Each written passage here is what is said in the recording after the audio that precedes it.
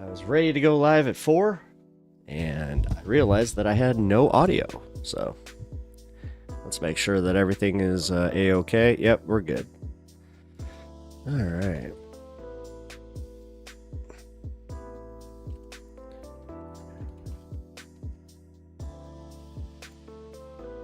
Cool. Hope everybody had a chill evening. I did. It was nice.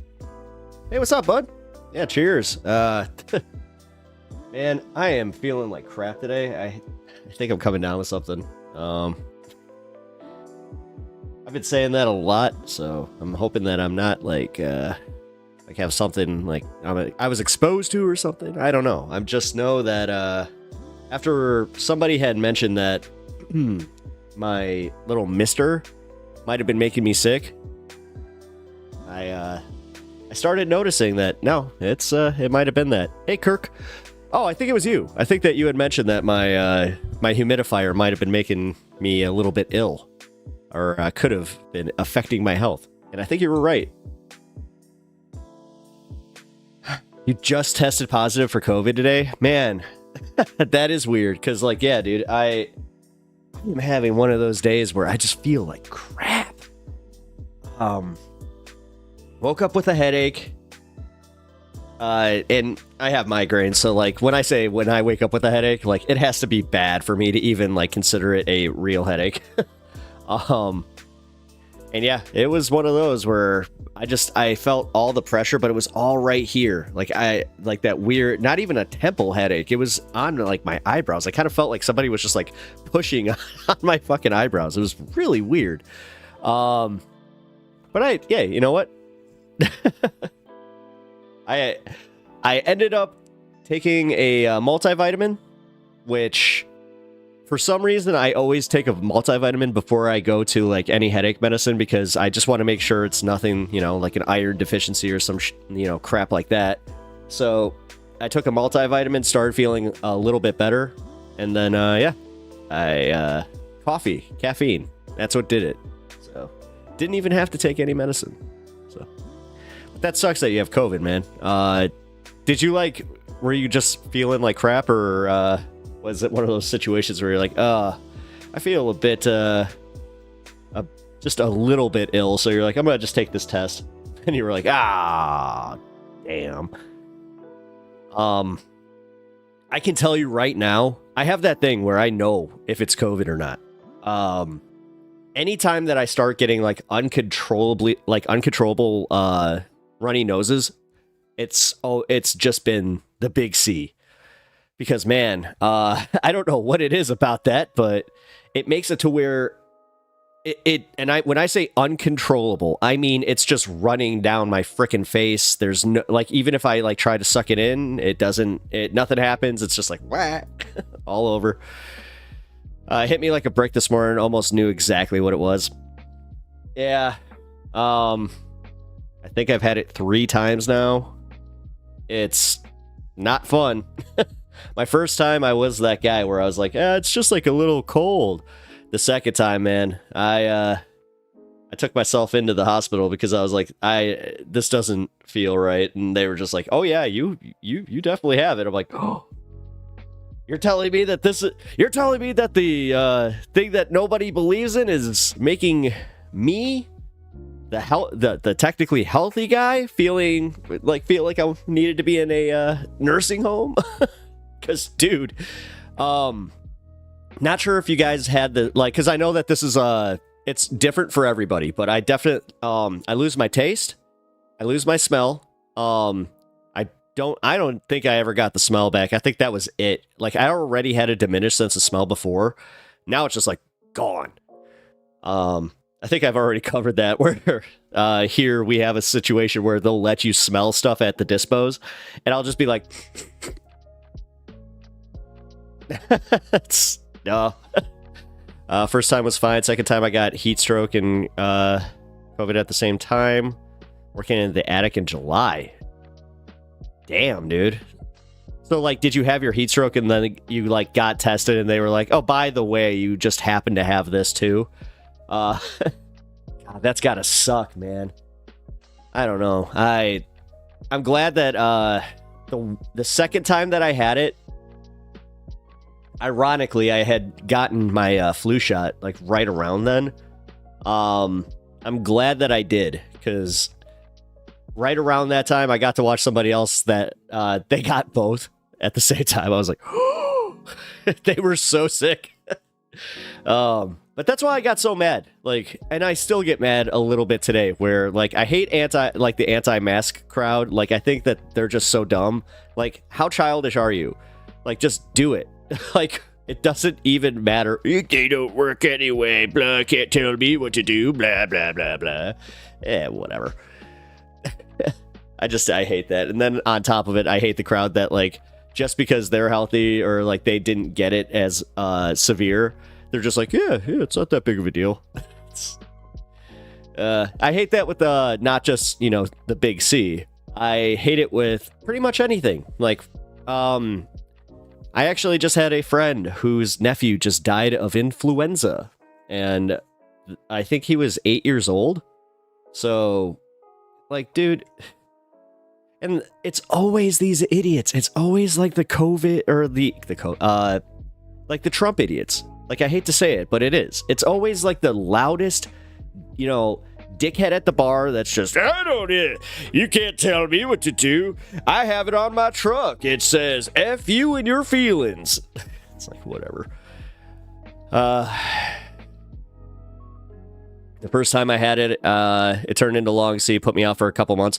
Yeah, dude, I had the long C where it was like almost impossible for me to focus, which, I mean, dude, especially as a stoner, you get like, dude, I'll admit that one scared me a little bit. And when I got diagnosed, it kind of made me feel a little bit better, strangely enough, where I was like, oh, so you're telling me this isn't just me, somehow smoking too much? They're like, no, but you shouldn't be doing that anyway right now. Like, not the time. Yeah, right. Although, that's how I know I'm sick, is when I don't want to. Like, if I don't want to smoke, that's how you know that I'm out. Ruben, it's so weird how some people get deathly ill. My mother-in-law's friend died last year from the C. She was healthy AF. Yeah, no, and that's why I don't screw with that stuff at all, man. And like, I have people in my family that have immunocompromisation, so like, that was another part of it that really got to me, because I was specifically like, guys, like, do you not understand this isn't all about you? This is about like this, being a little bit better for society so we can just, help other people. But apparently that, like, dude, I live in one of the most selfish areas of Chicago, because everybody always talks about like how, oh, you got that Midwestern flair, everybody in the Midwest is so nice. Yeah, no, especially like, I think that that's what did it too. Like, I'm thinking about it. I think that it was, 2020 broke so many people's brains.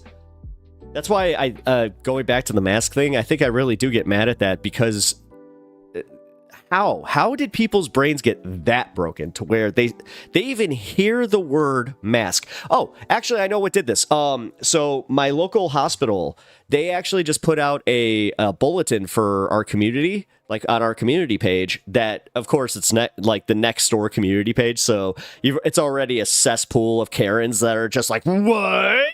How dare you? I just had a black person pass my house and I had to let all 300 people know about it. God.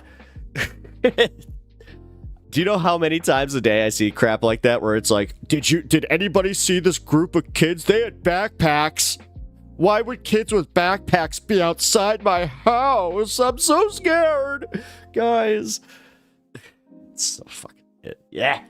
But yeah, I saw the post about our community hospital just being like, hey, we are instituting a mask order.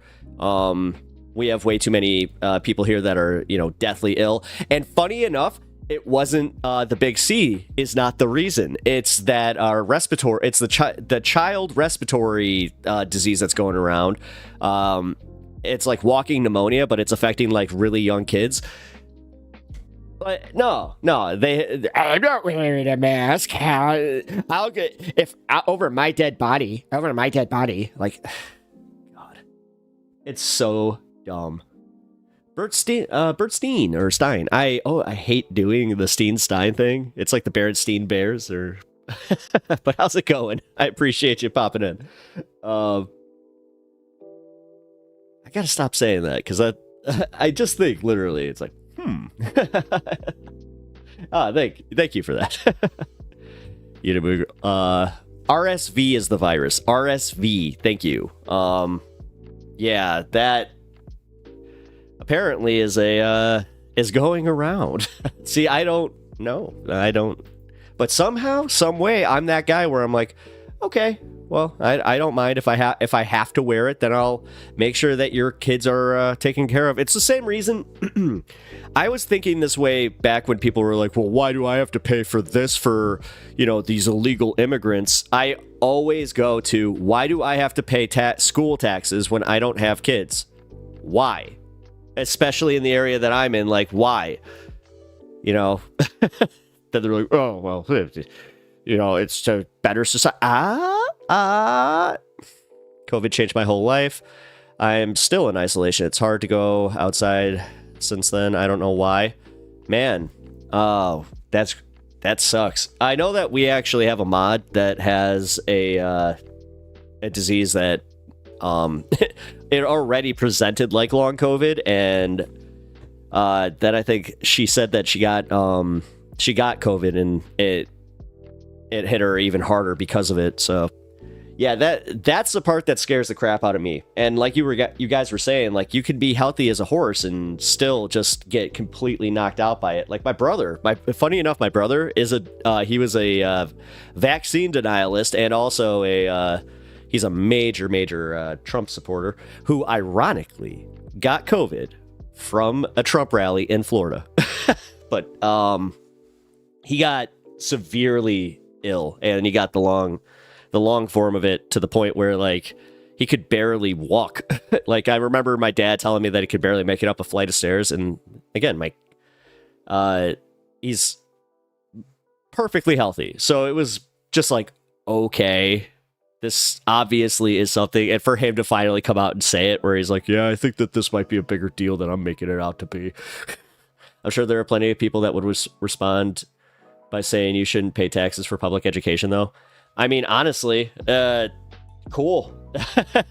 Honest, if that's how they want to respond, then fine. But the reality is, I still have to pay my taxes for their, kids to go to the public school. So but as I was saying, I understand why I have to, or like why it's even like not even why I have to, why I should want to. Like, yeah, I kind of want the kids in my area to be well educated. I would like them to, but honestly, that's where I kind of had a funny conversation about it, where somebody had kind of made like a passive comment about how like people who don't have kids should never be on a school board. I was like, actually, you have that backwards, because the fact that I don't have kids, I don't know what the curriculum that you're teaching is, and honestly, I should have a say. I have just as much of a say. If my tax dollars are honestly going to that, then no, I want to make sure that it's like it is going to the right place, and they're being taught the right things.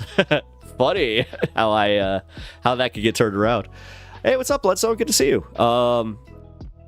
Also, because there are children in Africa. Oh my God, my mom. You just turned into my mom right there. That's just like, that's why you need to finish all your food. I swear my mom would use that excuse. It's like, you have to go to the bathroom. It's like, I don't have to go to the bathroom. No, you have to go to the bathroom. It's a long trip. But why? Because there's starving kids in Africa. It's like, Mom, I think you mixed it up.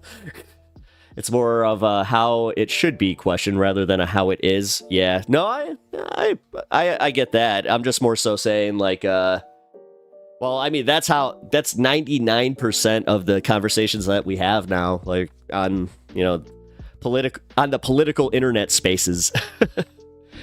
It's more so like, yeah, let's put out some ideas. Some of them will stick though. Like that's somebody was saying that, like on Hassan, where they were just like, oh yeah, because you guys are going to change the world by talking on the internet, blah blah blah blah blah. Like, number one, if they're trying to like insinuate that I'm trying to become the next revolutionary figure on YouTube, no. And that I was kind of like shocked by the fact that they would even be like, well, that's not what you want to do. Like, then what are you even doing here? I was like, we're trying to move the needle a little bit. And also, I'm trying to have fun. I mean, there's something wrong with like just trying to entertain and have some fun, but I'm not even talking about starving. I'm just saying, in general, there are kids in Africa. It's an unrelated observation. Yes, there are, in fact, children in Africa. Oh man, could you imagine? Isn't there a movie about that?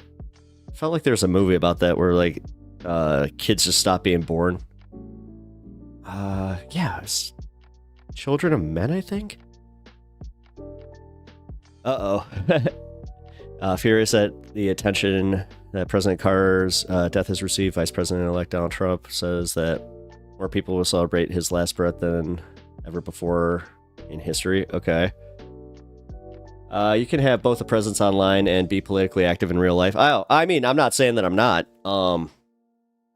It's also like, okay, so for instance, in my case, I've had a few people that are just like, well, then you should run if this is how, like, if you really want to change these things. And I'm like, okay, yeah. And that is part of the problem, because now I'm like, oh, they're not wrong, but I don't want to be responsible for that, nor do I think I'm the man for the job. So, I don't know, man. I don't know. I mean, dude, look. I try not to engage. Alrighty. But yeah. The long and short of it is, I'm not feeling that great. I have a cup of sick tea. Actually, what was it called? I said throat coat. Everybody's like, throat coat? What?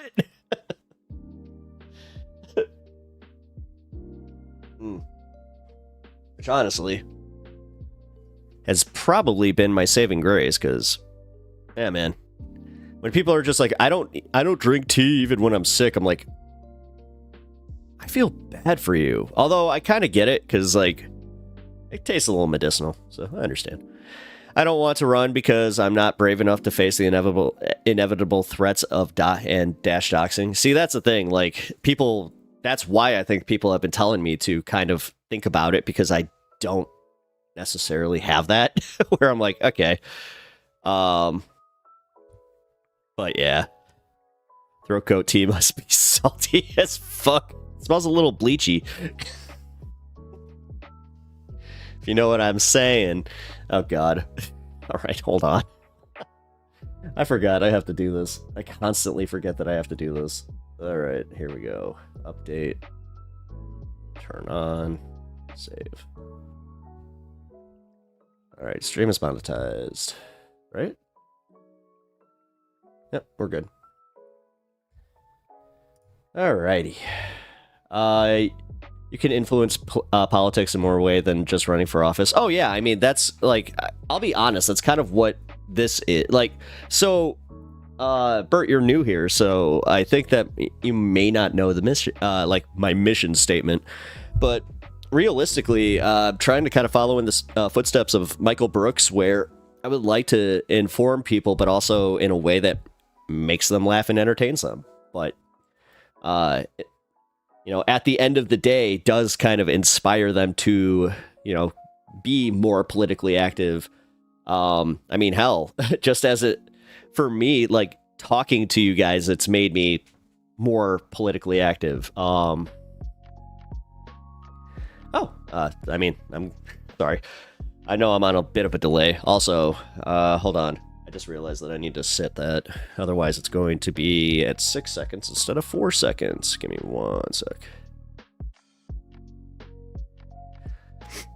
Yeah, you could also pay your way into politics like Elon. Well, that's part of the problem. Like, dude, somebody had brought up a good point to me about AOC and how even she's had like to play the game. She's had to take certain, donations that you can tell she definitely in her first term she would have said no way. So yeah, you kind of have to compromise on your values a little bit in order to even play the game. And then on top of it, yeah, I'll admit that there's the just hours and hours of content that anybody can go through, and I'm sitting here like, oh, you could just go and clip any of it. But look at the fact that Donald Trump is our president. I think that kind of says it all right there. Like, why am I worried? Why, like, God, why is anybody worried anymore about like anything that comes out? Although, it does kind of make me laugh. My delay might be a little bit longer. VPN problems. Okay, I was about to say that might actually explain why some people have a little bit of a longer delay than most. But realistically, I'm just trying to get more people involved in politics, and also because I am like biased towards leftist politics, I would like to bring, I would like to make that more accessible to people and not be condescending about it. Which I know, unfortunately, they have brought to my attention that that's one of the number one reasons that, well, okay, when I say they, I'm talking about somebody that I respect that is a centrist involved in politics, and they're just like, I would be way more open to listening to leftist programs if they didn't come across so smug. And I'm like, oh, and I knew exactly who they were talking about at that moment. I'm like, oh crap, they're talking about Sam Cedar and the Majority Report. Because, I mean, admittedly, they're one of my favorites, so. But yeah, that's one, and honestly, it's one of my biggest gripes when engaging with leftist figures online. Like, I could just tell you about like one specific event that happened. I won't call them out, but I'll just say, like, we were talking about, God, I forgot the actual subject, but in terms of like leftist politics, they kind of had that moment where they were just like, you don't know this? Well, educate yourself. And I'm like, no, that's your job. Like, if you're going to be this smug about something and then just be like kind of in my face about not knowing it, that's on you to then be the educator. But okay. Or you could just be an elitist prick about it and just look down on everybody. So how can you be a centrist when the goalposts have been moved all the way down to the Magalardo? Well, that's what everybody's been asking about, like the TYT shift, and I think that's also why everybody like sees it as so jarring, that like, and why everybody's so focused on why Jank is going so hard at the leftist figures. So, I kind of agree with you about moving the goalposts, but at the same time, now I'm kind of like, oh, well, you can always push the goalposts back. Like, I don't understand that idea of, oh, well, the goalposts have shifted. Well, shift them back. I would love to talk more to left-wing people if it was easier to engage in good faith discussion. Exactly. And you know what? I'm glad that you said that, Bert, because realistically, they don't see it that way. They don't see it because they're the ones always kind of claiming like, oh, they came at it in bad faith. Like, that's why I hate that, like, the overused online terms like good faith, bad faith, where it's like, you're not being good faith about this. It's like, no, God, the fact that half the people that engage in debates in any way online, whether it be a stupid Facebook debate or like a professional debate, most of the time they're doing it for the wrong reason.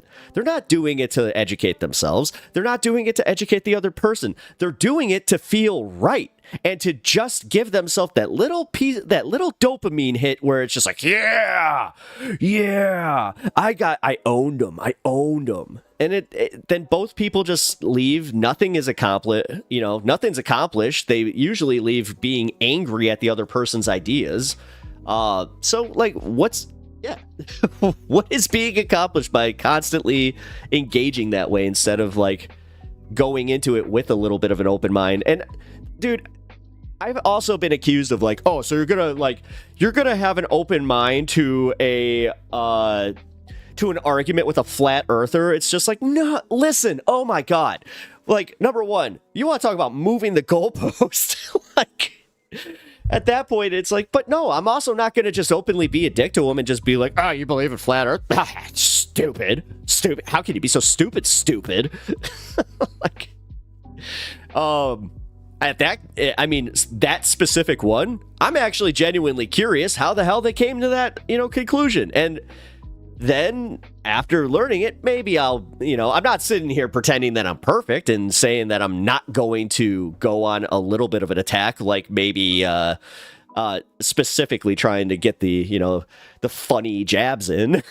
But being a moderate means I can just have my beliefs and not have to adjust to the movement of the goalpost. Being a centrist means I have to adjust to crazy.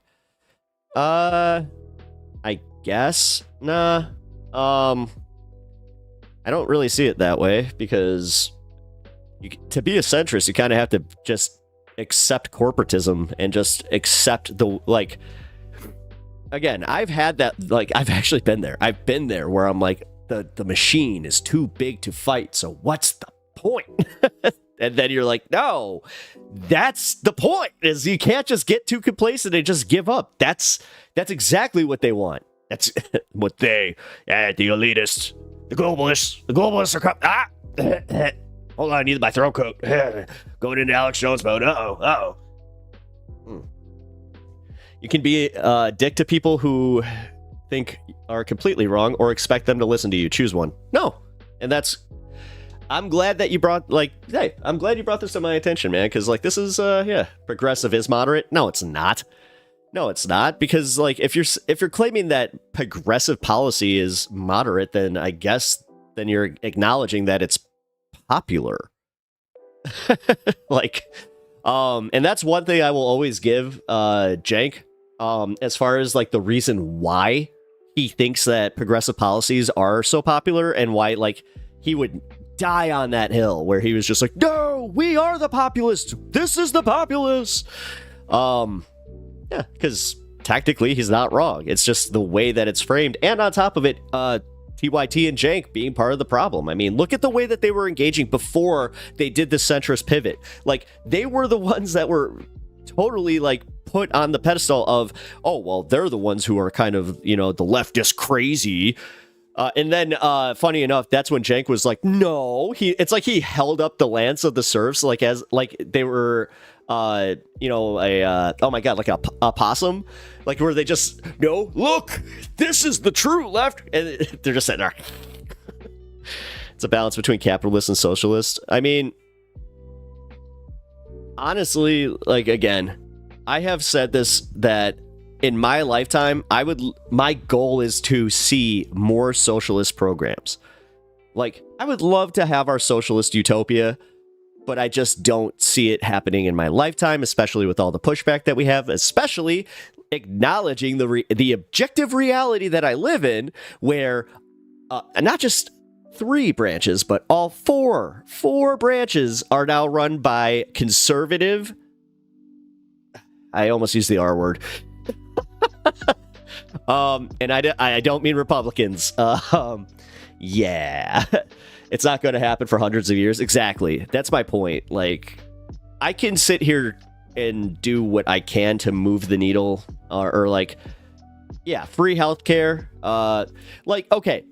So this is also where in my lifetime there have been 2 major moves in society that I am very happy to have. And that's gay marriage, which I never thought that was going to be a thing. Go back to 2003 and honestly ask yourself, when they put that up, did you think that was going to ever be a thing? And then legalize marijuana in states, throughout the states. I never thought that would ever be a thing. I was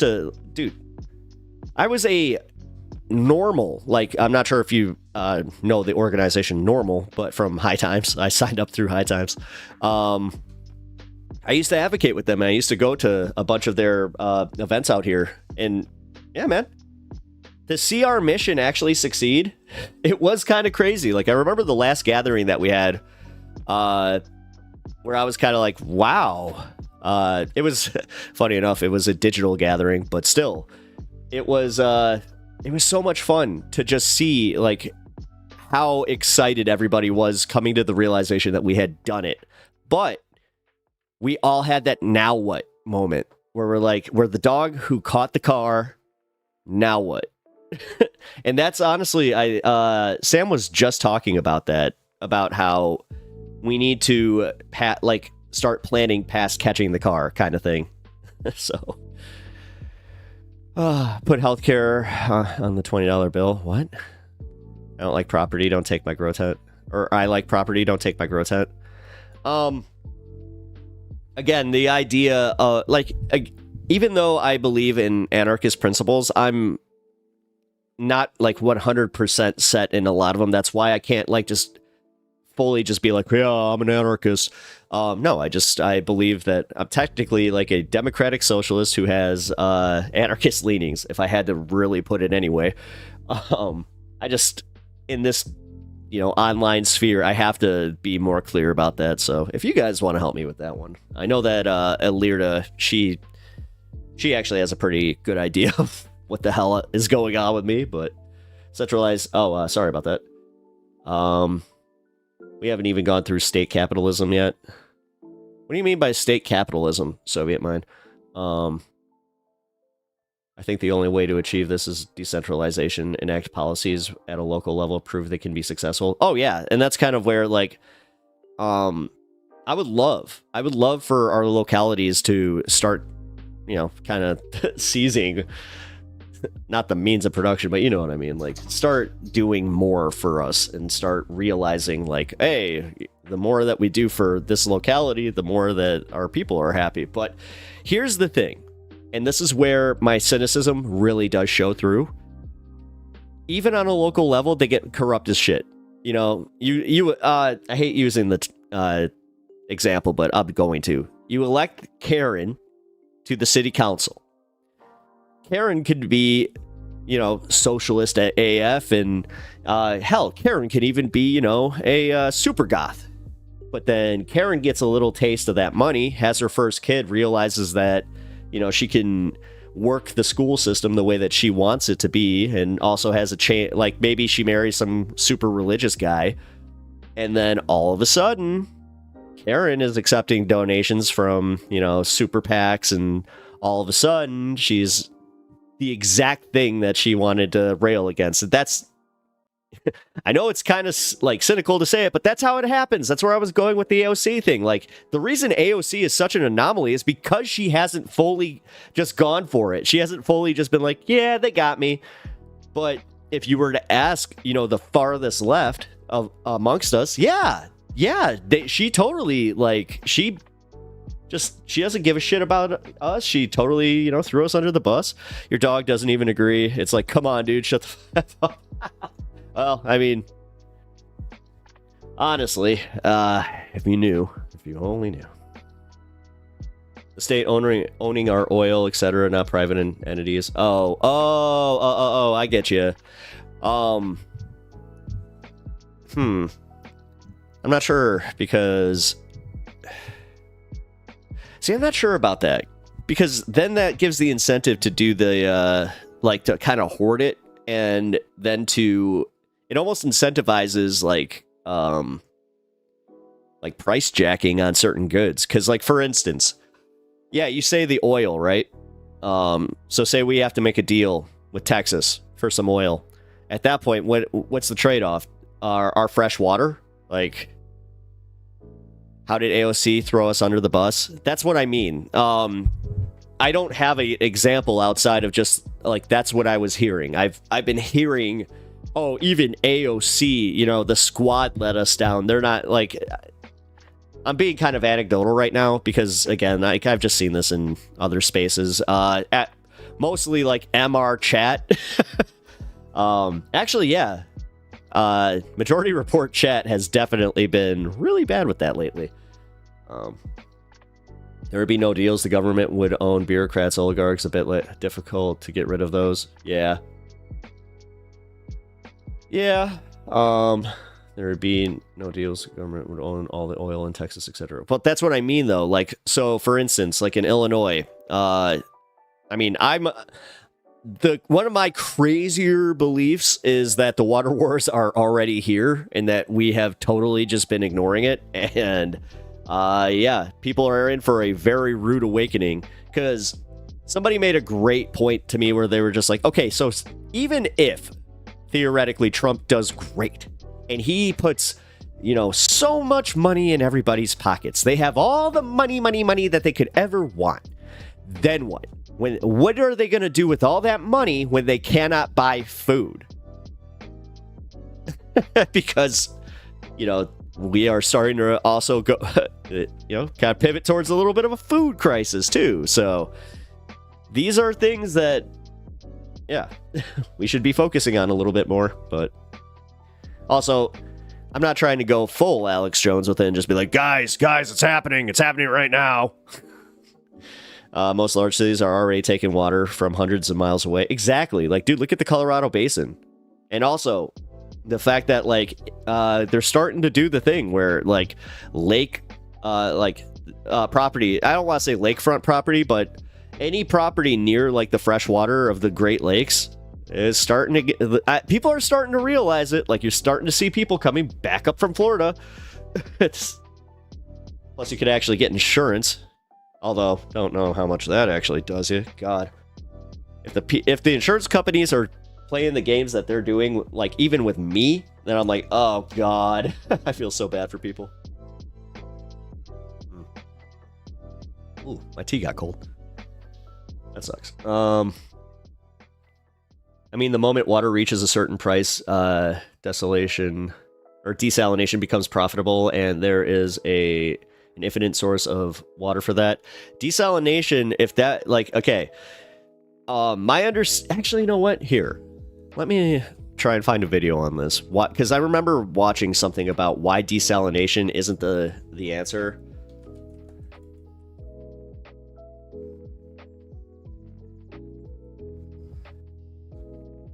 Energy consumption, negative environmental impact, limited availability, significant chemical waste disposal, creation of brine that must be managed, impact on small creatures, health concerns. Yeah. I mean, again, desalination is a small, fix, but it's not the answer. Yeah, it needs too much power. Yeah, that's what it's saying. High energy consumption is the number one problem with that. Isn't it the price of it? Israel does desalination. Well, yeah, that's what I mean. Like, it's it's price, energy consumption, and I'm just saying, like, even though Israel does it, they also do, like, pipe in water and other. They get their water other ways, kind of the same way we are, but. Just saying, on a grander scale, it's not, yeah. Plus, it's kind of doing the thing where it's like, okay, well, that's not going to save. Like, I'll be honest, the fact that we are still aggressively building homes in Arizona is insane to me. What are we doing? Like, we're really placating to these snowbirds that are, it's too cold where I grew up. It's too cold. I gotta go somewhere where it's warm. My bones hurt. Like, God, there's so much of that crap. And then these are the same assholes that are just like, too much immigrant. Literally, they immigrated to a state, not even understanding the irony of it. Like, can't be more harmful than what we're doing to natural freshwater lakes. Look at the Aral Sea. I couldn't live in Arizona if you paid me. Exactly. That's my point. Like, God. Same with Vegas. I've been to Vegas, and I'll tell you what, right now, yeah, I was happy to leave, and I could not understand how anybody lives there full time. Like, I'd rather live on a cruise ship than in Vegas. I'm not kidding about that. I'm dead serious. Although, to be fair, every once in a while, you'll watch one of those videos. It's like, this guy has lived on a cruise ship for, 23 years, and the long and short of it is that he somehow ended up saving way more money than anybody, paying a mortgage. And I always like those guys, though, because they always seem so, like, legitimately happy, where they're just like, Marx believed that before state capitalism could take place, there needed to be a revolution where the working class would overthrow the capitalist class. This revolution would lead to the establishment of the proletariat state that would initially control the means of production. Yeah, I know that. The idea was that the state would this state control would help transition society from capitalism to socialism, eventually leading to classless, stateless society where the means of production are communally owned. I don't think that that's ever, like, see, that last part is great, because the classless part, that's not gonna happen, though, because, like, dude, the natural thing in humans to just want better than, like, the keeping up with the Joneses, that is a natural thing. That's not just a product of capitalism. I really do think that it's literal, because, like, look at it this way: you could take all the capitalist shit out of that, and it goes right back to sex, right back to Ugg has better woman than Mugbug. Ugg. Me want Ugg wife. Me kill Ugg. Like. Try New Mexico. That was extremely boring. Oh, ugh.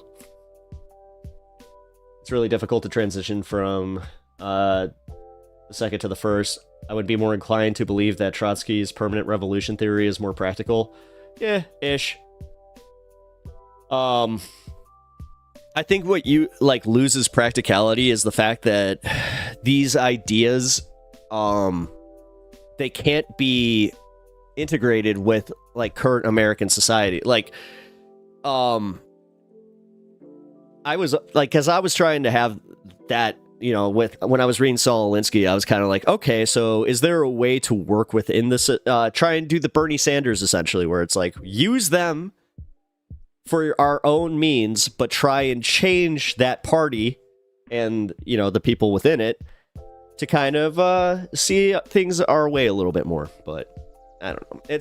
I'm also having a problem with that in general, where it's like, dude, it's so hard to even break through to people. Like, I was kind of saying that about the debating and just talking to people. Like, it's so hard to reach people now, even on your own side, because that's what I was going through right with this. Because, yeah, like, somebody had even been like, have you not read Karl Marx? I'm like, no, I haven't, because I don't have that much patience. I have an understanding of what he was saying, a very base understanding, and I appreciate when people who took the time to actually read that. Also, like, can we just admit that Karl Marx, like, writes in one of the most insufferable ways? Like, dude, I thought that William Shakespeare was bad. Just reading basic quotes from Karl Marx is fucking hard, okay? And this is kind of where I play into that. Well, you do realize that, like, that's why Trump is in office, right? Because not a lot of people, are exactly inclined to go and read the works of Karl Marx. I don't live in the U.S., so I'm usually talking about global tendencies, a very based understanding. Oh, cool. Yeah, I mean, again, I don't like saying that, like, I'm a practicalist, because I hate that term. But I kind of am, man. Like, I like to work within the practical, boundaries of things, and just try and also see them for, like, how they are. Again, we live in the dumbest country, in the dumbest time period, and we still, like, that's why I think when I keep saying this stuff, I'm like, yeah, you're like, people are kind of up their ass about this, where like the left is up their ass about, the, oh my God, the education part of it, where it's just like, oh, so you didn't seek out any any more education on this subject? It's like, well, number one, no, because our frickin' system has not exactly, pushed out a bunch of what I would call, curious people. No real politic. What's that? I'm actually kind of sorry. Like, you lost me there. Sorry. But either way, some people say Marx was a genius. Well,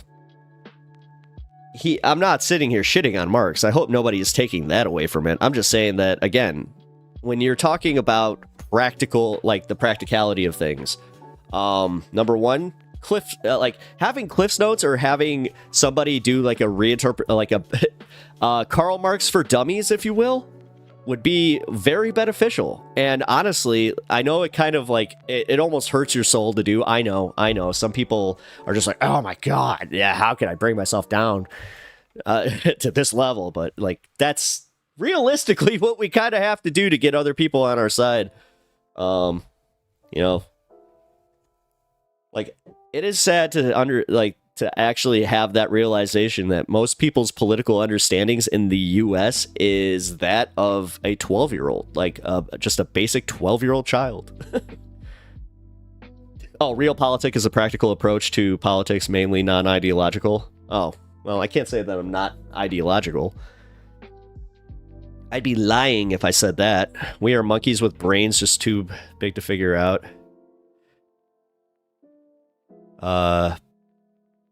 Just trying to figure out. Yeah, and that's kind of...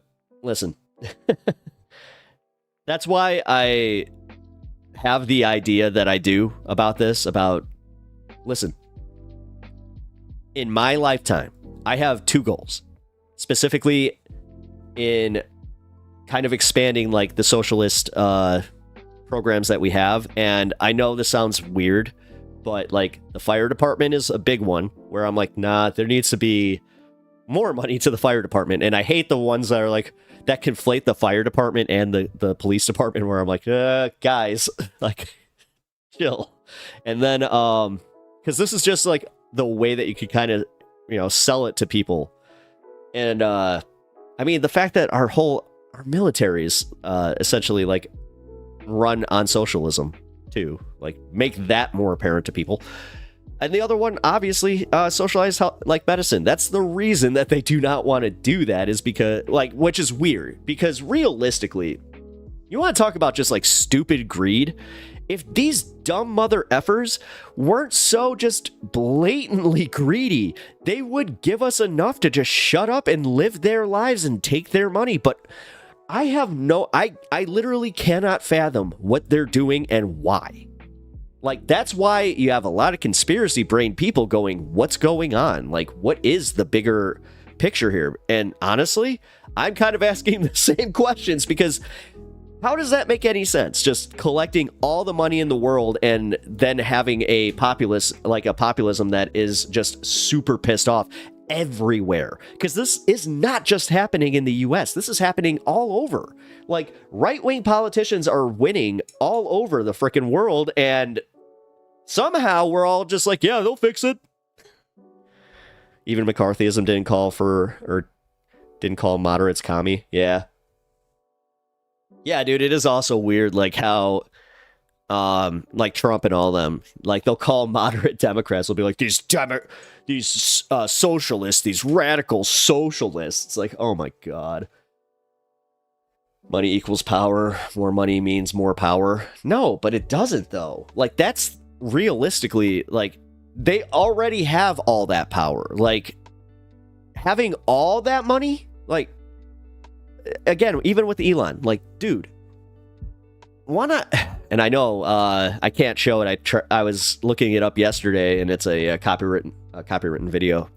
But the rice video, where he breaks it down by just saying the single grain of rice is what the average American makes, and that's if you make the $200,000. And then he was like, yeah, that's your average middle class American. He's like, actually, you take half this grain of rice, and then you take half of that, and that is what the majority of the American populace makes. It's like, what the hell? And then you just, yeah, again, the bag of rice being Elon Musk's. You're like, there's just no way. Like, what the fuck, man? And we're just sitting here going like, yeah, this makes tons of sense, you know? And then also the price tags on things that are just so fucking innocuous. Like, dude, does anything piss you off more than when you see like any of those, like, I'm not sure if you see it on a show or whatever, but I know that everybody comes across this, where you see some, you know, rich dipshit buying some frickin', you know, they're in some opulent shop and they're just spending money like it doesn't even exist to them. Like, dude. And what makes me just like really grossed out is how the next generation, what is it, Generation Alpha or whatever, they don't see it the way that we do, where it's like, this is gross, this is something that needs to be fixed, this is something that we need to adjust, and you know, I said it with fix, but they don't see it that way. They see it as, oh, that just means I gotta go get the bag. That means that I just gotta, you know, when they said they need an average of $500,000 a year to live comfortably. What? Like, holy shit. Also, like, I would love to know what the income ratio between like the kids that were polled was, like, as far as their parents, because it's just like, that sounds like some very suburbanite way of thinking. It's gonna go out on a limb, because I understand like the idea of, okay, you need $200,000 to live comfortably in America.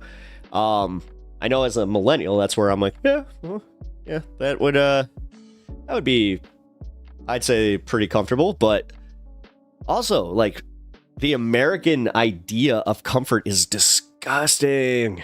My God, like the way that we have just gone right back into like the late 80s, early 90s way of just spend, get the big house, get the biggest car, get the biggest whatever the hell it is, just because it's big. It's so dumb. I will never also understand people that when they get money immediately go buy a house that has like 20 rooms in it. It's just like, what the hell? But yeah, that's just me being what I was saying, a practicalist. All right, let's go into some news here. We're almost an hour in and still haven't gotten to the news. Oh wait, people are too greedy to understand that money only matters if people have some to use it. They just want everything to the point that it becomes pointless. Like, yeah, for them, but they are like, that's my point. Bloodstone is like, they've already, like, dude, even with like a very small fraction of what these billionaires make, they can live comfortably for the rest of their lives, never have to work a day. But no, they have to, like, again, their idea of keeping up with the Joneses, I swear to God, is them just holding up their phone and they just show each other their bank accounts and they're just like, look, my number bigger than your number. And then they just seethe. It's like, meh, meh. And then it's all they can think about is like, did you see Elon's number? Elon's number was so much bigger than mine. I'm not happy anymore. Like, God, it's so pathetic. And then you like, look at Elon. He's miserable. He hates the fact that nobody likes him. And the only people that do are sycophantic assholes. He wants everybody to like him. He wants the smart people to like him, but he will never get it. I mean, dude, like, honestly, the saddest thing that he's done in like all of this was that alt account saying that he's a great father. Dude, that was the most pathetic thing I've ever seen. I don't see a president going for 2 terms in the next 20 years at least. We'll see. Well, wait.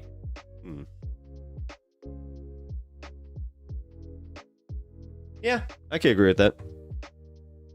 With the way that things have been shifting, I kind of agree with that. Would you be okay with people having large sums of money if they are using everything they don't need to create jobs, products, and innovation, just morally putting aside the difficulty to enforce that? Yeah. Again, putting aside, like, you had to say it at the end there because we all see, that's where I was kind of going with with that is understanding that there are some good people that would totally go and do this in a communist society, but there's always these assholes that will try and do things to upset the power or to get more for themselves. And that's what always happens. I mean, dude, look at the way, like, this is the other thing that really pisses me off about when I'm talking about Karl Marx and like communism in general, is ignoring the blatant shit that was bad about communist China, about communist Russia. Like, I'm sorry, or even communist Cuba. Like, and it's not just the American like propaganda pieces about it. It's like speaking to somebody that actually came from these countries and what they experienced with it. Like when I talked to a person that like left communist Cuba, it was interesting because they they did actually like Fidel Castro, and they said like, yes, he was a decent leader, but what they said, the actual system did not work for them, and that's why they had to leave. That's why they ended up in America in the first place. So, but they said that if it was practiced with, God, what did they say? It was like, if they had more funding essentially for their country, then that would have probably been the way to show the world, yes, this is a system that could work. But they were, that's where, yeah, the CIA definitely had something to do with that. I mean, isn't bad. Okay. We're talking about free shit. Okay. Those countries use bastardized versions of communism. They literally were authoritarian, which is completely against communism. Oh, yeah, absolutely. But that's what I mean. The fact that they used it so openly. Also, the fact that it is kind of like bad PR. You know what I mean? Like, there's a reason that the Red Scare was so effective to the average American. Being Russian made me significantly more right-wing than I could would otherwise be. Just an emotional reaction to the country's history. Oh,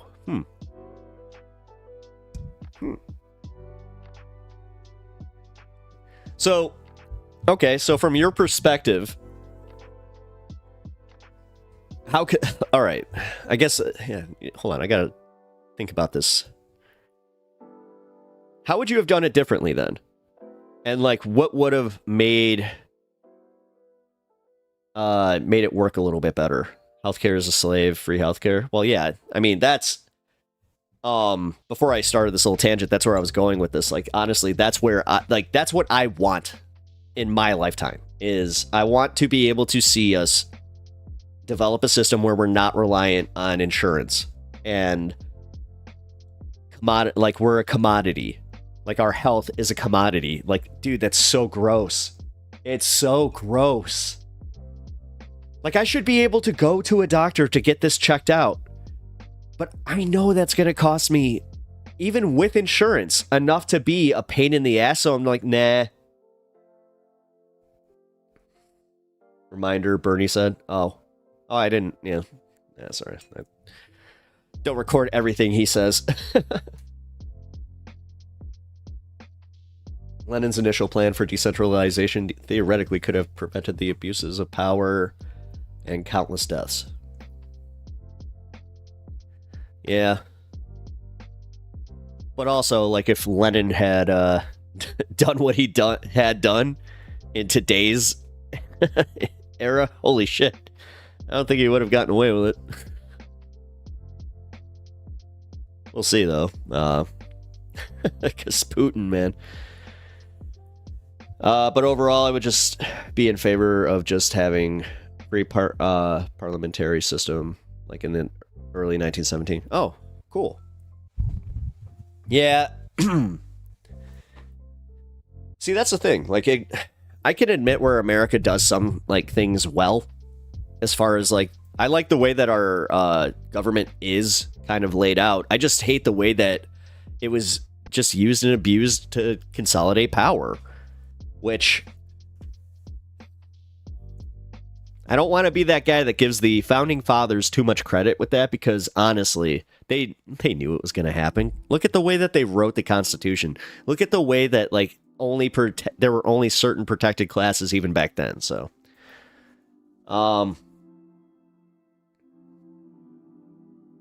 hey, what's up, Squish? good to see you. I'm awake. Yes.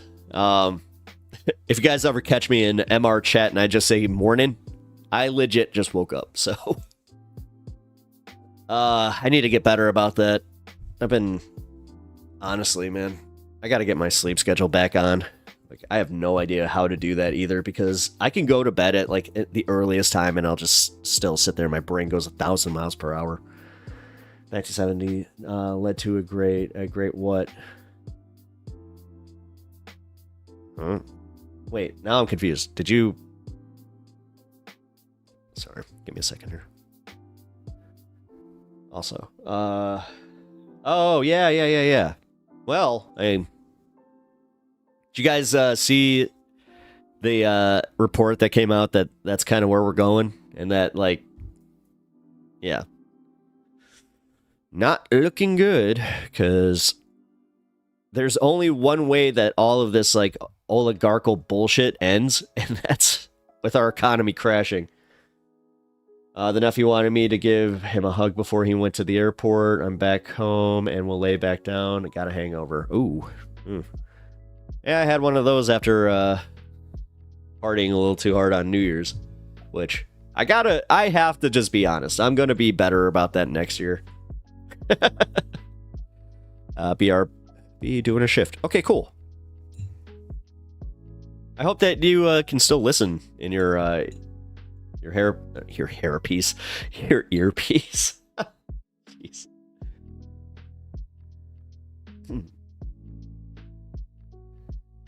Oh man, I don't know. Where do you guys think? Like, I know that, again, I can sit here and blabber about it all I want, but realistically, it's if any of you guys even see, merit in what I'm saying. And if there is it realistic? Because, yeah, that's where I always end up like coming to the end of the road. Well, not implying like I'm gonna eventually just jump off. It's like, no. It's like, let's turn around and find the other one. But it just sucks because, yeah, keep hitting dead ends. Not really during the Great Depression. The super rich didn't struggle that much. Ew. The poor suffered greatly. Yeah, no kidding. Yeah, that's why, like, the way that they're doing this one, like, you do realize that this is not just, like, the mixture, like, the Great Depression, like, this is a mixture of the French Revolution and the Great Depression. And, God, it does suck, though, because, I'm not sure if you guys have noticed, but the news has not been really talking about Luigi much anymore. So, leaves it to us to, keep everybody class conscious, The French Revolution was horrible right after, too. Yeah, I know. Yeah, people don't like to think about that.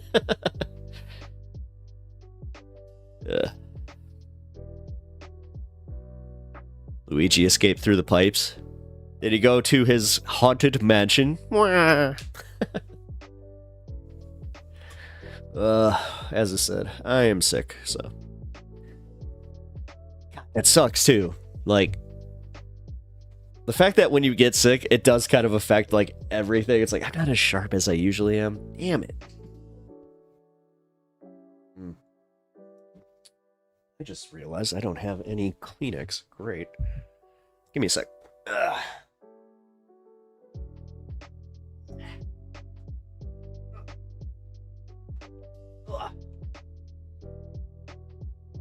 Alrighty. Sorry, dude.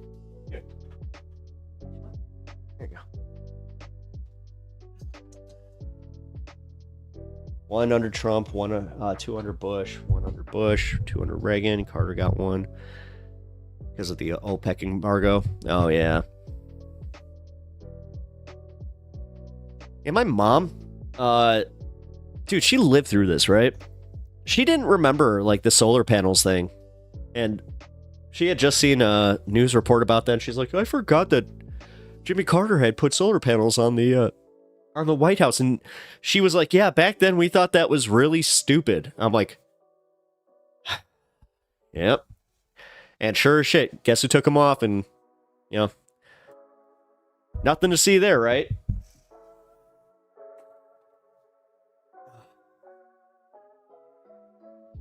I'm so glad that my mom's not a Reaganite, though. Like, she kind of saw through that. Like, at the tail end of the 90s there, like... Although, she literally blames Bush, Bush 1, and just the one mistake that he made where he said he was running on no new taxes, and one of the first things he had to do when he got into office he had to raise taxes on the middle class, and she was like, that was it. Jimmy Carter built over 4,300 homes for the poor with the Habitats of Humanity out in the sun with a hammer and nails. That was after a lifetime of service in the Navy and government. Yeah, dude, he was like legit. I hated how people like my mom would talk about Jimmy Carter and just like make fun of him for being a one-term president and saying like how he was such a bad president. But then you look at it, you're like, he really wasn't. Like, jeez. Diddy hates healthcare CEO. He's yeah. My dad hated Reagan. Yeah. So, Robin, was your dad kind of like a old school lefty, like even in the 80s? Because, like, dude, I keep having to remind myself too, like, man, like lefties back then were super centrist. Like, I think back to my cousins and because they were, you know, hippies, and they were even into like Karl Marx and you know, the communist writings of Karl Marx.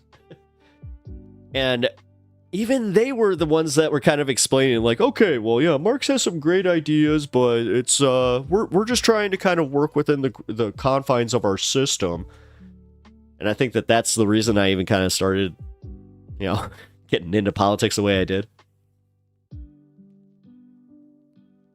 Yes, he self-IDs as a feminist. Oh, cool. I just, man, I have very little faith in the next generation, man. I've seen some of the shit that they say. And like the kids into Andrew Tate. Oh, man. So one of my friends, she teaches like 10-year-olds, and she was talking about how even they're starting to kind of get into that, and I was like, oh no.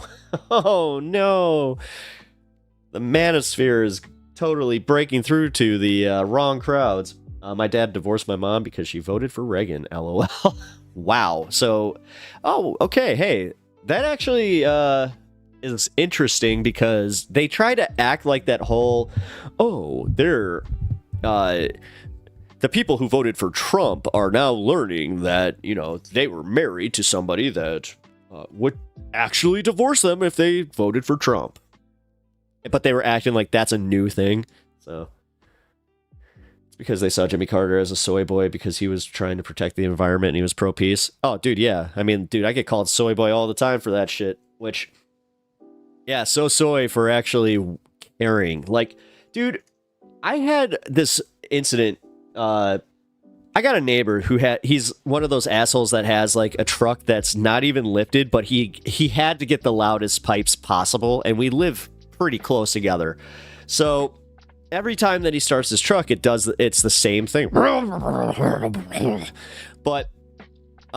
it's also one of those ones that like produces a lot of excess waste.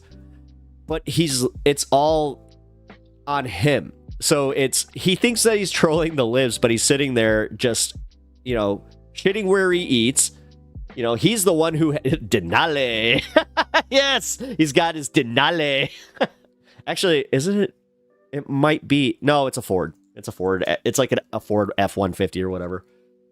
Yeah, he's so cool, man. Super cool, bro. You know, super cool truck. But yeah, that was my thought process, though, where I'm like, dude, you're not trolling anybody but yourself. You're the one sucking in all the fumes. Like, cool. By all means there, buddy. The Grand Marquis, baby. Listen, I still actually, I still hold that the Grand Marquis is a pretty dope car. Parents need to actually start, parents need to start actually parenting, or else we'll have a generation of sexes segregated in themselves. It's the phones for sure, but seriously, parents need to stop giving their kids phones. Oh, dude, God forbid you don't have kids and you have that opinion, and say it. Because, man, did I get my ass chewed out where they were just like, that's easy for you to say. Because I was just like, I was insinuating that they're creating an iPad generation. And my sister-in-law was just like, yeah, but you're not with them all the time. Sometimes you just need it. Like, sometimes it's easier just to capitulate. I'm like, no, that's called bad parenting. And she did not like, God, she did not like that. I said that a few years ago. But I still, I totally think that is 100% contributing to the short attention span of all these kids. Which, I don't see how you could even think that it's not. Like, dude, and on top of it, I think that it's making everybody ruder. Like, I'm not gonna just say kids. No, fuck that. You know what? No. This shit is rotting all of our brains. All of our brains. The fact that we can't go out and not have it. The fact that so many people would rather, like, be looking at this and then even be engaged with anybody while you're out, which leads to the situation with the cart that I was talking about, and just how people are so fucking rude because it's all about them and their world and, like, just getting whatever they need done. I hate it. I absolutely hate it because I don't want to be that person. I had this situation the other day where I was talking about, like, I went out grocery shopping and just I found myself matching people's energy. And that sucks, where I have to actually match their energy and just be like, no, you know what? Screw this. Like, I'm not going to be a doormat anymore for these people that just suck. They're so rude. Most people shouldn't have parents because a lot of people are bad at it. Oh, I think you meant shouldn't have kids. Yeah. Yeah. Has TYT gone MAGA? It sure seems like they're trying to push towards going to MAGA, have to be honest. Ban TikTok, cold turkey, cut it off. Whatever, man. Even when Trump even comes out and says that's pretty stupid, I think I tend to agree. I think that this TikTok ban is so dumb. And, yeah. I mean, I really do. I saw Anna Kasparian did. She didn't go full MAGA. She went and they're trying to speak more with the right wing and be more open, but they claim that they're still, you know, they're not right wing. They say that they're just center leftists. You know, whatever.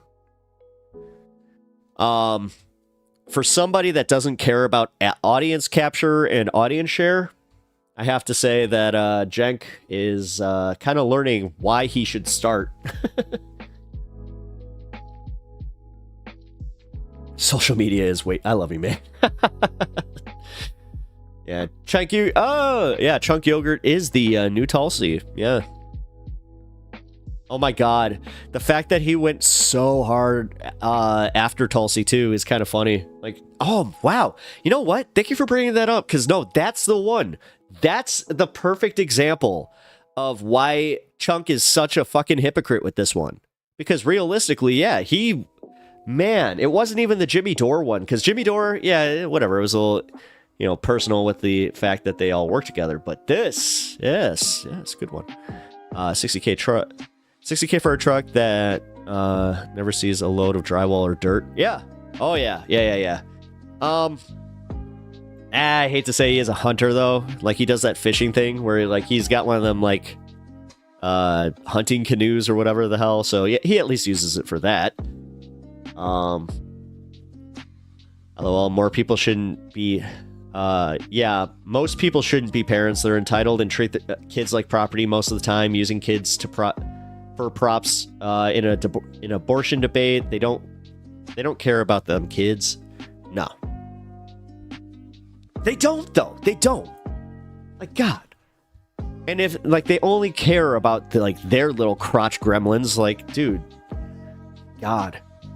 How often have you been out there where it's just, like, you see somebody act like a total asshole just to get their kid, like, you know, whatever the hell they wanted? And that's another thing, is just seeing how many times I've seen parents just, like, not even tell their kids no, but they'll have their, like, kids be, like, completely shitty to them, and then they'll reward them.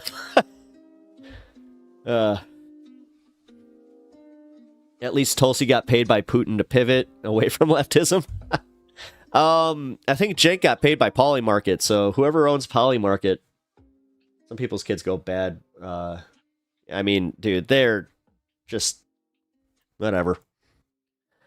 I get to have this opinion because I didn't want them and don't want them, and it's you do you, man. You do you. But I also think that it's insane how selfish people have the most selfish people have come out and said, "Oh, well, what are you gonna do when you're older? Who's gonna take care of you?" I'm like, and then I ask them right back to their faces where I'm like, "Who's gonna take care of you?" Like, we all know damn well your kids ain't gonna take care of you. Come on, you're not gonna. Do you take care of your parents? And they're like, they get real nervous all of a sudden.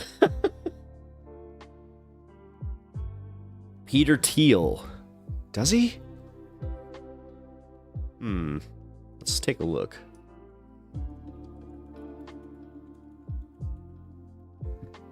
Who owns Polymarket? Shane Copeland, not Peter Thiel.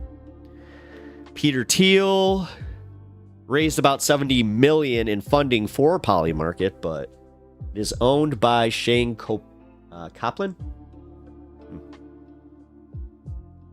Interesting. Alrighty, well, let's start by going over some news and some clips. I appreciate you guys just kind of letting me rant. That was fun. Honestly, it was. I needed that. Alright. Did you guys see this?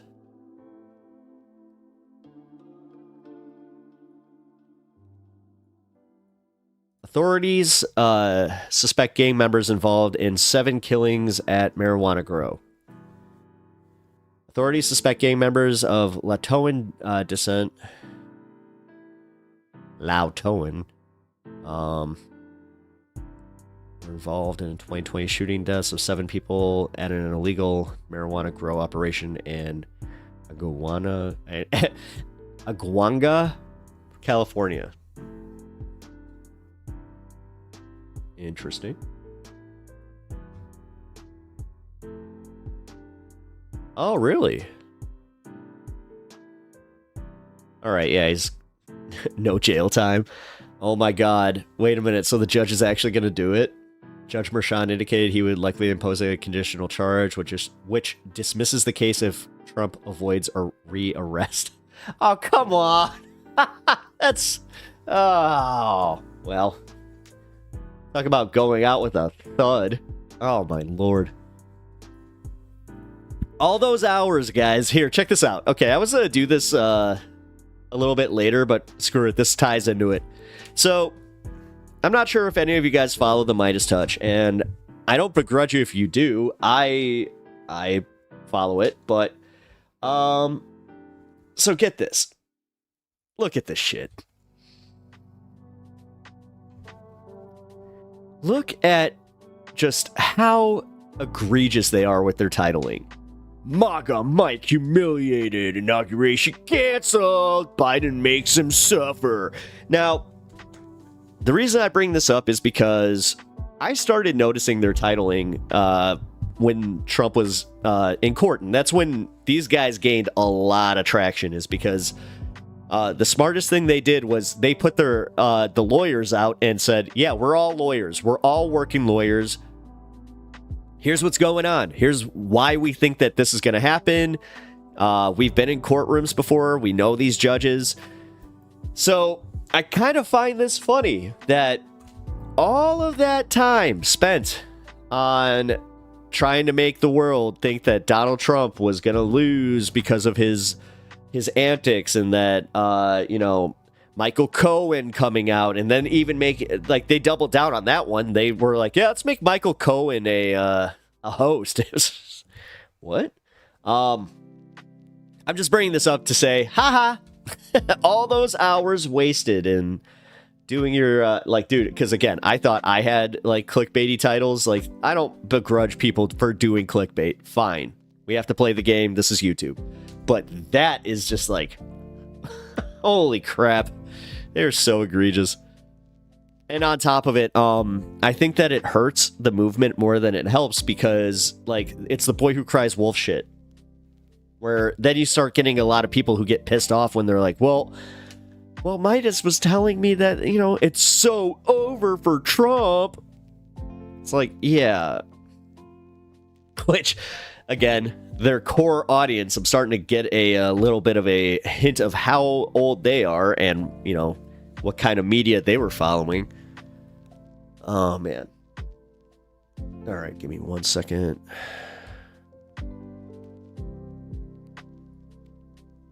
All right, so we're going to go into the I almost called him Chunk Yogurt, and didn't even mean to. Cenk Uygur and Anna Kasparian have been spreading misinformation about homelessness. No, really? Totally playing into a false narrative? No way. So, let's cover Brittany Page and what she had to say about this. Because honestly, I've been liking her content a lot more. She helps Jesse Dollemore out a lot, so... Guys, I'm really struggling with these folks who have prominent platforms online who keep speaking authoritatively about things that they genuinely know nothing about.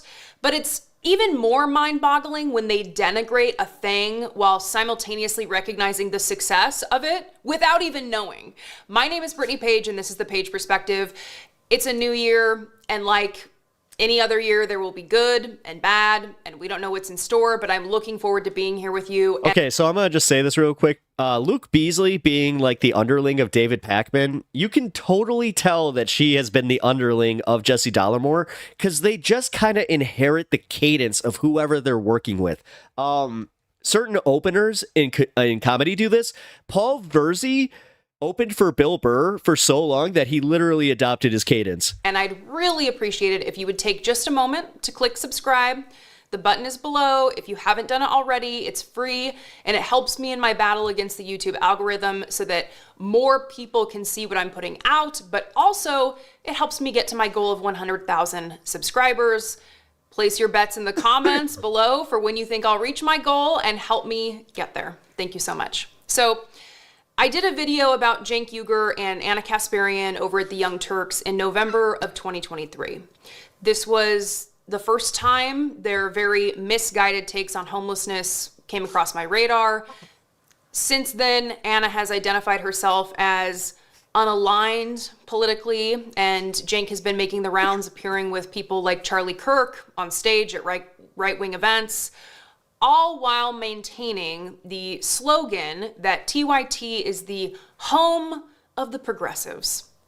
But we have more disinformation here, and it's a problem because not only are we fighting a well-funded right-wing media machine that misinforms the public about the causes and solutions of poverty, we have media figures who say that they're on the left, contributing to the spread of misinformation as well. So I'm going to break down a few moments in this new segment that Cenk and Anna did on homelessness. But first, to give you some context, in this segment, they are discussing the new report from the U.S. Department of Housing and Urban Development, the 2024 Annual Homelessness Assessment Report to Congress. This report dominated headlines because, well, it's devastating. The key findings show us that the number of people experiencing homelessness on a single night in 2024 was the highest ever recorded. Reading from the report, a total of 771,480 people, or about 23 of every 10,000 people in the United States, experienced homelessness in an emergency shelter, safe haven, transitional housing program, or in unsheltered locations across the country. People and families with children had the largest single-year increase in homelessness. Between 2023 and 2024, 39% more people and families with children experienced homelessness. Overall, the numbers of people experiencing homelessness increased by 18%. That 18% increase is on top of the 12% increase we saw in January 2023. You may have heard of the point in time count. That's how we get these numbers on a single night in January. There's an effort across the nation to count the number of people who are homeless. And as we can see, we have the highest number ever recorded. And I'm not going to get into this aspect of it, but many people were not actually counted. And I'll flash up this headline and I'll add it to my sources in the description of the video so you can read it yourself. But I am briefly highlighting this so you know that this does not include everyone who is homeless. The number is likely higher. But what does this report say about the reasons for this increase? Well, the report cites several factors, with the main factor, of course, being the housing affordability crisis, rising inflation, stagnating wages, and the, quote, persisting effects of systemic racism. They also cite natural disasters and the rising number of people immigrating to the United States, as well as the expiration of essential support programs put into place during the pandemic. Many people have led with the migrant crisis as the main factor here, and I would treat any person who does that with skepticism. While immigration certainly factors into increases in places like New York City, Chicago, Denver, there are several states that saw record levels of homelessness that were not impacted by an influx of migrants. States like Idaho or Kansas, for example. So Jink and Anna begin their segment talking about this report and focusing really on the immigration aspect. And then they pivot to a discussion on other factors that contribute to homelessness. And they hone in on what they believe are the missteps in attempts to address the homelessness crisis, specifically a reliance on the housing first model. And let's just start there. We'll be addressing both Anna and Cenk today, but we will start with Anna. Watch this. I think the failure of the housing first policy is that it pursues a one size fits all approach to this issue. And this isn't a simple issue. This is actually a much more complex issue. We do need to build more housing. There's no question about that. But there are people who are struggling on the streets with severe addiction or severe mental health issues. So if you are someone who has a severe mental health condition, right? Let's say paranoid schizophrenia or something like that, you haven't been getting the medical care you need. Just taking you and putting you in an apartment unit is not going to solve the problem. Well, it helps. Anna, truly, how are you still saying this?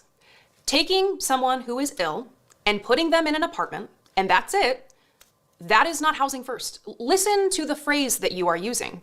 Housing first. It is not housing only. This is so irresponsible of you. And you've had so much time to learn about the model that you continue to denigrate.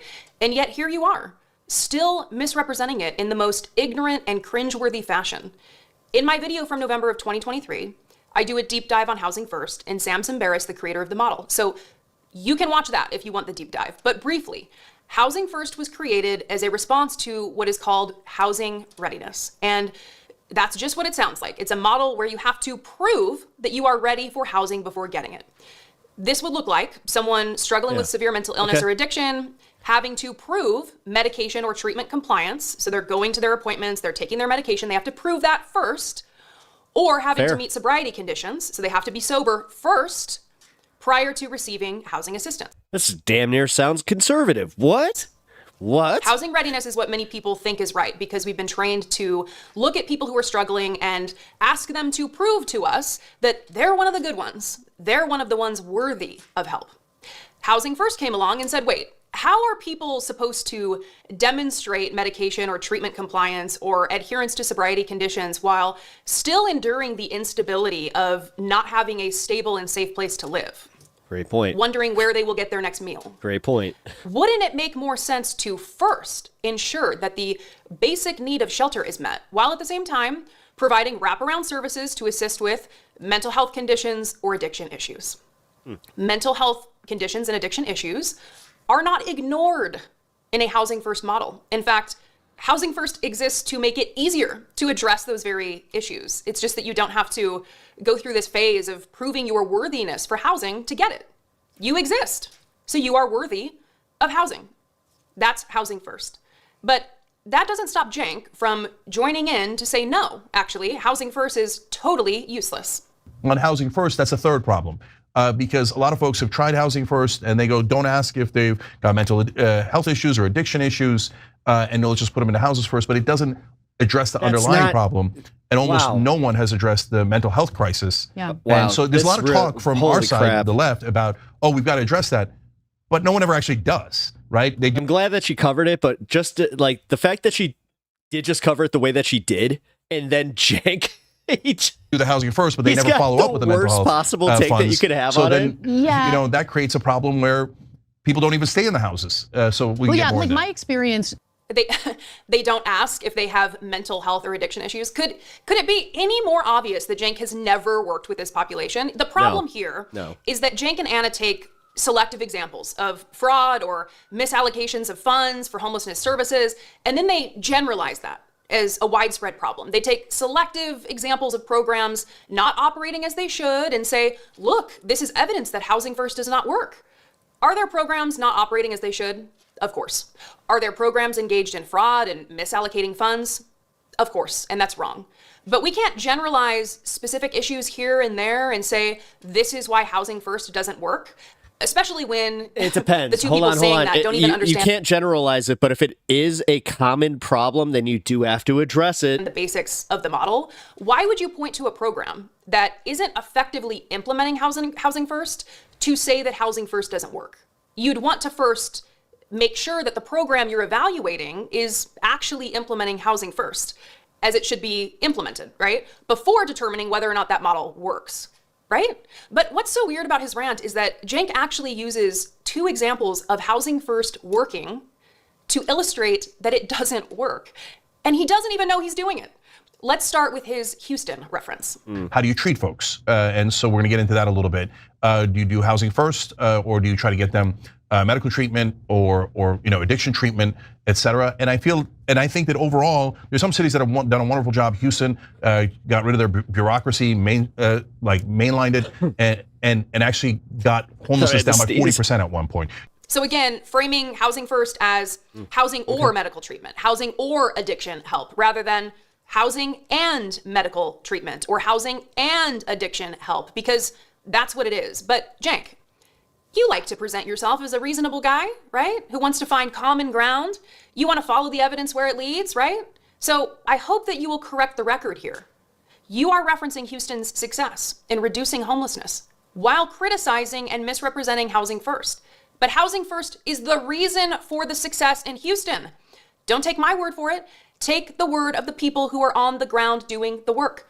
The people who are quoted in this CBS News article from April 2024. Quote, for Houston, it's one more piece of evidence that its strategy for solving its homelessness problem works. Kelly Young, who heads Houston's Coalition for the Homeless, says it's a model that the rest of the nation should look at and follow. Quote, we were one of the worst in the nation to begin with in 2011, 2012, Young said, and now we're considered one of the best. 12 what years? happened? That's not In 2012, bad. the city went all in on a concept called housing first. Since then, homelessness is down 63% in the greater Houston area, and more than 30,000 people have been housed. Quote, our natural instinct when we see homelessness increasing is to hire more outreach workers and to build more shelter beds, said Mandy Chapman Semple, the architect of Houston's success story. She now advises other cities on how to replicate it, among them Dallas, New Orleans, and Oklahoma City. Quote, the idea that if you have no permanent place to live, that you're also going to be able to transform and tackle complex mental health issues, addiction issues, complex financial issues, it's just unrealistic. Yeah. Exactly. And Cenk is right about a piece of this. He mentioned the cutting of the bureaucracy element. And yes, Houston gathered several disparate organizations and placed them under one umbrella where they work together to solve this problem. But those organizations work together on housing first. What could it be that has Cenk fully aware of one aspect of this and totally wrong about the rest? Could it be something like, I don't know, motivated reasoning? Is in his dedication to his pre-existing beliefs about housing first, is that interfering with his ability to onboard new information? I don't know. It happens to the best of us. We're only human. But wait, Cenk references another example. No. That's ignoring the timing of which he's doing this too. Come on. Yes, and this time we're looking at veterans. That's One too is charitable. we're not directing the money to the right places. And you could tell because with veterans, we do. Yeah. We actually do a very good job. And the number of veterans that are homeless now have gone down significantly, okay? And that's because there's bipartisan support for that. Not only does it get more funding, but there's more concern about where the funding goes and the fact that it actually goes to help veterans, as opposed to in California, you don't, you give money to homelessness and it just disappears into a black hole, right? And never to be seen again. No one ever gets housed. It's just absurd. But it's direct to veterans, it works. Honestly, yeah, homeless people are quite nice and more grateful. So yeah, funding can work, but you've got to make sure that it's actually going to the right place. And then finally, on housing first, that's a third problem. Housing first is the problem, guys. Veterans, that's where we're really seeing success in reducing homelessness, and it's because of bipartisan support and funding. Cenk, again, please, the US Department of Veteran Affairs has been successful at reducing veteran homelessness because of Housing First. Let's look at this article from December 2023 from va.gov. The US Department of Veterans Affairs, VA, is committed to ending homelessness among veterans because it is our nation's duty to ensure all veterans have a place to call home. VA's efforts to prevent and end veteran homelessness are built around the evidence-based Housing First approach. Pretty straightforward. Let's look at the HUD press release on the homelessness report from just about a week ago. Quote, through targeted funding and interventions that utilize evidence-based practices, homelessness among veterans dropped to the lowest number on record. There was a nearly 8% decrease from 35,574 in 2023 to 32,882 in 2024 in the number of veterans experiencing homelessness. Among unsheltered veterans, the number dropped to nearly 11%. From 15,507 in 2023 to 13,851 in 2024. This year, HUD has helped connect nearly 90,000 veteran households to stable rental homes through the HUD Veterans Affairs Supportive Housing Program. The Department of Veterans Affairs announced that it has permanently housed 47,925 veterans experiencing homelessness in 2024, marking the largest numbers of veterans housed in a single year since 2019. And back in October, the VA shared the story of Coast Guard veteran Grady Kendall, who used that program, the HUD Veterans Affairs Supportive Housing, a Housing First program.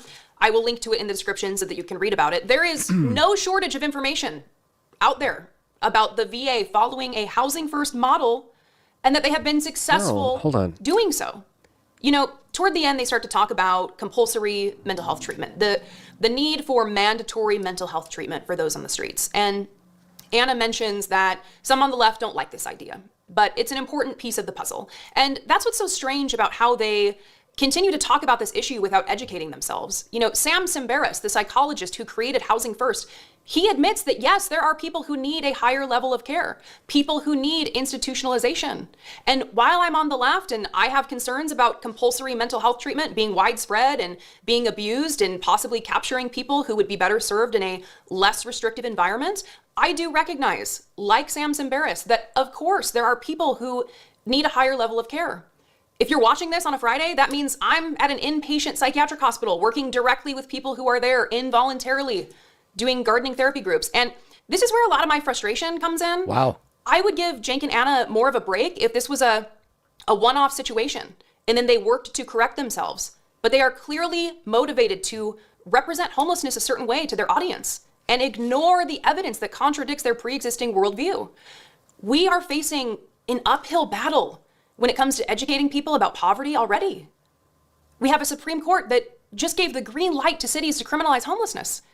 We live in a society where when it comes to the cost of resources and support, we struggle to allocate the cash and we ask if it's really necessary or what conditions should be put on it to ensure that someone is worthy. When it comes to punishment, we spare no expense. This is an almost 12-minute segment from the home of the progressives, and housing affordability is barely discussed. Rental assistance, funding for rental assistance, or the need for rent control, that's not discussed at all. They read briefly from a New York Times article summarizing the report. Oh my God. And then they want to sit there just being like, oh, the left is mad at us for no reason. Not the actual report. Come on. Did they read the report? You have to wonder. This is like basic shit, like just with leftist policy, like helping homeless people is like the starting point. Like I was like a 10-year-old and realized, hey, we should help these people. Instead of just being like, they're decreasing my property value and they're increasing my taxes. I'm mad now. Ted, most of this segment is dedicated to attacking a version of Housing First that doesn't exist. It's dedicated to attacking a model that Cenk doesn't even know is responsible for the success of the decreases in homelessness that he's referencing in Houston and for veterans. Which is insane. It's frankly embarrassing. He's literally shitting on something that's working. And it's dangerous. A homeless woman was set on fire in New York City. Yeah. I just did a video about a cop keep dehumanizing the homeless, and then on top of it, I keep seeing it on fucking social media where you have so many people talking about the homeless in a certain way, and they don't even realize it. Like, they're one missed paycheck away from probably losing their house. But like, a woman in labor who was living on a mattress under the freeway because she's homeless. This is a crisis. If they buy scratchies all the time, so they got to make sure, if they win that billion on that scratcher, they got to make sure that they protect their investment. People who are doing this work in Houston, talk to Sam Simbaris. Stop looking for ways to protect your pre-existing views and do. One of the things Reagan did was to dismantle mental illness places. Wait. Mental health institutions. Sorry, I will just correct that. And homelessness went through the roof. My dad always pointed that out. Yep. Do better, please. I'd love to know what you all think about this. I have a new voicemail number. Oh, geez. She's doing the voicemail thing. That's kind of funny. Oh, man, she seems kind of sad. It's kind of hard to transition out about that. I don't know. I hope that, because I know Dollamore also was kind of from the Pac-Man school of broadcasting, where it's like, let's teach all these people how to be better political commentators, all with the same type of voice. And Luke Beasley's the most egregious about it, where he adopted the whole cadence. It's almost Trumpian.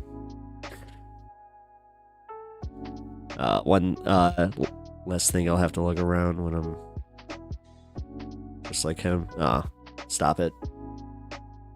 I mean, if you are, then I don't think you would have to worry about lugging it around. But hey, man, the fact that you're helping homeless people and giving away some stuff that would make them happy, hey, that's a good thing. So don't be Mr. Debbie Downer over there. All right, what else we got? Hey, bud, what you doing?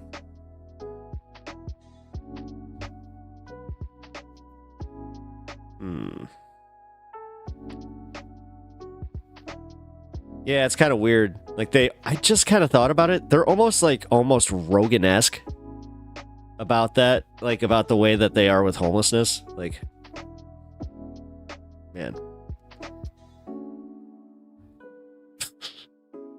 Thanks.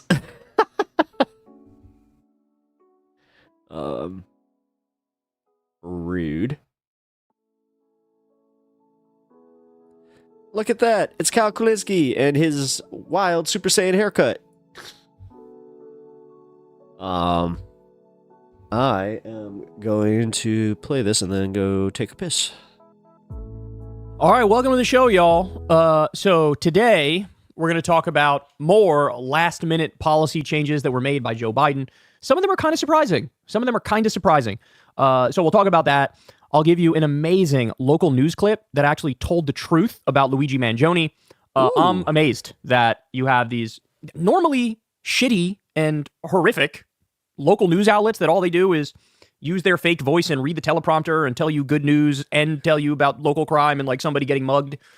This segment kept it real, though. This was wild. So we'll talk about that. We'll also get to... Today in local news. A Republican politician humiliates himself and slurps Elon's meat live on CNN. This clip went super viral because people were in awe of how somebody could say something so stupid. And then later on, this bombshell story coming out of Alabama, where they were basically caught doing modern-day slavery. And, nobody talked about it. Oh, my God. I get it. That's it's just with that homelessness thing that we covered the other day. Homelessness shot up 18%. Now there's 770,000 Americans that are homeless. And by the way, that's an undercount because it doesn't include people who were kicked out of their place, but now they're staying at their family member's house or their friend's house. But huge, horrific story about how our economy is crumbling and our country is falling apart. I would love to see his shouting transformation into Super Saiyan Kyle. And, nobody cares. Nobody talks about it. Turn on MSNBC or CNN or Fox News and it's fucking mum's the word because serious issues don't matter. All right, let's go ahead and jump into it here in just a second. Everybody do me a big favor. Please subscribe to the channel. That helps out big time. And of course, much love and a big old smooch to everybody who I mean, he did supports go the show on blonde right Patreon. around the time that Bernie dropped out, I'm so gonna do maybe without that's you what guys. it was. This is real independent media. It's not fake independent media. I've never talked to a corporation or an advertiser, or a billionaire, or a foreign government. You guys made that possible. If it wasn't for you guys, that wouldn't be the case. He fixed so his again, hair, though. Much love and 'Cause he had a appreciation bad for media. dye job All right, let's go ahead recently. and dive into it here. So this happened a few days back. This happened about a week ago, but it definitely merits talking about it. Biden officially decided to commute most federal death sentences. Wow. Just so we're clear, Okay, I didn't pardon hear about means, that. hey, we're like wiping it off the books completely, and you're free to go. So whatever crime you committed, wrong, you didn't commit a crime, by all means, go right ahead and live your life. That's what a pardon is. And a lot on the right are sort of lying about what Biden did here by pretending like it was a pardon. In fact, Trump himself tweeted about this and said that Joe Biden pardoned these people on death row. That is not true. He did not pardon them. He commuted their sentences. So what does that mean? It means of the people that were on federal death row, it was 37 of the 40 people on federal death row got their sentence commuted to life in prison without the possibility of parole. So these people are never going to see the light of day, but we just said, you know what, we're done with the death penalty here. Good. Let's just do Good. life in prison, right? Good. The three that he didn't commute their sentences to life in prison without the possibility of parole, Dylan Roof, the Wow. Boston Marathon bomber, Okay. I believe his name was Dzhokhar Zarnev or something like that, and the Tree of Life synagogue shooter. So those are the three that he was like, Okay. I'm going to go ahead and let it play out as it is, Okay. bro. If they're going to be put to death, okay, they're going to go ahead and be put to death. But the rest of them decided to commute their sentence. So first of all, I'm curious what all you guys think about this, because my thoughts on the death penalty have always been as follows. I'm against the death penalty, but the booped reason him I'm in the against the nose death and penalty shocked him by is because accident. I read a study a while back that said 4% of the time, we end up getting the wrong person. So 4% of the time, the person on death row is innocent, which means there's no doubt that in the history of the death penalty in this country, we've put to death many innocent people. Now, when I look at that, I say to myself, okay, that is literally just state-sponsored murder. That is your tax money and my tax money going to murking innocent people. And that I can't have that on my conscience, right? In the same way that I despise the fact that a lot of the tax money we send to the government, it ends up going to bomb innocent women and children in Gaza and starve them and give Israel more missiles and bunker busters and all this bullshit. I have a moral and ethical problem with that where I'm not having it, right? This actually falls into a similar category, though, where if we know some percentage of the people that are on death row that we end up killing with our tax money are innocent people, that's not okay, right? That's not okay. Now, having said that, that's the reason why I have the position I have, because we kill innocent people from time to time. Now, what do you do in a situation where, like, nah, we sort of know this is the person, like, this is on video, they gunned down an entire classroom of innocent people, or they beheaded somebody and fed the meat to their dog or whatever. Like, if we know this person did some horrific ass shit, then I'm sort of like, what, am I supposed to, like, shed a tear? Am I supposed to lose some sleep because some absolute maniacal genocidal psychopath ended up getting the death penalty? No. And so that's why my position is a little different, I feel like, for most people who talk about this issue, because it's either the majority of Americans are actually for the death penalty, and so they just support it, full stop, right? Or you have a minority of Americans who are against the death penalty, but they go further than me in the sense that it's not only that they're against it because sometimes we kill the wrong people with the death penalty, they're against it because it just period, they're against it. So, like, even if you could show them, hey, this person gunned down an entire classroom of people, or they ate a child after beheading them and having them locked up in their basement for 4 years, they would say, as a matter of principle, the government having the right and the ability to put somebody to death is not something I agree with, and it shouldn't be allowed, right? So they would actively stand up, even for the biggest monsters among us, to say they have a right to not be put to death by the government, right? And so I feel like I'm the enlightened centrist on this issue, but look, I don't know if this is a hot take or not, but, like, I don't know, I kind of agree with, like, exactly how Biden did it. I kind of agree with exactly how he did it. Because what he's doing is, by saying, look, Dylan Roof, the Boston Marathon bomber, and the Tree of Life synagogue shoot, those are, like, super high profile cases where you're dealing with, like, pure evil, right? And if he says, I'm commuting all 40 of the 40, well then, Jesus Christ, you've just given the Republicans a massive gift where from now until the end of time, they will bash you over the head with, you are literally soft on crime in the sense that Dylan Roof was supposed to be put to death and you said no. Or the Boston Marathon bomber was supposed to be put to death and you said no. Or the Tree of Life synagogue shooter was supposed to be put to death and you said no. You're standing up for criminals. And it's like, it's a gift to the right. And we know these people did it. It's not an open question. It's not like there's a small chance we got the wrong person. No, we got the right person, right? So I don't know if he did it just to avoid a political headache, or I don't know if he did it because he looked at the cases and said, these are so horrific that I just philosophically, I'm okay with him dying, right? I don't know how he came to that position, but like the way he did this, I sort of agree with. Like, I like that most of them, he was like, okay, you're life in prison now without the possibility of parole. And then the others, these ones that it would be a colossal scandal if he commuted them, or excuse me, if he commuted them. He's like, I'm not doing it for these three. So I actually agree with how he did it here. I'm curious what you guys think, but we're just getting started with these like last minute things that Biden is doing. And by the way, long term, like we really do. These are all federal death row people, but at the state level, there's still some states that have the death penalty and do the death penalty. And like, we really need to get to the point where it is a national law that we're done with the death penalty. No, the fact that Missouri puts so many people to death that like they can prove that it was not beyond a shadow of a doubt kind of shit. So like, and then the judge is just like, nah, I didn't make an oopsie. List of countries that still do it and then is they not just a good kill list. them. And we're on the list with some unsavory characters with the death penalty. And you guys know there's been a whole problem where the way they used to do the death penalty was with this 3-drug cocktail, and the pharmaceutical company that made that drug cocktail stopped making it because they said, we don't want our drugs to be used for the death penalty. And so you've had states sort of scrambling to find other ways to kill people. And they've tried all these different things, and some of them have been a horrific failure where people, they go to put them to death and they're like foaming at the mouth and seizing and they don't die, and then they have to call off the execution and try it again. And it's been really bad, right? It's been really bad in terms of, finding a way to do it, which is acceptable. And then look, people would say, I would say too, if you're going to have it, you might as well just do the firing squad, because at least then you know it's over quickly. But the reason we don't do the firing squad is because I think people like to lie to themselves about what we're actually doing when the death penalty is invoked. They're actually murdering somebody, right? Mm-hmm. They want to lie to themselves, and you can't lie to yourself when you see somebody get like shot in the face. Then it's like, oh, it's very clear what we're actually doing here. So I think the lethal injection in the first place, it was really about the public more than it was the individual. It's a way to put this medical veneer over the barbarism of what's actually happening. Right. So, but there was a time, I don't know how many of you know this, there was a time when the Supreme Court said it's actually unconstitutional. The death penalty is unconstitutional. So there was a while where we had banned the death penalty, but then that was reversed at some point. And it was only a brief period where we didn't have the death penalty. And then, of course, it came roaring back. I think we should just pass a federal law that says no more death penalty, because it's not like life in prison without the possibility of parole is too soft. It's like if you're never seeing the light of day, it's like, what's the issue?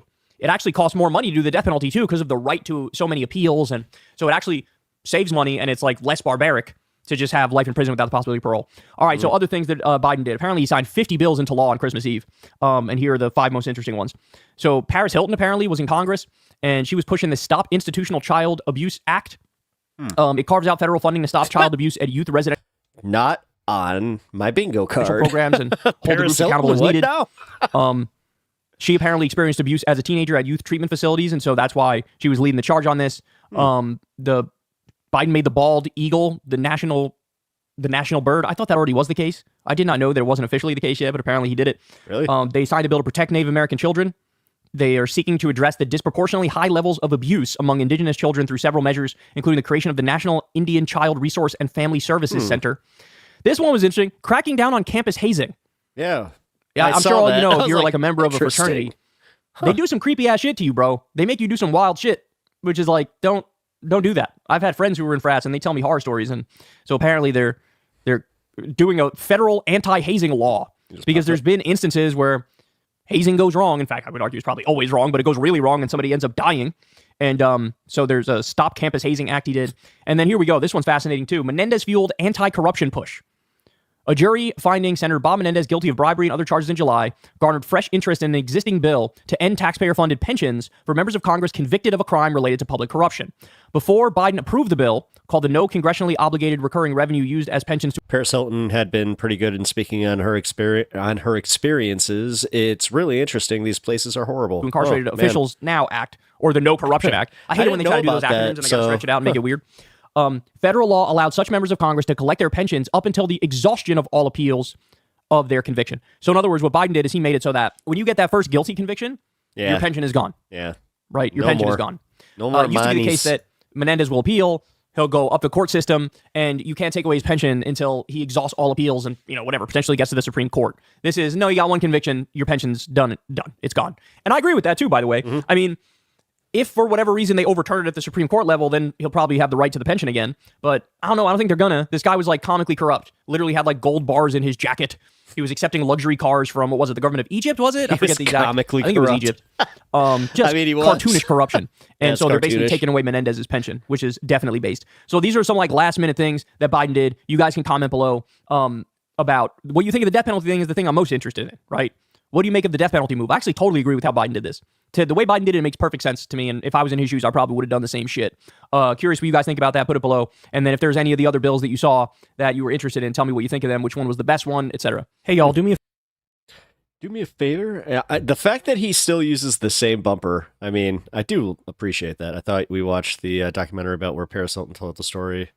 If not, we will. It's good. I don't think we did. I think that we might have skipped that one. I don't know. Maybe we did.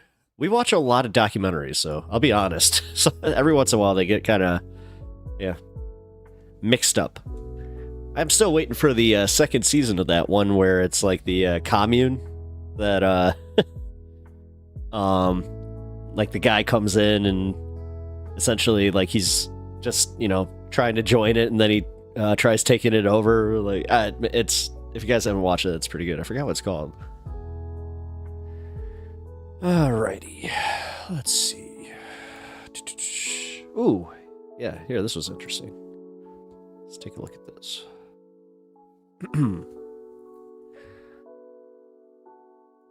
I don't know how, but this has kind of gotten buried in the news. Some more stuff about the Epstein stuff has come out, so let's see what that has. What they have to say about the Trump presidency, to me, should be promises made, promises not kept, not even close. Bailing before day one even begins. Because while Donald Trump spent his entire campaign talking about lowering costs and how President Biden somehow destroyed the economy, a complete total lie, it seems like he's already given up on the idea that he can make eggs cheaper, which was never, ever a possibility with now Donald Trump's they're way agenda. more expensive. And MAGA's already getting pretty upset about it. But there's Dude, I was literally just at the grocery store and there was this old guy that's just like, he's staring at the eggs. He's like, $5 for eggs. I thought they were going to fix this. I thought that we voted against this. specific promise like, that Donald Trump made over and over and over again that hits a little bit more close to home than even eggs do for Donald Trump. And that's about his good friend, Jeffrey Epstein. Now, Donald Trump and MAGA have always been obsessed with the declassification of all of their conspiracy theory stories. And Epstein is Except certainly for one. the Epstein Donald one. Trump's close connection to his former confidant makes that a little bit more difficult. And one member of Congress made sure to make that clear. And that is not good for Donald Trump. And we are going to get into that all. But before we do, if I could quickly ask you to leave a like on this video. And if you haven't already and you enjoy our channel, to hit that subscribe button. It goes a long way and it really means the world to me. Now, before we get into what Congressman Jared Moskowitz had to say about Donald Trump's relationship with Jeffrey Epstein, I want to check out this clip of Trump's promise right here. Would you declassify the 9/11 files? Yeah. Would you declassify JFK files? Yeah. Would you, I did a lot of it. Would you $9 declassify for a Epstein dozen? Holy crap. files? Yeah. I get free eggs? Aw, you got chickens. I guess I would. I think that less so because, you don't know it. You don't want to affect people's lives if it's phony stuff in there because there's a lot of phony stuff with that whole world. But I think I would, or at least Do you think that would restore trust? Help restore trust? I don't know about Epstein so much as I do the others. What an odd thing to say. I didn't know you were going to be talking about this. Why the hesitancy, Donald? Now, we talked about I didn't that know clip you'd be over talking and about. over Oh and my over. god, that's the worst I've heard him. Like, as over far again. as like a retort to something like that. On the I didn't know you'd be talking about this. I don't have my answers lined up. Can we start over? Campaign trail, as we should have, because there was a lot of news that came out about Donald Trump and his relationship to Jeffrey Epstein, which I am still baffled that the members of the media who had access to it kept it until weeks and days before the 2024 election, not 16, not 20, but waited 9 years since Donald Trump first entered the political space. But that's neither here nor there, but it's going to be a personal mission of mine to continue to pester the right, who is obsessed with Jeffrey Epstein and who has countless conspiracies about how he was actually best friends with Joe Biden and Barack Obama somehow. When there are photos of Trump and Epstein, there's tapes of them speaking. Trump praised him and Ghislaine Maxwell, but no. They never want to talk about that. But one Democrat who definitely did I'll get a chicken at this point. Actually, part of the problem, again, is the fact that this bird flu is as bad as it is, where, like, all it takes... See, now, I'll be honest, I've been thinking about this in the... like, with my dogs. When they go outside, I don't know what they're getting into, and there could definitely be some, bird fecal matter in the yard there. So I'm a little afraid of that. And when they said that it's starting to transfer to humans too, I was like, oh, Moskowitz in this. Trust me, no second pandemic, please, because no, the first one broke our brains so badly that this would legit do us all in, because we would have no hope. Right, I'm sorry. right here. Holy shit. Again, just to reiterate the point, but I rather than my words or my opinion, I think I'm going to quote Senator Ted Cruz, who the chairman appeared on his podcast. And in fact, just to remind the chairman of Ted's own advice to the chairman, I made a board for you, Mr. Chairman. You were on the show with Ted Cruz, in which Ted Cruz said to you, I'm going to give you some unsolicited advice. Now, by the way, Ted Cruz, right clerk Squishmallow, what's the lifespan on an average chicken? at the Supreme Court. He knows the Constitution pretty well. But you guys know who Ted Cruz is, right? He's run for president a couple times. So Ted Cruz said to you, Mr. Chairman, you should have Hunter Biden in a public hearing. He actually said his advice to you is just have him in a public hearing. And again, I go back to what is the majority so concerned, or to use some of the words of my colleagues, afraid to have Hunter Biden sit at this desk? Mr. Chairman, you control the rules. You could give everybody 10 minutes. You could give everybody 15 minutes. Comer. You could get everybody 20 minutes. You could give your side as much time. We could go on for days here, quite frankly, because, again, you control the rules, as you just showed. But the one difference that you guys object to is you object to those. You object to the cameras because you don't want the American people to hear the answers. No, you want to take the transcript and release it 6 months after you've gone out and lied about what has happened. And so, again, because the gentle lady from Georgia, oh no shit, 5 to 10 years? I didn't know that. I know, is such an advocate for women's rights, as she mentioned, and is so concerned about grooming, and apparently we don't have any standards here anymore. Again, I just want to remind my colleagues, because, I don't want them to forget about hypocrisy. Okay, I don't want them to forget about hypocrisy. But, Donald Trump was asked about Jeffrey Epstein. And when he was asked, he said, Jeffrey likes him young. Well, how did the president know that? How did he know that Jeffrey Epstein likes him young? Perhaps some people are saying he was there, since you're so concerned, right? But again, I bring this up not to make jest. I bring it Point up, of order, Mr. Chairman. I bring it up. I thought we weren't going to interrupt. All right, We're going to stop the clock. We did this with Ms. Okay. Green. State your point. Yeah, I'm just curious about the impugning of the former president's character. That I don't have to do that. He does that himself. Have we basically thrown that rule out? I'm just curious. Or are we going to follow that? Would you accept a pornographic photo? Of Bill Clinton? Yeah, we suspended the rule to the current president, but we didn't suspend it to the former president. Oh, by the way, please. So you're making the point that we can disparage Joe right. Biden, but not Donald Trump. Please make that point to the American people. Please. All right, you have to admit that was a pretty good gotcha, because even like Comer was just like, And I, Bill Clinton's not you got me on this one. running for office. that's my point of order, Mr. Chairman. All right. We I'll wrap it up. suspended the rule on the disparaging the current president, because this is a contempt proceeding with a Biden. So he's part of the investigation. But the rule remains in place for all prior presidents, I would say that, but in all honesty, they've broken the rule many times today. Mr. Chairman, it doesn't apply to prior presidents. It does not apply to former. Okay, very good. Thank you. Let's just enjoy this, because every once in a while you do get a pause shot where you can take in all the emotion in just that one freeze frame. There it is. Listen, I won't talk Good about evening. the photo and the 11 of them and the fact that he was How on are the you? plane and on the island anymore. How's it going, What I Max? will point out is the hypocrisy of My man has so many WWJD bracelets. today. The hypocrisy of today is you want to hold you guys break the rules by not complying with subpoenas in the last Congress, and now you're shocked. You can't believe, after you broke all of that now it doesn't work. You come up here and talk about Hunter Biden's behavior, and you're so disgusted.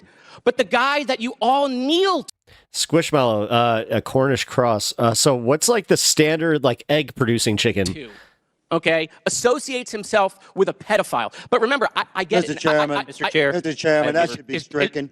I ask his words taken down. The statement That of a fact, should and be it's his time. It's a fact. I asked his words to be taken Okay, down. there's a motion to strike the words. Yeah. Yes. On what Mr. Chairman. grounds? On what grounds? To say that we associate with pedophiles. Like I said, we need to be pestering Donald Trump about this all the time. Why aren't you declassifying these files? What could possibly be the reason you wouldn't? Donald Trump always rails against the deep state, and of course, MAGA just does standard breeds, the same, but it seems like Donald Trump has used it to protect himself from being exposed for this relationship that he has. And it's not just MAGA's obsession with it, but we've talked so much about the Theo Vaughns, the Joe Rogans, the podcast that all of these pundits are claiming really moved the needle in this election. And those people, especially Joe Rogan, love the time. I hate to admit, I used to be one of those guys that had, like, I mean, maybe that's why I like my little, my bracelets that I have here, but man, I used to rock those WWJD bracelets. Epstein. But somehow he didn't ask Donald Trump about it in their almost 4-hour interview. Seems a little weird, right? So let's insist that they start to ask these questions, and let's insist that Donald Trump answer them. That is a message that I think can really start to break through. And again, just point out the hypocrisy of Trump on such a mainstream topic. And Jared Moskowitz obviously doing an incredible job doing that. But that's not the only example. So I want to watch a little bit more Moskowitz. Again, I just want to remind Moskowitz is doing, colleague, again, he annoys me sometimes, but he's doing pretty well in this. because, you know, I don't want them to forget about hypocrisy, okay? I don't want them to forget about hypocrisy. But, you know, Donald Trump was asked about Jeffrey Epstein. And when he was asked, he said, you know, Jeffrey likes him young. Well, how did the president know that? How did he know that Jeffrey Epstein likes him young? Perhaps some people are saying he was there. Look, Chairman, we got like 3.5 minutes here. I mean, let's just do the impeachment. I mean, why continue to waste millions of dollars of the taxpayers' money if we're going to impeach because you believe you've shown he's committed a high crime and misdemeanor? What are you waiting on?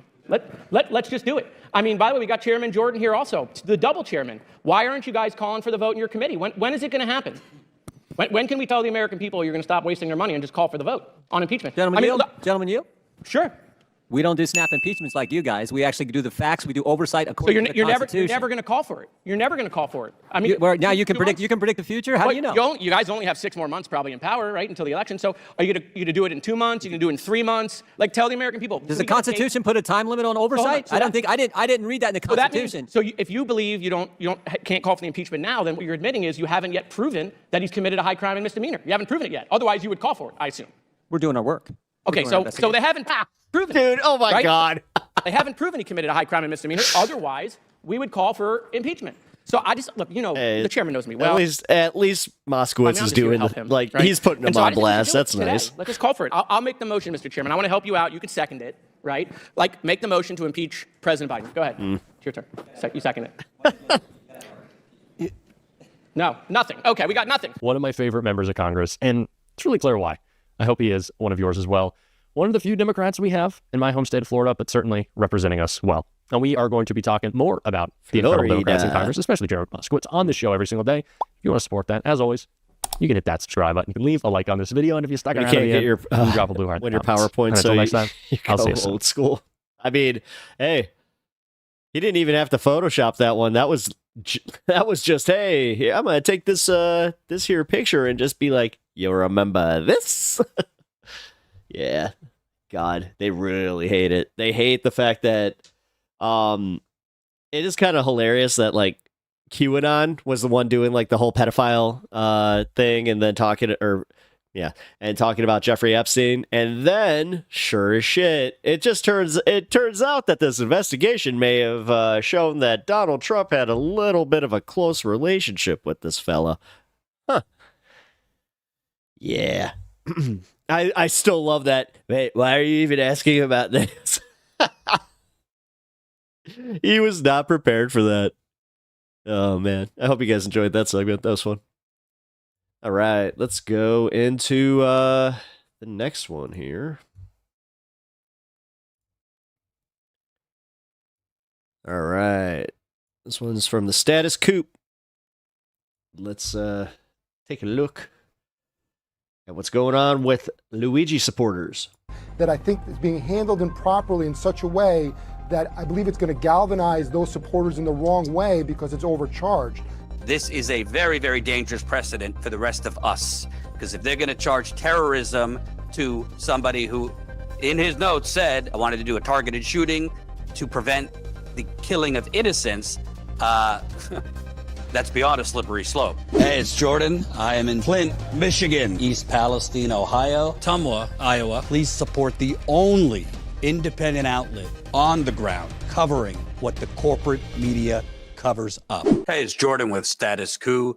Amidst the horrible terror attack in New Orleans on New Year's Eve, understandably, it fell under the radar that Luigi Mangione, the alleged shooter of United Healthcare CEO Brian Thompson, had some support outside the jail in Brooklyn. I don't think they want anybody to know that. About 20 supporters of his gathered to have a noise display, bang on drums, and show support for him as well as other prisoners.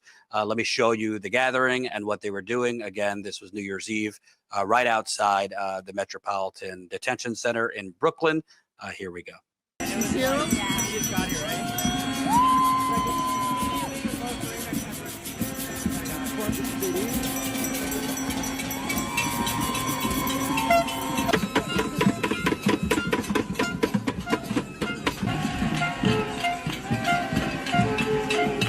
Sounds like a Fish concert. Banging on Home Depot drums and signs to free them all. So that was that reminds me of Doug. Outside the banging on a trash prison. can. Has that happened? And now we wait for the next steps in the case against Mangione. More Drumming legal on a experts are street coming out light. to say, essentially, the charges against him, particularly the terror charges, are totally inappropriate, a stretch, and downright offensive. Let me read this to you from Salon.com. Oh my God, they're doing federal. They're such fun. Just they're the perpetual narcs of society, just such uptight assholes. They're making noise. They're being just a general disturbance to society. Blah. He told Salon that he sees the terrorism charge as a quote stretch, and says that he thinks the decision to charge Mangione with an act of terror moves the focus of the case from Thompson's killing onto the health insurance industry in America. Squishmallow, careful. Just remember what happened to our comrade Adrian. Let's not have you get, the axe either. Industry. Quote, terrorism requires either the intent to intimidate the public or to influence the government, Ramani said. Now, all of a sudden, the health insurance industry and his motivation all come into evidence in what would otherwise be a pretty clear murder case. Unlike other New York cases where terrorism has been alleged, like the white supremacist shooting at a top supermarket in 2022, there is widespread public support for Mangione, and the unusual treatment that this case is receiving, Ramani said, might only make it harder for prosecutors to win in court. Quote, it's atypical the way the whole case has been handled. You have Eric Adams, who is under indictment himself at the perp walk. I see a very real risk of jury nullification in the case. Mm-hmm. I haven't seen something like this since OJ, where there is so much sympathy for the accused. Jeremy Saland, a criminal defense lawyer and former Manhattan prosecutor, agreed that the charge was a, quote, stretch and offensive. Quote, I don't recall the Southern District swooping in or Mayor Adams coming in for any time a domestic abuser crosses state lines, Saland said. Quote, unless you're going to stand behind victims of domestic violence with the same voice. He said the charge was offensive for two reasons. First, it sends a message to the families of victims of more mundane murders that the state and city see Thompson's murder as far more important than others. Oh, that's actually a really good point that I didn't think about. But yeah, that's just another way to just put rich lives ahead of everybody else. Because yeah, what about the kids?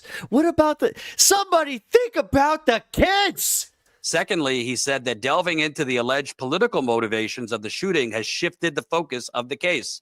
Quote, all of this has become about Mangione and you're forgetting about Thompson. Quote, this does no justice to Brian Thompson and no justice to the criminal justice system.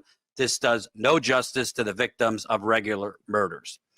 Totally agree on the double standard here. And you don't see terrorism charges for domestic violence, but we get terrorism charges for a for-profit predatory CEO. Not sure I agree on, the need to focus on Thompson. I would focus on Thompson for other reasons, to focus on how he helped United Healthcare scam and defraud people by deploying AI to deny claims, which has a 90% error rate. But I digress.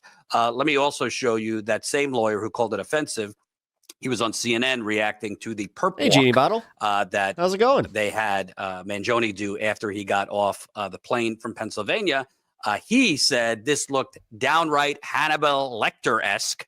No, dude, he looked like Hannibal Lecter. Nah, he didn't even have that much police presence. We're talking like the Joker, tricks, like Batman. That the police. This reminded me straight up of a Batman perp that walk. Eric Adams were putting on, and he said that the feds were handling this completely inappropriately. Let's take a look.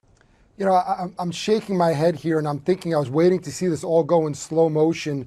It was almost Hannibal Lecter-esque, not to sound so glib, as they're walking this guy out. The number of people there, you would think it was a presidential detail with the Secret Service. It was too much, but this is really prime because what's ultimately happening here in the Fed's sort of power Batman's grab just in the background, cape try flapping. to take this case to get in the spotlight. This case is not a federal case. This case is not a murder one case. Actually, for no, if terrorism. it was Batman, This he case would is just not be like, dealt in this way. he's This is innocent. domestic I'm gonna violence, prove it. assault, and ultimately murder crossing state lines. This is a murder 2 case that I think is being handled improperly in such a way that I believe it's going to galvanize those supporters in the wrong way because it's overcharged. It's the wrong message. Let's handle it. And no, they made him look cool. Like the thing is, they're getting the exact opposite. Thompson, not about the Southern District. I mean, I can tell you so many people in my life that, again, don't follow this stuff all the time, but they saw this and they immediately were like, oh, man, they're definitely railroading this kid. And it's obvious. Like, they want to protect these billionaires. Or, for that matter, prosecutors in New York.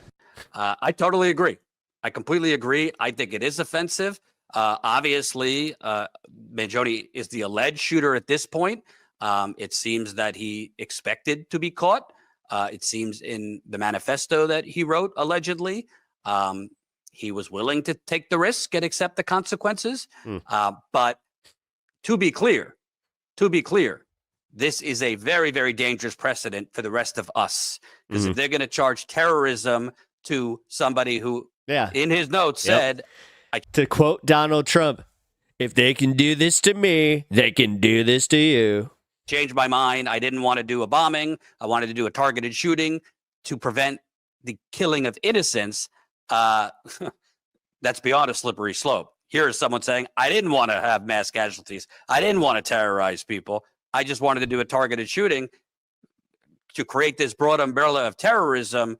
They are going to start charging terrorism for jaywalking in the near future. A new year, a new start. I also wanted to do same old something news. Fairly unique. I get a lot of emails from readers. I don't know. I mean, this one was not the same old news, because I hate to say, like the truck one, didn't see that coming, and then the Trump casino one, did not see that coming. I don't read them to you. God, is it bad that it's more so like if it was like, well, no, But I got mean, an email from the other one someone couldn't happen. from the School's from out. the UK, actually a Polish immigrant who now lives in the UK. The one that we're just getting, we're all getting used to. By her, which she asked to remain anonymous. But I thought her email was fairly powerful. It's a little long, so hopefully your attention span could stick with me here. But I really thought that this was a important. We're in it email for the to long read to haul, you. guys. Very Come on. Powerful story about her experience growing up, the health care keyword she experienced, and I think this is very connected to the whole story of United Healthcare and Luigi Mangione. I'm going to read this to you. Hopefully, you could stick with me here. Legal. I am How a she young has to say female that. Polish immigrant, legal, living in the UK, and I've been very closely following the case of Luigi Mangione, which you have been largely reporting on.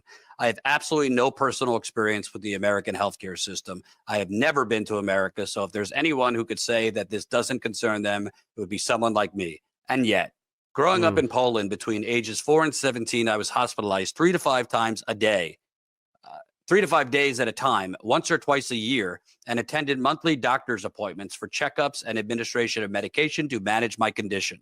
During the longer hospital stays, I would undergo x-rays, daily blood tests, DEXA scans, ultrasonography, you name it. I would also be provided with breakfast, lunch, and dinner. Sure, no gourmet stuff, but it was there. And an entertainer was present in a small designated area between breakfast and lunch to arrange educational play with kids. My family is working class. Now that I myself am an adult managing my own finances and reflecting on my upbringing, I see how tight money was at home at that time, even though my parents never let me feel it. All these years, all the medical care I was provided with, it didn't cost my parents a penny.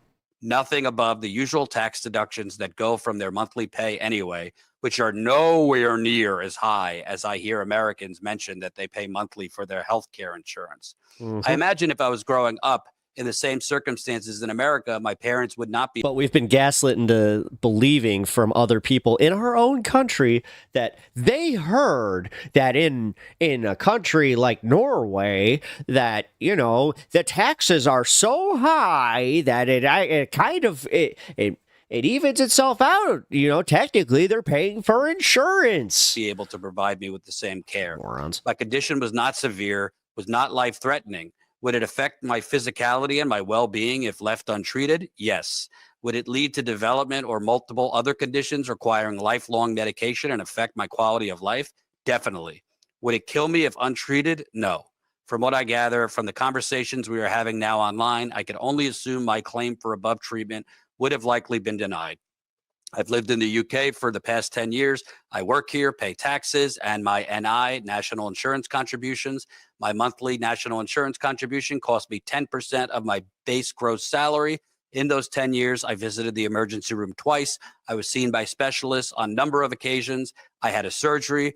I have a repeat prescription for 2 medications that renew monthly. There's a standard charge for prescription medication, £990. So I pay £1,980 if renewing my 2 prescriptions. My surgery, although performed under full anesthesia, was relatively minor and not life-saving, but simply to improve my quality of life. And the decision regarding the surgery was solely between myself and my doctor. No insurance companies, no medically untrained middlemen, no AI performed screenings making decisions on my health. The horror stories that we're hearing from real American people all over TikTok, YouTube, Instagram as a response to the killing of the CEO of one of the most ruthless of the insurance companies are absolutely infuriating. As a total outsider to the situation involving the killing, the arrest of Mangione as the alleged shooter with the information circulating in regard to his alleged reasoning behind the assassination, I see a lot of hope in it. Very important conversations are happening around inaccessibility, unaffordability, and poor attitude towards healthcare, as well as classism and the pure ignorance of the top 1% when discussing lives of regular working people. It is all, of course, happening very slowly, and as expected, the lawmakers who also belong to the 1% club are still living on their own planet, more worried about their own interests and connections. Their ignorance and attempts to defame Luigi Mangione as a mentally unstable, privileged guy whose popularity and support for his alleged actions are being attributed only to his good looks also shows zero understanding of the working class people. Again, this person is an immigrant living in the UK that has never been to the United States. This must be restated. Corporate news stations focus on cherry-picking photos, quotes, and totally out of context statements to fit their narrative is nothing new and nothing short of propaganda. I think we all noticed the eerily similarity to the literary works of George Orwell and how the government and media are portraying the whole situation. The narration, manipulation, and the tunnel vision when discussing the matter on the news programs are shocking.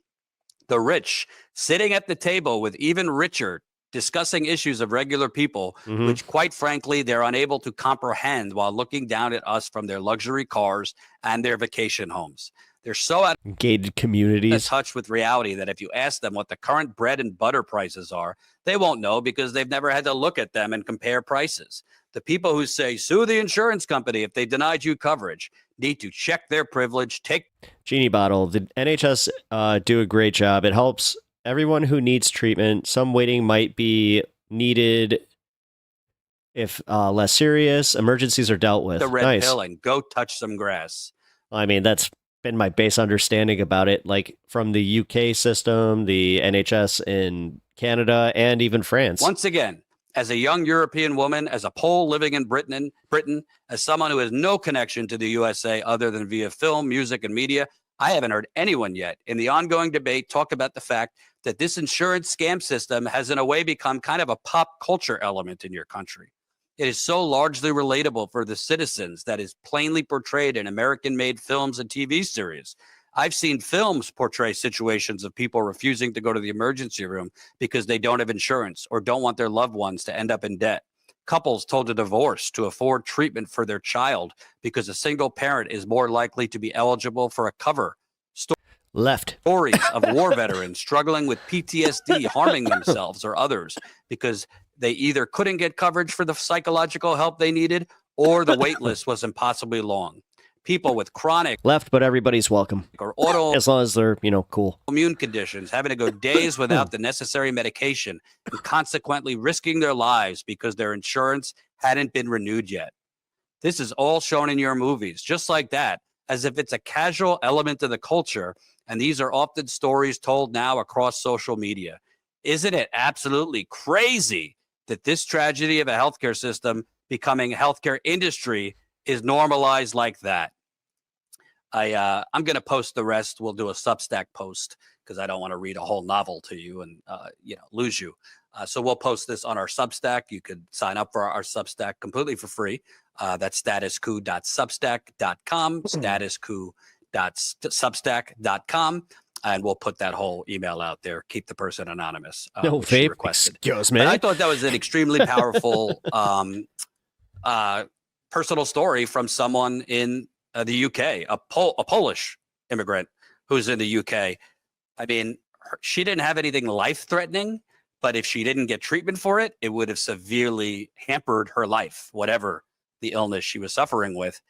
And her country treated her humanely. They had entertainers for the children who were getting treatment, free meals nuts. for the children. And you just paid for it in your taxes. Again, they take advantage of like really nice people that like have cosplay groups and like. It wasn't the healthcare hunger. Could you imagine? There. We no could get paid for doing she's that. Probably What? doing a lot better now as an adult. Bringing joy to and people? Say it with me. Contributing now to the United Kingdom's economy. That's the whole absurd thing about this. Wow. Because our government has been purchased by United Healthcare, Aetna, Cigna, Pfizer, all the rest. They're only focused. All these companies, they don't care about the long term. They don't care about the long-term economy. They care about the next 3 months, quarterly profits, quarterly dividends and return on investment for shareholders, the ability to do stock buybacks. They don't give a damn, not a damn, about the long-term economic outlook. But actually, if we provided health care to the masses, people would live longer. They wouldn't be shackled in debt. So the money they're spending on this unnecessary middleman, they'd be able to spend into the economy, going out to eat, going on a vacation or two, buying a decent car, et cetera, which helps the economy, also helps the wealthy. People would be able to be more. This kind of plays into like how they're shooting themselves in the foot and they just like, and we're the only ones suffering, but they don't even need to do that, and they would not suffer. Like, they could fix this. They could fix this just by giving a little bit more, by paying a little bit more. But like he said, they're only looking at like their quarterly reports, and if they don't make a profit, then they're considered a failure. It's just truly sickening when we hear these. Well, good for them, but sickening when we hear these stories from other countries where what we're doing is a foreign concept to them. They can't believe it. I remember a few years Is my hair real? ago, I was yes. in Germany, and I went out to lunch, I think it was, with viewers. I was at the time. Dude. I was at the Young Turks. And they were sharing to me how just asinine the whole American system was, and how they just never thought twice. I guess I am the background about dude in healthcare this or video. going to a doctor. That's what it should be here. And I truly hope, if anything comes out of Luigi Mangioni's case, the murder of Brian Thompson, that when this goes to trial, the health insurance industry is put on trial, because that's what needs to happen. And don't let Trump off the hook. He's coming into office. If you're watching MAGA, he says he's a working class champion. Well, demand answers for him on healthcare. Demand him. What is he going to do about these predatory fraudsters at United Healthcare and the rest of them?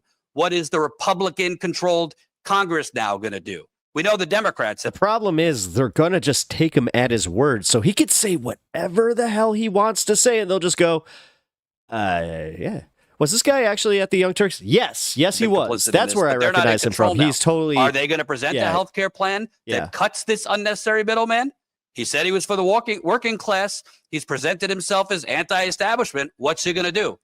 What are the Democrats and the minority going to do? If they want to take power, are they going to actually present a plan to provide I don't know if he's part of that network anymore. I mean, that network's drying up. I mean, Francesca, God, I'm not sure she'll be there much longer. actual health care rather than enriching You guys like Trump? United Health Care rather than enabling Only Trump likes Trump. AI to deny your claims? This has to. I know that's BS. I mean, dude, I've literally walked into a house where like they had more pictures of Trump than they did their own family, and I was like, this is disgusting. Stop. Like, this is truly gross. That's why you see people on New Year's Eve outside cheering and banging drums for an alleged killer. We will continue to stay on this story. Please support Status Quo and our reporting on this and many. He does really good on the ground reporting. I gotta say, like, of all the channels that are doing, commentary on politics, he's the one that really, like, he's going out there, he's interviewing everybody on every side and just kind of getting the temperature. I like that. I really don't like Cenk's turn towards Republicans. Yeah. Yeah, lately he's been, man, like I've been covering that pretty extensively over here on this channel. We watched the interview with Francesca. We watched, God, he's done a few Piers Morgan ones that, again, just you're watching it happen in real time where he's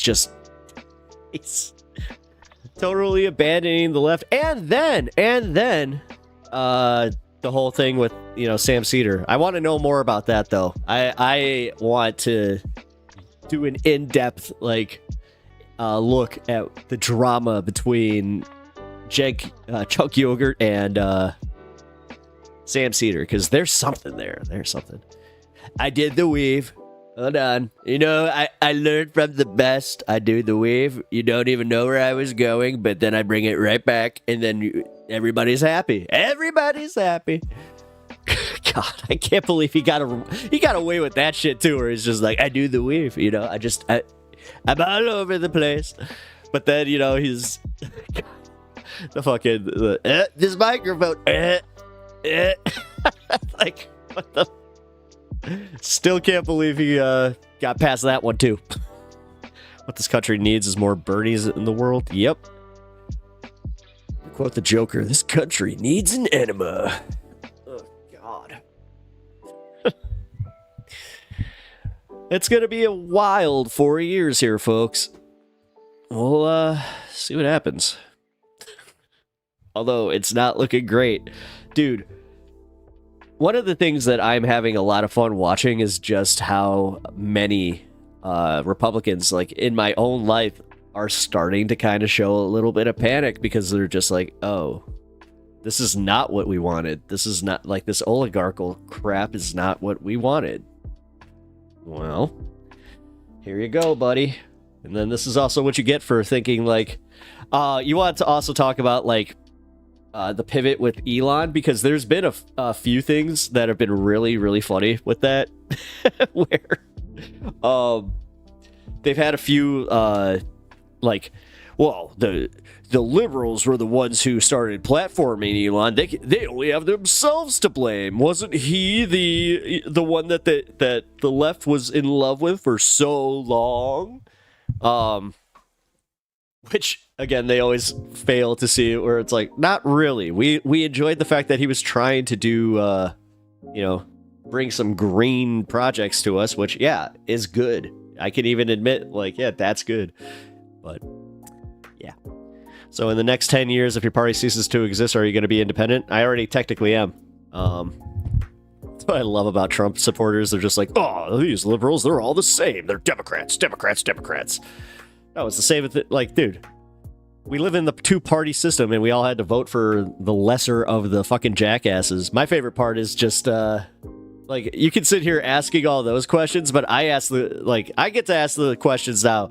What are you gonna do? Are you going to continue to blame all the bad things on Democrats, or are you actually going to be objective this time and say, hey, maybe this guy is not for me. Maybe, just maybe, this guy doesn't have my best interests at heart. And also, maybe, just maybe, he is actually for the billionaire class. Ugh. Oh my effing God. Yes, there's a whole subreddit for that. No, it's just too funny. I love it. I absolutely love it. Oh, but I bet you're seething. God, that was my favorite one, was how many people thought that, like, that got a hold of me. Are you seething? Are you triggered? And I just did a quick video where I was like, it happened. Now what? Now what do we do? And then, yeah, it was like the day after, I have to admit, that did suck, where I was just like, ah, crap, here we go again. But then it was like, the wave also hit me where I was like, wait a minute, this is actually a good thing. Like, Trump is smart. Dude, bro. Okay, I could give you, he's got charisma, and he's got some sense to listen to certain people when it benefits him, but he's definitely not smart. I'm sorry. Like, that's not, no, he's not. He's a certifiable moron who can talk himself out of a good idea. Yeah, like, what are you talking about, man? The fact that there's even people like you out there is kind of what makes me surprised, where I'm like, oh, you guys really did buy into it. Like, you guys go to, I bet you guys go to like a car dealership and you truly do think that they're your best friend. Like, do you guys invite, like, when you guys buy a car, are you that guy where you're like, we should get a beer after you get off? You guys gave me such a good deal. You definitely have my best interests at heart. I love how you totally pushed me to get that extended warranty, because I definitely need it. Speaking of, if you are a Trump supporter, then I got a car to sell you. It's his followers that are stupid. I wouldn't call his, honestly, like, yeah, especially the ones that are just so blatant, like, I love everything that he does. Anything negative is just the media. All right, laws of averages there, buddy. It's like, wow, you guys really are just so up your own ass with your own selfish, like, endeavor, like, because that's what it is, dude. Like, they're so mad. Like, these people are just so mad at everything they don't understand, whether it be the youth, because, I mean, let's be honest, they are kind of aging out. I just actually got to read a really funny article about how boomers are kind of they're completely fucking over the real estate market, and it's going to happen in the next 10 years, where they're just dying off at such a rate where, yeah, the real estate is going to have to correct, so. How do you even know I'm a supporter, bro? Oh, sorry. I don't. It got lost in context. Sorry. I apologize. Yes, I assumed. And you know what they say about the assuming it makes an ass of it makes an ass of me. It did. No, I'm sorry. Because again, I get it. And I'm not even trying to do that from like a triggered point of view either, where it's just like, oh yeah, I call Trump smart. See, look, triggered lip. It's like, no, I'm legitimately like, how do people think that he's legitimately smart? Like, what? He's like smart by accident, and it's also kind of funny because it's like the people around him make him seem that much smarter. So that should also kind of go, oh wow. Huh, maybe those people really are that stupid. Boomers are going to be a thing for the next 10 to 15 years. We'll see. We'll see.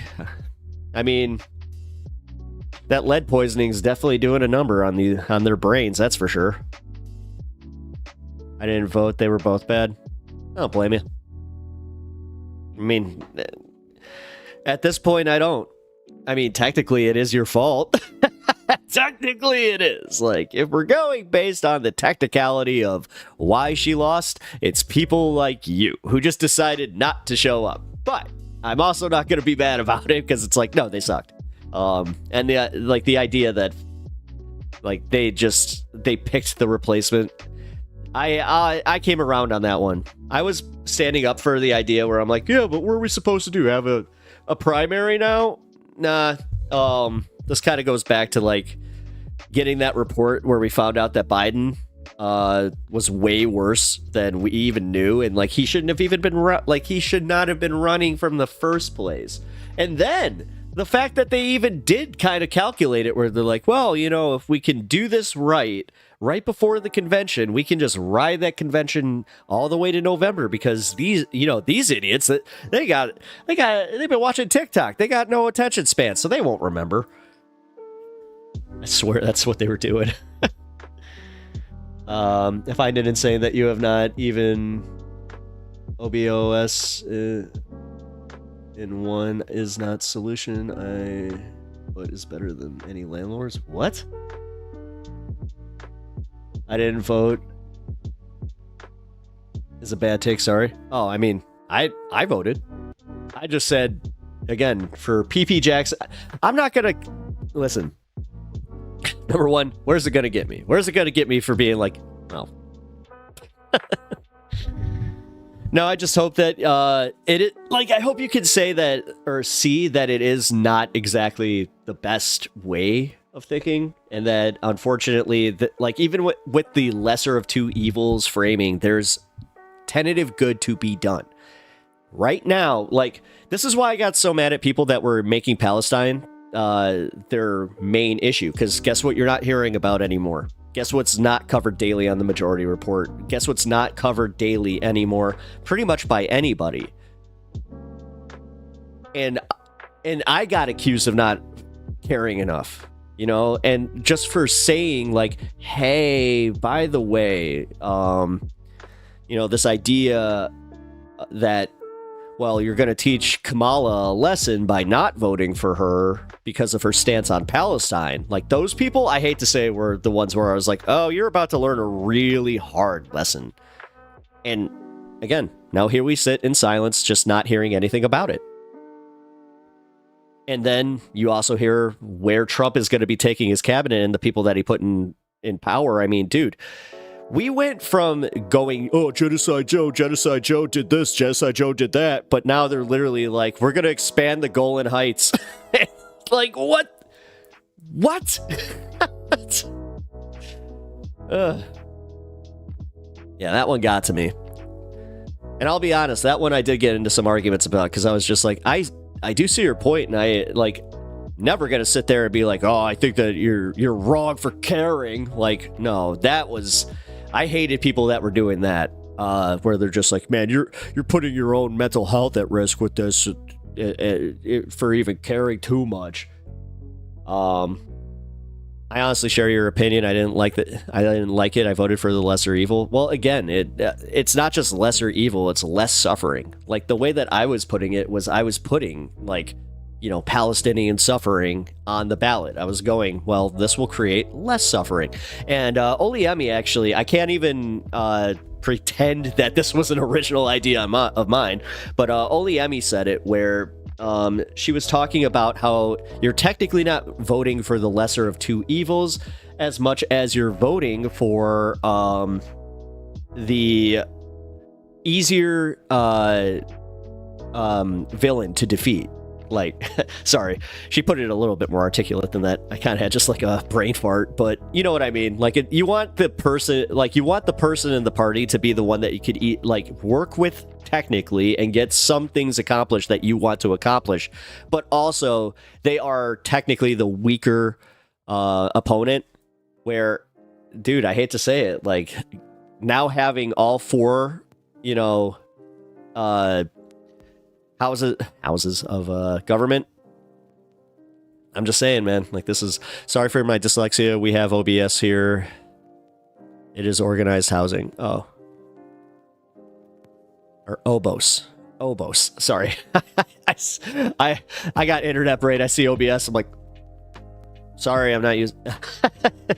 The second Netanyahu stops the war, he will be out of power, and he knows it. So good luck. Well, yeah, Brian, you're right about that. In all honesty, I didn't even vote. Both candidates seem unstable.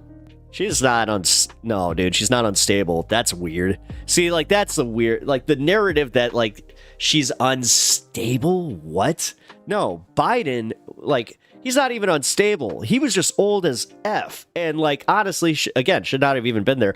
No, it's the corporate aspect of things. Dude, it's the fact that she was just the next corporate freaking shill that was chosen to do the will of the Democratic Party that is run by the corporatists. Like, dude, and this is what sucks, because until Citizens United is, like, repealed or they do something with this, like, this is never going to change on both ends. This is why Nancy Pelosi sucks so bad. This is why she is so adamant about not having anybody take a look at the stock market, because she knows damn well that she would lose her interests. Which, again, at what point do you figure out that you're almost dead? You're almost off this planet. You need to hoard more? What money, what are you going to use it for? What couches or cars or whatever the hell you're going to buy? Like, what the fuck? Ugh, sorry. I'm ranting. You know, Trump is a chump. She's the most stable, crooked politician I've ever met. You literally brought up a great... Ivy, what point was that? Because I was kind of ranting kind of hard there. And I'll take the compliment. But also, yes, I would like to know exactly what I said. All American presidents have helped Israel for hundreds of years, and since the 60s have supplied arms to Israel. Yeah, that's why it wasn't shocking to me that Biden, like, again, I hated the framing, especially from, like, Emma. Emma was being super disingenuous with the way that she would frame Biden's support for Israel, where I was like, you do understand this, like, this isn't just him. And then you find out it wasn't. It wasn't. It was literally, you know, the weekend at Biden's, where it's just like, Mr. Biden, we need you to sign this. Maybe not today. Too hot, too cold, too hot, sweating, freezing. This round sucks bad. Oh, bro. Oh my God, I feel so bad for you right now. Oh my God. There's nothing worse than when you cannot get physically comfortable, like from a temperature aspect. That's like, oh, that's torture. Actually, that should be used as like a form of torture, just in general. Like when they're showing like the circles of hell, that should be one of them, where it's like you have a blanket and it's just like the temperature keeps fluctuating. You're like, oh my God. Oh, I mean, they have super delegates to rule over. To will the Democrat voters. It's disgusting. Yeah, dude. Exactly. And like, what I hate about this is like how effective the AIPAC thing was. In like AIPAC money. You know, this idea that Elon can even have like the perception that he can just be like, yeah, you know what? I'm just gonna primary you, and he knows that's effective. Which one is this actually? Super Silver Cookies is the flavor of the vape. Take my family, lop my arms off, but don't you dare touch my thermostat when I'm sick. Yeah, dude.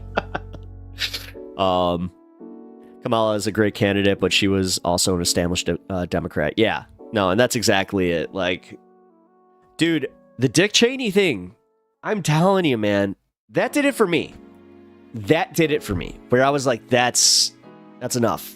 Like, I saw that as like writing on the wall. And then she did the Pennsylvania event with Liz Cheney, and that I saw it like, I just saw so many people being like, what is she doing? And you know, when it's starting to hit like John Oliver and those kind of guys, where they're like,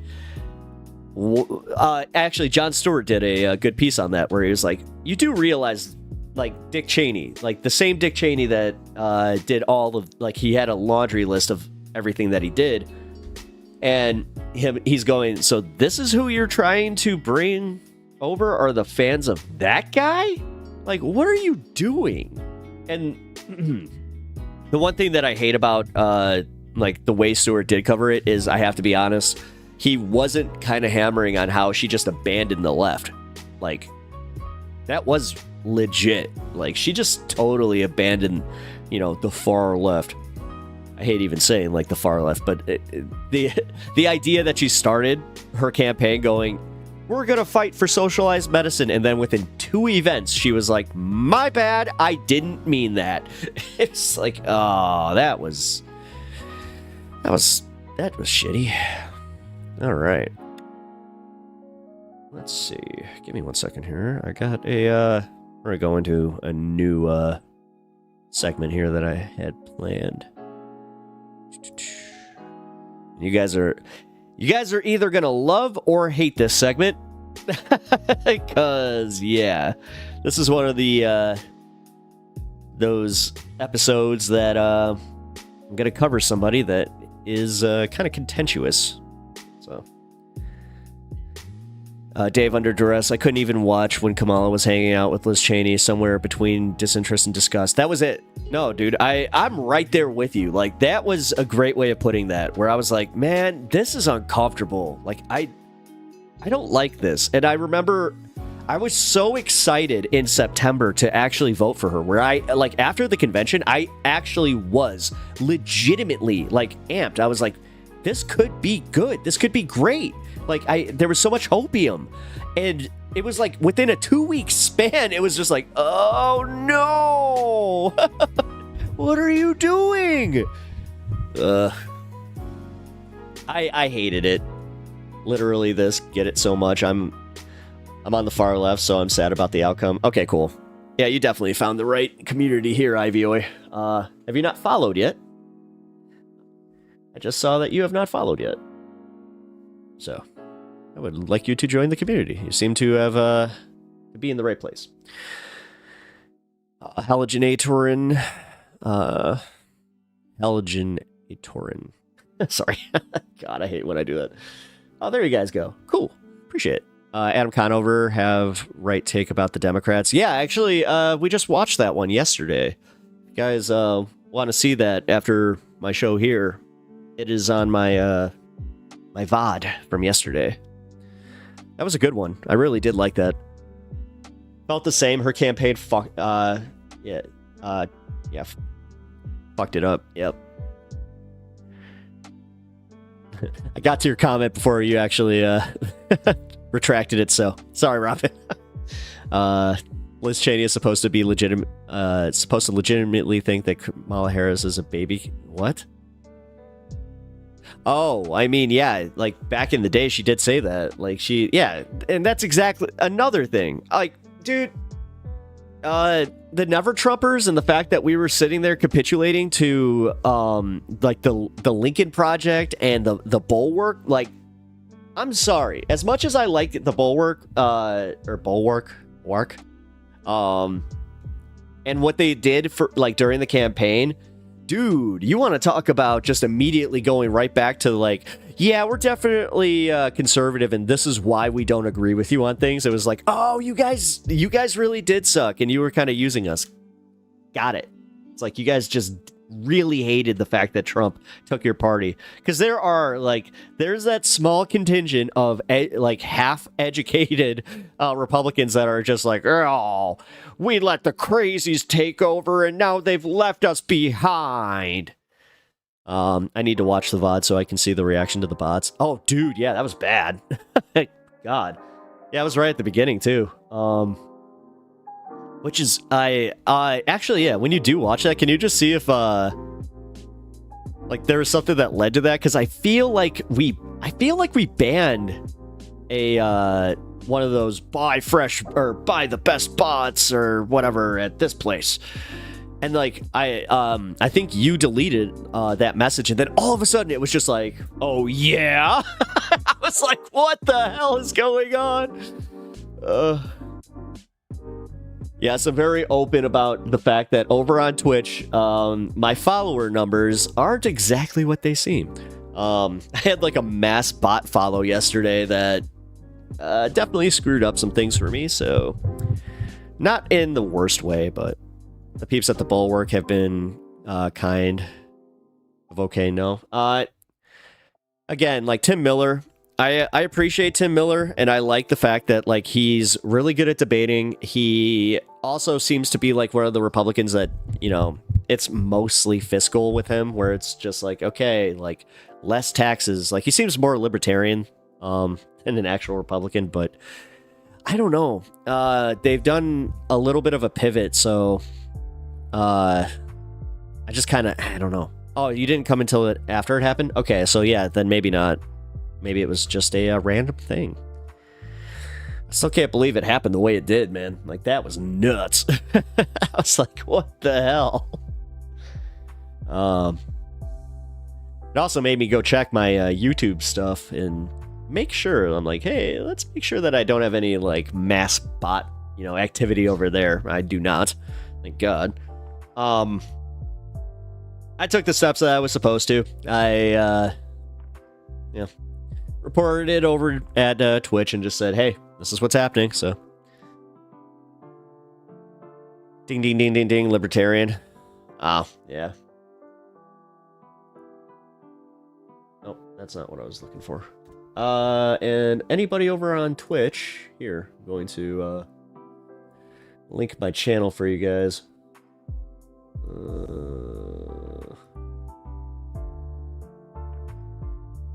Come on. Or not. That's fine too. I guess you can just not work for me. That's cool. Cool. There we go.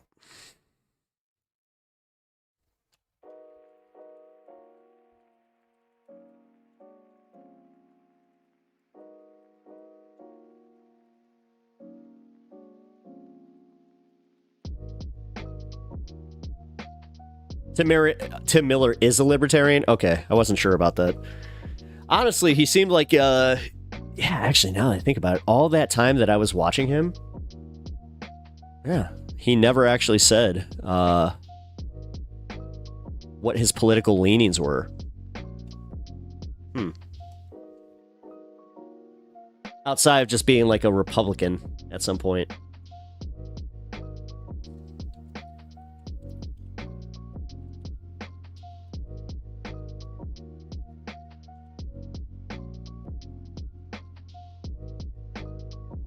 There we go. If you woke up one day and had Donald Trump, I'd be very upset. I'd be very upset. Because I think that I've covered it here, that I have one of those heads that, like, I have, I did the, like, I shaved my head at one point, and I kind of found out that I have, like, lumps, almost, or, like, it's, like, weird. It's not a sphere in any way. So, yeah, I would, be very disappointed, but probably not shave it, so... He's a moderate libertarian, meaning he believes socialism and anarchism at the same time. He's basically like every one of us. Okay, well, that's the thing, man. Like, I've been noticing so many people, we're all kind of on the same page, but we don't necessarily, like, I think that the political compass needs to be adjusted. I'm just going to go out and say it, because I have taken the political compass test, like, when I first started doing this. I did it for a, oh, God, it was just like a little video. Hello, what is the stream? Oh, hello. Welcome to High on Politics. This is kind of what it sounds like. It's High on Politics, and I lean left, but I also welcome all engagement here. So if you like to have political engagement in good faith, you are in the right place. Okay, instead of Mitch, I'm going to call you Lumpy from now on. You don't get to do that. Now I feel like you're, isn't that what the girlfriend from, Scrooge called Bill Murray? Called him Lumpy? Yeah, no, I'll, whatever, man. Not everybody can have that nice head that looks great shaved, you know? That genie bottle, if I woke up with Trump's hair, I would wonder how I managed to scalp him while asleep. How did this happen? It's pretty funny. Does kind of drunk count? Yeah, sure. Yeah, I cheers here. We're still pretty early in the program. I've got another hour and 20 minutes before I can consider it a fun half. So I only hit the pendulum until the post 420 fun half, which yes, I totally took that from the Majority Report. So, but mine's the 420 fun half. I think mine's more fun technically. Everyone agrees with libertarianism. The problem is it's a fairy tale. Oh man, God, how is it every time that it comes down to to libertarianism, we're always just like, yeah. Do I like the song Proud? No, it's objectively just a horrible song. I'm proud to be an American. Ugh. Oh, hey, what's up, Tree? Good to see you, man. Glad that you could join us. This is cool. So you said you are more on the left side. Does that mean Democrats, or would you? I'm more of a left. Yeah, I would say more left than that. I guess, like, if you had to classify it, like one of the Bernie Sanders types. The fact that I even have that in my lexicon, I hate to say this, that's how my dad describes me to people, where he will just say to people, yeah, my son's a YouTuber. And they'll be like, well, what's he do? Oh, politics, he does that, like that Bernie Sanders type of shit. It's just like, thanks, Dad. But yeah, no, I'm definitely more of a, we need to make it less corporate. I'm from Germany. Nice. Love the Germans here. I do not have a two-party problem. That's why I'm asking. Haha. Well, I mean, don't wait a minute, don't you? Because what's going on with Elon? Hold on, Fruity Kiwi. Do you know what's going on with Elon in the drama about him supporting the far right person that's running over there? God, here, let me see. Elon supports PNC? Is that what it is? Or no? German.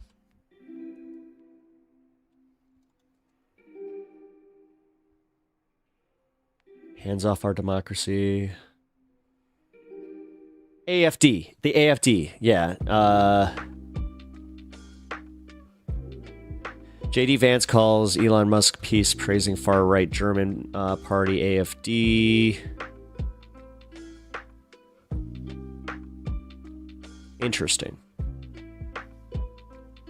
Perfect. Oh my God. Guys, this is not a photoshopped fucking photo, like picture. This.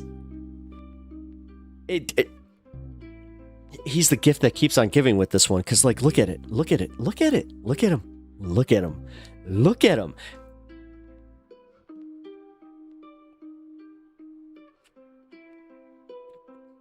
God, the fact that billions of dollars still can't buy him charisma or just like actual good looks or any of it. He's just like, he's had so much plastic surgery and it still couldn't fix his, like, I'm calling that out. Usually I'm not for like going after people's looks, but nah, sorry.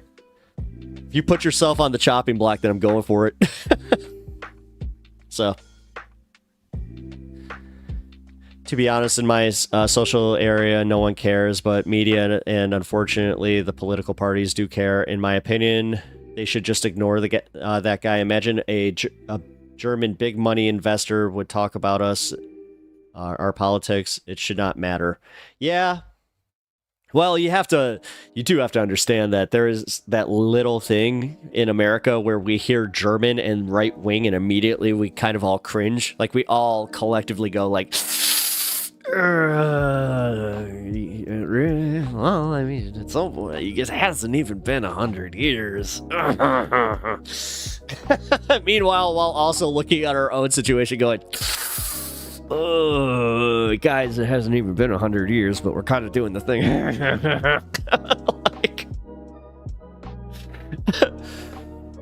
Like, It's not even the autism. No, it never was. It never was. I was not kidding. I went on a rant about that yesterday. No, I'm not letting him do that. I hate the fact that his mom came out and tried to be like, be nice to my little boy. He's got autism. He's just weird. He's just a little quirky. No. And we also came to, me and Duke were talking about this yesterday. About how like they were trying to do this equating of like autism and also just kind of be like, well, Kyle Kulinski actually, sorry, he had a bad take on it where he's just like, no, because being autism just means that you're kind of dumb, and he was like, what? No, it doesn't. What? No. I'm not letting him claim the autism card on this one. He's just like, I feel like I heard this from a stand-up, so I just want to make sure I'm at least crediting that I heard this from somebody else. About just how whatever just happened to being a weird motherfucker. Like, whatever happened to that? Just, the guy's a weirdo. A weird dude. Not a good not quirky weird. He's just a weird guy. What happened to that? Can we go back to that? Because honestly, I think that we're overdiagnosing autism. I think that because it's the same thing that happened with ADD. I remember when ADD was just ADD, then it was ADHD, then it was ODD, then it was all these different things. Getting sick of it. Yeah, I was about to say, do not let him claim ASD as an excuse. No, he's just a weird dude who does not know he has no social boundaries. Because he's never had to. Look at the way that his mom went and talked about him. That should be studied. Especially with how much this guy is in the news. That should be freaking studied. Nope. Never bring it up. We only bring up his mom whenever he needs somebody to help him make him feel good because he was having some bad press. And then on top of it, it's like, we don't talk about his piece of shit father. The guy that's literally, impregnating 20-something-year-olds with this idea of the Musk genes must propagate, blah, blah, blah. Like, his dad is a certifiable creep. Like, dude, at what point do we also start calling anybody else that looks at him with any degree of adoration and just go, you really need therapy, or you just need to reconcile with your father? Because what weirdness in your life is going on where you're just like, yeah, I think that guy definitely is a good role model. His mom defended him when he backed out of fighting Zuckerberg. Oh, that's what it was. ASD is not an excuse to be cruel and mean. No. My grandma raised me with a nice. I feel like I should have just stopped at the last one. No, and that's honestly what was pissing me off about it, was how people on the left were even starting to kind of come out and be like he does have autism. It's like, I'm not doing this. You do see how he's using that, right? He's using it the same way he uses his children as props. To make, he uses them as props for good press. That's it. No, we're going back, at least on this program, we're not going to let Elon take that one. We're just calling him weird. We're just going to call him a weird dude. Okay? Cool. I heard Elon's dad has yeah, its name is Elon. Apparently, he just lets it hang there.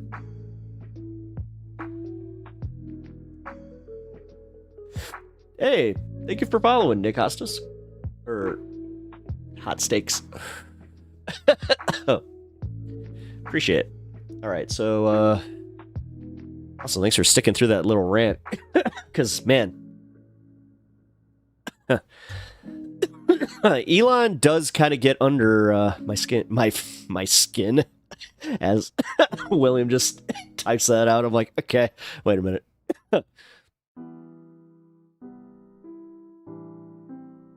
He's not the VP. He wasn't the VP to begin with. No, dude. No, that's the funniest part. Okay, can we just acknowledge also how much that did work? I'm sorry to Sam Cedar, but you were totally wrong about this one. You were wrong about don't go don't denigrate yourself to go into childish, insults about Elon Musk. We don't need to bring ourselves down to that level. Bro, this one's it's not about the childish insults. It's about the fact that Trump goes on social media, so anybody, it could be anyone, it could literally be any account. And if he sees enough of it, he's gonna react. And that's what's happening. Because now the news has started kind of catching on. They're like, yeah, and this is a little weird. Okay. Well, that's why Trump is doing his little, he can't even be the president. He's not even from the country. Dude, that was so weird. I brought it up not too long ago that I've like never heard Trump laugh. Still have never heard Trump laugh because that wasn't an actual, that wasn't an actual laugh. That was like his nervous like, right? Like, you guys get what I'm saying, right? He can't be president, even though, I mean, technically you're saying he's president. He doesn't control me, okay? I'm just waiting for him to have that moment where it's like, I control Elon, he does not control me, okay? Well, get how the power structure works. Elon doesn't like German workers' rights. I think that this is the reason for his rant. The Tesla workers have already striked for more money. Oh, yeah. Yeah, it's the same reason that he's trying to get involved in the, what is it, Shanghai? Notice how it's anywhere that he has a plan. If Elon was VP, Trump would be in the hospital on January 21st. Oh my God. Whoa. Whoa. Bloodstone, good take. Damn. I mean, you're very right about that. That's pretty funny though. All right, give me 1 second here. Let me set up the next segment I want to do here. Did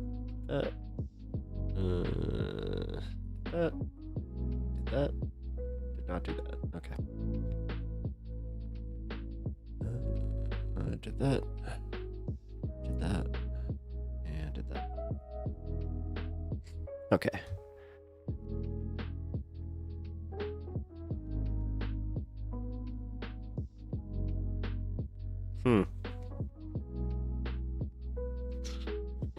Brian, do you play the poly market odds by any chance? Coming at you live from Poly Market Studios. All right. Sorry, that was a little jab at TYT, if you don't know. Man, God, you want to talk about, like, just all the drama there.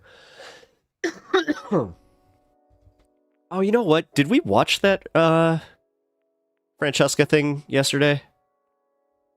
God damn it. I'm actually having one of my stoner moments. Let's see, who is here? Brian, I know that you were here, but you might not remember it. Squishmallow, do you remember it? Because I think you were here. Yeah, do you know if I covered the Francesca thing? Because I know, like, I covered the full one, but, yeah, she went back over it, and she was just like... Here. I guess I could just look.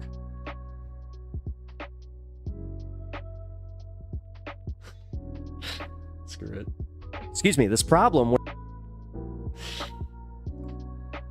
I hate my own voice. Alright, we did FD signifier. Hassan. Nope, we didn't. Cool. That means that we could totally go back through it. Woohoo. It was the day before. Cool. Thank you. Oh, shit. It was? Oh, damn it. Here.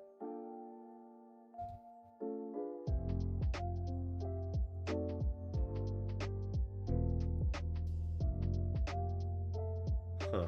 Okay. Who's reflecting in your TV? I see someone moving.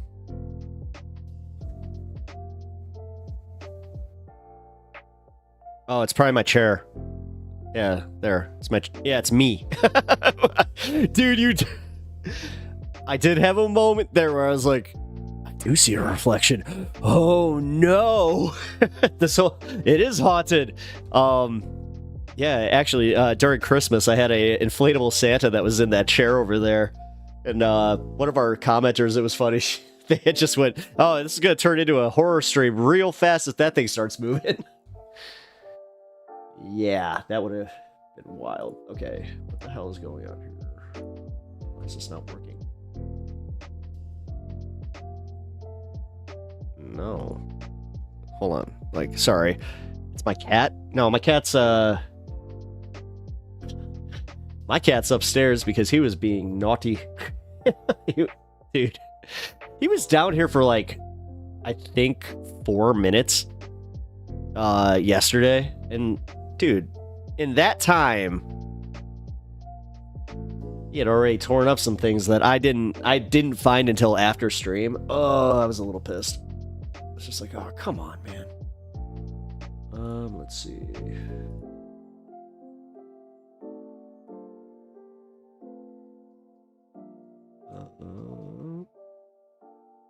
A lot of Kyle Kalinske.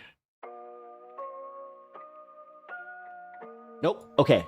No, this actually confirms it because this was technically 2 days ago. So, all right.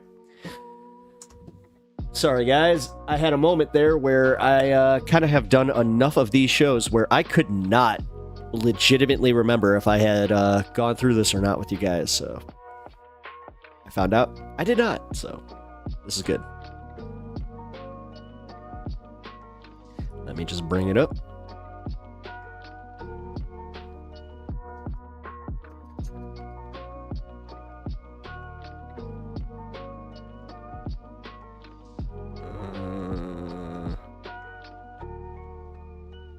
Francesca, here we go. Cool.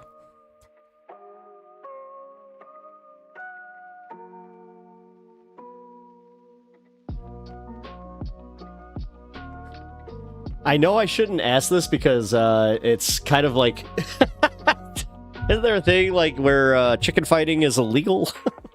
But no, would a chicken actually like mess up a cat? Like, Yeah, they got them little talons, man. Like, I have seen that.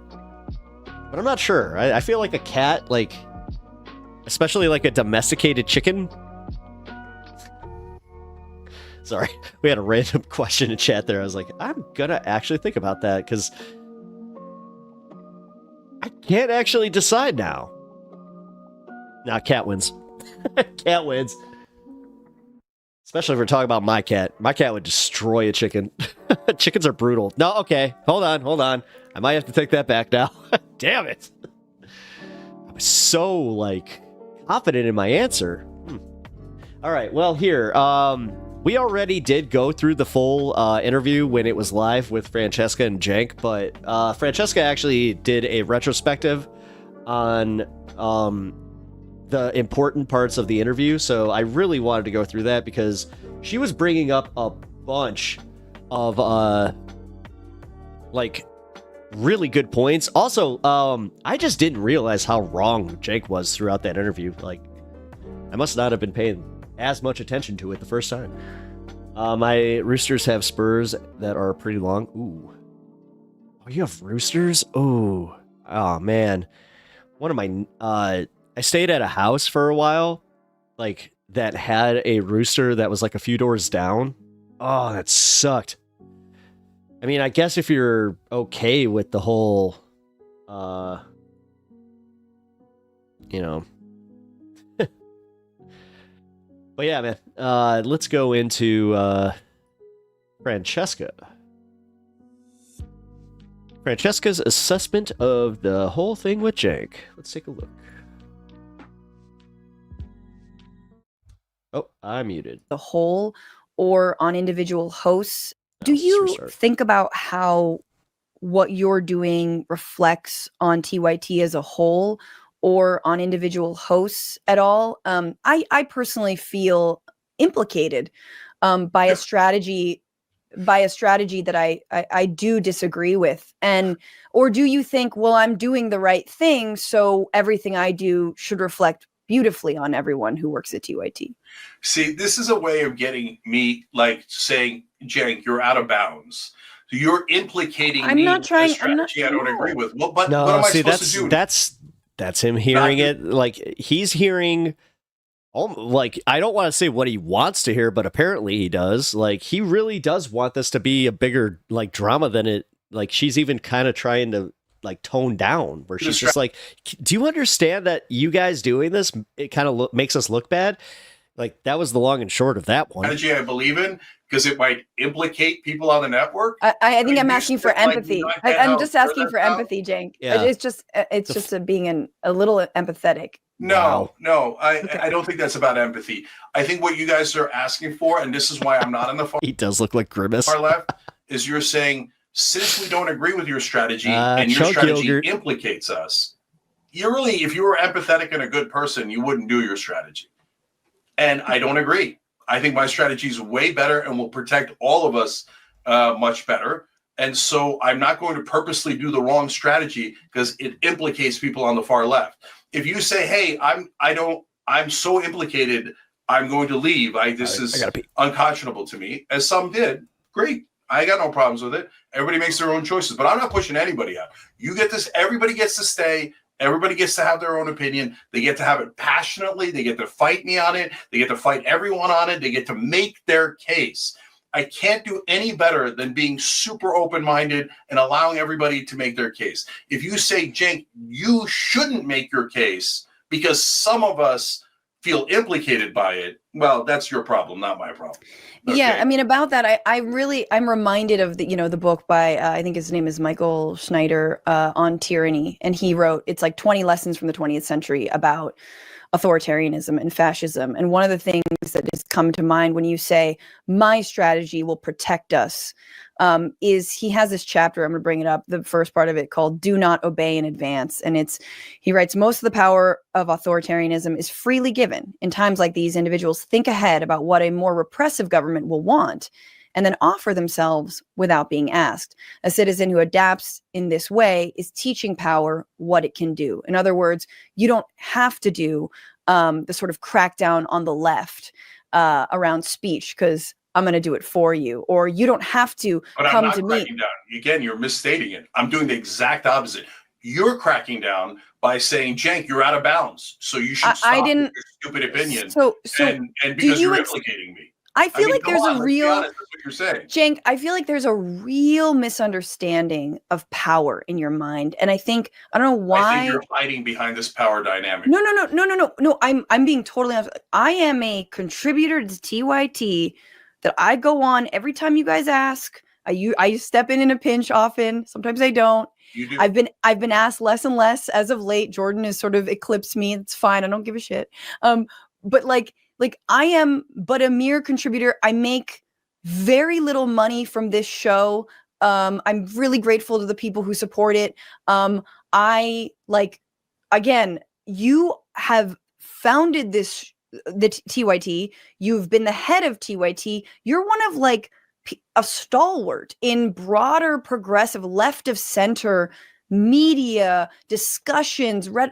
What you do is far more impactful than what I do. I'm just being honest with you. Okay. You have a huge footprint. Soprano You Lego. have It's a good thing I have the right strategy. And when you go on shows, and you go on stages, again with Charlie Kirk, it looks like an apology. I have to give the original credit. Kirk called him the Lego. Or you implicate. Sorry, Brian. Didn't mean to blow up your spot like that. You implicate not just everyone who's worked with you and everyone who is ostensibly on your side. Jet first Lego man. But it basically makes it seem like it cheapens everything that we've done and we've built. That's why I can't sleep at night. That's why I feel sick when I see you on these shows. I'm just being. Dude, I guess I'm nuts. I guess I'm dismissive. I'm totally crazy. God. I should just trust you and say, guys, could you imagine if this was just any of your bosses being this dismissive when you're talking to them? And this is on an entertainment forum. What the hell? He's such a dick. Yes, we need our. you're doing the right thing. You're protecting us. No, you don't have but to say all that. I am doing is I'm filled with absolute despondency, like truly. And I can't believe that a guy who I used to admire and who I thought had a lot of fight is trying to scratch the back of people who absolutely would never do the same for them. So we just spent an hour and a half me explaining how I'm not scratching their back. I'm trying to get. But I can show you more clips. But you can say you are all day. This is one of those classic things that, like, it's the relationship argument, or like anything. The oldest argument in the book at this point is your actions speak louder than words, Jank. They agree with us on things we believe in and we've always believed in. And you go back to scratching their back. At least the trains will run on time. No. So let's end on this. I missed that the first time. Damn. Because this is monumentally important. So at least the train. I say everybody's allowed to have their opinion. You say when I have my opinion, I'm hurting other people. But that's do you hold on? You're hurting a broader movement, yeah. Hold on.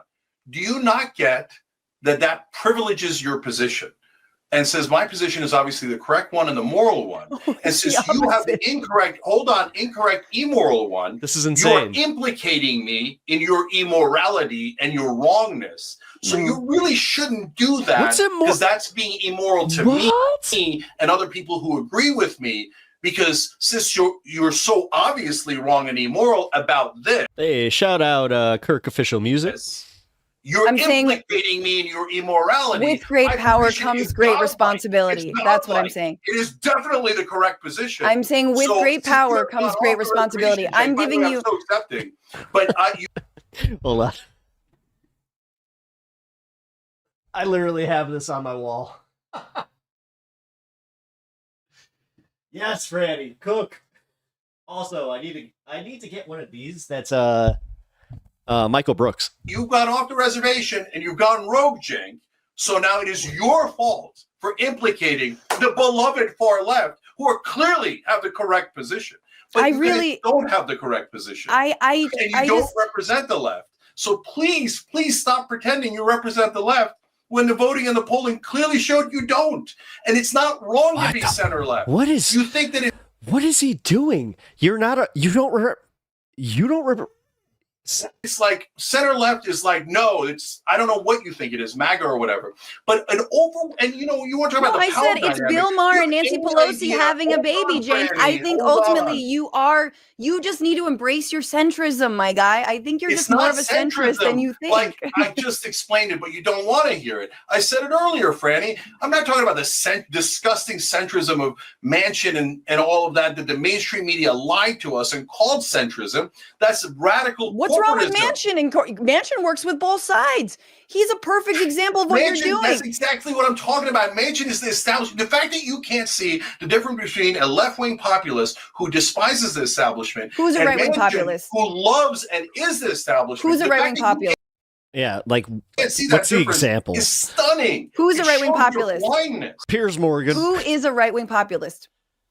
Name him. Who's a right-wing populist? On Patrick Bet-David show is definitely a right-wing populist. Dan Holloway on Drinking Bros is definitely a right-wing populist. Vinny on PBD thinks that the Biden administration blew up the bridge in Baltimore. He does. That's right. Because they're not saints and they don't agree with us. Who's a right-wing populist in office? Who's a right-wing? Is it Matt Gaetz? Who's your right-wing populist in office? Is it Marjorie Greene? The new right-wing populist is absolutely clear. And see, guys, before I say the name, I know what's going to happen after I say the name. You're going to think of all the yeah, you know it's bullshit. So you're just like, I know what's going to happen. You're all going to be like, yeah, Cenk are wrong. Bad things he said about social issues, and you're going to think, oh my God, Cenk likes this guy. That's why I now hate Cenk. So I'm telling you, ahead of me telling you the name, no, I do not agree with him on the social and cultural issues, and I will fight him as hard as I possibly can on those. And I don't think that he's right on all the economic issues at all. But he has begun to be populist because he stopped taking corporate PAC money. Josh Hawley in the Senate. That is now a right-wing populist. Tom Massey, a right-wing populist. Okay, those guys, Massey, you could say 1,000 terrible things about him, but he is honest. Everybody knows he's honest. He's honest to a fault, right? When he says some things, I'm like, whoa, that's freaking crazy, right? But are they actual right-wing populists? Yes, they are. And this is why we got the Liz Cheneys. And this is why. Is people listening to people like Jake. Well, one way you could tell if someone's going to be a populist is if they stop taking corporate PAC money. Okay, or if I they accept never that. took it. I accept that. I just want to say, lastly, I worry about our relationship because, I mean, I don't have to, like, we may grow distant, you know what I mean? I'm trying to delve more into my show. I still love going on John's show and Dr. Richie's show. That's in the TYT network. This show is on the podcast network of TYT. There's no money that really exchanges hands. You guys do help me with the podcast hosting, so I appreciate that. So I may owe y'all money. Do you know what I'm saying? But I'm just being honest. Like, You don't know anybody anything. but you know what I mean. I'm being honest about what our arrangement is. But I worry because, we were but 5 minutes into this conversation, and you said Emma Vigeland likes the establishment, and it doesn't matter what she said. It doesn't. Hang on. It's not about what she said, but it is concerning that there are so many former TYT employees, and let's put Dor and Rubin aside, but people like Ben Dixon and Emma Vigeland, and even Ben Dixon, Emma Vigeland have, I'll go out and say that they have more of a public, they're more publicly on the outs with TYT, but the one that she's about to say that he reacts to is insane. And even longtime contributors who were editors, like Hank. I remember Hank, and like one of the nicest guys on the network. Everybody says, look at his reaction. Like, literally look at his reaction when she said Hank. Like, dude. The fact that read the room. He helped start the TYT union, and now has obviously with nothing. Okay. But I knew Hank was such a great guy, and Emma and Ben are such. I'm just saying. I'm telling you, these are. But what a dick! How? Seriously, I'm afraid, man. Like this is honestly what he thinks of anybody that did contribute to TYT. Like, dude, I'm next. Like, I don't know what I'm gonna do. That's gonna. You should be happy about that it, I'm Fran. Booted out of the castle, and suddenly it's us versus them, and they're. So what does it say about TYT? Hey, what's up, Cyber What does it say Mage? about you? That there's so many former employees who are on our side ostensibly, who you have so much disdain for. So, Franny, if you're next and I have this secret nefarious plan to push people out, why am I on here? Why would I come on here and talk to you for now nearly 2 hours when if I'm planning to push you, that doesn't make any sense. So number two, some people have left the network, and don't exclude Dor and Rubin, because Dor and Rubin and some you saw the title, right? others they went right, but Yes, some he others does. went left or far left or whatever. But some group of them have the same agenda. Come watch me, come subscribe to me, not the Young Turks. I'm the morally pure one. I'm the right one. I'm the one that's right, and they're all evil and terrible and don't. You were literally like, you would make commercials and like your little bumpers that you would do between the first half and the second half of the show. It was all you would talk about. What are you He would totally just go off on these long rants about how they're the true leftists. They're the voice of the left. Ah! Don't give them money. Give me money. Right? So let's keep it real. So is that everybody? Absolutely not. Absolutely not. Okay. So a good example is Mondale Robinson. I like Mondale, and he has the similar ideological problem as you do. Yeah, and Mondale just quit on Ben Dixon's show live over the air. And he decided one day, that's it, I'm quitting. Right? Yeah. And so, but bless his heart. That's what God made doors for. Okay. So, and now he's attacking me and saying I'm in league with racists and stuff like that. Okay, that's his opinion, right? But when people cross a line like Rubin and Dor and Sam Cedar, etc., and there it is, and others, and they say, he's so catty, has this evil plan, and he's doing it for money, and he's a grifter, and he works with the CIA, or he works with this guy or that guy. Well, okay, now you're lying, and you're lying in like extreme ways. So like this whole thing of like like Sam, for example, analogized me to a Nazi, but he's done 1,000 things. That's just one of them. And then when I go, hey, hold on. When I say cut that crap out, the fact he's still on that one. The fact he's still on that. No, that's not what what Sam was saying about him. Victims. Oh, wait, I just said God. you're a grifter and that you're lying to people and you're cheating people. And I said you might be a Nazi and you're definitely a right winger, but I'm the innocent one. I can't believe Cenk counterattacked after I punched him in the face 20 times. I can't believe a poor little angel. But he believes in saving Social Security and cutting the Pentagon. So, oops. Can you give him credit for that and work with him? Oh yeah, of course. So I mean, if Sam's going to vote to save the Social Security and not cut Social Security, I'm not the guy who says I don't want his vote, right? I just don't have to go on his stupid show and agree with his stupid ideas. Oh, I mean, it would be great for your stupid network and your stupid exposure there, Cenk. Okay, but you. It would also maybe help this stupid,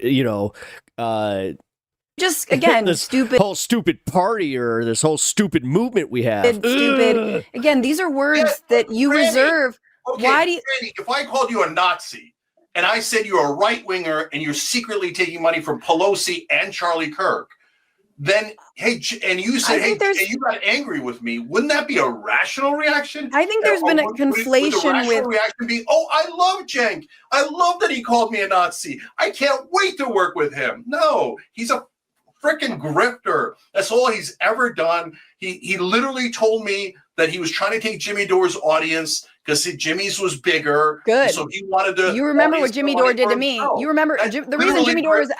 The reason Jimmy Dore is out the door was in part what Squishmallow. I know that she goes on tour sometimes, so I know that when she takes some time off from TYT, she just had her kid. Never mind. This was pre-kid. Did to me, and you and I talked she used about to go that hit at the time. New it York was when scene. he had to finally face the fucking music and be like, "Hey, you cannot bully another not employee but a contributor." Granny? I stood up for you. Right? You did. It had to get bad, but you did. To get bad. He had also been, he had been going the way of the dodo for a long time, but I just want to say so it doesn't say anything about TYT that there are these former employees who really, and I just want to back to the last thing I'm going to say is people really liked you. They really did. And they looked up to you. And they thought of you as a comrade, a boss. Yes, him and Anna. I can't sit here and be like, oh, I never liked them. No, dude, I used to watch them all the time. I used to look forward to the 5 o'clock hour. A co-conspirator in this grand, political project to really change this country West to Coast. make it more democratic. It really is. I have to say, there's a thin line between love and hate. And even these channels that are hell bent on being like, Cenk's this, Cenk's that, you know what? They were all massive Cenk fans. I think we all are a little bit. And so I just want to say, it is sad to us to see you, honestly, act very small when in fact you could be a lot bigger. Dude. You need to learn to take some fucking criticism. So, Frank, she did just call him small. I think. Wait a minute. I'm like, well, you're being he's unbelievably unfair. No, so you're taking 6 people, of course, no, 4 of whom are was he gonna ever actually just be like, yeah, you know what, Fran? I do feel like maybe you're making some good points here. Maybe I should take a step back and think about this. You're right. Clearly doing it for money. Okay, and clearly doing it for attention. And I'm not taking anyone. I'm asking you a question. You accuse me of incredibly unfair things. Can you allow me to respond? Franny, you know the people inside TYT, they work here 15 years, 17 years, 20 years, 17 years, and they love working at TYT. And what these assholes are doing is pretending that we're bad bosses and we're bad to our employees and we're bad to everyone that works at TYT and we do all these things and we push them out. No. Bullshit. No, it's certain No, and that's being disingenuous because that's kind of coming off like, oh, it's a toxic workplace kind of thing. No, it has nothing to do with that because it can be circumstantial. It could be certain circumstances made it to where now we have that perception. It may not be like that you are a toxic boss. It may be like that you just happen to be toxic maybe once or twice to certain people that just went out and were very public about it. But even so, you have to own that. Every one of those people left and they said, oh, I'm going to be bigger and better than you. Oh, and my God. Hey, there it is. It's a little fucking catty. Like, it comes off as catty. Viciously attacked not just me, but everyone that works at TYT. Why do you think Edwin and Bart and all those guys have been there for so long?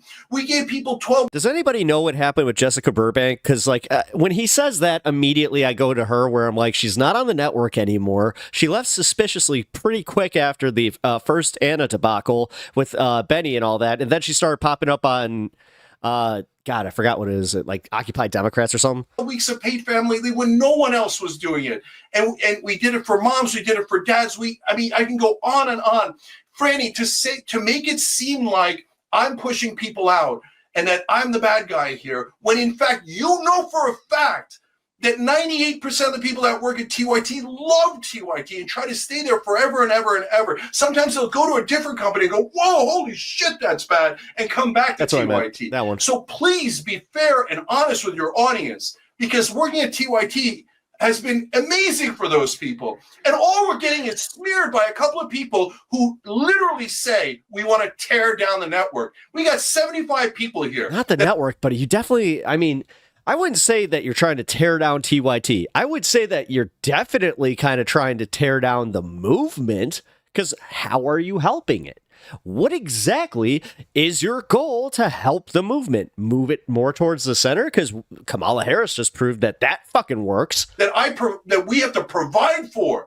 And they're trying to take food off their table because me. I'm going to tear down the left-wing network. Why don't you spend your time, those people that I'm talking about, tearing down the right wing, tearing down Trump, tearing down all these people, instead of sitting there and going, oh, someone on the left is bigger than me. I'm going to tear them down. And that's what they're doing. I think it's a really sore subject, but I did just want to ask, I think yesterday on Mark Lamont Hill show, you did say that, that what your strategy has actually cost you and cost TYT some subscribers, and members, more importantly. Members, paying members. Financially support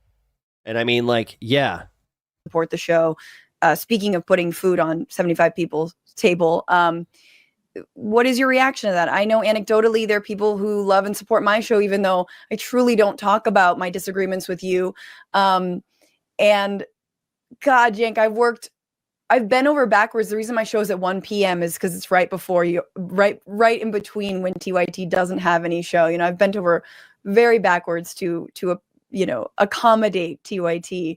But there are people who love my show who say, I had to stop supporting TYT for a lot of political disagreements. And what do you say to those people, or how does that make you feel?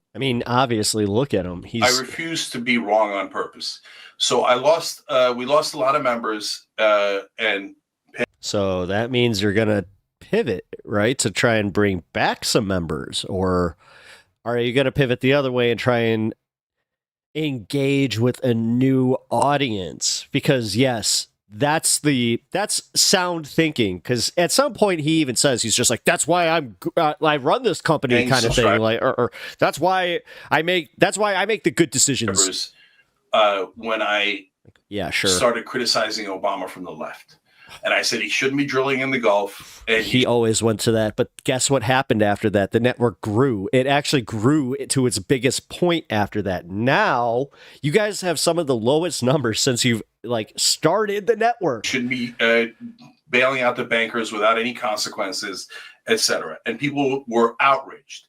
But I didn't do it because I didn't know the term back then, but I know it now. It's called audience capture. Yeah, I know the term too. Actually, Squishmallow Dragon, I'm just gonna go to you here because I know that you and Adrian technically came from the TYT sub circle there. So guess what? I guess I have some audience capture from some of the people that fell off of the TYT lot. and I'm not going to do it. So if you say at the time, people were like, no, be pro-Obama, be pro-Obama. I'm like, no, I'm not going to lie to you on purpose. And now some folks are saying, no, tell us the far left is totally right. And then that like there is no crime and on and on and on, right? No, I'm not going to be purposely wrong. And so I'm not going to do audience capture, and I'm not going to say that. And so how could I be a grifter and say at the same time, I'm willing to sacrifice a lot of money that I'm super worried about for all of us at TYT to do the right thing? That's the exact opposite of grifting. That's saying I'm standing on principle. I'm standing on what I think is the real viewers of TYT and representing them. And Franny, what you're not seeing is there's so many people on the left who are afraid to state their real opinions because they're going to get shellacked online. All the far left is going to come out and call them a right winger and a fascist, etc. They're so scared. And then what they're going to do is they're going to go on other people's show and bitch about it and then kind of make a pivot towards the other side because they're all butthurt. To actually state their own opinions, because the far left has so much more power than they realize in terms of the social media ecosystem. Sure, right? I agree. And I do think I appreciate that it would benefit all of us to be a little bit less online, because I do think there is a real left. They are in labor unions. They work in homes. They, they are serving people Starbucks, right? Like there are real leftists. Yes. They are, let's be real, they are on the streets demonstrating for Palestinian human rights. They've been on the streets, although I know this gets into prickly territory, but they've been on the streets saying things like defund the police, saying things like Black Lives Matter. And I know you might disagree with them, but there are real leftists who don't just live online. And so I hear you about, I absolutely concede our movements. We always talk about this. How can our movements be more attractive? Be, as Michael Albert, who wrote this book called Participatory Economics, he used to say, how do we make the left sticky? Like sticky, where people want to be there and stay there. And sure, it's by not over policing one another, and it's by meeting people where they're at. And I think that is absolutely true.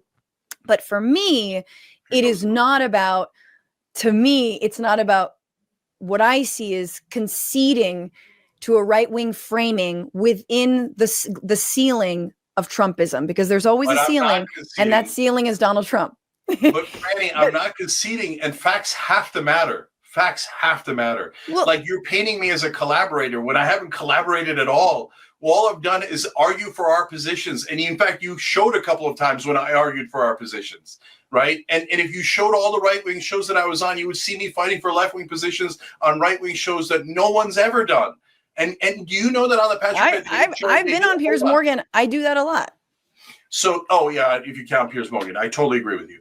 Well, at least you could do that. Patrick Davis show, I made the second to last time I was on, I made a case for paid family leave. They polled their audience. 75% of that right-wing audience said, yes, we should pass paid family leave. Who else has done that? And for that, I get called a collaborator, and I implicate others in my collaboration. Can you not see how unfair that is? So what is the goal then? Do you hope that maybe some of those 75% are people who heard your argument around paid family leave are like, you know what? Let me check out TYT. Like, let me see what they're about. Like, I liked what he said on this one thing. Is that also the goal? So the strategy is to coalesce populists on the thing. Now I'm saying it for the 200th time because it's not getting through. So, well, it's not about audience then. It's not about maybe getting some of their audience. Because I understand. I don't know what you're talking about in like what framework. You know, so, are you a movement leader? Are you going to start a political party, or are you just the head of an online channel? I mean, the latter is what we know to be true. Just be honest. Yeah. So look, when Jimmy left and other people left, Young Turks is going down, blah blah blah blah. No, it was total nonsense. Never had any issues. Here, this is a giant fight, and we do have issues. Okay, and so. That is standing on principle. No, it's not like I didn't know that we were going to get into this huge issue, right? And that the other left-wing hosts were going to take this as a great opportunity to try to whittle us down. And so we've gone through all that, and we've done that. So why am I doing it? Number one, because I believe absolutely that it is the right strategy and the right policy, and to the ultimate goals that you're asking about, Franny. Number one, we've got to win the primary in 2028. So why am I saying things where I go, hey, I am center left and I do not agree with far left? Because I believe far left will be used, and you can disagree. There's nothing wrong with disagreeing. Kyle Kalinske disagreeing, no problem. You disagreeing, no problem. Jordan, everybody disagrees, no problem. It's only when they lie and they do bad faith is when I've got the issue. Okay, so you guys disagree, no problem, guys. Okay, but my goal is, number one, in order to win that primary, we've got to convince the normies that we're not going to release all the criminals. I know it sounds like hyperbole, and I know that really bothers people, but that's how they're thinking. That's why Oakland recalled their mayor 65-35, because now they started to think that the word progressive means release the criminals. No, it doesn't mean that. It means Medicare for all. It means paid family leave. It means higher wages. So that's why I have to distinguish in order to win that prize. Yeah, but isn't that kind of on you to do the pushback and like kind of subvert that message and just be like, no, like you guys have that wrong. And, you know, it's almost like you had this platform to do that on recently, like where you could have kind of shifted the whole narrative. Weird. Primary between the center left and the far left. And also because it's true, I am center left. And the great majority of those voters are center left. They do not agree with the far left on some of the extreme trans issues, crime issues, etc. You don't think that when we get to the general election, just to finish the thought, when we get to the general election, can we win over some of those former Bernie people that went to the right wing? Can we win over the independents and moderates that are not MAGA but voted for Trump because they says Trump was more anti-establishment than Kamala Harris was? Can we win those guys over so that our side Anna says not to do it like Norway. Wins? I believe we can, but and I'll use myself as an example again. So when they tried the Muslim ban, I have every right to call them Islamophobe from here to the end of the earth. I have every right to be concerned about me and my family, okay? But I don't believe it's the right strategy to call them Islamophobes and to push them away. I think the correct strategy is to go in the room, get some agreement on some things that we agree on, and then fight over the things we don't agree on, but treat each other as American citizens and human beings. And then at the end go, hey, by the way, I'm Muslim, okay? So do you think someone like me should be banned from the country? And when you do it that way, 9 out of 10 times they go, well, no, of course not. Of course not. But if I came in and said, yeah, but then they take that, they still hold, no.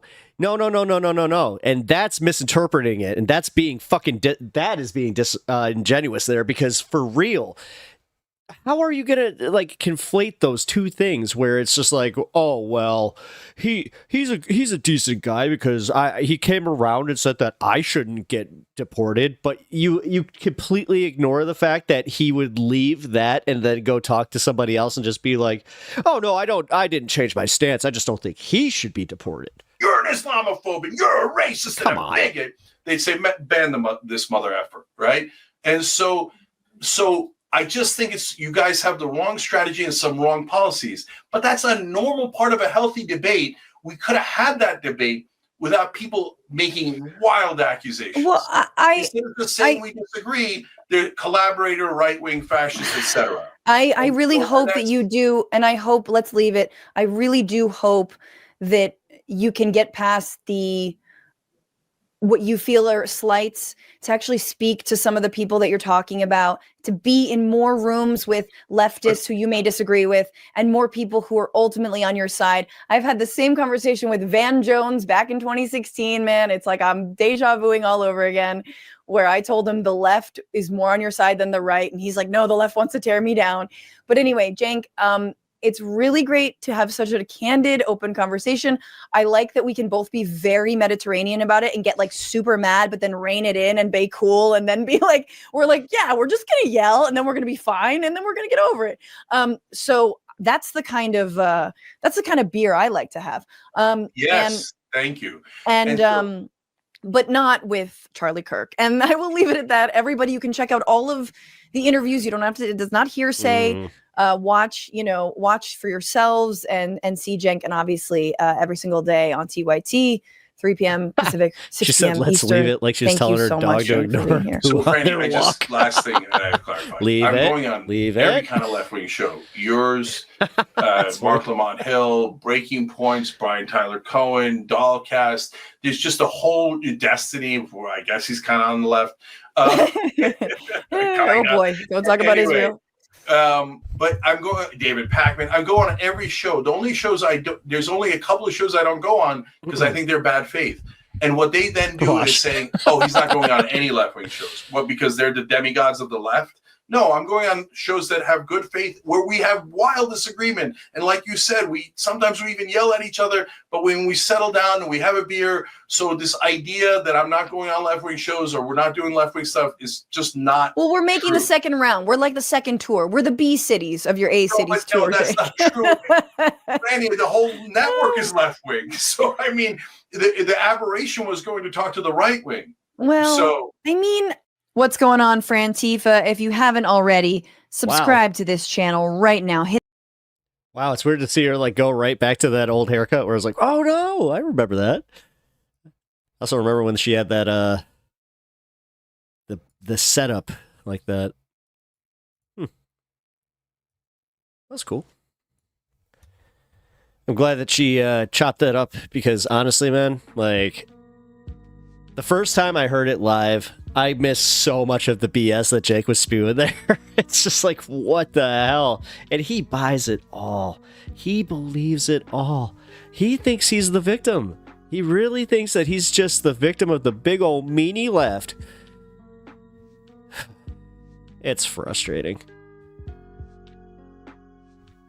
Whew. Damn, dude. Okay. Wow, that's an eye-watering one. Okay, Stan. Ah, the fan. Oh no, the fan. The fan just blew it right back at me. No. Oh. Dude, oh man, you got some lethal farts today. All right. Well, here.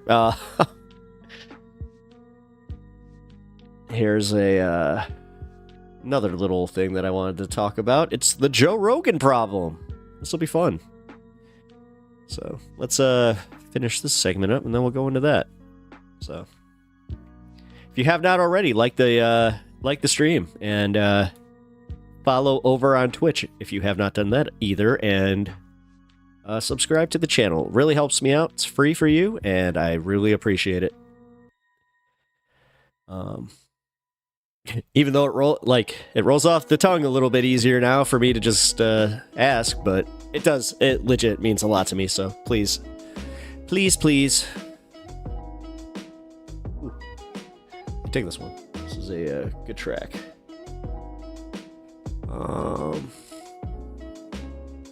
Nah, but I have a feeling that somebody's cancel this because of who's covering this. Oh. Drop the Benjamin. Alright. Joe Rogan is canceled. I mean, dude, what? I think he's uncancelable just because of how stupid he is, so he could just do that. Like, he could feign that, oh, I was just so dumb. I don't know what I was talking about. I didn't believe that at that moment. And everybody knows Joe Rogan, so they're just like, yeah, it's true. He probably was believing the left-wing stuff at that time or whatever, like whatever he needs to do to get out of the trouble that he's in. But all right. We're gonna watch somebody who I haven't seen in quite some time. And I know that this is gonna piss off a few people. Oh no! It's him! It's him! It's Vosh. All right, let's take a look. There's a segment that I've been wanting to do for a little while because there's a point that I want to drive home, and it's a little bit, I don't think it's doomer, I just think it's kind of like the truth. The American media environment is reached a level of compromise that we haven't seen since the immediate post 9/11 era. I don't know if you guys remember, but, well, a lot of you literally weren't even alive. But after 9/11, there was exactly one opinion that you could have. It was it's not just a matter of patriotism. It is that every critical voice, every voice in mainstream media that was hesitant about state power, later on about the invasion of Iraq or earlier with Afghanistan, all of those voices were silenced. I mean that, like, they really were.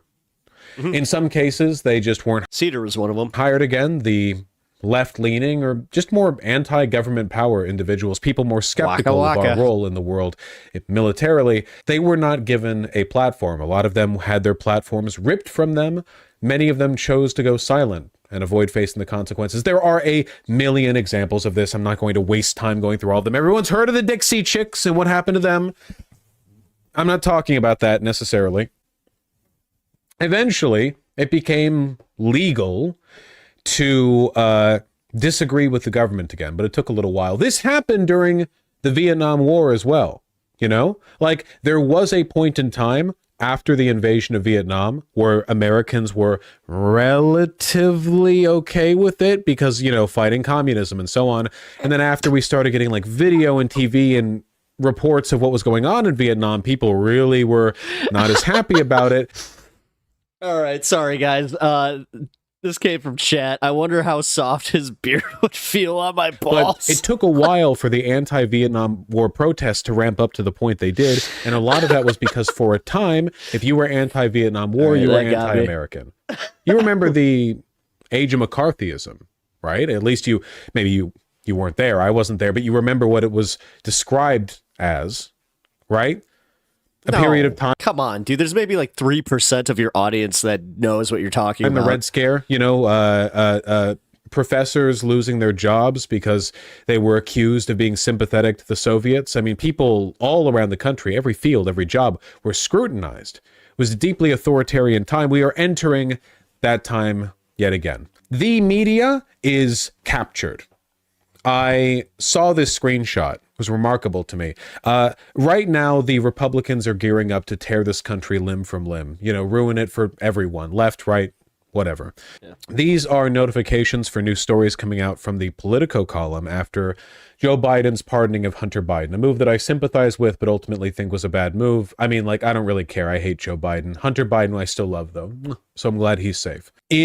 These notifications are coming out at the same time as, was it Kesh Patel, the insane FBI director nominee from Trump, the guy who literally has an enemies list? The Republicans gear up to annihilate this country, to drive it into the dirt, to strip it down for parts and sell it to the, you know, highest bidder. And this is what Politico has to say. The media is deeply anti-Democrat. And that is not because the Democrats are anti-establishment. It's because the Republicans have done a much better job buying up media. It's the main reason the Democrats lost. It has nothing to do with how good a candidate is. After all, Trump's a terrible candidate, and Trump won. Mm-hmm. You know? It's about how effectively you buy up the media space. No one watches MSNBC. CNN has kowtowed to the right. Fox News is massive and only growing, and independent media has been bought as well. I saw these segments of Joe Rogan. Joe Rogan, who again used to endorse Bernie, supported Medicare for all. Look at this.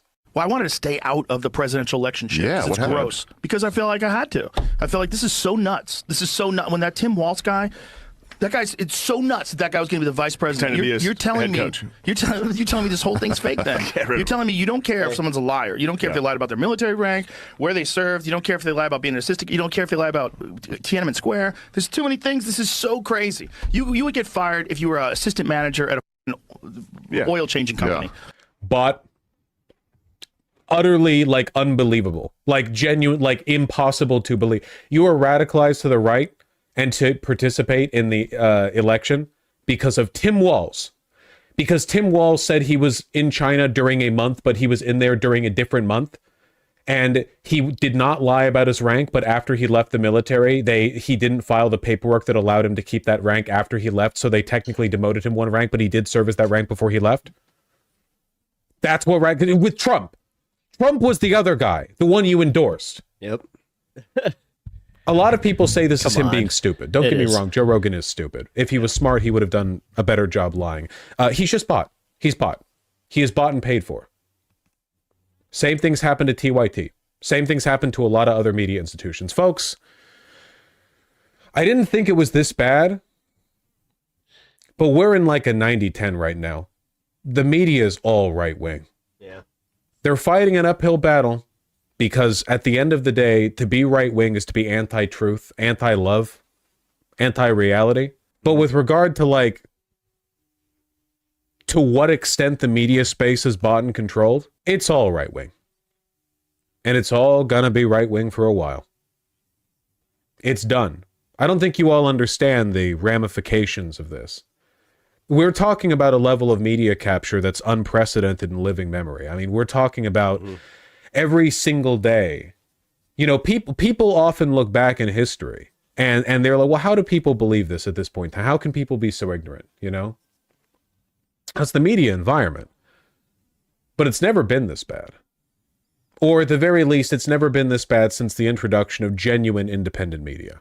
But they've gotten that as well. No. Voices like, I mean, I'll be, you know, I guess like a little undignified and say it, but voices like mine or of other genuine left-leaning people, genuine left-leaning populists are going to grow more and more rare and quiet over time. Not quiet because they choose to be more quiet, but I've been quiet? in the sense that it will be more and more difficult for them to maintain this, you know, a presence within the platform. Every possible attack will be made against them. $99 super chat. Damn. I know there's been like a protracted effort to remove Hassan from Twitch for being... All right, apparently I need to do some audience capture on Vosh's side, so this is not the worst thing to be doing for me. Like at some point, Jeez. perhaps inelegantly anti-Israel, as though there are not a million examples of people being inelegantly pro-Israel. And I freaked out when I got a $50 super chat. People aren't getting, you know, thrown off platforms for that.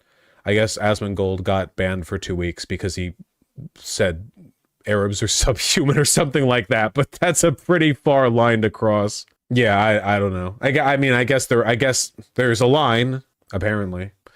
Yeah, it just strikes me as particularly egregious in Joe Rogan's case because, like, again, when I say Joe Rogan's bot, I don't mean someone literally handed him a briefcase full of cash, like $100 million, and said, hey, be right wing. It's not like that. You know, Joe Rogan already exists in a space that is very, very, very, very, very susceptible to right-wing capture. You've got like Dude Bros, UFC, Consumerism, libertarianism, and he can see where the wind's blowing and just be right-wing because it appeals to pre-existing biases within his audience. You know, it's just following the wind. There are a lot of people who are going to be doing that. But that's still like being bought.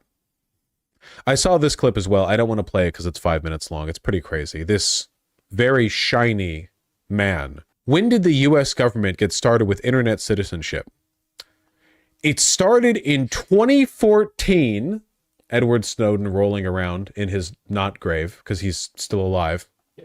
With the Ukraine coup and counter coup. Basically, this guy's argument is that we couped Ukraine, you know, the ousting of Yanukovych, the dictator wannabe Russian puppet who was ousted in Euromaidan. He's saying we did that, and then we used the intelligence apparatuses we designed to manage that on ourselves. No mention of like Prism or COINTELPRO or anything like that. This guy's a Russian asset, basically. His job is to launder. And this was the smartest thing that the Russians could have done was send him on Joe Rogan. a Russian talking point, which is that Ukraine only broke from Russia because of Western interference. Joe Rogan has him on to express this uncritically with no pushback. This is what I mean by bot. Like, this isn't being done out of an organic interest to entertain an audience or to, you know, learn anything. It's like, you know exactly what you're getting with people like this. Retweeting Jack Posobiec. Well, congrats to David. Pleased to announce David Sachs will be White House AI and crypto czar. Okay. That's from Okay. Global fascist coalitions. Yeah, I mean, it's capital is international, and thus fascism is too. Clown car ass ideology. Yeah, crypto and AI czar. You're just bringing on like every wealthy piece of shit you know. Yeah. I fucking hate this guy's smile, man. He looks like a aged down Hide the Pain Herald. Do you think Joe Rogan is really right-wing or has no thoughts in the bald head? No. I think the question assumes the wrong. I think you're wrong to ask the question. It's not about what he believes. Like millions of other people throughout history who have been in positions of power and have acquiesced to and benefited from the worsening of that power, his beliefs are utterly irrelevant. His belief is that he should have money and power. That's the only belief a lot of these people have. Basically, what I'm saying is the West has fallen. But, like, unironically.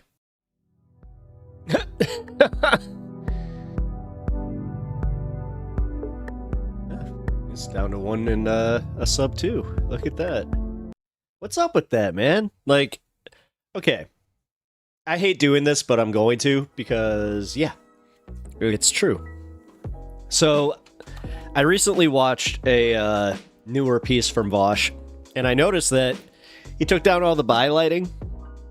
I noticed that like it's all like the natural light of the room. Excuse me. I also noticed that Kyle Kalinske has been using a little steamer. So I'm like, weird. Like, all of this started happening right as I started doing it. I'm like, am I setting trends? The big one, though, was what I was just mentioning there. Like, Vosh used to have it set where, like, he'd have multiple videos. But, yeah, I realized that it was kind of annoying, especially when you got to, like, the back end of any of my videos. It would just kind of, like, take up the screen for, like, the last 20 seconds. So I was like, yeah, screw it. You know what? I'll just put up the little sub thing and just one little video in the corner. So... I know. I have food. He's like, you have food. I do not. This is a problem. All right. Oh,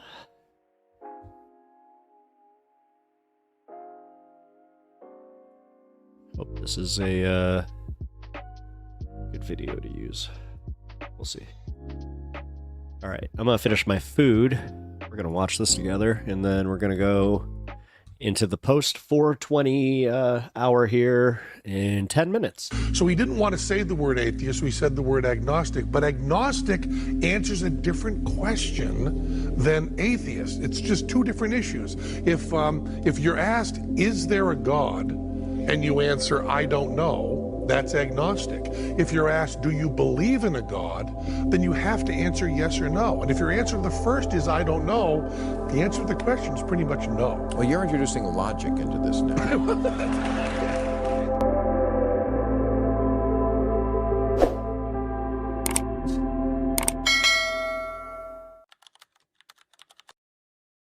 I made a deal with my mom and dad that I wouldn't have to go to church services Sunday morning if I went to youth group Sunday night.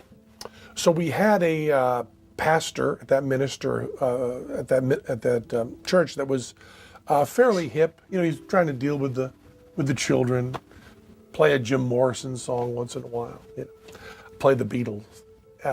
Oh my God, they had cool youth group guy like way back then. Oh my God. So that's just been a trope in churches forever. Yeah, man. You know, Jesus was a pretty rad dude. Wait, was pretty groovy. Far out. And he sincerely wanted us to do some inquiry into theological questions. And I took it very seriously. I may have... All right, whoever said fuck cashews, no, cashews are awesome. Been the only one in the youth group that did take it seriously. And I read the Bible cover to cover. Yep, and I think that anyone who is thinking about maybe being an atheist, if you read the Bible or the Quran or the Torah cover to cover, I believe you will emerge from that as an atheist. I mean, you can read The God Delusion by Richard Dawkins. You can read God is Not Great by Hitchens. But the Bible itself will turn you atheist faster than anything. Your book is God No, and one of the things I loved about it is you try to tell us why an agnostic and an atheist need to kind of get together. Well, you know, agnostic was to begin with a weasel word. You know, Tom Huxley, who was Darwin's bulldog, was going to go out and speak for Darwin. Darwin didn't like confrontation a lot, so he didn't want to say the word atheist, so he said the word agnostic. But agnostic answers a different question than atheist. It's just two different issues. If you're asked, is there a God, and you answer, I don't know, that's agnostic. If you're asked, do you believe in a God, then you have to answer yes or no. And if your answer to the first is I don't know, the answer to the question is pretty much no. Well, you're introducing logic into this now. It's awful that you can blame, you know, in the last part of the... But when did you come to this? I'm curious, because I try to be literally humble about this. I know people snicker at that. Well, I think... Because I did not come to this early in life. I mean, I got rid of my Catholic upbringing. I have not had dill-flavored cashews. I would... Oh. Ooh. But that sounds quite delicious. I didn't really think about religion for a long time, and when I was scared... I actually just got some sriracha cashews recently that were... Oh my God, they were so good. Oh God, please help me. It was like a sweet sriracha too. Because what we what up, Smoke? Get told about the Bible is a lot of. Oh, what am I eating? My wife made a homemade pot pie shepherd's pie. When you see, you know, Lot's daughter gang raped and. Which I just realized. I'm not sure if he's here. Oh crap. I think Rome Dog. He was sad that I wasn't able to get my shepherd's pie last time I wanted it. Beaten and the Lord being okay with that. When you actually read about Abraham being willing to kill his son, when you actually read that, when you read the insanity of the talking snake, when you read the 5 minutes hostility towards homosexuals, towards women, the celebration of slavery. When you read in context that thou shalt not kill means only in your own tribe. I mean, there's no hint that it means humanity in general, that there's no sense of a shared humanity. It's all tribal. When you see a God that is jealous and insecure, when you see that there's contradictions that show that it was clearly written hundreds of years after the supposed fact and full of contradictions, I think that anybody, you know, it's like reading the Constitution of the United States of America. It's in English, you know, you don't need someone to hold your hand. Just pick it up and read it. Just read what the First Amendment says, and then read what the Bible says. Going back to the source material is always the best.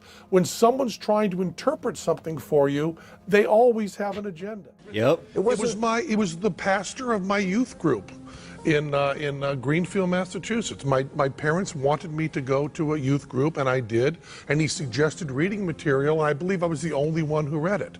I believe that the best way to become an atheist is to read the Bible. Cover to cover, from beginning to end. But I don't mean read it with Bible study. I don't mean read it with alibis. I don't mean this is an allegory for this. Like, I mean, pick it up, like my book, and read it from beginning to end. And it's horrifying. It's horrifying. And well, especially the Old Testament is. Yeah. The New Testament is. The New Testament has all of that stuff that they just kind of slide over that's so anti-family.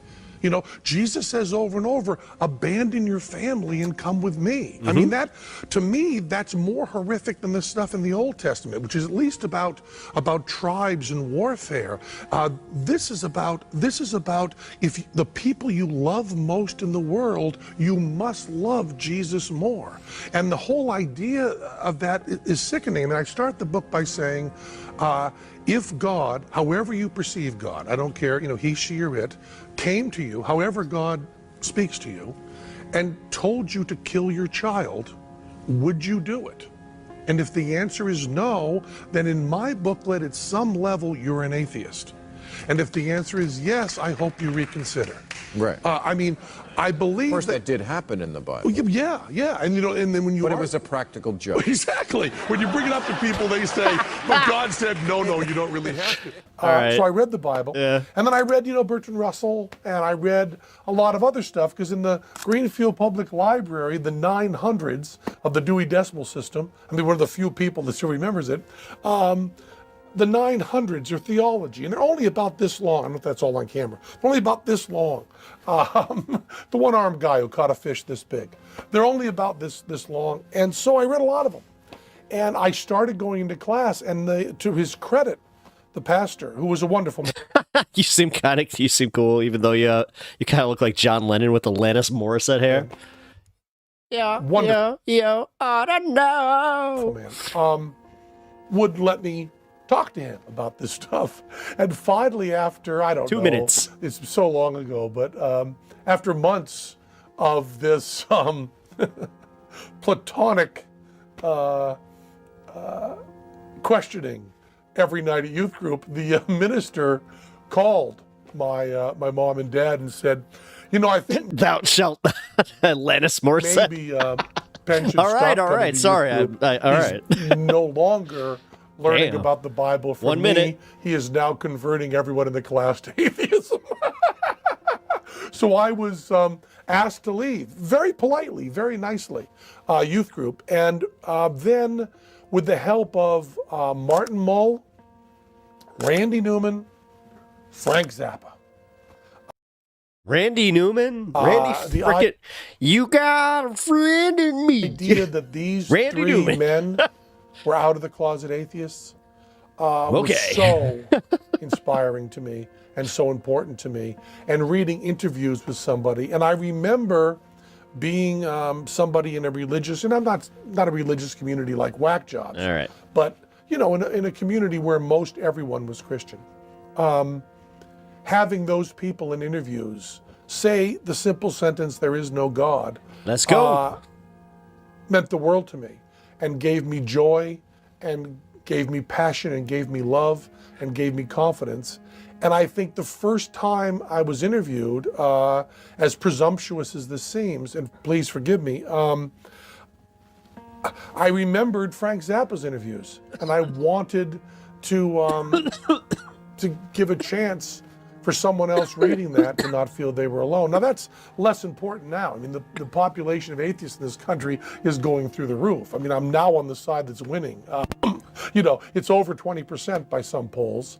And I believe if you counted atheism as a religion, it's the fastest growing religion in the history of the United States of America. So now I'm on the team that's winning, which is an uncomfortable position for me. But back, 30 years ago, 40 years ago, it still felt like it meant something. We're several years behind gay rights, but we're following a much faster path at acceptance. And the other argument is that I find so interesting is you said earlier Our Lady Sativa on at the beginning of the show about morality. And my feeling about morality is if you're doing what you're doing for reward and punishment, it's not really morality. All hail when I'm Our raising Lady my Sativa. children, my job, if you believe that parents have that much of an effect on children, which they have less than we think, but my job is to get my children to act in ways that are moral when there is no fear and no reward, but to do it for the sake of doing it. When you add everlasting life as the reward and everlasting torment as the punishment, there can be no morality. We need to treat each other well because we love each other, and not for reward and punishment. I mean, it's all about love.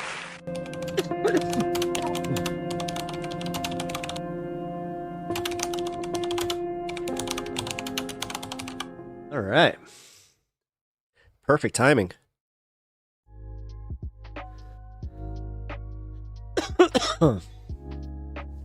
Oof.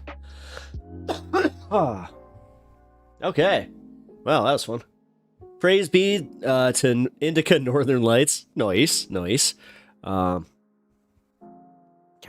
Super Silver Cookies is That one. I forgot what this other one was. Stop coughing, you saw it. So you know, I'm not hitting the Benjamin when I'm doing this. So, which also, by the way, just a little aside here, I will, for $5 donos, I will totally take a hit of the big guy. Oh man.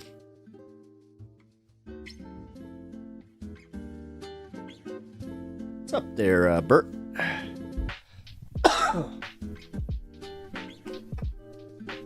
Oh man.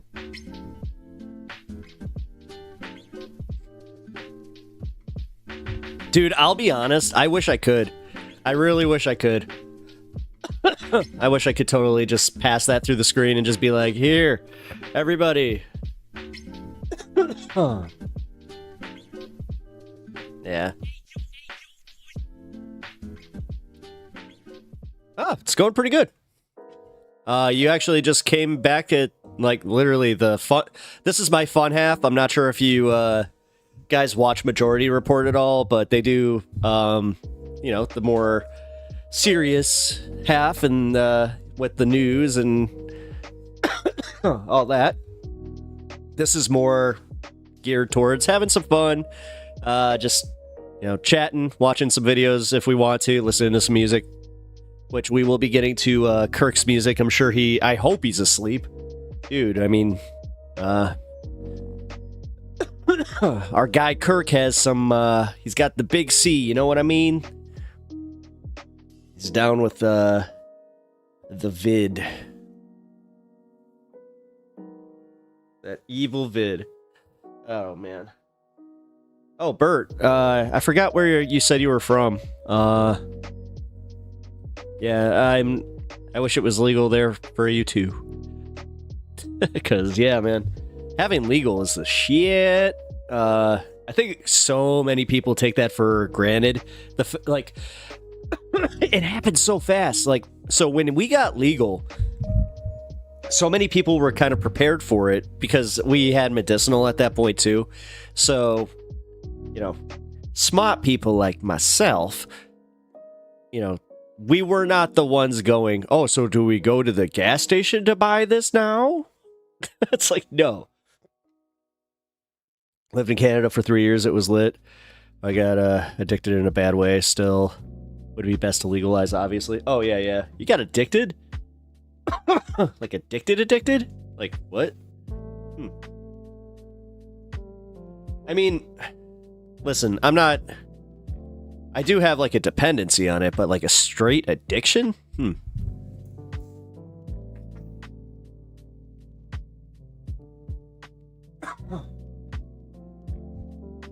I have no idea where this guy is from. He called it Canna when when is the last time anybody called it Canna? I mean, I call it Canna occasionally. Big Bad Doge. Or Big Bad Dodge. Nice. Wait. I don't know if weed is legal where I live. Well, and again, it is still illegal. What? Dodge like the truck. I got it after I read it. I was like, oh yeah, there is that thing called like Dodge. Like, you know, Dodge. We call it the Dodge trucks. I don't mess with that stuff. I am a strictly herbal essences kind of guy. Yeah, I'll screw with that stuff. I like the occasional fun guy, if you know what if you catch my drift, but if you can dodge a wrench, you can dodge a ball. That's one of my favorite movies, dude. What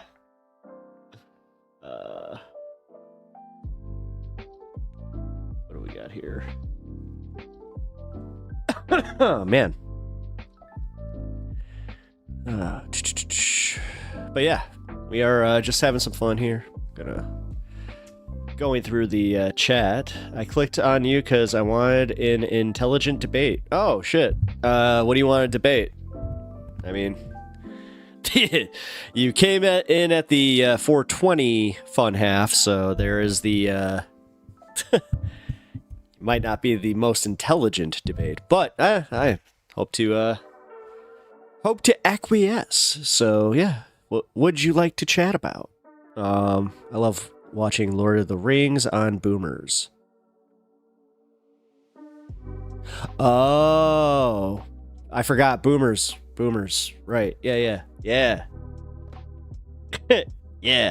Oh, that'd be a rough one though, because there's a lot of exposition. Speed Racer. If you've never seen like the Wachowski version, like movie Speed Racer, yeah. Definitely do yourself a favor. Get yourself some do the boomers and watch yourself some of that. It's good. I picked the wrong way to quick off and glue.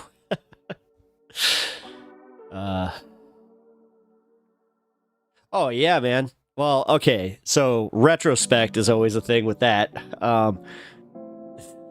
So I know I've had some really good conversations. I mean, really good conversations while stoned. But I've also had some ones that like I thought were like the most poignant thing ever, and then you kind of like go and you play it back in your head, or you go talk to your friend the next day, and you're just like, "Wait, we're just whoa, we're dumb." I'm not good with drugs. I'm a redneck. All I know is oh, cool. Yeah.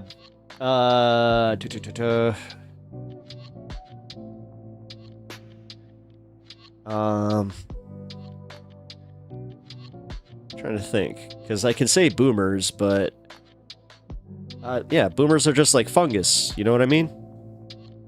Sherms. Yeah, there we go. Yeah, there we go. Well, yeah. I'll be honest. I'm not into like the other stuff. I don't do pills. Dude, I take aspirins and I'm nervous. Like, I'm just not about that shit. I never have been. I have tried Kratom. Not the biggest fan, to be completely honest. Yeah, Kava though. I'm trying to think, have I tried Kava?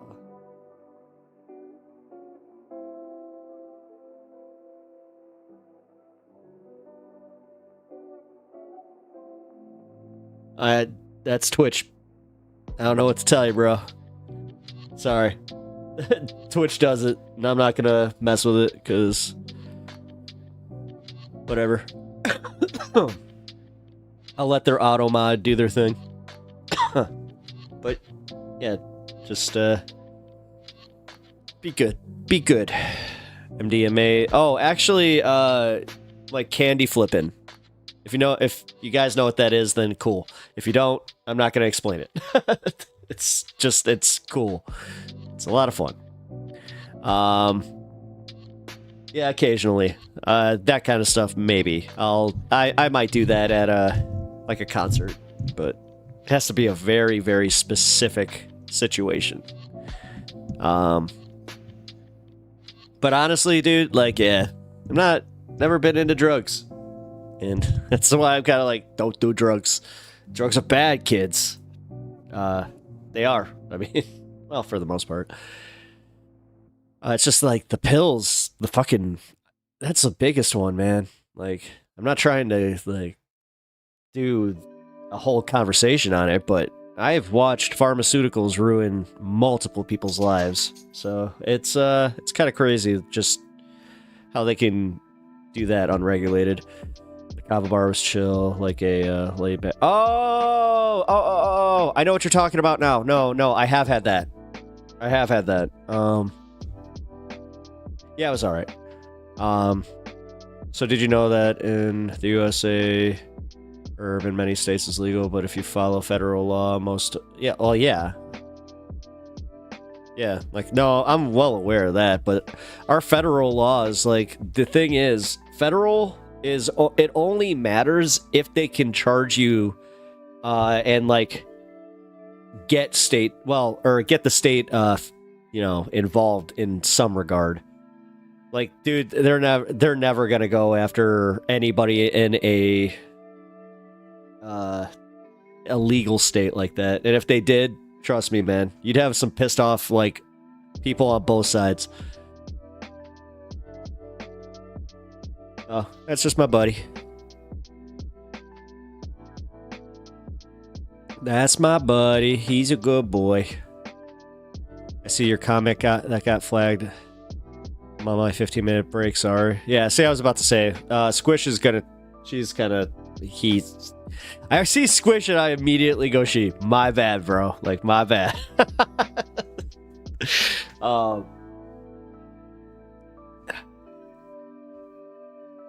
Only trafficking. Wait, what? Yeah, I was about to say the feds don't have enough manpower, number one, but it's also just like it's not on their priorities. Like that's like you can write anything down on paper and then just be like, we're not going to enforce that. That's stupid. Like they do that. Yeah, it's also bad optics, that too. Well, again, it's a states' rights issue, which again, if they want to play that game, then, you know, that's why everybody was pissed off that Biden didn't do a federal codification of Roe v. Wade, which, you know, they could have done at the very beginning. They held all three chambers of the, you know, whatever.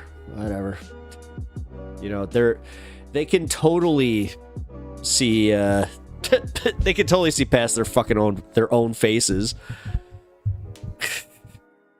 I'm still like, do you know how many people were just like, that's not gonna happen. It's not gonna happen. They're not gonna do it. They're totally not gonna do it when it happened. Just the shocked Pikachu faces around the world. Just, what do you mean they're taking rights away? So, all right, let's put it this way. If the Supreme Court were to step in and then say, like, the federal government can supersede a bunch of state rights and decisions specifically with this, then yeah, that would be a problem. But I don't know why you guys are trying to make me worry about something that is beyond theoretical at that point. Or are you just jelly? Is somebody jelly? You guys just jelly. Because, yeah, living in a legal state is the shit. Oh, shit. Sorry. Got a whole bunch of comments that just came in at once.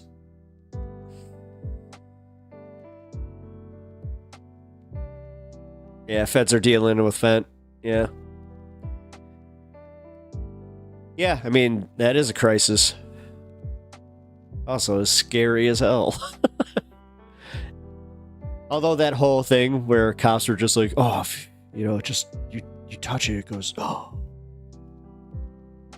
Yeah. Which brings me to the point. Can I even make this point? There was one patrol car blocking the entire entrance of Bourbon Street. Are you effing kidding me? Well, yeah, that's like I also read that like they were fixing the barriers before, like, and they let people in without them. Like they had an idea that this could be an issue. Yeah. Do I play Skyrim? Not in a long time. So, I'll be playing the new one when it comes out, so. Right now I just play Marvel Rivals and a few other games here and there. Like I'm playing Sonic Frontiers just for fun, and gonna start up Witcher 3 for one more playthrough. So I can prepare for Witcher 4 in like the next 3 to 4 years, but still, I don't know. My last playthrough, I had a very bad ending, so I would like to try and get a better one. Not gonna make the same mistakes again, that's for sure. Yeah, don't fuck the witch. Just don't fuck the witch. Everybody told me that after it was way too late. They're like, you did? I'm like, why can I not? Come on, man. It's so enticing. This.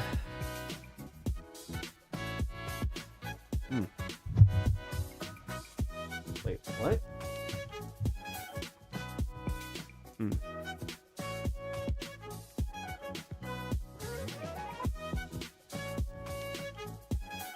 All right, Supreme Court decided on 2000.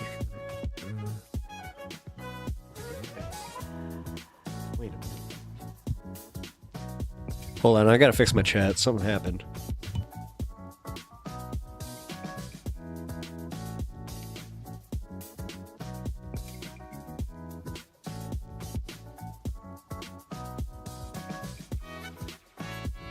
No, I have not seen the new movie yet. I would like to, but if I'm being realistic, I'll probably see it when it comes out on Paramount or whatever.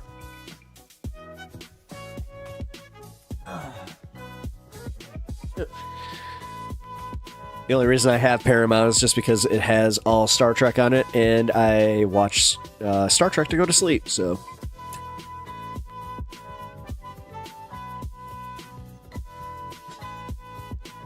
Alright. Did this get fixed? It did. Cool. Alright, we're back up. Sorry, my chat disappeared. Like, all of it. I just had, like this over here and this over here. But my multi-stream chat was gone. There have been so many it's not gonna happen moments over the last 4 years. Yeah, no shit. Dude, yeah, Donald Trump was the first one that, like, it collectively traumatized the country. And then, of course, yeah, that's over there, right? We're shutting the country down? What? It was like, yeah. All right, I've seen parades where they had to dump trucks blocking streets in Oakland. Yeah, no, yeah, I was about to say, man, like, we had a lot of, like, police presence, like, blocking certain places and those barriers. Justin Stafford, legal weed. Woo! Yeah! What's up, dude? Appreciate you stopping by, and yes, we are, totally a friendly show here. Was overturned and turned into the state's hands. Why would that be taking rights away? They turned it into states' rights. I'm just saying, like, it was the federal protections made it so they couldn't go with the extremes, because it essentially made it so, like, again, these religious fundamentalists weren't making decisions that made it illegal to get actual needed care. Like, here, the bottom line is, and I don't care what your stance is on abortion, the actual facts are women die because of these laws. And that's just a fact. So, I don't think anybody's okay with that. And if you are, then you're not pro-life. These are things that people have to wrestle with. I know it's uncomfortable when you get called out on your bullshit, on people, like when people get called out on their bullshit arguments. Not you. I'm not saying you. Sorry. Like, I'm not trying to imply that you are making this argument, even though you kind of did. But no. It depends on how much direct control over legislation the state gives the population. I was 40 pounds heavier for legal weed. Wait, really? I'm not sure, but it might have actually helped me lose weight. The biggest thing that helped me lose weight was I quit playing a sport that required you to bulk up. That helped. God, I'm lucky I didn't retain all that and just turn into a big ball of mush. Oh, Luna Snow is your main. Cool. All right, sorry, I'm way backed up on chat. Specifically because, as I said, it just kind of disappeared. So, just checking. See the new Sonic movie. Okay, that's where I kind of. Did you like the newer Star Trek movies? They were okay. What is it? Into Darkness? That one sucked. That one sucked so hard. So, the first one and the third one were okay. No, I just really like the new series. The Strange New Worlds. Yeah, Strange New Worlds. I love that. And I also kind of like, oh my god. The other one. Discovery. Sorry. We are, as I said, post 420 fun half. So, bear with me.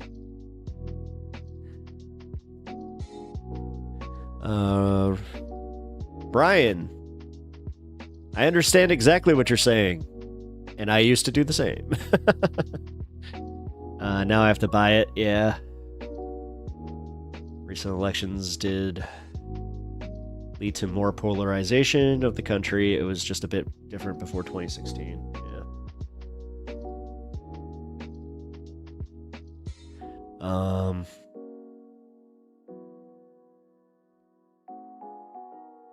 Population control, pro-life, blah, blah, blah. Flowers help me.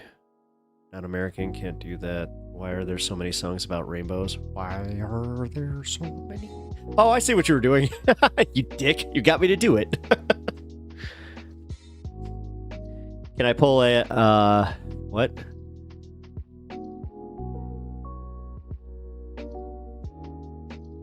Yeah, go ahead. I mean, yeah, sure. I'm fine with that.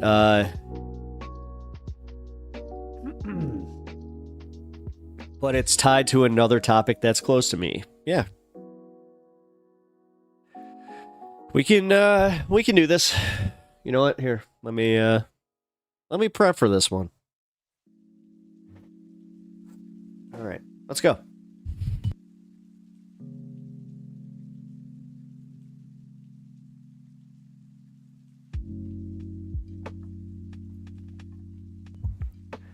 All right. Now that I'm not like completely leaking out of my face because of that frickin'... Dude, that was what? 20? Yeah, it was 24 minutes ago and I'm still like recovering. That was yeah. Well, yeah, Big Bad Dodge. Let's I am more than willing to debate or talk to you about whatever you want to talk about.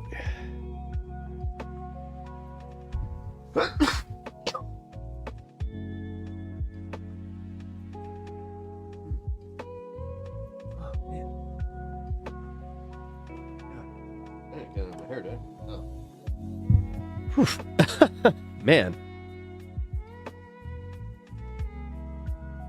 Jim Henson's funeral? What? You like... What? Oh, sorry, bud. I didn't see that you, hold on. So with an abortion, I think you choose to open your legs, do a girl without protection. You should have the kid if you don't conceive, but if, or, wait.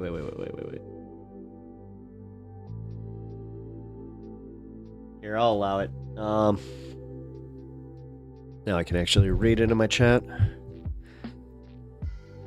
Alright, so with abortion, I think if you chose to open your legs, I mean, you could be a little, like, chose to, you mean having sex? Shit. So are you a religious person, if you don't mind me asking? Because it seems like you might lean a little that way, if you conceive, but if rape or it endangers, I hate the fact I have to do that, endangers the mother's health if it can be aborted with both parents' consent, as long as there's no reasonable chance for the child to survive. I mean, I could just tell you my stance on it is I don't see like women as incubators. So it's her. Like, I think it's mostly her choice. Yes, fathers should have, some degree, but at the same time, if it is her choice, then I don't know, man. Like, I like to think that women have agency. And yeah, that means being able to do with their bodies what they deem fit. So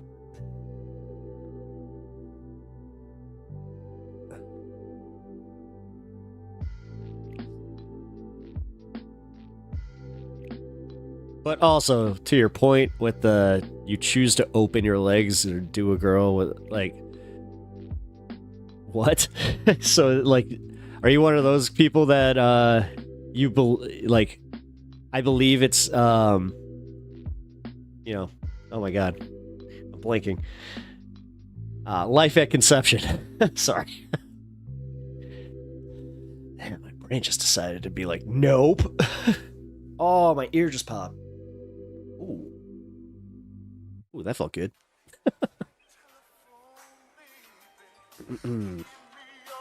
Isn't that the whole debate, whether or not a fetus should be considered their body or another human?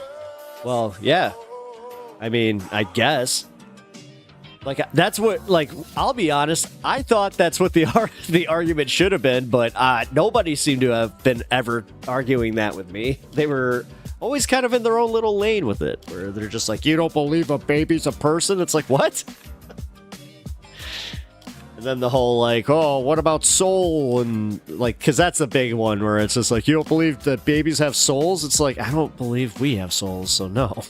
Like, what? No. I just peeked over at Twitch and noped right the F back over here. Bro. Oh, yeah. Twitch is a little rough today. Sorry. I love that, though. It's so funny. Oh, man. Oh, really? Okay. Somebody was just like, nah. Cool on that.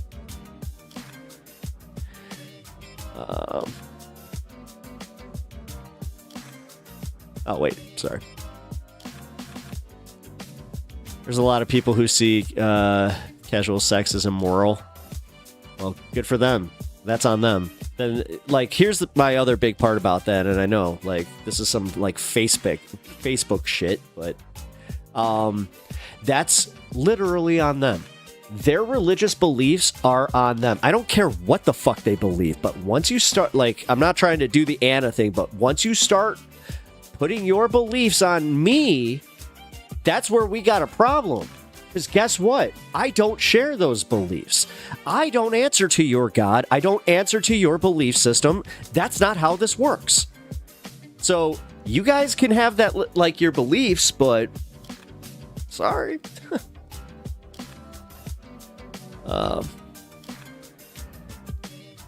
Like, you can call it immoral. You can sit there and, like, have your signs and everything, but once you start trying to legislate it, yeah, then we got problems. Also, like, again, this is built into the Constitution.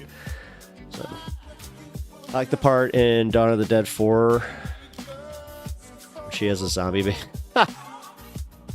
Weird. That's a very weird comment. Okay. The whole debate is being born into the world for and without it. It's not worth it. If you have sex without protection and get a pregnancy out of the deal, good. Yeah. Yes. If you think that you do, it doesn't really even matter. It's none of our business, because that's the other thing. Like, honestly, do you ever feel uncomfortable interjecting yourself into the goings on of a private couple?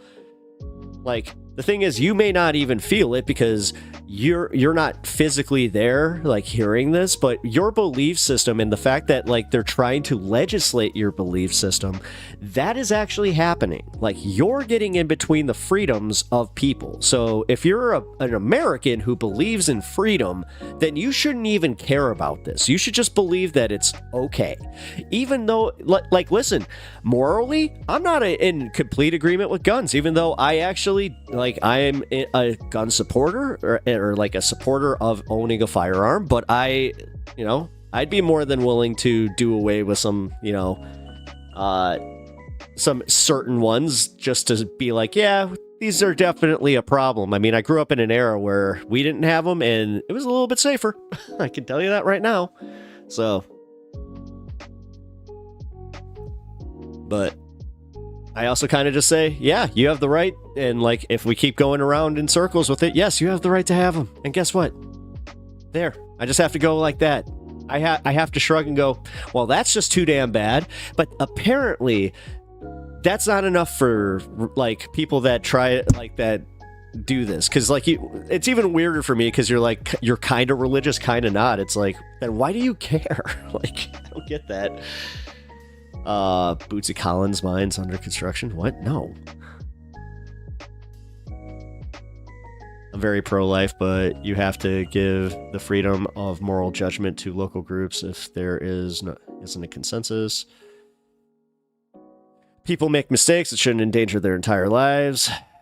Usually the Twitch chat is silent. Yeah, no shit, dude. It's been fucking on fire today. I don't know what the hell's going on.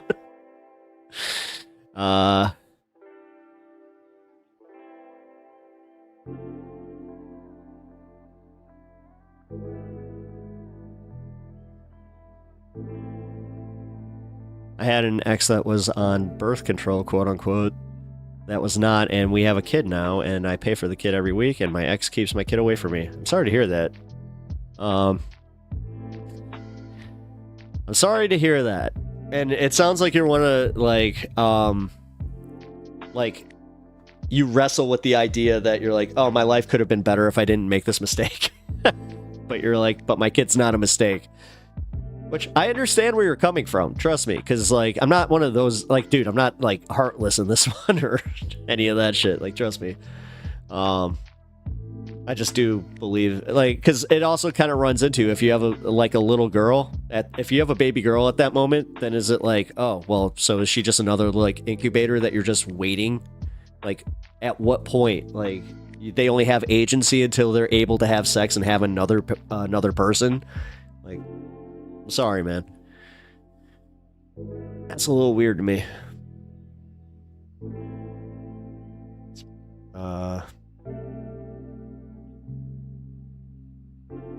It's because the courts are biased against men. I don't believe in that. I've seen it work both ways. Yes, anecdotal, but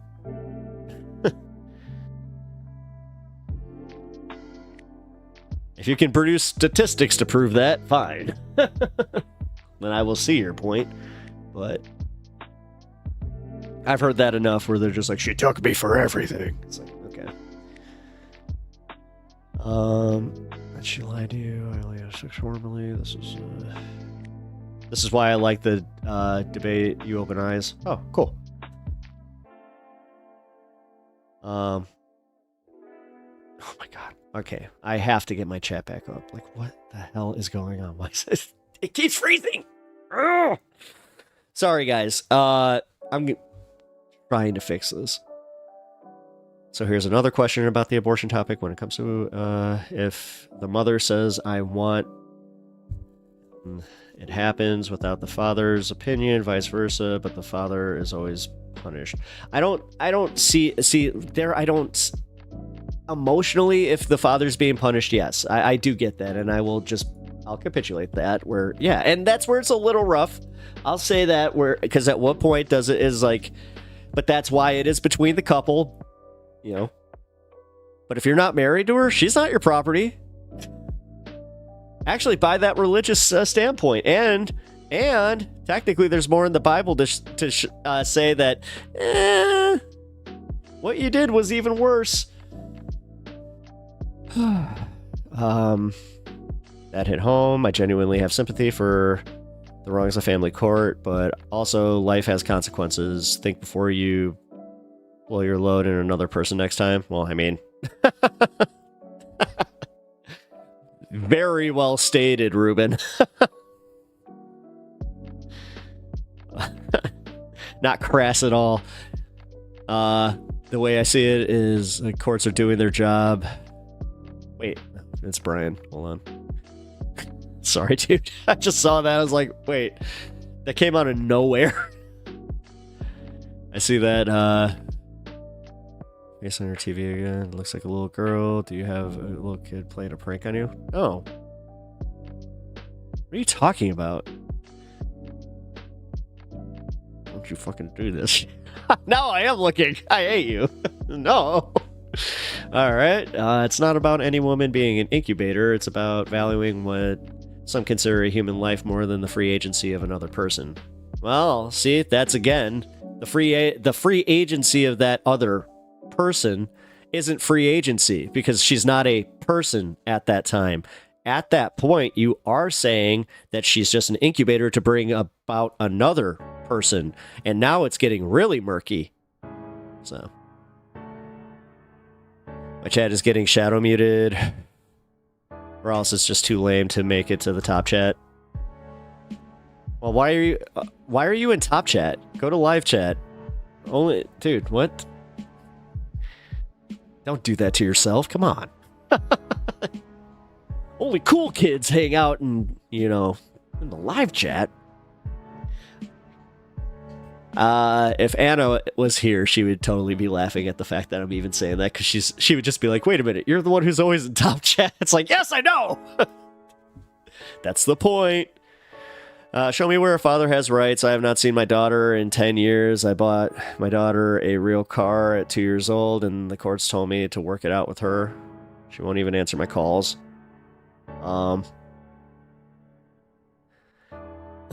Again, I'm just gonna say,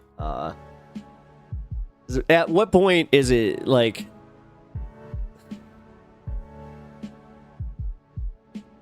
all right, so the court system does suck. Because I had to think about that. I was like, all right, well, at what point is it the court system? Haven't seen her in 10 years. Why would you buy her a real car at 2 years old? Like, I get it, but ish. Why would you do that? Why would you do that? Do you not understand how hard it is to actually keep a car in good condition? Like, and not...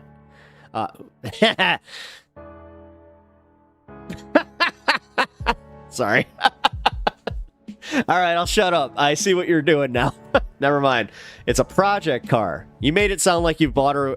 I was literally sitting here thinking you bought her like a Honda,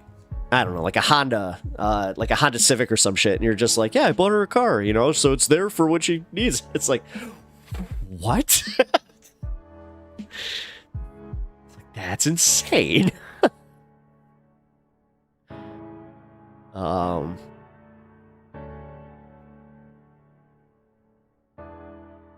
baby born into foster care is actually my child because I'm paying for her? Huh. Show me where a father... Oh, yeah. All right, that one came out of nowhere.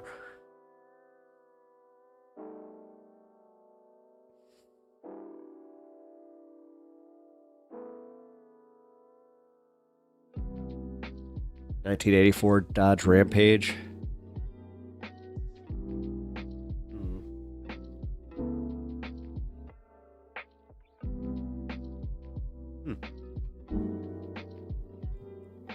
Yeah, nice car.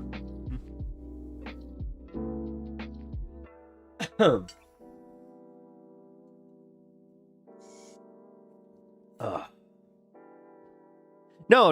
I mean, yeah, maybe she'll be interested down the road. I don't know. Listen, man. Part of being a parent, like I had this thought earlier in the stream where I was like, yeah, it's got to be one of like the most annoying things as a parent is when your kid just doesn't turn out the way that you thought they would, Dad. Yeah, you can't make your kids like stuff that you can't make them turn into the things that you want them to be, and that's disgusting. Like, that's a bad reason to have kids. Like, so many times, like, I see this happen where parents, like, get shit shocked that they're not having a little version of them. So, I wanted her to learn my life, and I never got the chance. Well, she's only 10. It's never too late, man. Like, one of my closest friends, who is actually my cousin. Like, we had a weird moment. I've talked about this on stream before, but we signed into the same family reunion, and I was like, what the hell? And we at the reunion, we found out that his grandpa and my grandpa were second cousins, and we were just like, what the what? So yeah, now he's like, what's up, cuz? It's too funny though. But yeah, he just reconciled with his daughter, and his daughter's 16. So, like, come on, man, don't be like that. You can get a second chance, because the thing is, it's also, maybe she'll have the agency and she'll want to get to know you. Right now, legally, there's nothing you can do, you know, and it sucks that oh, actually, I take that back. Legally, there is stuff you can do. I mean, equal rights for a father. It sounds like you had a shitty lawyer, in my opinion. You had a shitty lawyer and a shitty judge. Also, I don't know you, so I don't know your, life, so I'm not sure if it was financial. I don't know if it was like, if you got a record. I don't know any of that, but based on your telling of the story, I can only assume, so.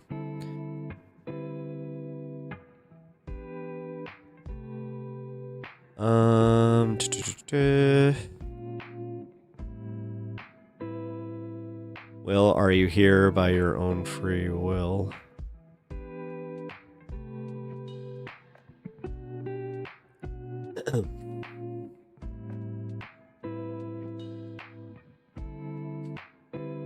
Wait, my daughter is a teacher, which absolutely disappoints me.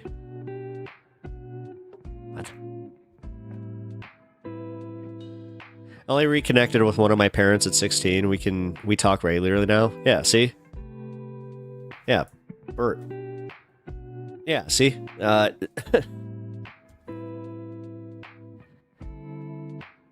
It's never too late, man. It's never too late. Why would any father want a daughter? You're just being a dick.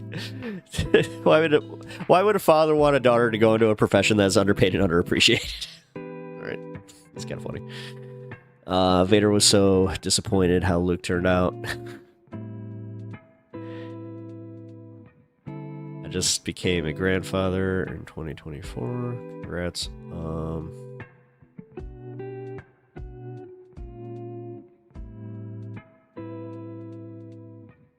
That is uncalled for. Are you saying I'm second class? Wait, what the hell? What did you say?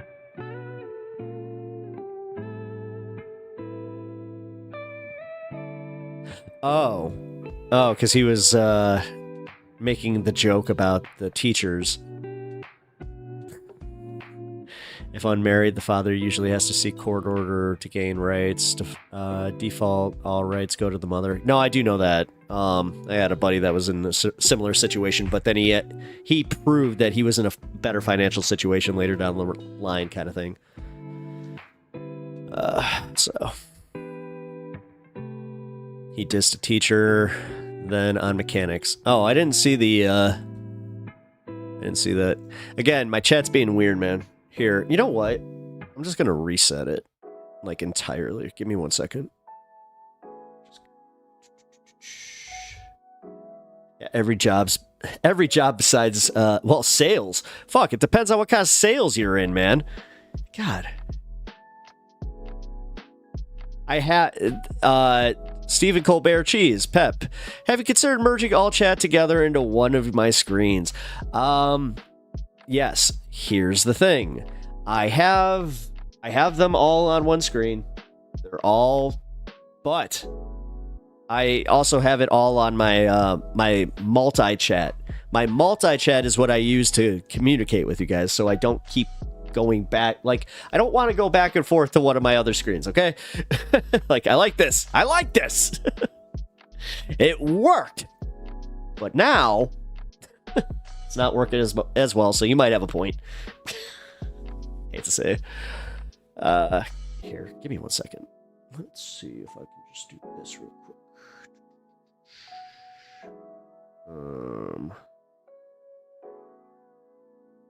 No. That's not gonna work. Damn it.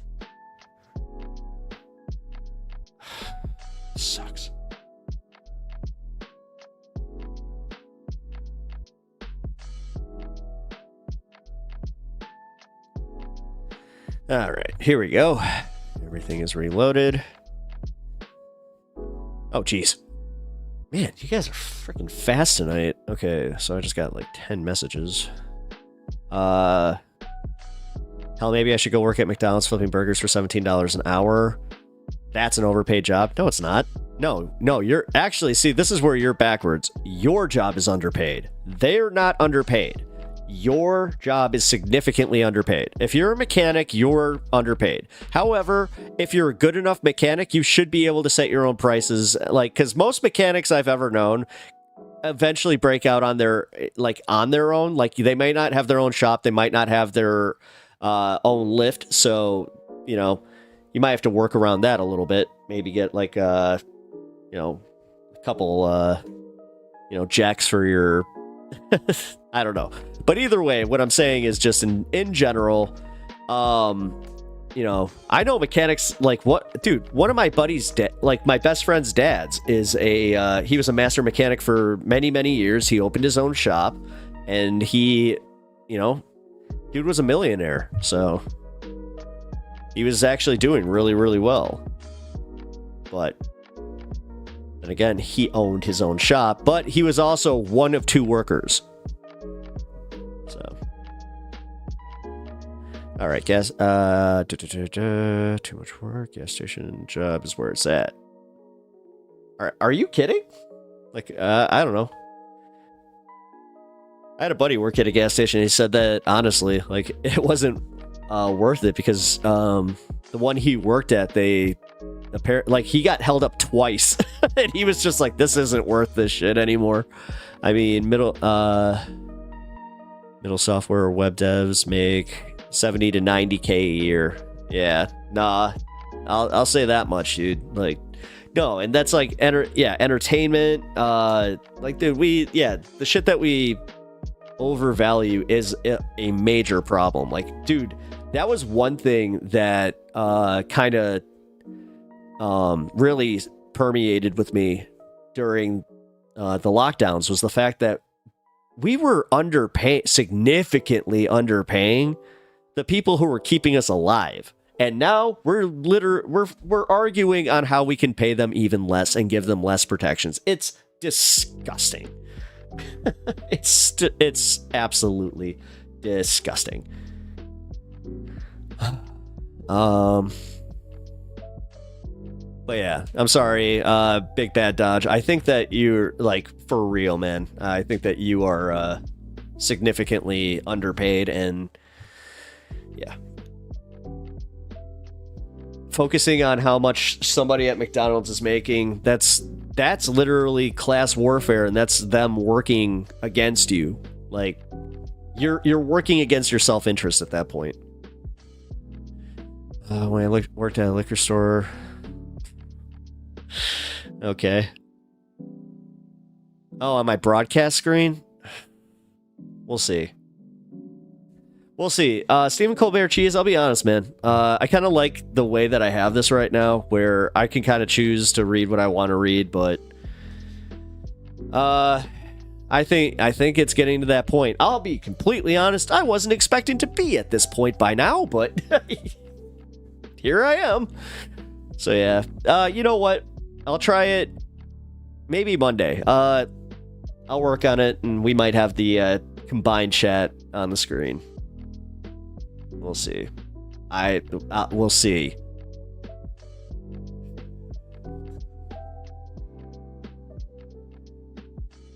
Because 90% of chat sucks. No. No, actually, that's the thing. I love my chat. My chat has been fire. It's also been hilarious. Actually, today has been a mix because we're getting a lot of new viewers. I'm not complaining. It's just not as many inside jokes today. Plus, no Duke of Bread, I'm noticing. We got no Duke and no distracting. Unfortunate. Okay, yeah, but he disappoints. He's disappointed in blue-collar jobs. Number one, if you're reading B. Viginu or Brian, Just stop. Just stop. He's giving you shit, man. And he's also kind of, he's all over the place, so. My dream is to get a remote job and move to rural PA. Yeah, why PA? Just seems like a nice state. If you drive across PA, you will see a lot of Confederate flags. I agree. I have done this. Especially if you're coming from, Ohio side going to the actual coast. Yeah. Because 9%. Nope. Don't care too much about that. Price of housing and gun laws are king. Oh, yeah. Sorry, a nerve has been hit. Big hit taken too. Oh, that's all right, man. Yeah, no, it's also I try to say don't let the chat, overwhelm you and be a bunch of dicks, but enjoy your stream. Oh, all right, man. I'm gonna brush over the same 3 times. I am out. Sorry. As I said, man, good luck, Dodge. I appreciate you. I appreciate you popping in and having a little chat. But yeah, sorry. Also, I didn't mean to hit the same comment 3 times.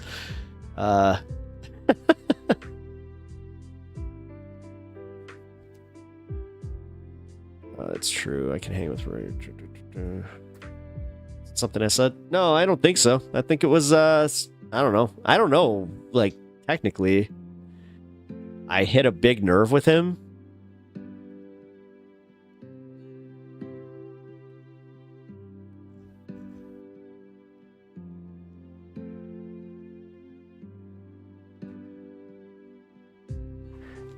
I like Mr. Fun, I guess I'd say, and Amy Goodman.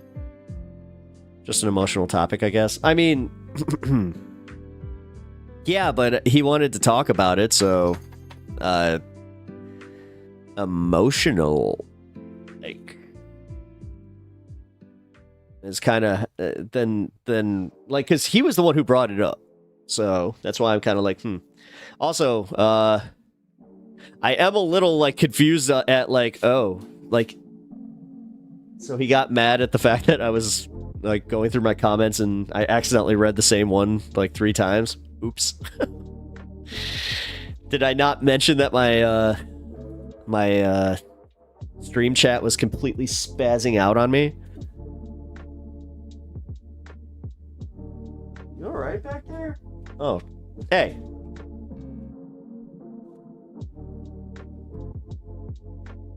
Why am I a Rachel viewer? Okay. Oh, okay. Well, don't. What? What?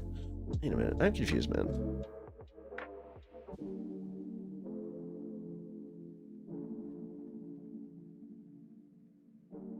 Well, internet logistics.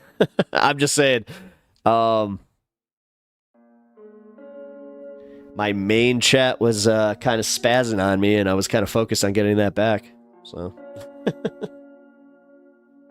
I would love to have a conversation on abortion with someone in this chat via Discord later if anyone is up for it. Oh.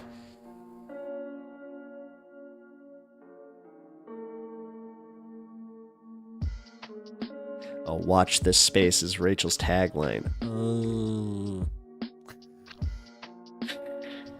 I'm not really, I'll occasionally watch a clip or 2 of Rachel Mad Out, but I'm not a big fan. I'm not a big fan of MSNBC. I mean, after they fired Mehdi Hassan, dude, that was it. I saw that as the writing on the wall for that. I don't watch her enough to know. Yeah. I'm still trying to figure out exactly what caused him to spaz out. He seemed pretty pissed. But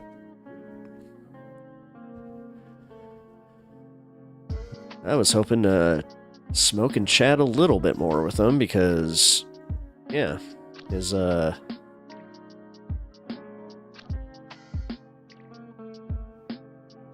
maybe once Elon buys MSNBC, we'll watch it again.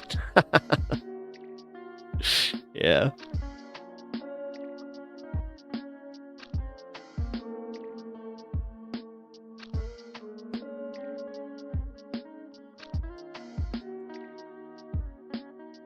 He's realizing being a mechanic and having a kid with an ex isn't going to turn out like he imagined. LOL. I mean, you said it, I didn't.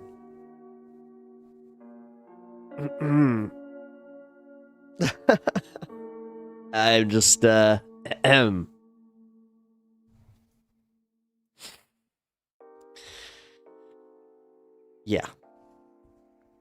It sounded like, yeah. I see now that's where I wanted to ask him, like, did he convince her to not get an abortion?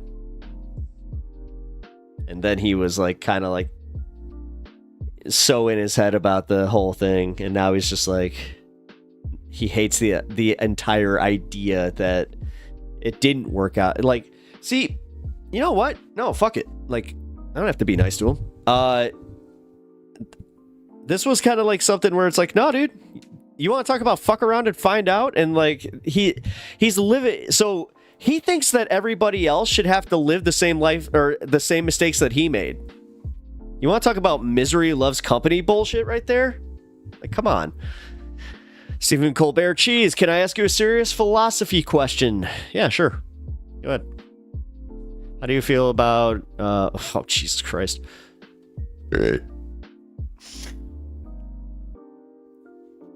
Ethical consequentialism?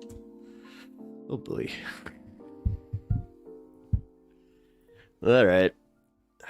Well, I wasn't expecting this. Well,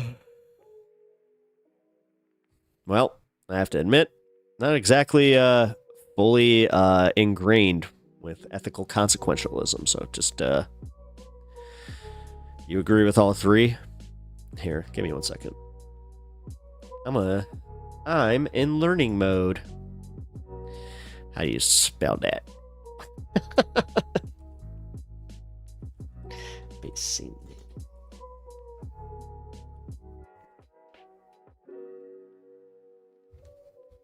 Holy shit. Taking long-standing problems in epistemology and philosophy and science. Calculus. Okay. I'll tell you what. First one, 2 stone. 2 stone, didn't go to college. Ethical consequential, so philosophical naturalism. I think I do know what that is, though. This is my favorite part, is I just admit I'm kind of an idiot.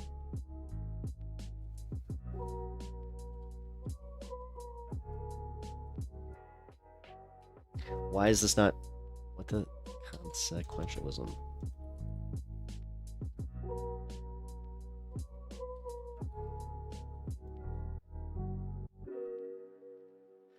Oh, he does? Yeah, see, I'm not Vosh. I'm definitely not Vosh. So, it's along the same lines as utilitarian. Okay. Did you just say all Star Trek sucks except for Wrath? Damn. Number 1. Wait, I'm not Vosh. You're not Vosh. Wait. Oh, God. Oh, man. Oh, dude, I wish Kirk were here. Damn it, that would be a good one for, for his remixes. I'm not Vosh. Wait, you're not Vosh. There we go. Moral philosophy, consequentialism.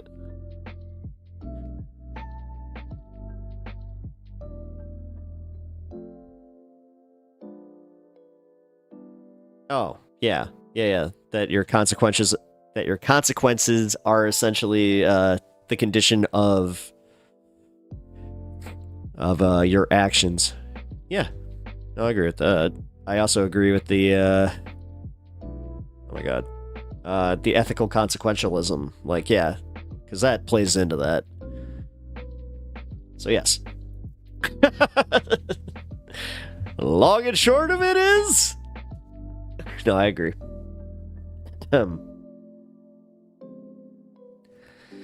Okay, Justin. Wait, who the hell is Justin? Oh, there's Justin. Justin Stanford. I was like, wait, where's your comment? Oh my god. Here. Oh, you guys are on YouTube. That's why. Oh! Oh! Oh my god, I had everything backwards.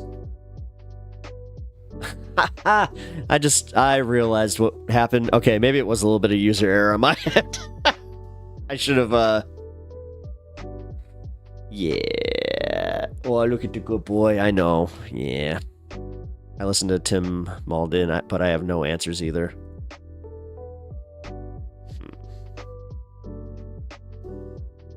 He wants pets.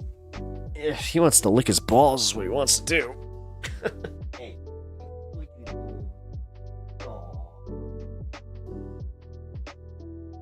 Don't fall.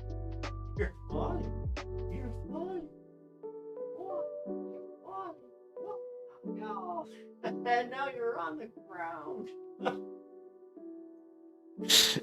That was funny.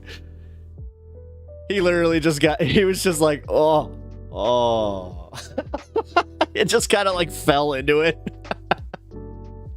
That was adorable. Oh, man. Yeah, he's so cute. Dude, legit. I saw the playback right there. He was just like, oh yeah. Oh yeah. He just kept falling. He's a good boy. He's a very good boy. Oh, I love him. Oh, so that guy, he followed and that was just like, nah, I don't want to be part of your community. All right, cool. I don't want you part of my community. I mean, if there are multiple universes, what is probability? It's a big flopper boy. Yeah, he is. Yeah, he is. When he stands, like he's damn near 6 foot, like completely sprawled out. Like he's a big guy. Yeah, he said, F this, I'm out. Yeah, whatever. I mean, I get it. I kind of saw it coming because, like, I saw him follow, and then he asked me the question, and I was like, oh, okay, so this could be predicated on whether or not I answer this the way he wants it, but whatever. Whatever. Somebody, I mean, you literally said bro thinks that Twitch is like the Montel show. Dude. Oh my god. You know what? That is kind of true. Like, yeah, and he was really coming at it from like a chauvinistic perspective, because like right away where he was just like, do you think that when she opens her legs, like just that language right there, I knew exactly who I was dealing with. Kisingo, predication, love it. Hello world. You are...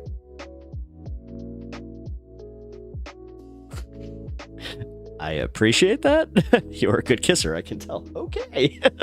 Welcome, Kissing Gonzo? Kissing Gonzo.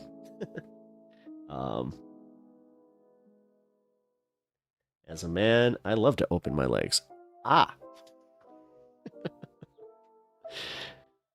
Well, I know that a lot of other people don't like it when you man spray it.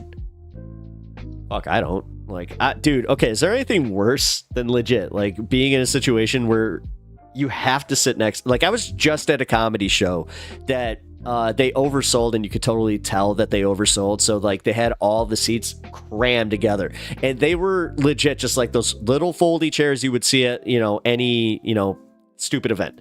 So... we're all crammed, like, arm in arm together, and I'm just like, okay, this sucks, because I did have that moment where I'm like, I kind of just want to manspread just a little bit to like air out the boys, you know? And yeah.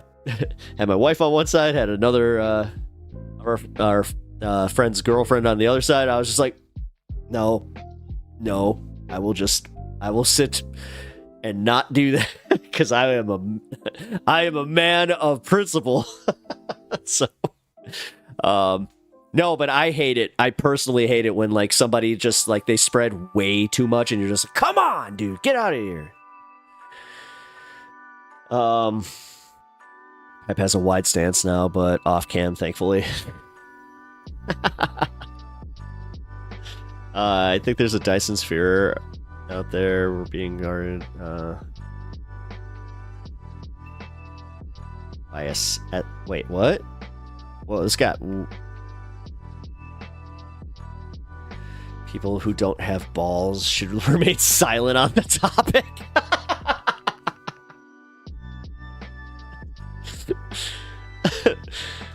I like how we it's just like the collective nod.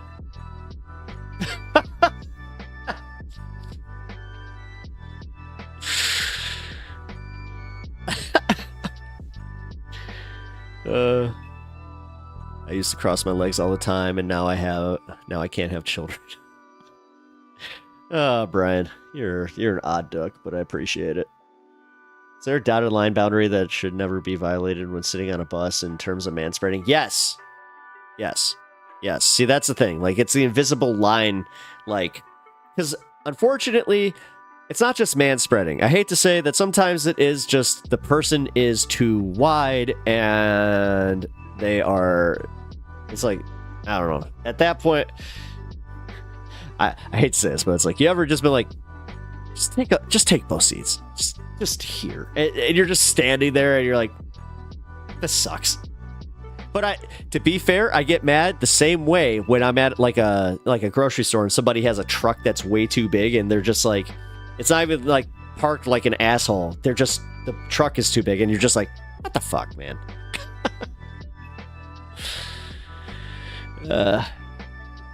If this universe is physically infinite, infinitely extended, we don't need others. We can just jump around here to match our experiments. Anti-Boltzmann brain scientific method. Post 420 hour. Just post 420 hour. Ignore my deleted. I will. It's natural to open your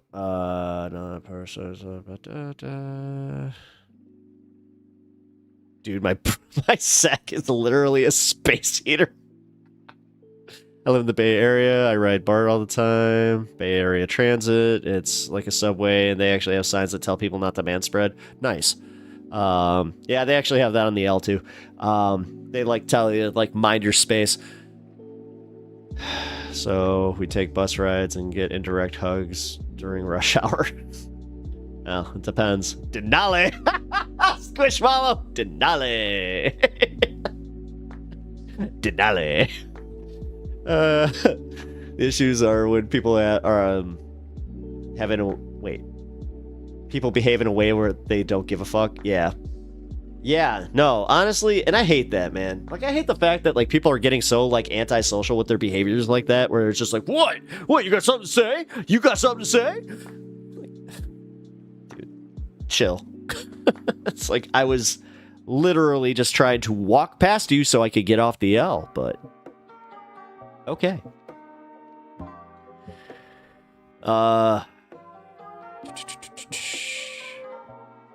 Yes, even our own universe is a multiverse. In a sense, we can never observe it entirely. That's mind effery. I mean, yeah, I've literally thought about... dude, I think about that where it's just like how big the world is outside of just where we are, but then that's why we're having a problem processing it, because we're not actually out in the world, but we're seeing all these things happening out in the world, technically, so our brain is doing this thing where it's like, the world is unsafe! So... literally every time I've sat at a bar, I've seen a woman taking up a seat with her purse! I'm going to say nothing.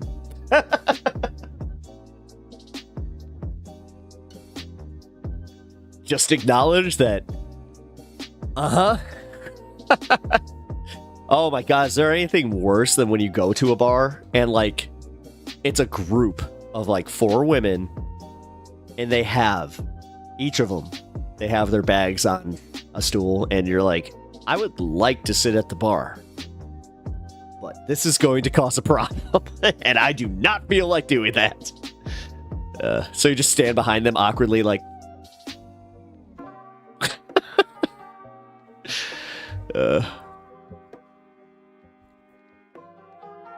it's woman spreading. Yeah.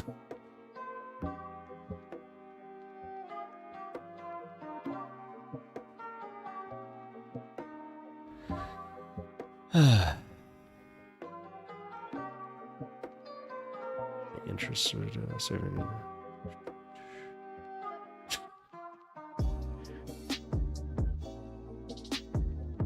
I stopped going to bars if you're, well, not looking to meet anybody. I go to bars to have a beer. And like in a nice little social environment occasionally, you know, maybe like I kind of like when there's just like random stuff happening, like when they have like bingo or something, or not bingo, what do you call it, trivia. Like I like trivia nights. A friend of mine will come up in 30 minutes, sorry.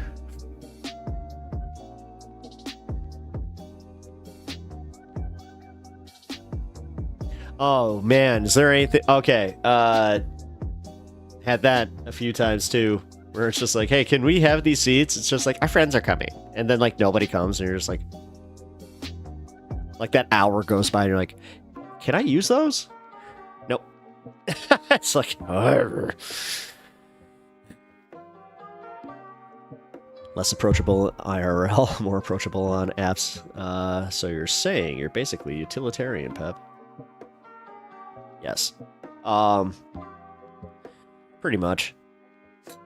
You guys are helping me with this a little bit more because, I mean, I come from a pretty special place in this where, like, dude, I by all means should have been a right-wing conservative, you know, Christian, but yeah, saw kind of through that, but because of that, they really, like, man, they like buried like any education about like leftist politics, leftist policies. Oh my god, like the way they demonize Karl Marx like at my school. Oh my god.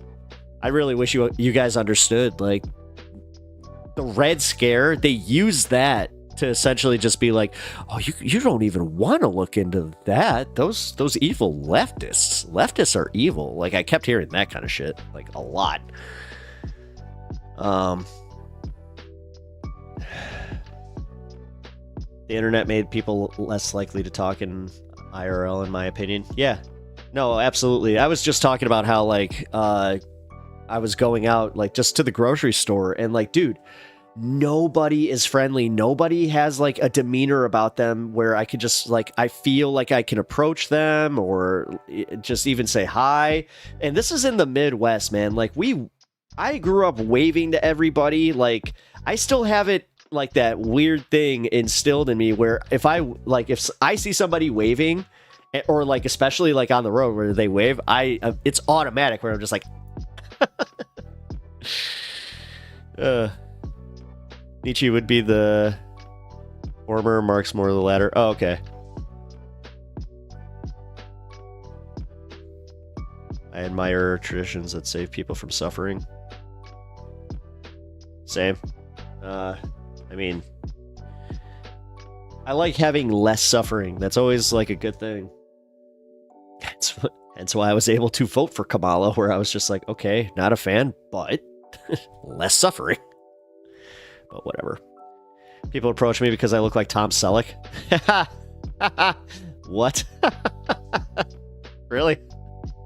My mom would have loved you. God, she had such a thing for Tom Selleck. Oh boy. Burt Reynolds too. She loved her some Burt Reynolds.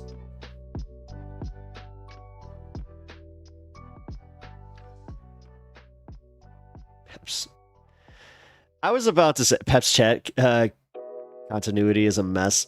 Yeah, you know what? Here, I'm just going back to standard. We're going back to standard.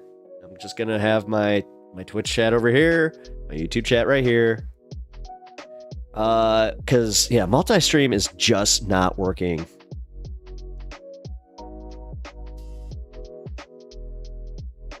Justin Stafford, hello from Illinois. Also, I am from Chicago. What's up? What's up, Justin?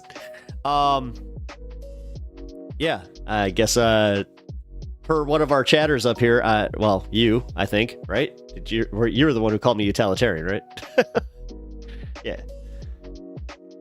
Yeah, so I guess I'm a utilitarian leftist who likes to smoke a lot and also, yeah, gets I just like having fun with you guys. Snap, I'm in Illinois too. No shit. Nice. Hell yeah. Oh, you're in Champaign? No shit. Yeah. No, I'm north. I mean the city limits. That's why when you say, oh, Decatur? Oh, no shit. So you guys are south. Yeah. Yeah, Chicago prop. But yeah, that's cool. Champaign and Decatur. Are you by Millikan University by chance? They're leaky diaper. Because, yeah, had some fun there. Yeah, it's nearby. Yeah, cool. Yeah. One of my good friends went there and went to a few parties there. It was a lot of fun. A lot of fun. Smoking Mac 1 and some other indica? I don't know. Justin, yeah, if you're not on board yet, please sub to the channel and follow the stream if you're over on Twitch. I'm not sure which one. Oh, you are on YouTube. Okay. So yeah, sub to the channel if you haven't already, and like the stream. It helps me out. It's free. Honestly, you might actually just enjoy the content overall. So, and on top of it, if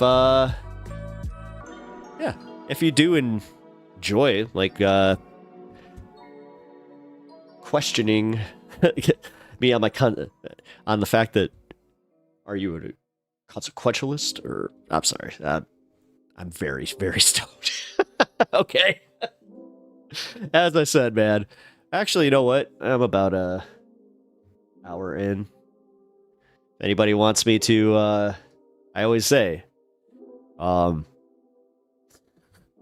you want me to go with the big guy there, that requires donations. That is one where I will shill for it, where it's like, nah, because that wrecks me to the point where, yeah, I just get really dumb. So, leave.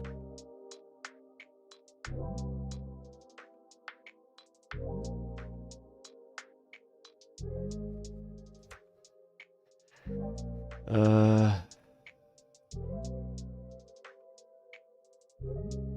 think he means for shitting on our neighbors. I have a sister in Madison, but fuck Indiana all afternoon. Yep. How much are carts in Chicago? So this one was 40. Yeah, it was 40. And that's for one, like a 1G. So, yeah.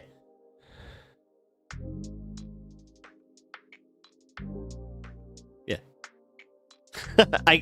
The thing is, yeah, it's not bad, right? Yeah, thank you. It's so funny how many people think that, though. Like, so many people I've talked to, even in this chat, where they're just like, man, it must be really expensive there. I'm like, it's not that bad. Although, to any of our friends in Michigan, I'm gonna just shut up because, yeah, you guys got it real good. Real good. Man, you do make Illinois look pretty bad, but yeah, all I'll say is, yeah, Indiana, no bueno. No bueno. I don't like Indiana in the slightest. I don't even like driving through there. Ugh. I'm sorry. But also, yeah, consequentialism is contrasted with deontology, which basically means valuing rule, following over analyzing overall consequences for any action.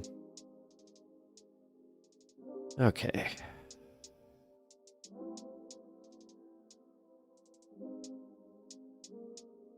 So that's essentially like putting like the rule of law over the like consequent. Like I'm a little wait. I don't like doing this after I smoke. I'm a much better academic when I am in my right mind.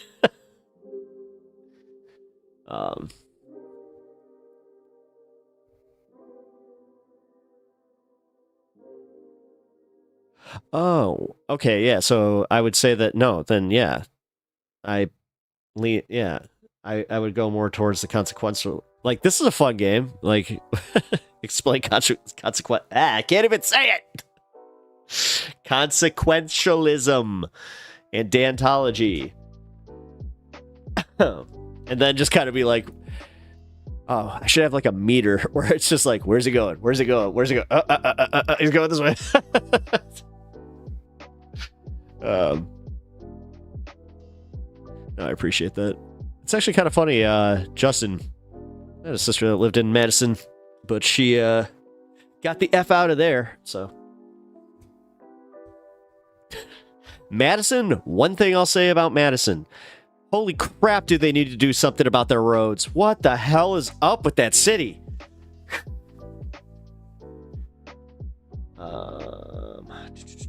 I lived in Washington, Oregon. They were way cheaper than Illinois for a while, but Illinois prices, yeah, they come way down. They've come way down. Rule versus reaction, essentially. Yeah, that's what I thought. Should I live life by rules, or should I live life based on the response to an event? Oh. Isn't that kind of something that changes, though? Like, how is that something that's, like, locked in? Like, just per human behavior. Like, if you have something really bad, then, like, even if you're practicing the other, like, way of thinking, then why wouldn't you acknowledge that, like, it could easily just shift your way of thinking that way? God, I'm having my own Rogan moment, guys. Uh-oh. Uh-oh. What is going on with this? Why? Why? Why? Why do you keep doing this to me? Stop resetting. Ugh. Alright, guys. I'm gonna just say, chat will more than likely be going up on screen because you guys have finally, you did the thing where, yeah, well, not really, it's not just gonna sit there stagnant. I was worried about that when I first started this. I was like, I don't want to put my chat up because if it was gonna be all, slow and stagnant. Yeah, but anyway. Leftist Joe Rogan finally. I guess by accident. I'm curious. I genuinely want to learn, but I am also a super stoner. So if that means that I'm the leftist Joe Rogan, then pay me. Let's go. Come on. Not you guys. Anybody else. Wait, but that'd be calling for like a corporation to do that. No, you guys, small dollar donations. I'm gonna go for full Bernie Sanders. We're the 1%. You guys, they are the 1% of the 1% of the 1%. We are the 99%. I need you, the 99%, to donate to me. Small dollar donations, they mean more than anything from the billionaire conglomerates. I need you to donate to me, please. And also, please do not ask for anything past 8 o'clock. That is way past my bedtime. I get a little cranky.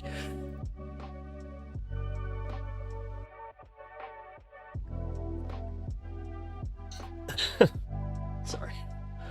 Wow, I just realized I was really thirsty. Consequentialism is contrast. Oh, wait, sorry. That just came back again. What is happening? Dude, that was YouTube chat this time. So frustrating.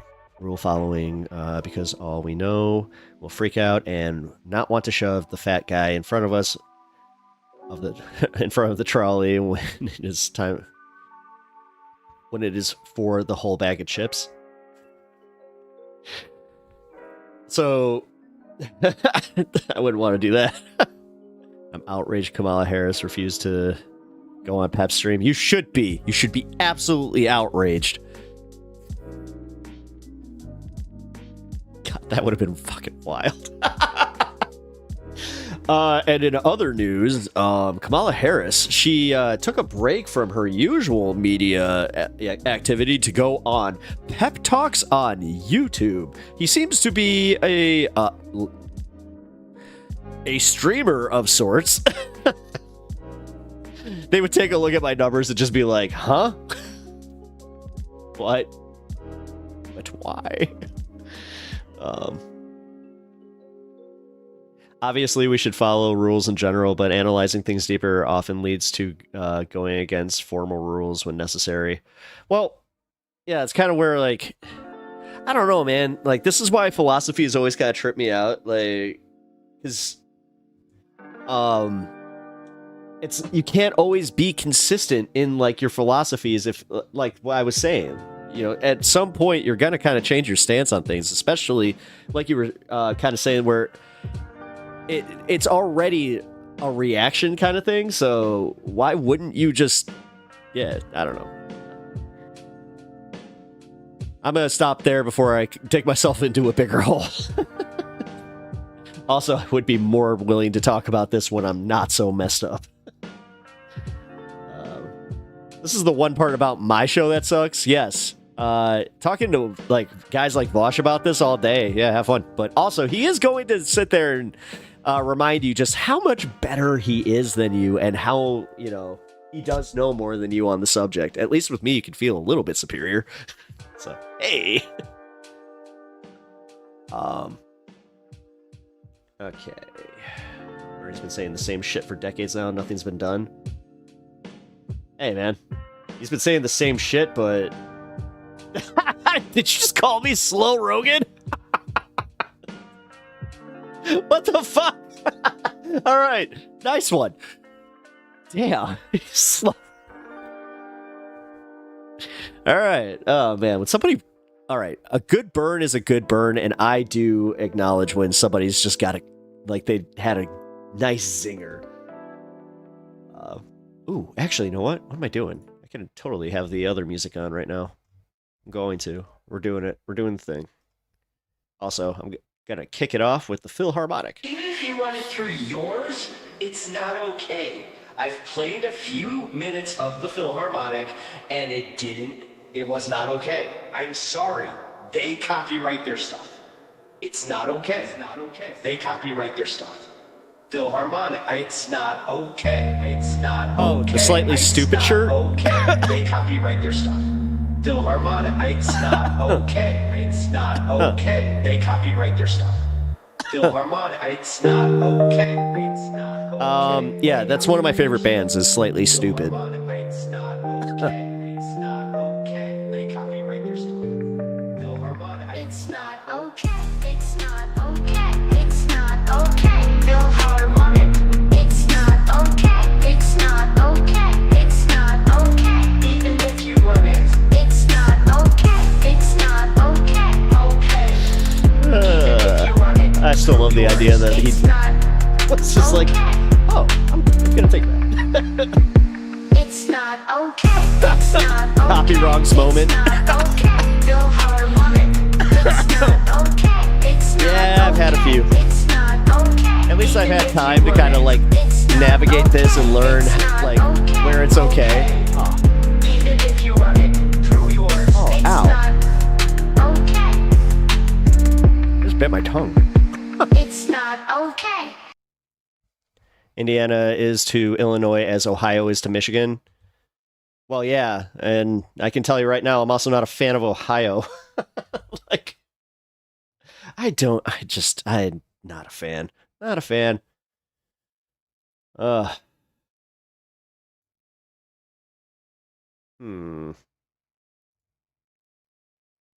That's not what I was looking for. Where's Kirk? There it is. Aha. And we'll start here. There we go. Sometimes I feel like I ain't right. The calling out avoid a single teardrop on my chin. Know the hole inside my soul, the sadness washes over me. No, and tell me I don't know, cause it defines me. And it was sometimes I feel like and here, if you guys enjoy this music, he is one of our chatters who unfortunately cannot be here today, or if he is here, he's in a very limited capacity because he is very sick. So.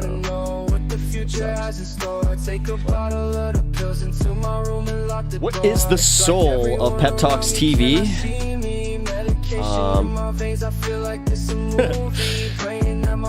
Wow, I don't know. Me, I'm the soul. This guy. Reminded me a bit of Negative Land. What's Negative Land? Is that like a, what's that? This is the guy who mixed that, by the way. His name is Kirk.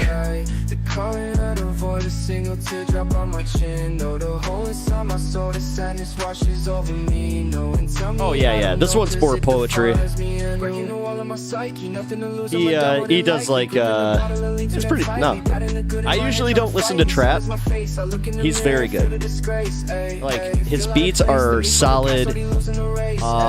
His lyrics are deeply personal. So I really enjoy it.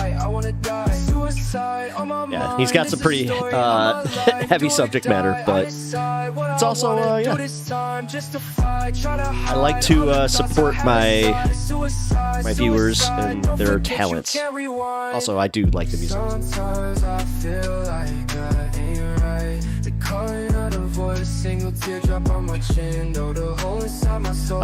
You'd actually be surprised at how much of this is not auto-tune. Because we actually, I think Brian over here in Twitch, I don't know how to say your name. Beginu. Yeah, you. He tried to say the same thing. He's like, I want to hear your real voice. I want to hear your real voice. And he got a hold of me and he was just like, that is my real voice. I don't know what to tell you. It's just like, I produced it, but it's not run through an auto-tuner.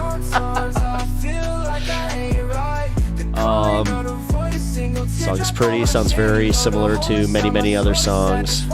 Only being, this is one that he did based off of somebody, like, so you actually can kind of see a transition through his music where you can actually see him get more comfortable with himself and his music, where before he was kind of doing derivatives of other people's stuff to the point where he would even admit it, where he has one song that I think is like a derivative of one of Ed Sheeran's songs, but he progressively like keeps getting better and better and better with everything that he's releasing. So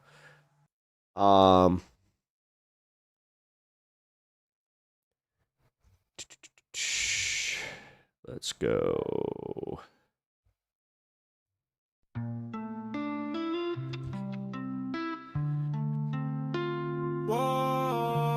Soul music is alright. You'd have to pay attention to the lyrics, I suppose. Oh, I mean, yeah. That's the thing. Like, with him, he's got, like, both types of music, though. That this song, again, it's got some deep lyrics, but then it's got a really nice, light,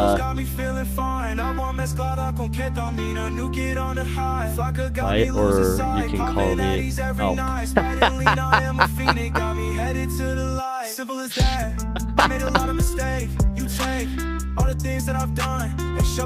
We're getting sued by you too. Wait, Wait, but negative land and sued for sampling people's early on.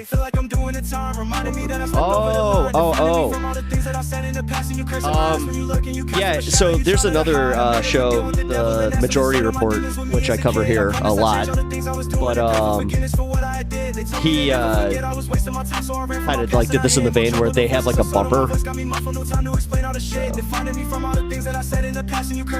Nice. I always like when people put up the little dancing emotes whenever we're doing this. Yeah, but this isn't even like, so normally when I start ending my stream, I'll go into like a little bit of a music mode, but yeah, tonight I am actually just having some fun.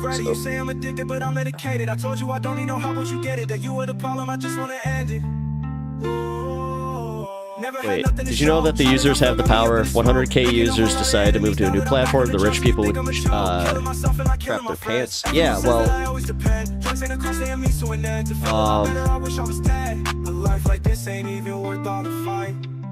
that it is, but you ain't see the light.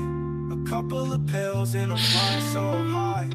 Don't understand. I just hope you guys do end up playing his music like on your own time too. Oh, yeah, if you haven't already, please sub to his channel. But,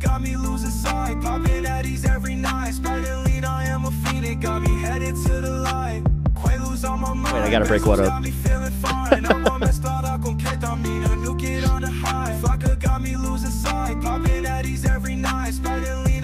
Like old bastard. Hell. I mean, technically I am too, but I just lean into it, man. I like any, like, dude, I just like any type of music. So, like, if it's good, it's good. I hate people that, like, when I was into the punk scene, I hated the people that were, they almost made it their mission to just be like, oh, I gotta gatekeep this. No, you're not punk enough unless you like this band, or if you like the, you know, some pop music, or God forbid, you know, like a band. I keep saying Blink-182 is a big one, but that was like, dude, that was called poser punk. Yeah. Music doesn't define us. When you're a teenager, it does. What are you talking about? Come on, take yourself back to that time. That's all it did. Half of your personality was developed on the music that you liked at that moment.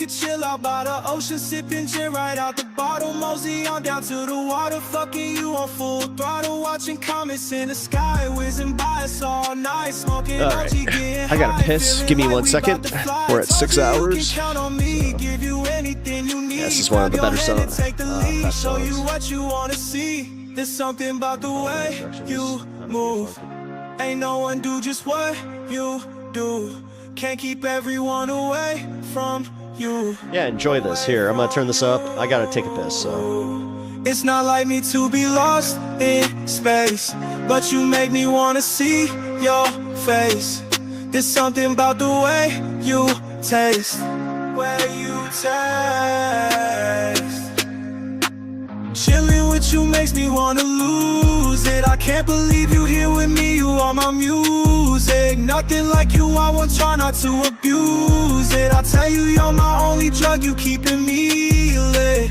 Showing you what is my desire, always by your side. So when you need me, I put out the fires. Never felt the feeling quite the strongest. Something I admire, taking hits of you, inhaling everything to get me higher. Fucking up the whole night, seeing all the city lights. Driving drunk, ain't gonna lie, we ain't never gonna die. Told you you can count on me, give you anything you need. Grab your hand and take the lead, show you what you wanna see. There's something about the way you move.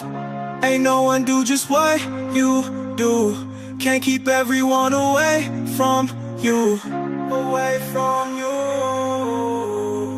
It's not like me to be lost in space, but you make me wanna see your face.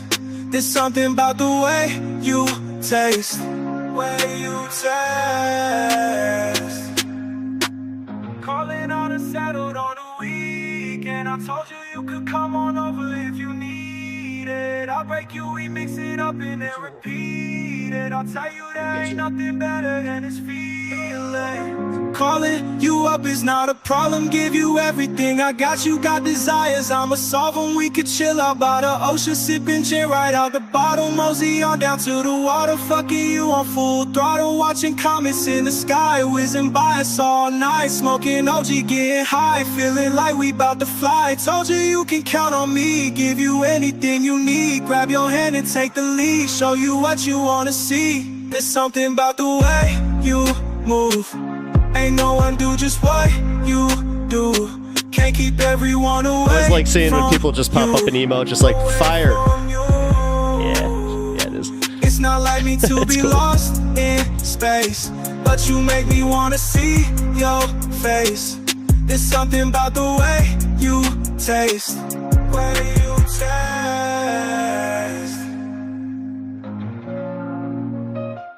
So influencers as a term that was invented at some point in the past, which indicates that you can create new terms and new ideas to replace these bogus ideas from the right. The melody is nice. It's also too consistent. Yeah, no, he's very, very good. I enjoy his stuff a lot.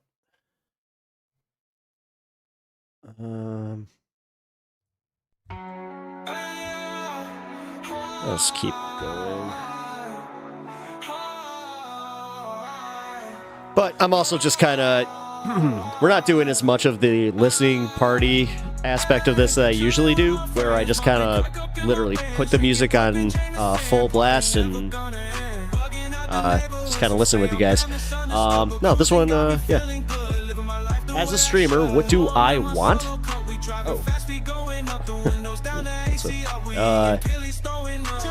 I don't know. I would like to make this my full-time gig. I would like to essentially kind of make some waves in the like leftist sphere, or I don't know. God, you put me on the spot, man. No, for real. I think that I would like to bring more of like the Michael Brooks kind of vibe back to the left. Because for real, man, like not enough people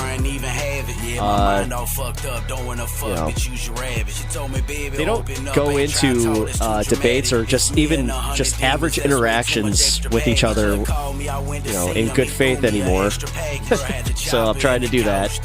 As a streamer, I would like to go out on a what?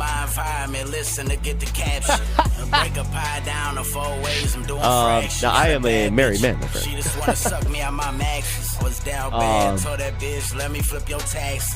No, that's kind of what I would like to do. I would like to bring, the Michael Brooks vibe back to the left, as much as I possibly can.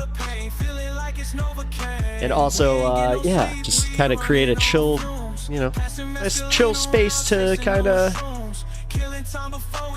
have these conversations and just, I don't know, man. Like these are, I feel like everybody gets really, really uptight when they have these conversations, kind of like our boy did earlier, where it's just like, I guess it hit too hard, but I didn't mind, If you're a good friend to anyone, you can date anyone. Being a good friend is definitely something that I advocate for.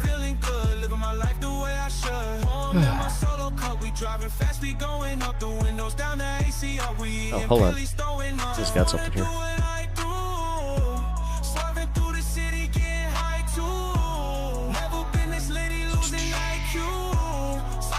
Wait, JD Vance did what? Oh. Okay. Nothing. Alright, yeah, we're done with that. We ain't doing that.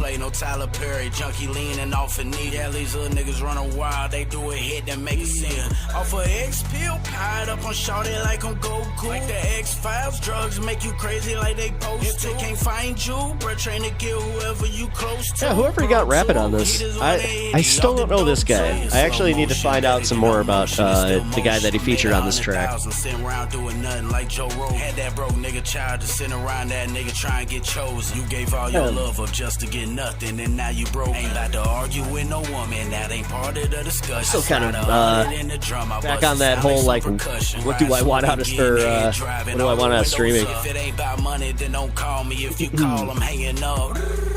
40. Chilling with my friends, popping crack up in my bands, drinking pipe and Jameson, party never gonna end. No, I'm not. Oh, but don't put like hard minutes on my life. Like I hate when people are just like, you only live this long. You want to spend even like this long doing this? It's like, no. Oh my god. You're into the stuff into this jam. It's a good one. No, I mean, you only use 1% of your brain. God, I remember when I believed that. And then I talked to a neurologist and they were like, that is a load of crap. It's like, oh, okay, cool. It's like, it sounded so good too. Damn it. Ooh, we might go with Somnium here in a minute.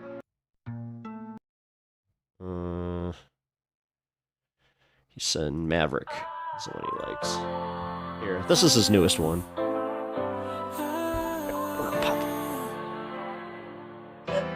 I'm a top-notch boy with them top-notch bitches. Come and rock that boy.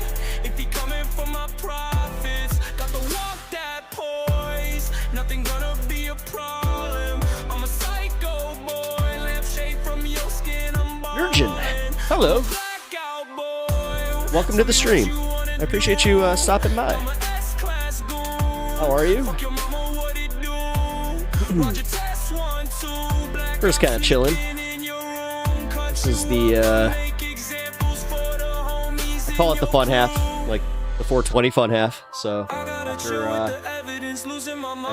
yes, politics. We are talking about politics, but we are in the more chill part of the program. So I play some music from one of our viewers, and yeah, just kind of chill, vibe, and talk about whatever we want to talk about. So yes, if you want to discuss politics, yeah, let me know. Because yeah, you technically like we already covered TYT spreading the misinfo. We already covered the Trump Epstein exposed. The Rogan problem. We also covered that. And yeah, we're just which somehow got me through 6 hours. Holy crap! Your AI soulmate? Oh no, are you? Well, that's like the second Scarlett Johansson movie we're talking about now.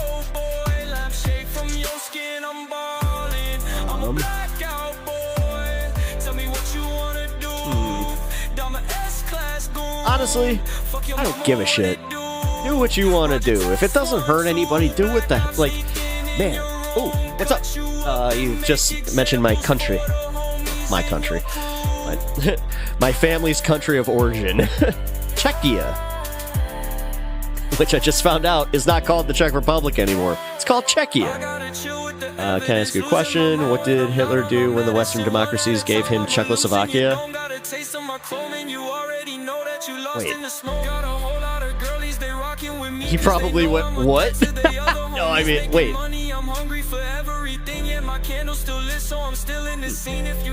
Should probably know more about that, but I don't know a lot about the Czechoslovakian history in World War II. I don't know, what do you do? I mean, if you if you're actually asking me, then I'm like, I'm from Central Europe. No. My family is my bloodline is, well, part of it. No, I'm a good old American mutt.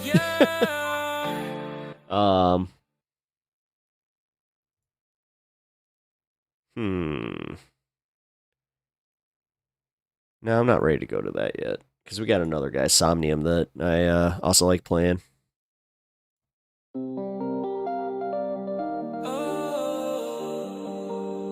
Yeah, I was about to say my fam. No. No one wants to talk about Ukraine. I'll talk about Ukraine. I mean, what's to talk about as much as, like, there's... we got to keep giving them money and we can't just back out. Like, and right now it's kind of...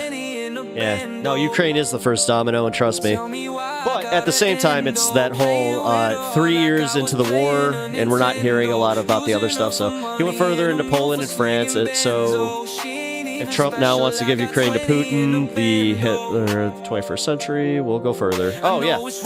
No, I agree with that. Totally agree with that. I did not know it started with Czechoslovakia. You know what? It's another, here. Putting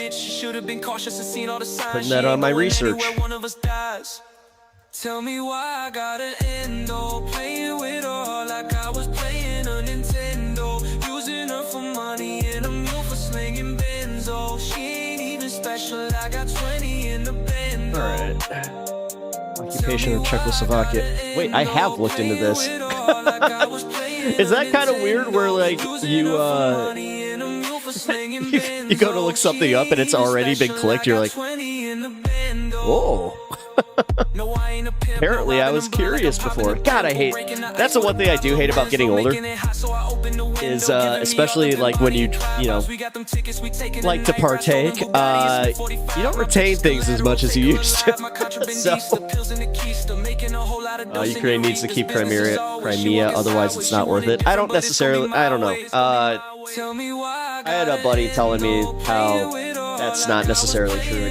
He lives in Kyiv, so...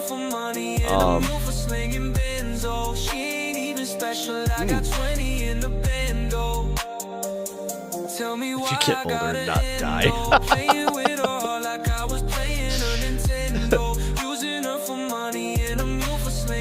Also, Virgin, I appreciate you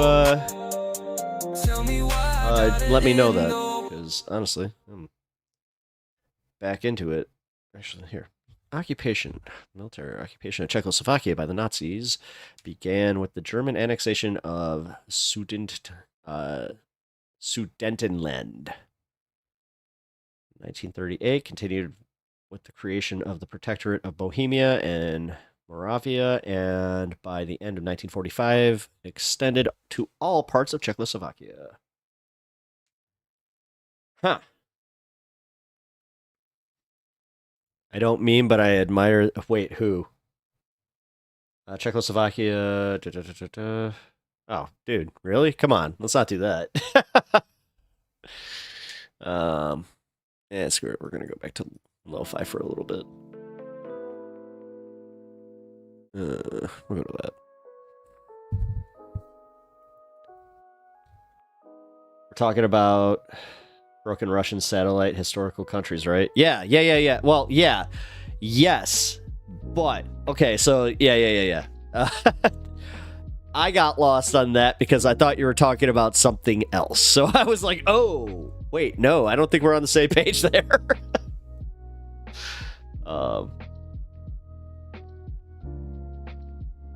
Sell SpaceX to Russia and then send Elon with them.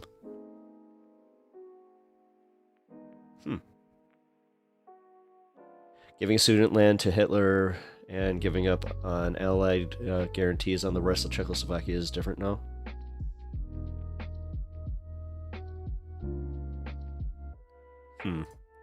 Hold on. The Slovak state broke off in March 1939, and Hungary annexed the remainder of the Carpathian Ruthenia in the following day.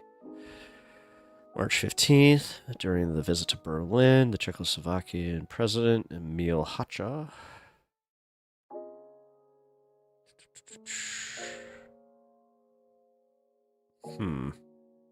during the occupation between 294,000, geez, to 320,000 citizens were murdered. majority of them Jews. Reprisal killings were especially harsh after the assassination of Reinhard Heydrich, including the infamous the DC massacre. Large numbers were drafted for slave labor in Germany. Damn. Damn. that was heavy. Yeah, jeez.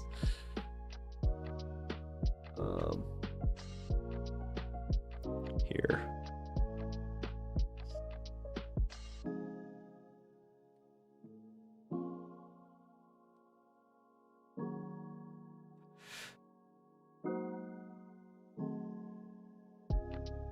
Okay. So,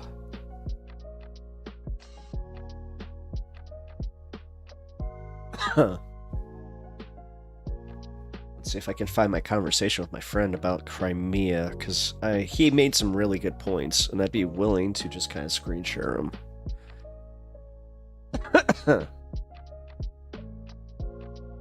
Centralization of power is impressive to all humans. We love things to go boom, and we love to see power in expression, yet is not correct. Yeah, I've hated Elon since the Boring Company flamethrowers. Oh my god, I forgot about those. Yeah, dude. That's funny. I like how that's your gripe with them. You're like, yeah, it was those stupid flamethrowers. Those things sucked. They're supposed to be so much cooler.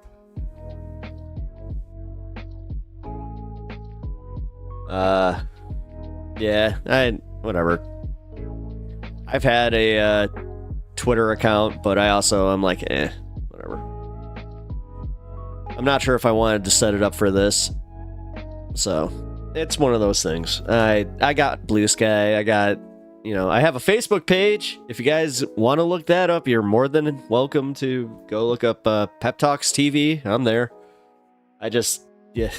I hate social media so much, which is bad. I admit it, man. Like, I could probably gain a good amount of followers if I put some more effort into that. But, man, I just don't want to. I don't care. I just don't care. Your information is not free unless you let it.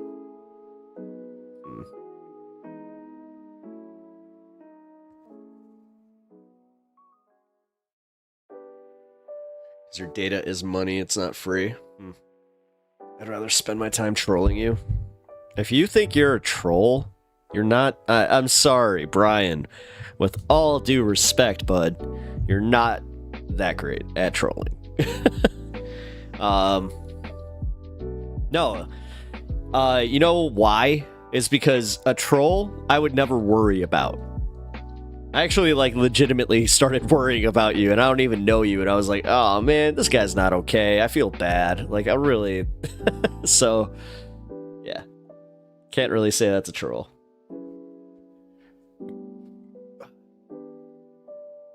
You are an active member of my community that I appreciate.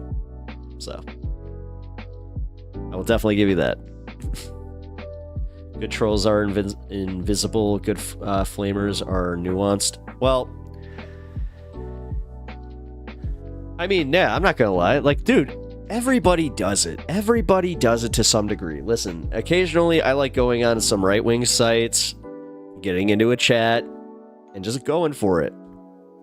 Especially if it's a bunch of boomers that, they only maybe know 10% of what they're talking about. I love that. But when you dance with women, what's your favorite behavior of their body and words? I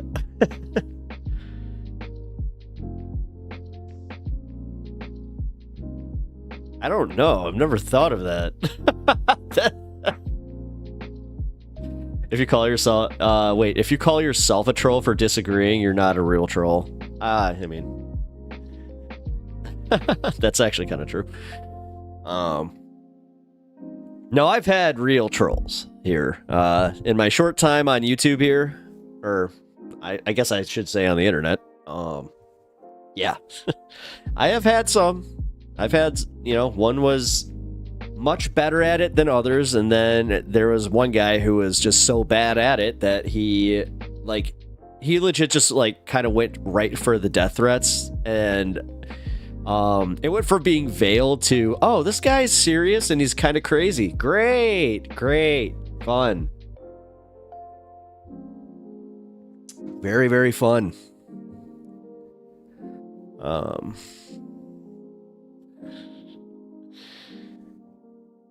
Yeah, hating online is not trolling. Yeah, I was about to say, I'm like, what? No, trolling is, I don't know, man. Actually, so, in my opinion, the best trolls are some of my viewers who, they just love, to constantly make jokes. Kirk and, Duke of Bread. I'd say they're two of the best in chat. Like, those guys, they are, they're ruthless. But at the same time, I know that they're also, in good fun. I know you're not a troll. No, you're just all over the place. Like, you really are. I'll just say that much, Brian. You're, all over the fucking place. To the point where, I've had some of our mods get a hold of me and just be like, is he bothering you? I'm like, no. That's dude, what? He's fine. No, that's why I'm just just sometimes don't be so weird. I don't know, tone it down a little. If you get the urge to say something completely random, ask yourself, is this completely random? So, being a troll is not romantic. Oh God, you remember I was the product of that, where my generation, where if I had a girl who was picking on me, my dad, he'd just be like, oh, it's because she likes you. And then vice versa kind of thing. Although he wasn't necessarily wrong. So, just I don't know, kids are stupid or dumb. Troll is a person that takes time and expense to make you see and know one thing. And when you're not ready, they pounce. I disagree with that. Okay, I actually disagree with that.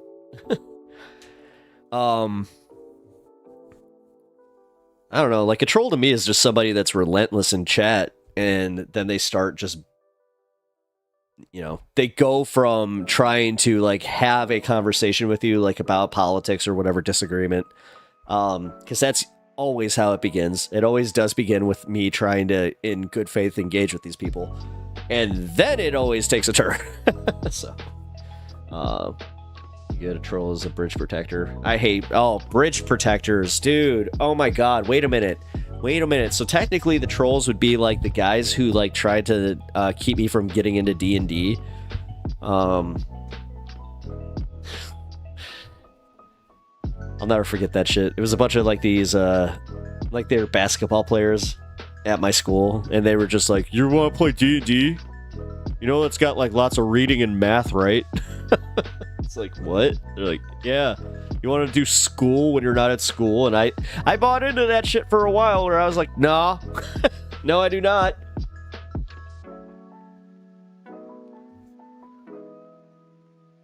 I don't know. 2025 trolls. I'm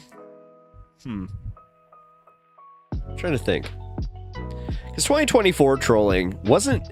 You want to talk about lackluster, dude. Okay, so for it being an election year, Trumpers were really bad at trolling, or even trying to come into my comments and leave bad comments or any of that shit. Dude, they kind of sucked. They were not the most creative, I'll say that much. Excuse me. Idiot. Oh God, now I'm just thinking of Guardians. You take that back. Yeah, did you hear what he said? He said I'm bad dog. You know I'm not a bad dog. You take that back. Trump trolls are hilarious because they think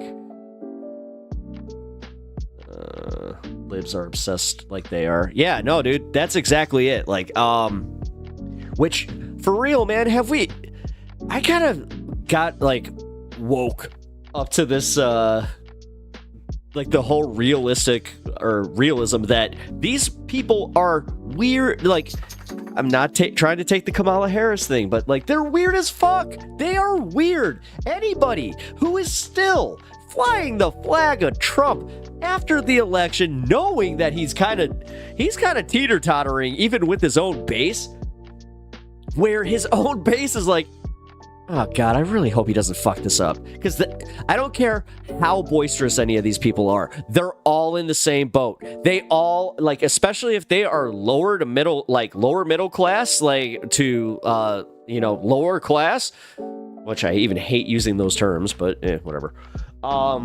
Then yeah, hey, maybe, just maybe, you should have just been like, oh, this is not working the way. All intellectualism is weird, but it's correct. Don't be wrong. What? You're wrong. You should be wrong. Wait. Trump trolls are hilarious because they try to pretend that they're not addicted to it. Okay. I didn't read that last part because I don't want to get in trouble, but that is funny. Yes, I know you're from Oakland. And I absolutely... God. Sometimes you're frustrating. But... either way, I still think that this is going to be interesting, because, like I was saying, his own base is starting to kind of get the idea that, crap. Crap. I don't think he's going to do what he said he's going to do for us. Just seeing their reaction to the price of eggs.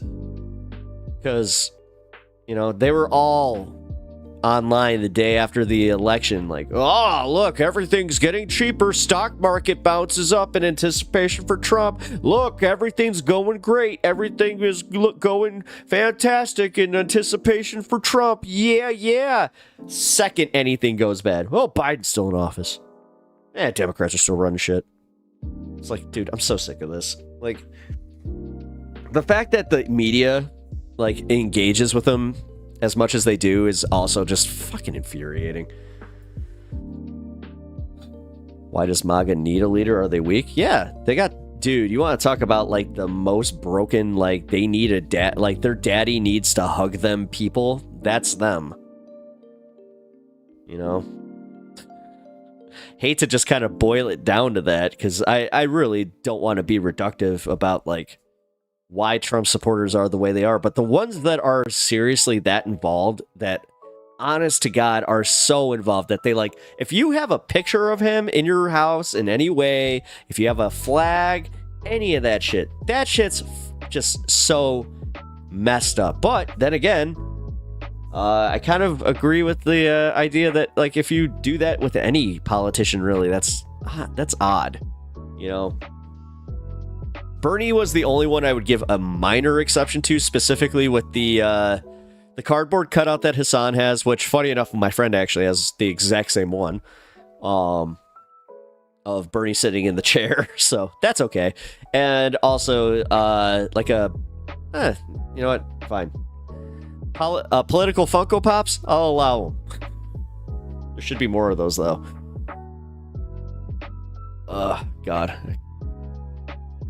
Well, I mean, I technically have a Governor Jesse Ventura doll, so it's literally what that is. When he was the governor of Minnesota. Oh, God. I've been seeing some scary shit about Nostradamus and the other guy who predicts a lot of stuff, and basically they're saying Donald Trump will not make it past 2025. Oh, we can only hope. Hey, man. Why are you cracking open that can of hopium? Whatever, man.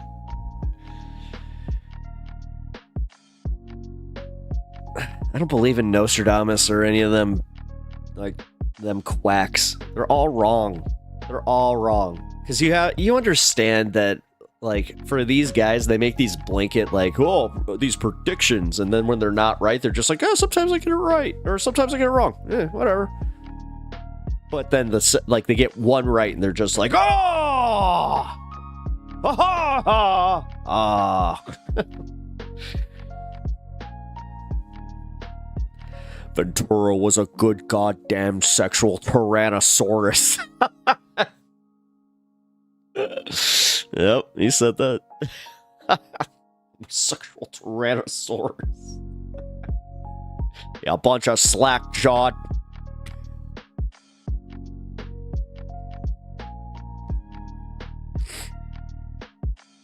Ugh.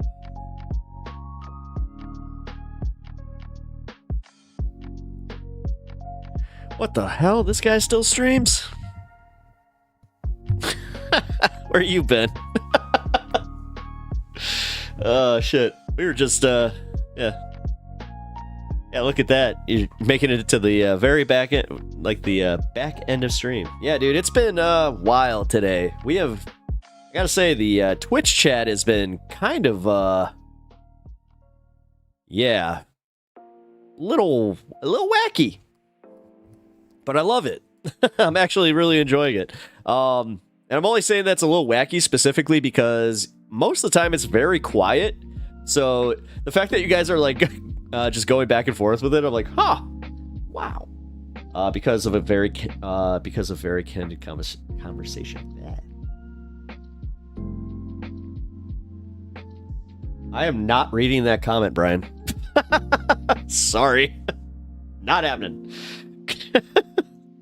Oh, you just got home? Nice. Nice. Oh, yeah, I'm glad that you could at least join, man. Yeah, we've been having fun here. Oh, yeah, dude. Oh, you missed them essentially exposing that I'm like now kind of like Joe Rogan, where I'm like, oh my god, I don't know what was it?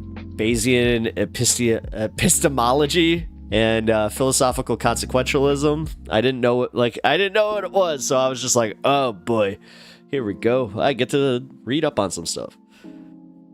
Asking me, am I a consequentialist or do I believe in deontology? Like, it turned into a Vosh, like somebody was trying to turn it into a Vosh stream, but then exposed that. I'm like, oh, he's just slow. Yeah, then somebody called me Slow Rogan. Oh, God. All right, you know what? Kissing Gonzo, that was a good one. Slow Rogan. I'm going to be laughing about that for a few days now. Oh, God. Slow Rogan. What other streamer's going to let you cook him like this? Like, Jesus Christ. Oh, man. Oh, man. I also got to learn about Czechoslovakian history in World War II. That was fun. Look, I don't like attention. LOL, Joe Rogan would never read up on epistemology. Yeah, I know, exactly. Wait a minute, so I can't read up on it. If I want to be successful like Joe Rogan, then I have to be just as willfully ignorant. So I must delete this. I must delete all of it and then just go, well, Duke, he'll be my Jamie. In this case, I'll just be like, hey, Duke, that good? And then you can be like, yes, good.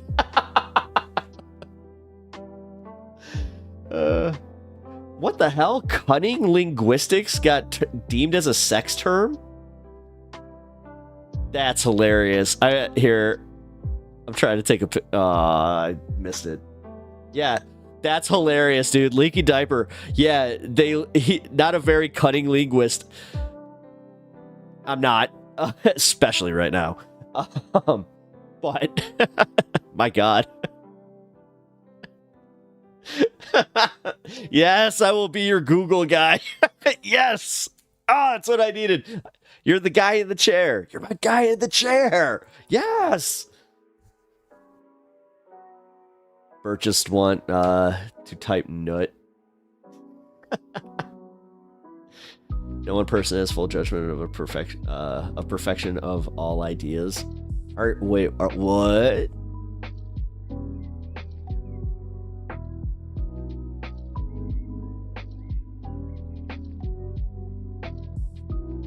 Do not kiss my ass. I might like it. Wait a minute. So you're telling me that when I make the little smoochy sound, if I just purse my lips, oops, I already did it. This is me pursing my lips. I'm gonna make you buy me a fancier chair. Oh. All right. Deal. Oh, man. God. I do kind of feel like if I do read up on it, then that already makes me better than Joe Rogan. All right. Will I understand it? Well, I mean, once we got to consequential... because I can say the damn thing. Consequentialism. And Dantology, I was like, oh, I know this because I watch Wash.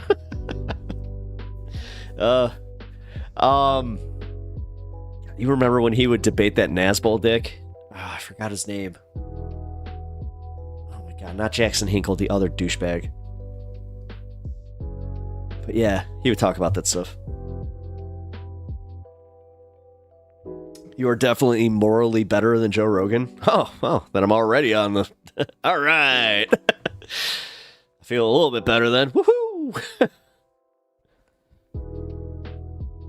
As a human, if you're impersonating Trump, you have failed as a human. Also, I still love you because I'm not judgy. Listen. I only impersonate Trump because I can. Did you know that he's actually not that... you know what? My favorite part about him is like when I do this, I'll occasionally legit catch myself in my own life when I'm talking to people and I do this. I'm like, oh, I'm doing it. No. It's like, God, put your hands away. What's wrong with you?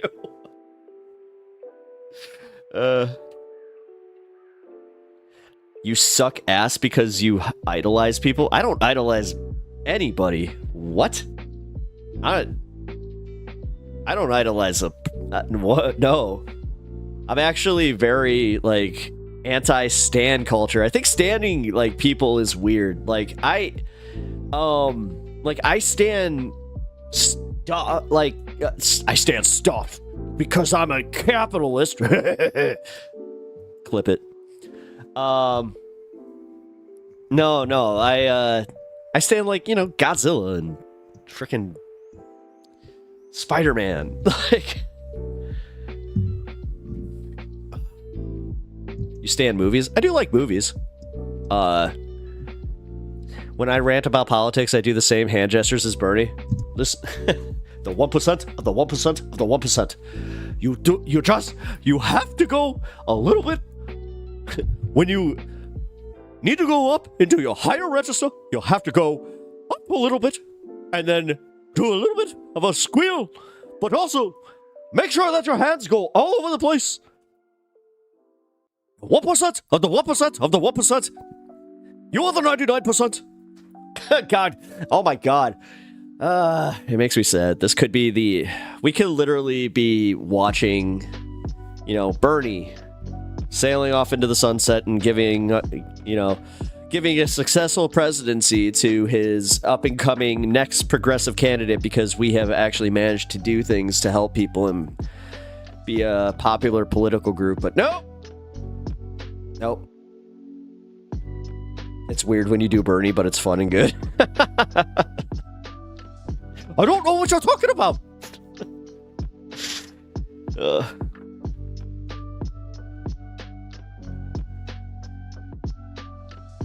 Oh, come on. I hate when people, okay, I'm sorry, I will call you on that one. No, like, that, fine. Like, if you're saying that it's a Jewish trope, I'm sorry, no. I'm literally doing I'm doing an impression of the man. Like, if I was being reductive of it and, like, trying to do that, I could see where you're coming from. Like, there are certain impressions that I won't, like, yeah, that I won't do just because they do have, you know, you have to essentially put on a voice like that. Like, I'll just do it, like, where, you know, the making fun of any like Asian culture, like, yeah, that one used to be, you know, a-okay, but then I was like, this is not okay.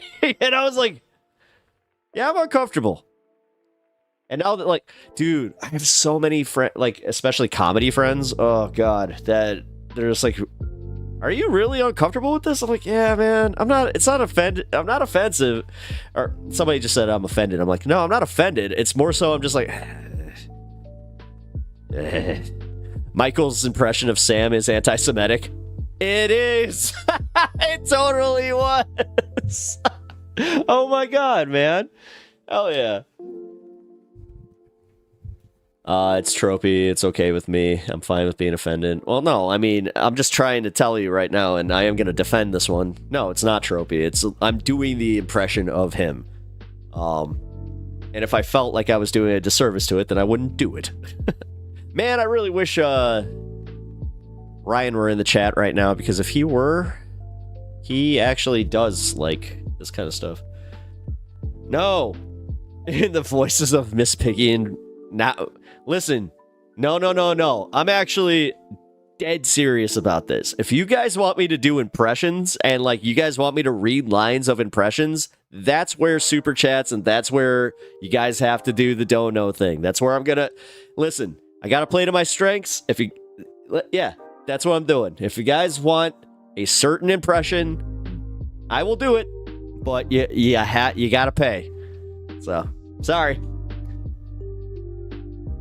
No, I am a poor slut. It's okay. I'm literally just saying, like, for people that, like, I don't know, Mr. Brian here that's trying to be like, come on, do this one in, Miss Piggy and Kermit the Frog. It's like, no, gift a sub, buy a sub. What are you doing? give me them Bezos bucks. Then I'll do it. Give me that paper.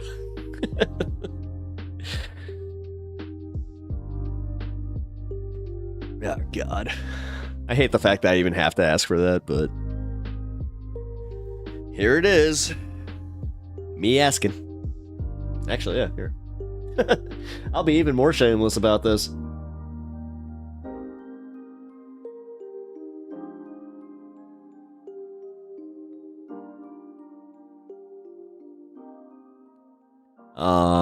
No. Sorry. And no, that I'm sorry, but Kissing Gonzo, Automod has held your comment, and no. Let's just go with a hard no on that one. You're willing to sell your BH? Come on, man.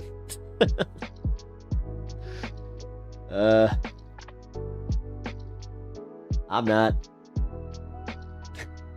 Sorry. YOLO! Oh, bro! Damn it!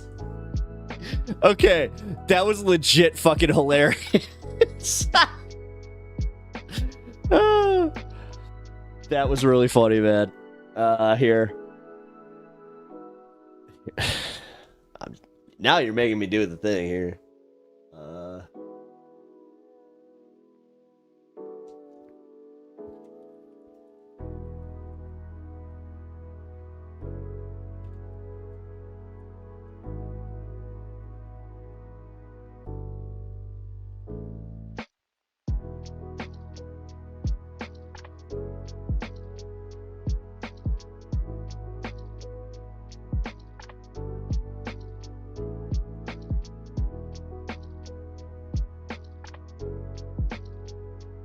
Boom. Making it official.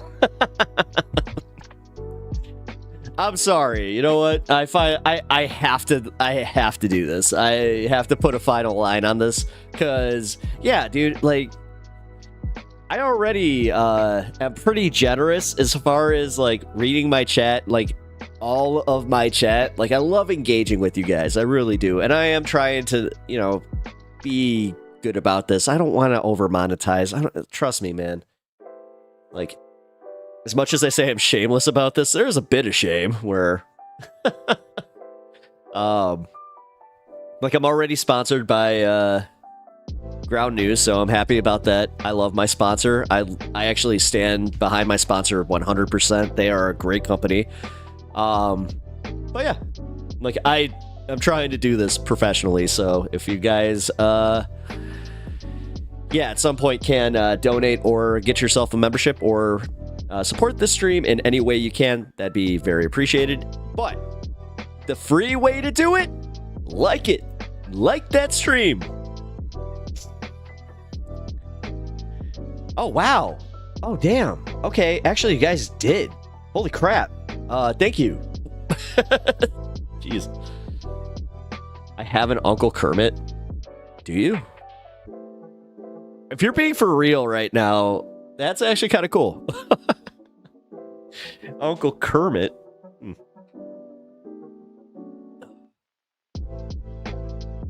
I have an Uncle Winnie. No, I don't.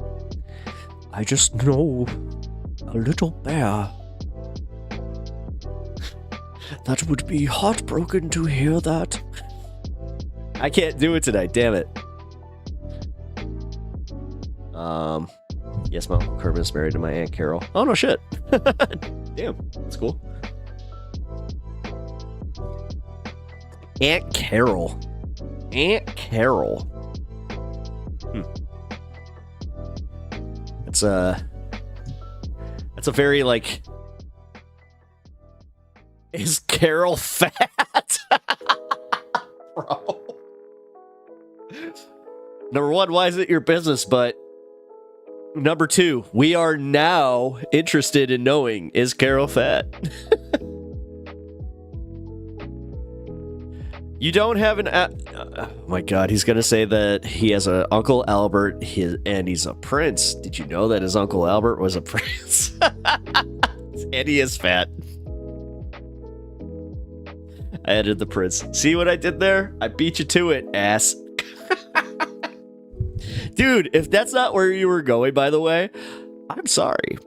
But I did think, I was like, I see where this is going. I'm not going to let this one run its course. Oh, man. No, Aunt Carol isn't fat. That's shallow of you as a progressive person. But my Aunt Sharon is very big fat. But she still mows the lawn. Listen, I still try for funny. I also am of a certain age where, sorry, like, dude, all right. Realistically, I know you don't. You're newer to my channel. If it truly offends you, I'm sorry. Like, my whole goal is to not be offensive to people. Like, I don't want to purposely offend anybody. So, I am sorry if I offended you about your aunt. And calling her big. And yes, fat shaming is not cool. You're right. But God. I can tell you right now, though, like, man, that kind of, like, stuff is what kind of was losing the left a little bit of leeway, because nobody likes language police, you know? Just gotta say. I'm also not gonna be that guy where it's like, don't tell me what I can and can't say. I'm not new to your chat. I'm never offended by ideas of things. It's okay with me.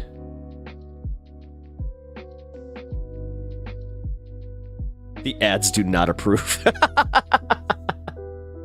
Oh, shit. Oh, I don't think they did, actually. Oh, my pre-roll. Oops. Well, I guess you guys are gonna get a free non-ad break on this one. Yeah. I love my fat Uncle Albert. I wouldn't change a thing for him. Or wouldn't change him. Not approving implies that I have control over authority or over another person doesn't deserve it. Well,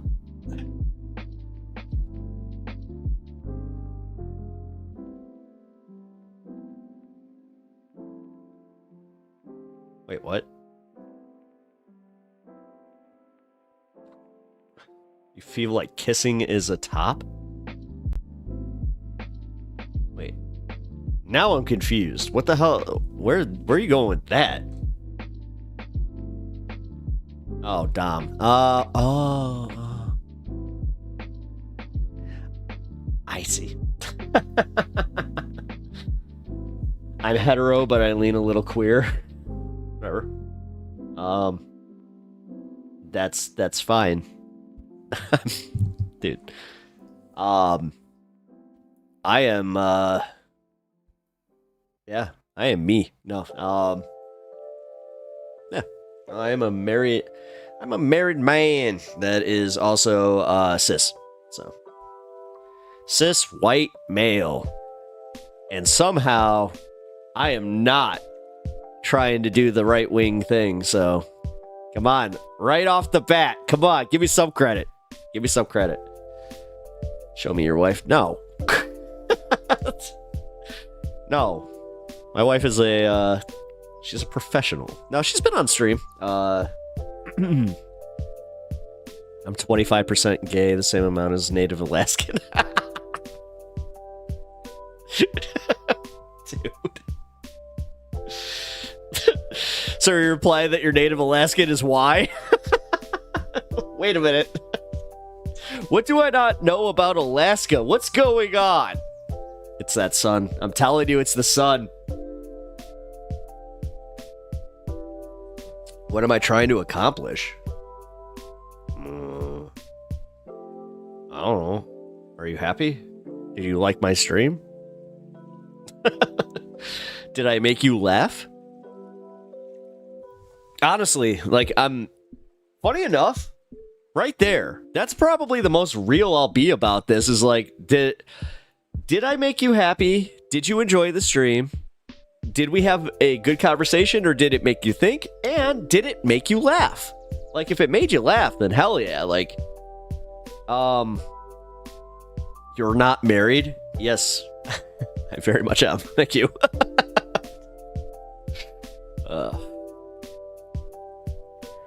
You'd be happier if you did. Well, then, you know, I'm not sure how much the Bezos subs are. I should probably know that.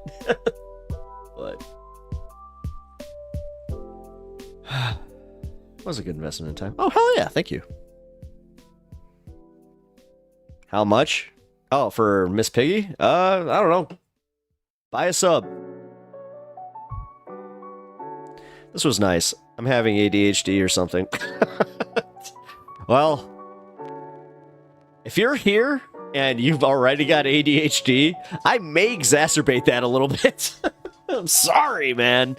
Ooh, I just thought about that. That made me a little... Oh. Okay, just... Yeah, kind of real moment. I hope that I'm not, like, making that worse. Because...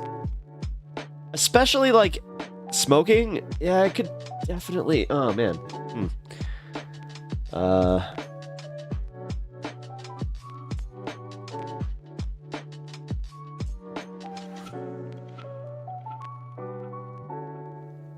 I don't know. Kissing Gonzo, I don't know you. If you think you're a top, you're probably a top. I don't know. That's a weird-ass question. I mean, don't you just, like, kind of know? Like, after enough experimentation, don't you know what you like? Isn't that how it is? It's hard for you to answer because you're looking for from the bottom. Hey, now that's rude. I don't like that. 'Cause, listen, straight or not, I have no bottom. Well,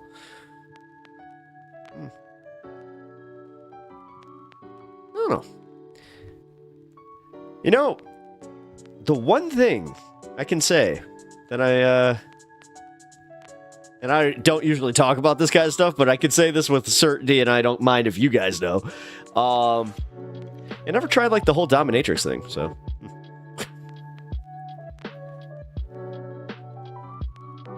I don't know. It was very intimidating. So,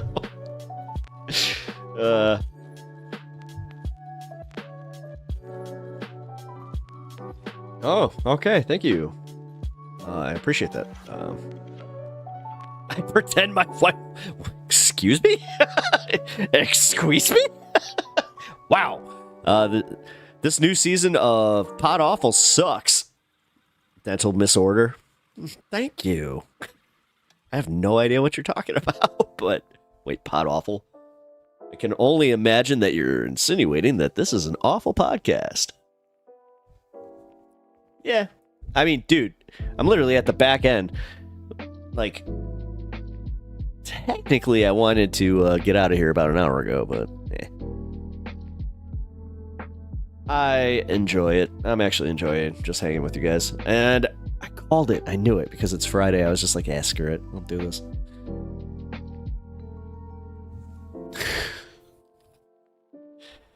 Oh, God, Duke, you almost put me into the full, like, I almost cringe at calling it the Deadpool mode because Deadpool ruined it. Deadpool ruined it. Oh, wait. Dom sub stuff, that's fun. But only when you're young. Poetry voice. You're a top. You are a top. A beautiful top. Bro! No! Ryan, you made a very, very funny. You made a funny. Good one for you.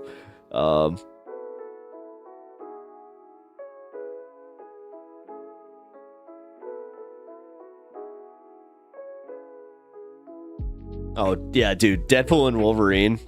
Yeah, Deadpool mode, where I'm just like, I start making the pegging jokes and just go for it. The thing is, I am well aware of how I can be clipped now, so I'm kind of trying to be a little bit better about that, where I'm not just gonna, be like, here you go. Now, have fun. And put that into the forever, Molecule Man is king.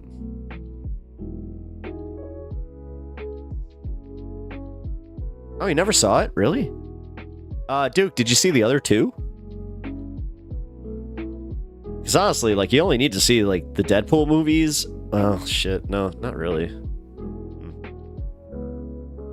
No, I just realized you do kind of have to, like, know, like, the whole lore to get, like, everything. I don't know, man. Like, that movie was perfect for me because I've been following these movies since forever, and I've seen them all, so. If you're not aware, it can be captured while on the internet, then wolves love you. Oh, dude. Listen. I'm well aware of that. Did you just say Inhuman should become a franchise? Ew. No! Absolutely not. The only good thing about Inhumans is Lockjaw. No. Black Bolt as a character sucks. Medusa's cool, but only in Fantastic Four. And, yeah, that's it. Oh, Crystal. Crystal's all right. When she dates Johnny Storm. Okay, so, yeah, ironically, Crystal. So, yeah, so the two women and the dog. They can stay. So. Your streamer, I'm talking to you in chat. You both have.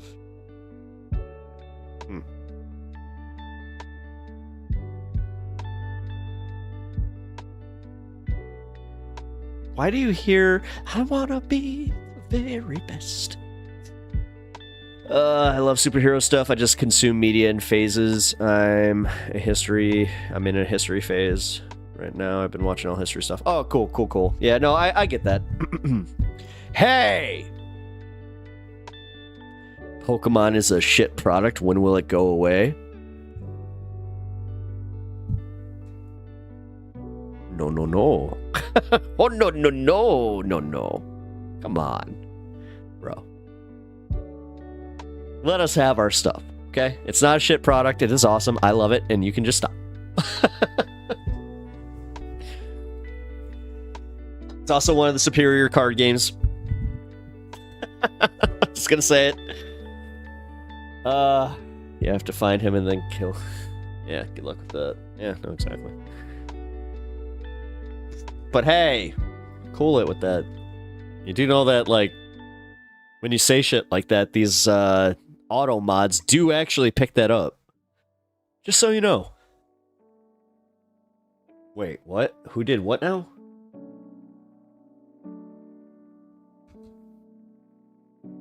Oh my god, these people deserve each other. Squish, are you still there? Because if you are, please just pop into chat to let me know. Pokemon is awesome. Pikachu is the cutest. Yeah, thank you. Charmander is the cutest, but whatever. I'm a Dungeon Master level 330? What? This is how I know you don't even play D&D. If you said level 20, I'd be like, maybe.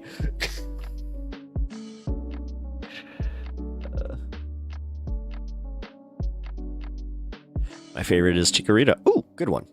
Pokemon Gold version for life. Yes, actually, I have the I have Pokemon Gold still sealed. The DS version that they re-released with the little Pokemon tracker. Yeah. I do love that one. My favorite is Snorlax. Snorlax is dope. Snorlax is dope. God, I'm lame. Like,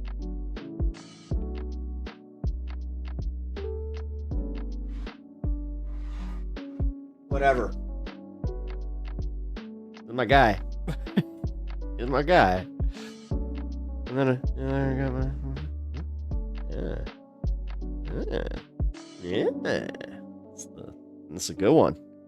Yeah. This is part of my Christmas present. Somebody loves me.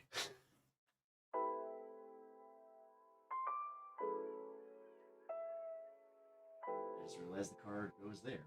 Oh, cool. I had that on wrong.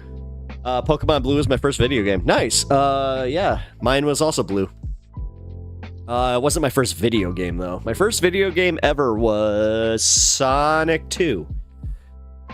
No, it was Sonic 1. Oh, no. It was Sonic 2. I take that back. My first video game that I played was Sonic 1 at my friend's house. And then, when I begged my... I begged my dad to get me a Sega, he finally did. That was the first time that I ever had the oopsie of I unwrapped Sonic and Knuckles first, and I was like, Sonic and Knuckles? I don't even have a Sega. He's like, oh, that's so you could bring it over to your buddy's house and you could play it there. I'm like, oh. And I was like, okay, yeah, that kind of makes sense. And then because it was Sonic and Knuckles, it was like the one that attached to Sonic 3. I was like, huh. Then I opened up Sonic 2. I was like, oh. And then I had that moment that clicked. I was like, I think I'm getting a Sega. I go to open another game. It's Sonic 3. And then I'm like, okay, come on. And he's just like, open the big one. I'm like, wow. And he's like, you have to share that with your sister. I'm like, bullshit. I just looked at her and I kind of remember making a social contract where I'm like, all right, what do you want? What do you want? You want me to buy you like a Spice Girls CD? Or I think that was before Spice Girls. I forgot what she was into at that point, but whatever. I was kind of like trying to make a deal with her where I'm just like, hey, how can I get you out of this? It's like, this is mine. You have to understand that this is mine. But yeah, I played. Oh my god, so much Sonic. So much Sonic the Hedgehog. That's why it's so crazy that he's like, he's big with kids now. Like, dude, it's so awesome that like, at least, yes, the capitalist dystopian hell that is our lives. At least some of the creative like parts of it that made life enjoyable did permeate, man. Like, I love that shit. Do you ever shave your head? No. No. No. Made that mistake in sixth grade. Never doing it again. Because, yeah. Found out that I got one of them lopsided heads. Love my boy Sonic. Dude, Sonic is such a good lice? No, not even for lice. Gotta go fast. Hey, what's up, Govin? No, I don't know, man. I don't know what it is about Sonic games, but I have consistently always like been excited to always play them.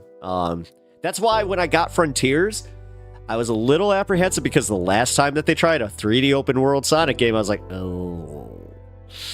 Was it Sonic for Xbox? I was like, no, that wasn't good. This one was good. So, also, Sonic Generations is a really fun game if you haven't played that.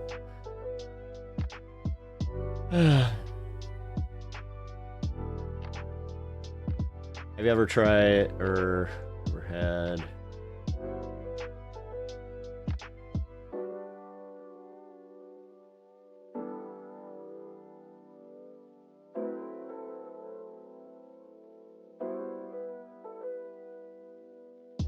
What? That was a really, really weird comment. Okay. Well, I mean, there's nostalgia, but there's also, like, legit... Like, dude, I hate when people are just like, it's only because of nostalgia that you feel this way. No, there are some games that are legitimately just really that good that they have withstood the test of time even up till this day. No, seriously, these people are asking you questions about your health, bro. I could care less. I don't know what the hell they're asking me. Like, because again, you're asking me about rice? Or lice. Did not mean for that to happen. Give me a second. Oh.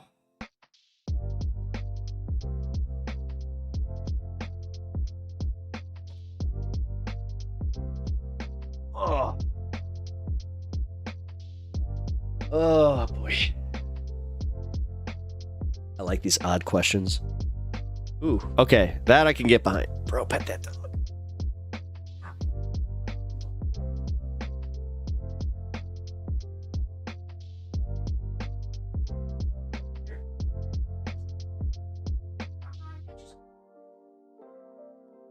You want it?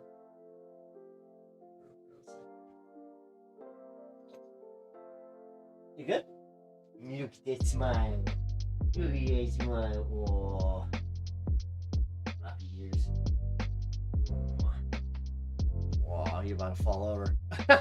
There he goes. See? I can feel his head just going like,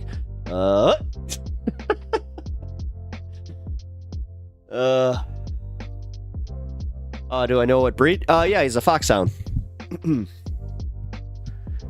He is the same breed that George Washington brought back from England and bred. Hey, how about not?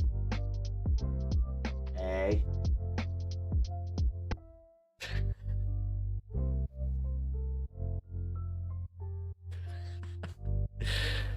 He's a good boy. He's a very good boy.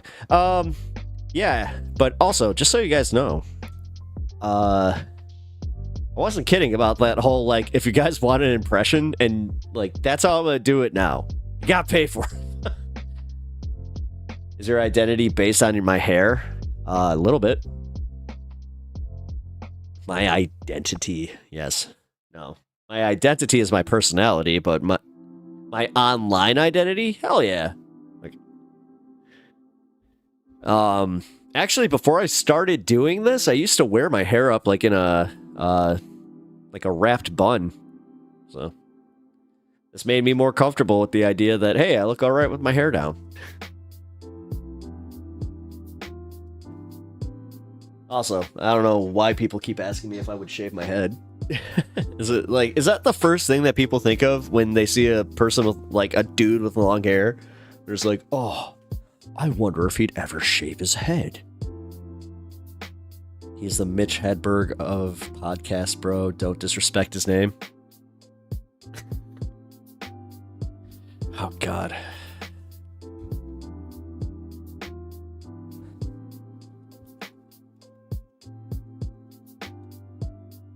It's like an ice bucket challenge, bro. We just want to see you if you would do it for charity. Nope. Not that. There's a few things that maybe I'd do for charity, but not shaving my head. That's... excuse me. I might do the beard.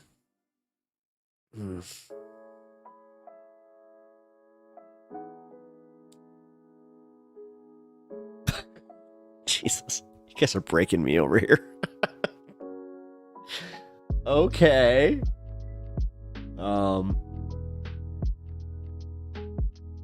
Yeah. Wow.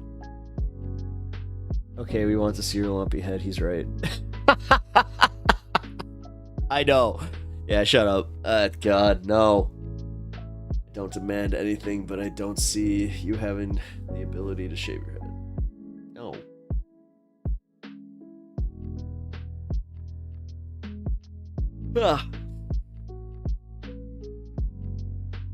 Mr. Pepper wouldn't shave his head if it would save 1,000 cancer kids. It's like, nope, sorry, fuck them kids. No, for that one I would. Come on. Actually, I mean, yeah, that'd be actually a weird comic where it's just like, you must shave your head. And you're weak. It's kind of like the way Jesus did it with the fish. Having hair implies that your value is your hair. Sure. Says the bald. Oh, says the bald man. Oh, that's what it is. Okay.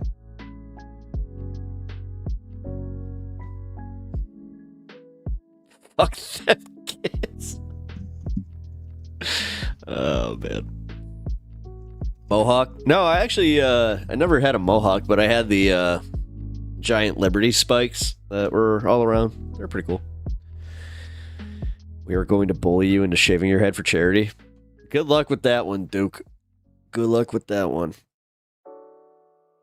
Nah, there's plenty of other shit I could do for charity. Trust me. Which, speaking of, every strand saved a life. Yeah, so now that's actually, there you go. Like, if there was like some comic book scenario where every strand of hair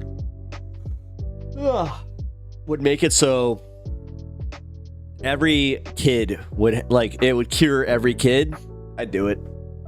At that point, I'd do it. But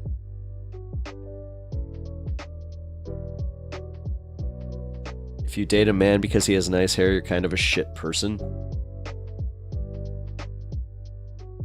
What? If you date anybody because they have nice hair, what? I don't think you're a shit person. I just think that that's kind of superficial. You say some weird shit. Because, yeah, I'll just say, like, wait, the truth of human, not man, is their ability to kiss ugly. I would date a man because he has nice hair. As a matter of fact, I keep thinking of John Stamos right now. If we're talking John Stamos, Uncle Jesse, John Stamos, all right.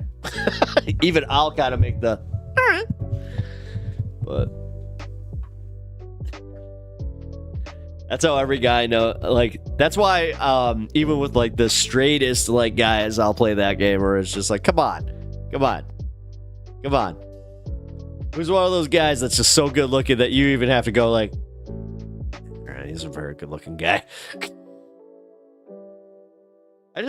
I love when dudes are so insecure. They're like, I could never admit a guy was good looking.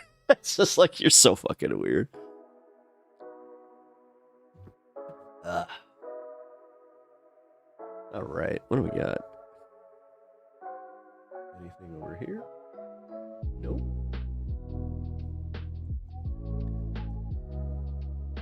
Oh my god, everything was so much fun today. That guy's mom left his dad for a guy with nice hair.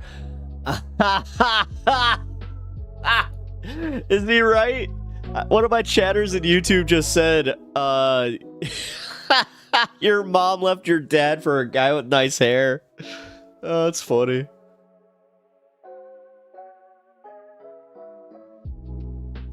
All superficial people are shit. A mouth is a mouth. What? Fuck. Ugh. A thought-terminating idea? What? Alright, hold on. I'm gonna smoke with you guys. And then I think I'm gonna start closing it down.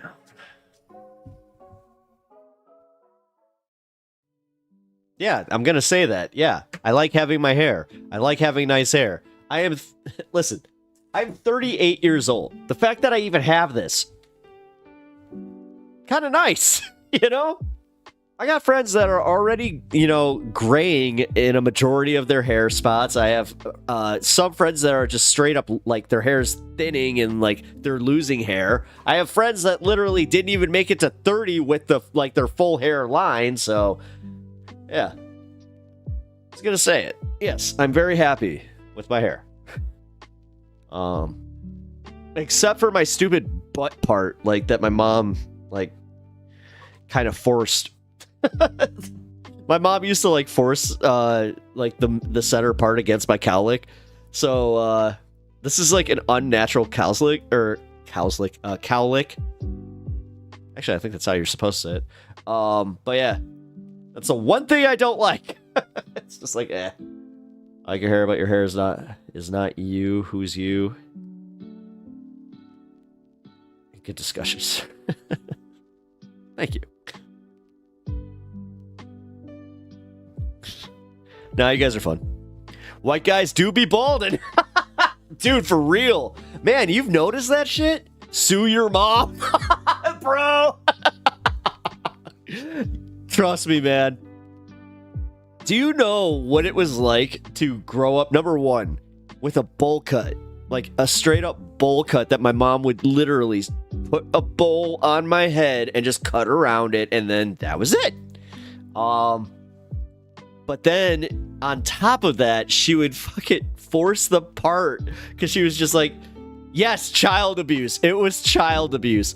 I actually saw a funny ass meme that like showed a picture of the kid from Liar Liar, and they were like, if you ever were like had this haircut, you are entitled to financial compensation. I was like, my whole life. Or actually, up until 6th grade. And that is when I decided to make the worst mistake of my life and let my dad take me to get my head shaved. And that's where I found out that my head's lumpy. And I will never forget my dad just like finding that out. Oh my, dude, my dad's already a ball buster. Like, dude. Number one, he had to own the fact that he got the bad haircut. He had to own the fact that I was like traumatized from that shit. It was wild. I don't even have to see a picture. I know exactly what your nerdy ass looked like in the 6th grade. Yeah. Hey, for real, do you do the show on Fridays or something? Oh, I do the show on it's Monday through Friday and sometimes Saturday, depending if I'm available to do a members only. I usually do like 1 or 2 members only on Saturdays, but yeah, I'm Monday through Friday. So yeah, I don't use push notifications, but I'll check you out again. Thanks for letting us hang. Oh, hell yeah, man. I'm glad you had fun. Yeah, I'm on from 4 to kind of whenever. So on Monday, look out for me at 4 o'clock Central. I'm not sure where you're at, but yeah, that's when I pop on. So, oh man, cool. Yeah. Also, if you just ever get lost, my streaming schedule is on my YouTube page in my community notes. I put it like 2 or 3 posts down. No, man, I appreciate you being here. This was a lot of fun today. Yes, Champagne. Oh yeah, right, you're in Champagne. Duh. Sorry. We're definitely in the same time zone. Oh wait, actually, Justin, did you get snow? Is it, or did that snowstorm start for you? Because like, they were talking about how it's like just gonna miss me. So, but yeah, Champagne's about to get like hammered from what I was looking at. Imagine, that white boy with his lumpy-headed ass. One of the funniest things I ever got called. Oh my god, what the fuck did she call me? She called me like a cotton ball. She was like, "Look at you, you look like a cotton ball." I was just like, oh no, she called me a Q-tip. I was like, okay. She's like, it's because you're skinny and you're white and your hair is big. All right, I guess I'll take it. Oh, God.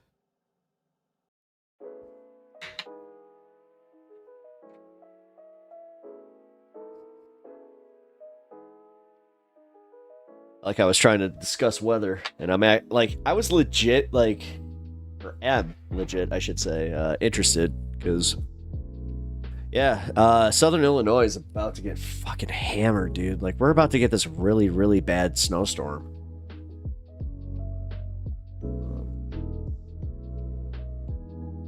My uncle told you to hold still.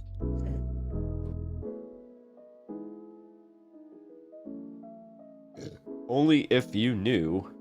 I don't think you'd be very comfortable making that joke, so...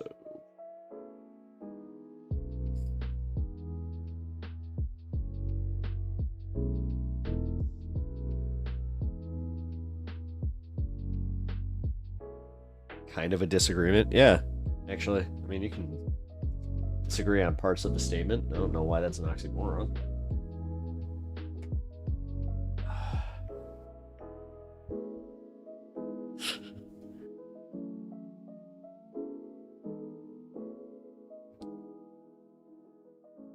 Okay.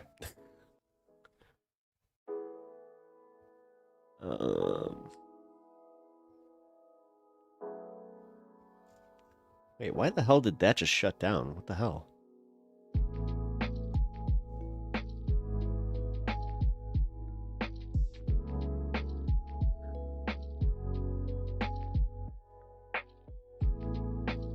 All right.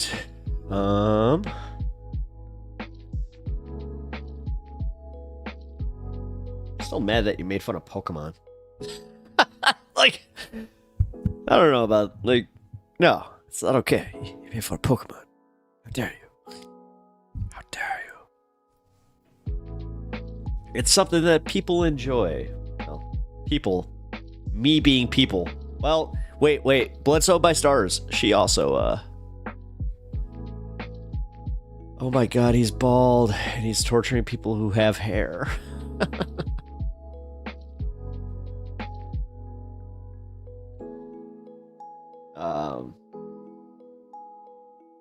I directly assaulted it. Okay, yeah, you did. Yeah, you straight up just went like, nah, Pokemon's stupid. Yeah. It's not stupid. I love it.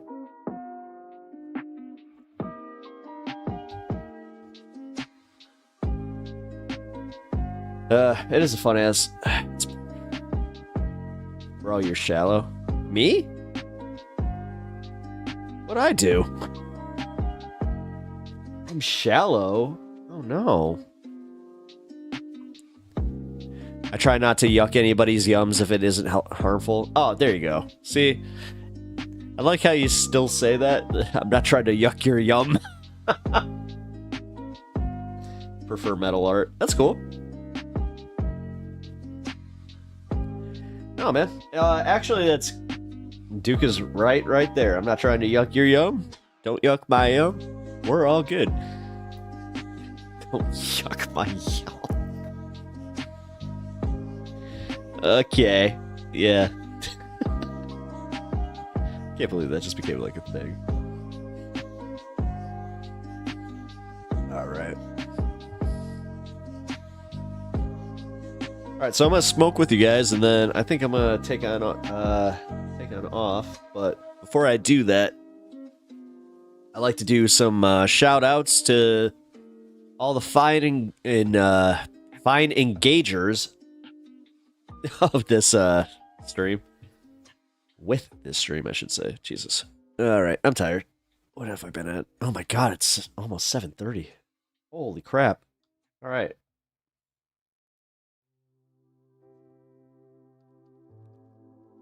I did say that I had a lot of fun today, though. This was fun. It's 4:20 sometimes. Yeah, here, actually. Let me, do my fun little screen. Otherwise, what a waste. Why else would I make it?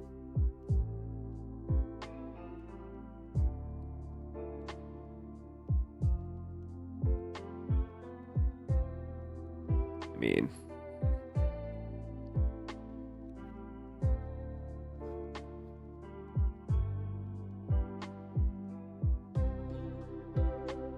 Okay. Going to hit this.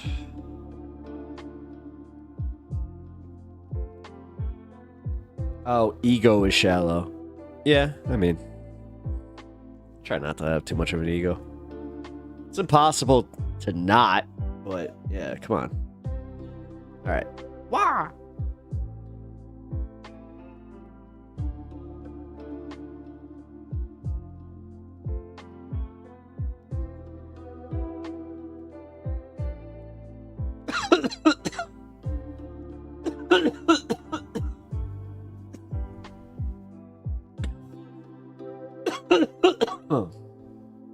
Thank you for that. I'm original. All right. I like that. I try.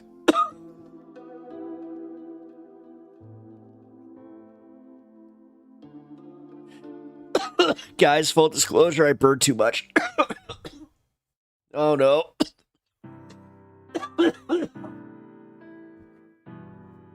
Oh no.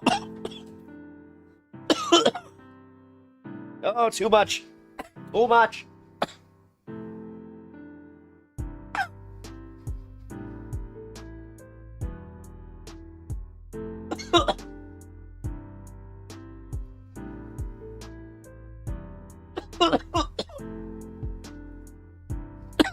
Holy shit.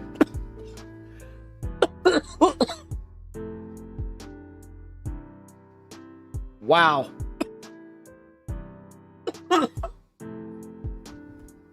Oh, I loaded it way too much. Oh.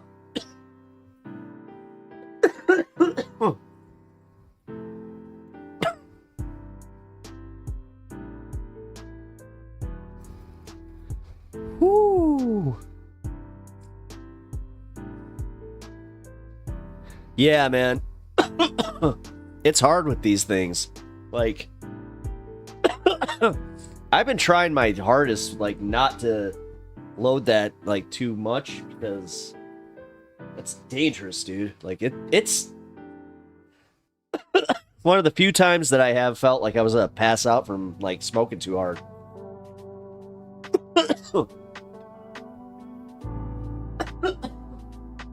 Never done that. My best friend did that in front of me, though.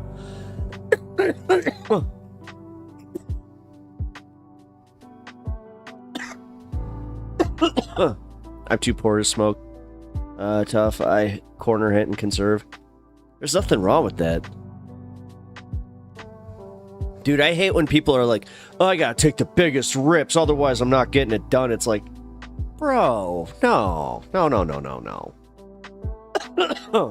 Oh, yeah. It was funny. This summer, finally my neighbor came up to me. And, like, they're a family and such. The mom came up to me and she was finally like, hey, just so you know, it's all good. We do the same thing. I'm like, oh, cool. But then I thought about it. I'm like, oh shit. Like, because it came up completely unprompted. I was like,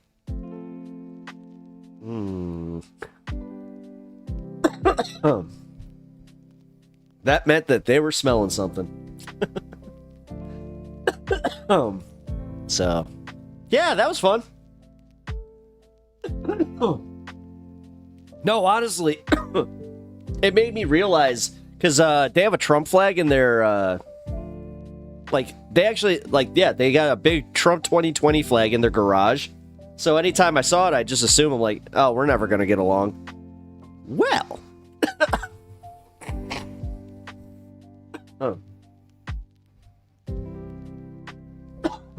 Fuck. All online users should know, be kind to intelligence is your best option. Don't invest in street-level ideas. The street is the last place you want to learn anything, trust me, is a phrase often used.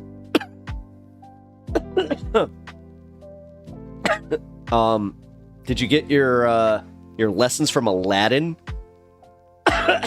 Riff raff, street rat. I don't buy that.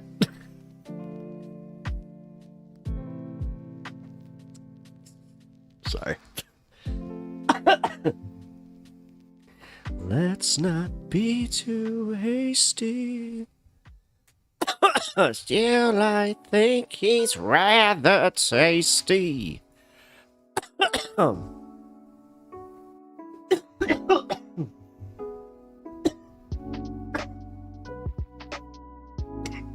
Gilbert Gottfried. Oh, God, I love that guy. Underrated comic.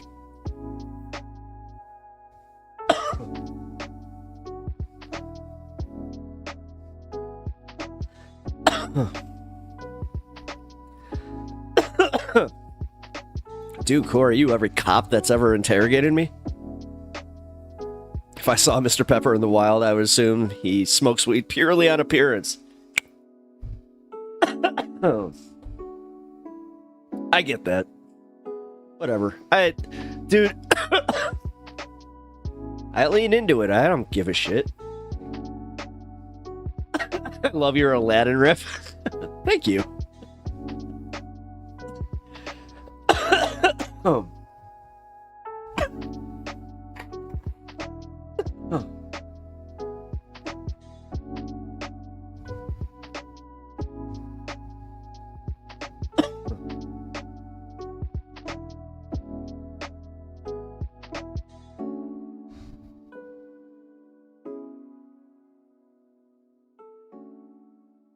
Oh, okay. You lean into stream? Yeah, I like stream. No, I love this. Like, I love doing this. Like, this is a lot of fun, and I enjoy entertaining. I have had practice beforehand, so it's just I tried different things that made me realize, oh my god, there are a lot of people out there that just make, like, comedy. Doing live comedy is great until until it's not. Also, until you realize that it's like, oh, I'm not gonna make any money from this. And then you get offered to make money from it, and then you realize you're like, oh, I have to travel a lot to make money from this? Okay. Streamers are not gods and should never be regarded as superior people, let it be known. Live comedy is great until somebody gets slapped. I'm not gonna. No, stop it.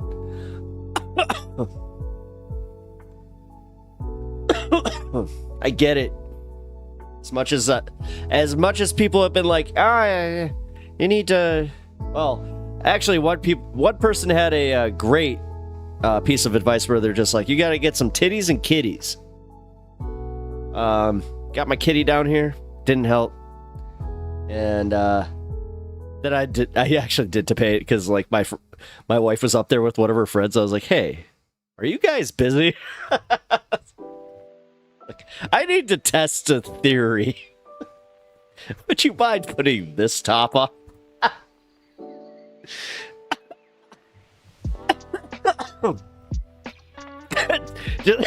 just have me sitting here with my cat, just stroking the cat. Like, was it Dr. Claw from Inspector Gadget? Just, yes. And they're literally just doing a little shimmy, like, next to me.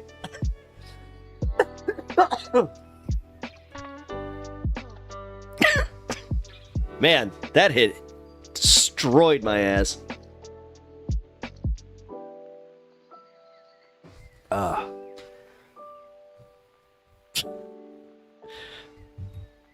Mr. Bigglesworth, yes. Mr. Bigglesworth. God, I love that movie. Am I white? Have you not been looking at me this entire... Yeah, man. I'm about as white. I'm so white that you can hear that hard H. He's white.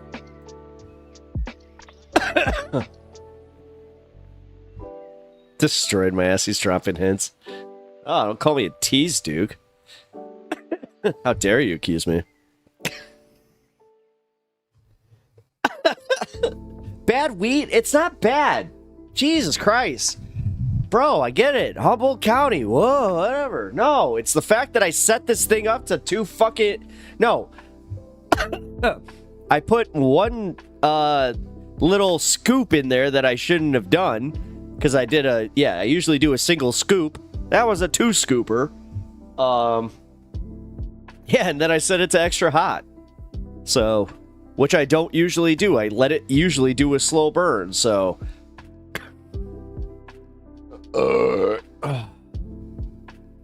There's no difference. There's no differentiation of whiteness, brownness, etc. We're all poopers. Double the scooper, double the fun. Oh, God. I mean, I wish that was the fucking case. And this, dude, this one, like, this, I'm telling you, I'm literally stuttering because I'm so fucking high. Ah!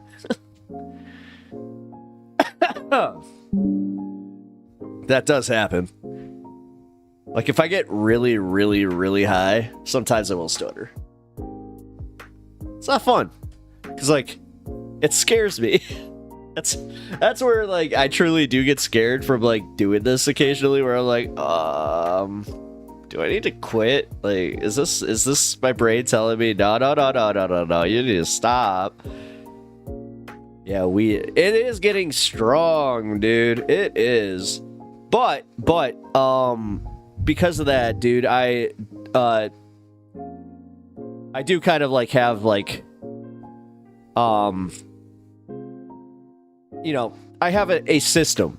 Like, let's put it this way. What I like about the legal market is being able to curate my highs. Like, I love being able to just set, you know, I want this, you know, this certain strain, and then I want it to be a certain, you know, percentage that I can do that. Like, I like that.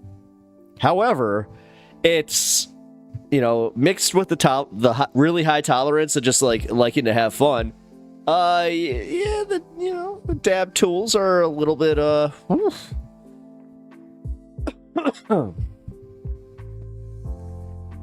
the thing is, to engage lovers of ideas, you need to know their jargon and their idealism. What? I need to watch more random YouTube shorts. Wait, what the hell? It's the internet, I'm upset. No, I don't care.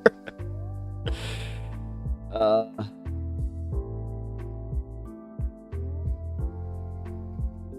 only buy 88% or more. Wow, why? What are you running from? Like, Leakin, what you doing? Like, no, for real. What the hell are you running from where you need 88% or higher? Like, Jesus, dude. Yeah, I mean, obviously. Damn. Like, I'm all for running from reality, but I'm also semi-retired. Okay. That makes sense. That makes a lot more sense. Okay. Semi-retired. How you liking that? Like, my pops just retired a few months ago. A few years ago, and he's already back to working because he can't talk. Like, he can't take it. He's like, he's just bored. So, started working again.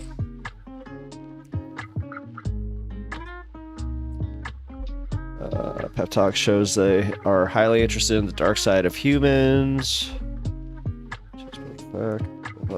Just contracting now. Let's chill. I refuse like half my other offers. Oh, okay, cool. You can never be bored. Oh, sweet. Well, I mean, like, okay, so I have people in my life that kind of insinuate like that what I do, like here, is boring and like, not worth that kind of shit. I'm like, number one, that's for me to decide. Like, if I'm not having fun with this, then I wouldn't do it. Like, I mean, I'm almost 8 hours into the stream. You think that I would be doing this for 8 hours if I wasn't having a good time? Like, come on, man. But I also, like, I legitimately enjoy doing this kind of stuff. Like, that's kind of how I set up my show. I was doing all my political consumption the way that I was just on my own time, and I kind of did have that realization where I'm like, half of the streamers that I watch these videos, or like watch videos similar. Why don't I just try this? And yeah, it was kind of one of those, just give it a shot. So. Oh, sorry, I didn't see that you were, just kind of going off there. I was watching the Warriors game last night, and I swear to God, I was bored. Okay. The internet is awesome to be bored. Just need to know how to use it. Yeah. Boy, that was fun. Okay. All right. When you bang other humans, what do you say afterwards? Boy, that was fun. All right, that was pretty funny. Can we try again? All right. Funny pontification, I will just say.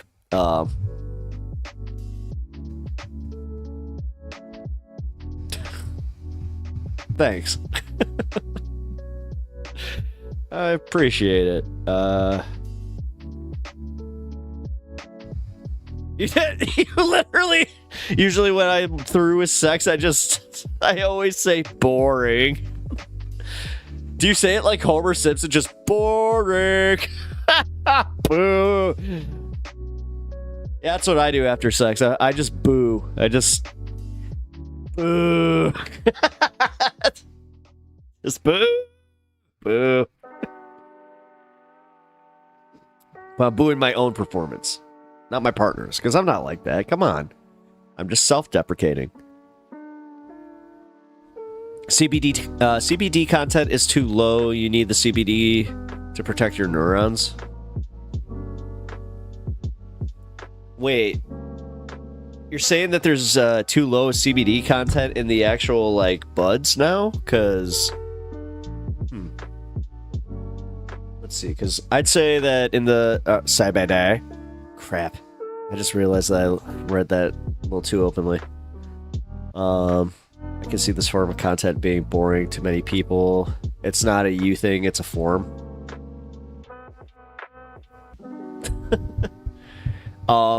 Listen. I'm not surprised by that in the slightest. Like, dude, like, talk radio was what I wanted to go into. That was like the lesser form of radio. Like, when I was originally like looking to get, signed to a station, they had a bunch of openings for like morning DJs. I turned them down straight up because they were like, yeah, we're only gonna use you just essentially to, move the music. I'm like, no, thank you. I'm like, I would like to talk. I would like to kind of build a talk show off of this. And they're like, that's not what we're looking for. It's like, oh, okay, cool. So, yeah, the fact that I even get to do this is kind of crazy.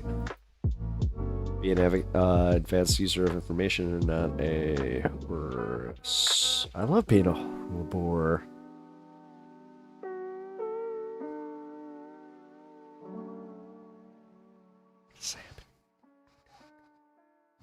Twitch chat has gone off the rails a little bit. We'll just let it happen.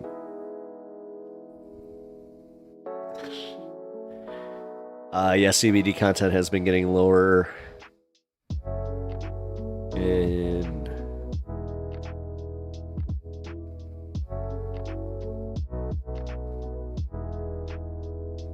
Yeah, CBD, sorry about that. I saw a documentary about how the chemicals work with your brain. CBD helps protect the negative effects of THC. Oh, okay, cool.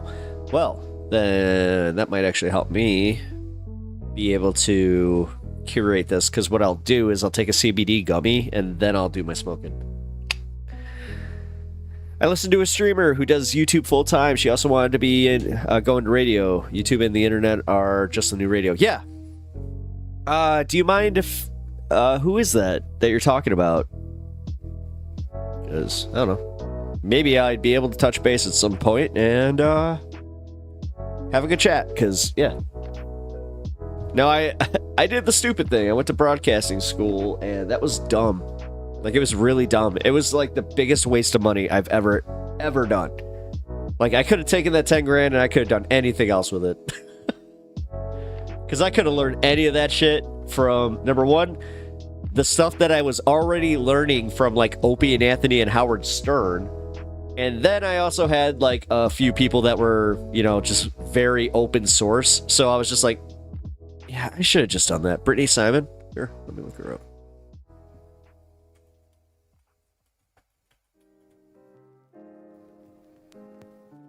Oh, cool.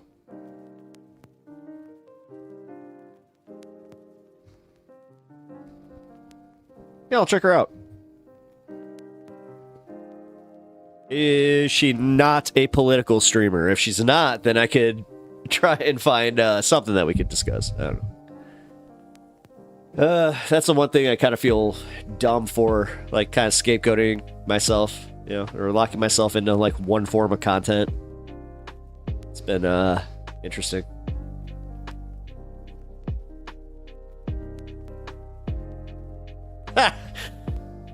I've learned from this stream. Some men refuse to remove their ego by shaving their heads. I'm not a monk! He tries to have an open discussion on why humans be acting like humans, philosophy based. Ooh, this could be fun.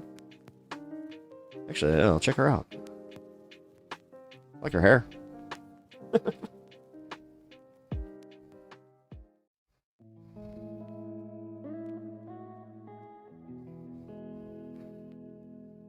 I don't recall, unfortunately. It was a long time ago, but they were talking about THC psychosis. I vaguely remember what the guy looked like and was trying to find it. Okay. Yeah, THC psychosis is definitely a real thing. Oh my god, that would actually explain some things.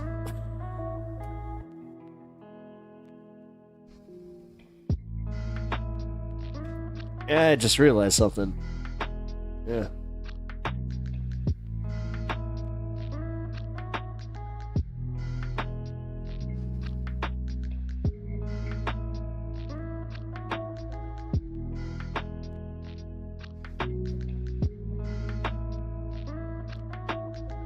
I've capitalism psychosis. Hell yeah.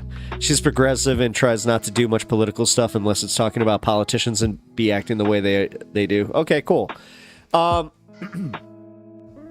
that's also why like I'm trying to not like scapegoat myself. Like I'm not trying to lump myself into this whole, you know, just being part of the left kind of thing. Like I would like to you know, well, okay, I'm not saying that correctly. I am trying to interact with more people outside of politics. Thank you. That's what I meant.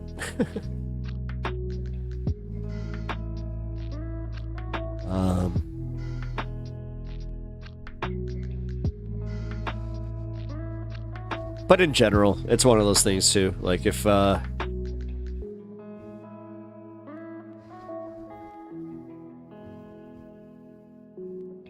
there's ever a topic that she's talking about, specifically like THC or, you know, THC, CBD.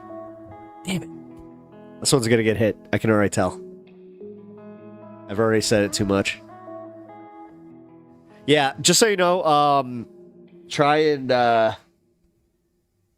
if you just let me I'm not gonna say type out THC. But it would help me. CBD. There we go. Yeah, say if you could do the CBD, that would help me. Because honestly, not seeing it is kind of what did it there, where I was just like, crap. All right, where are we at? Oh yeah, we got 6 minutes left. We're gonna just chill for a minute, and then I'm gonna take on off. Because I've been here for 8 hours. A full fucking workday, Jesus. THC. That's all I need. Thank you. Leaking diaper. Which I hate saying your name. It's gross. You did that on purpose. And here I am, the streamer with you in my community. Cool. Thank you.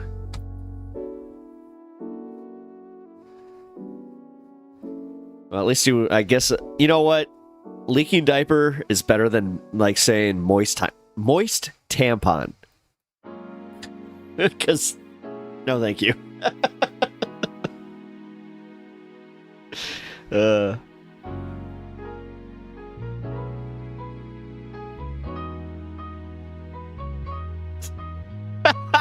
I hate you. Oh, that's my next one. Do not show up in my chat with that, you motherfucker. Please do not. Gross. I still can't believe Critical has gotten away with being moist critical for his, like, just... Like, dude, how the hell? Like, I don't know the lore of that guy. I've been told that, like, the hair, especially, like, the one, one day, I wore a V-neck, just white shirt. They were like, oh, look at this, moist critical. I was just like, what the fuck is happening?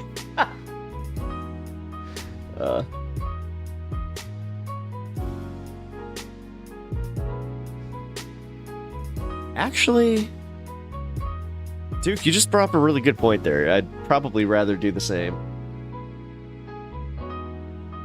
But it's just like, it's the whole saying it thing. You know, like the way that things roll off the tongue. I mean, that's why we, like, love the word fuck. Like, we just love it because, like, especially, like, it gets, and yes, I know a comic did this bit. That's why I'm just like, no, not mine. But yeah, a girl I hook up with loves moist. She calls him by his name.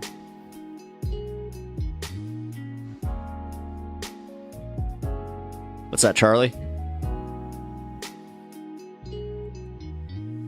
Wait, she calls him by his first name?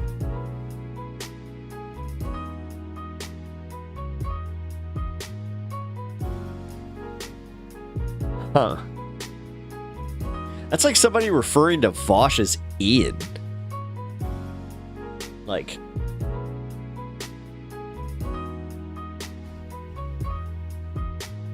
Although, wait a minute, you know what? Hold on. Because I'm going to try and be fair about this. Because people do this to Destiny, and even though I don't like the guy, you know, when they call him Steven... I don't know.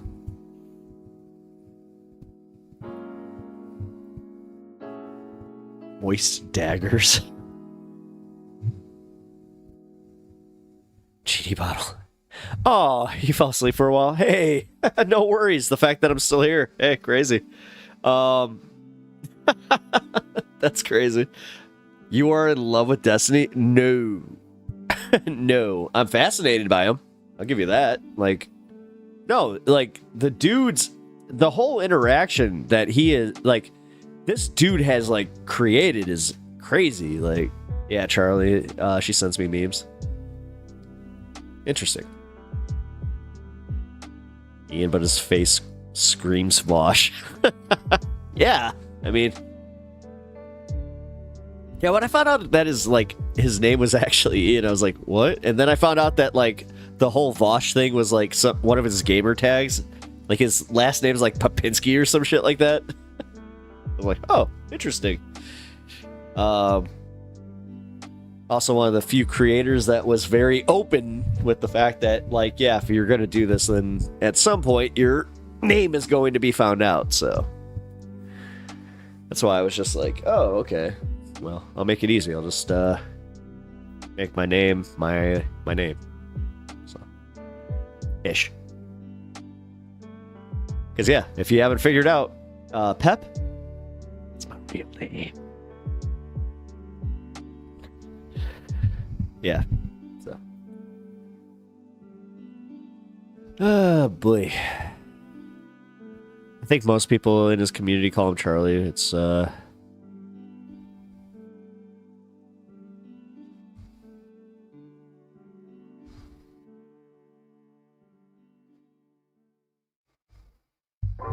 It's not because you're...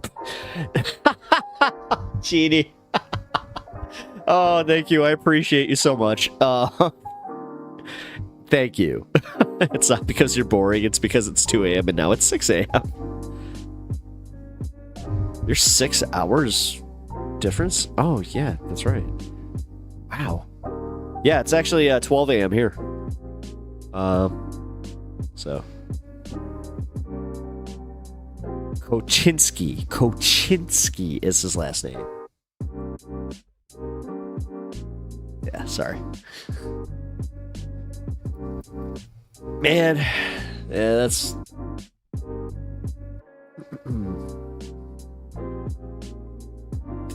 Why? Because your identity is based on your hair? Who are you? Who are you? Who is your daddy and what does he do? Oh, it's 10 o'clock where you're at. Oh, that's right. Yeah. You're West Coast. Yeah, 1 a.m. God, I love this shit. This is the stuff that I love, where it's just like, damn, man. It's crazy. We're all on, like, different times.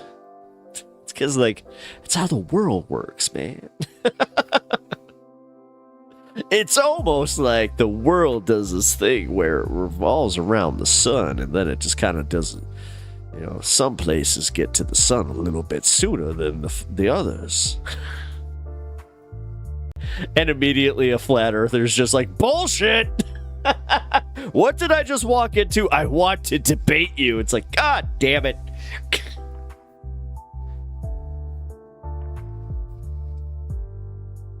Wait, what the fuck is happening? Guys, you're going off in my Twitch chat.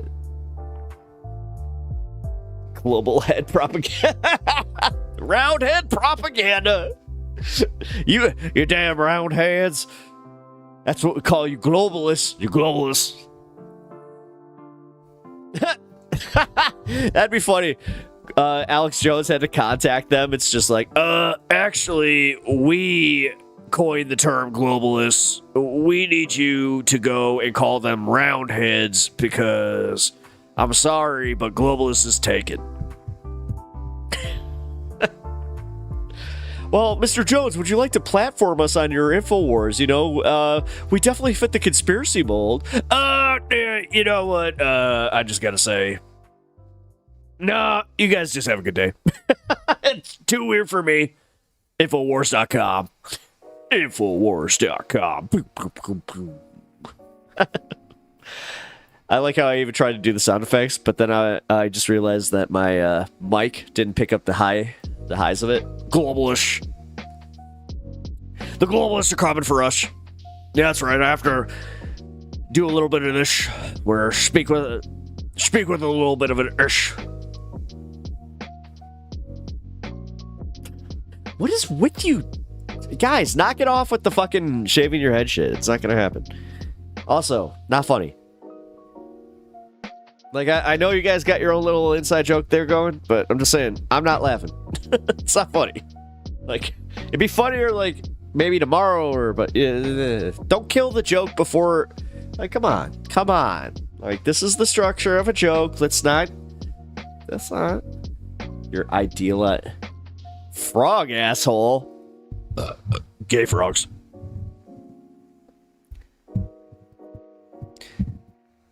I only know that they're gay frogs just because one of them came out and said he was from Boys Town.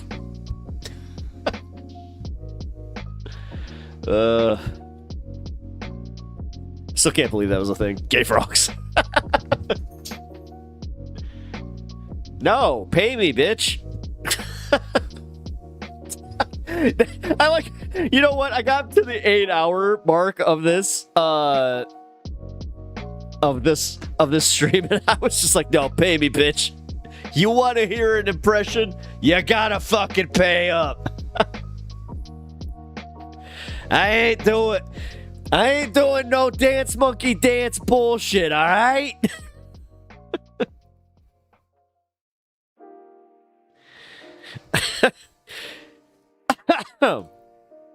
You can take a flat earth person to the moon and but cannot convince them it's not a simulation. Yeah, I know. Trust me. I got offered a thing where they were like, do you want to debate a flat earther? I'm like, no, it's a waste of time. They're never gonna come around. I know they're gay. No way, dude. Okay, I'll do that. All right. You either pay for an impression or you give material that's worth the damn impression. Like this one. I know they're gay. I fucked them. I had to find out. I got warts. So many warts. Infowars.com. Now, if you could send me some money, I can use my supplement. It'll help me get those supplements so I can get these warts off my dick. I watched a doc about them on Netflix a few years back, and the flat earthers proved themselves wrong with the... Yeah. Did you not see what just happened with the Antarctica experiment? Where they were... Or the Arctic experiment, where they just proved that there's a place that has 24-hour sunlight, and they were like, oh. Shit. And they just kind of went... All right, so maybe we're wrong about that, but that doesn't explain anything.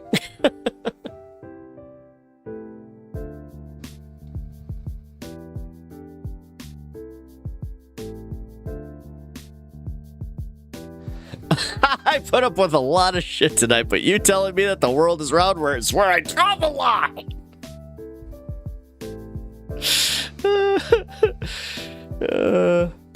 You're in love with Alex Jones. You should ask yourself, why am I in love with this person's ideas? I'm not, dude. My God. I don't even know why I'm literally like reading that and just going, yes, there's merit to that. Whatever. Flurfers. Oh my God, flurfers. That's what they. Oh, your coinage. I like that. That is pretty funny. They always prove themselves wrong with so no reason to debate them. No, that's my point. And then they're just like, it's still flat. It's like, what do you have invested in this? It's like, how much money did you invest in this that you must convince yourself that this is a thing? Have you ever laughed so hard that you get yourself high again? Yes, I have actually. A few times actually. I know exactly where I was.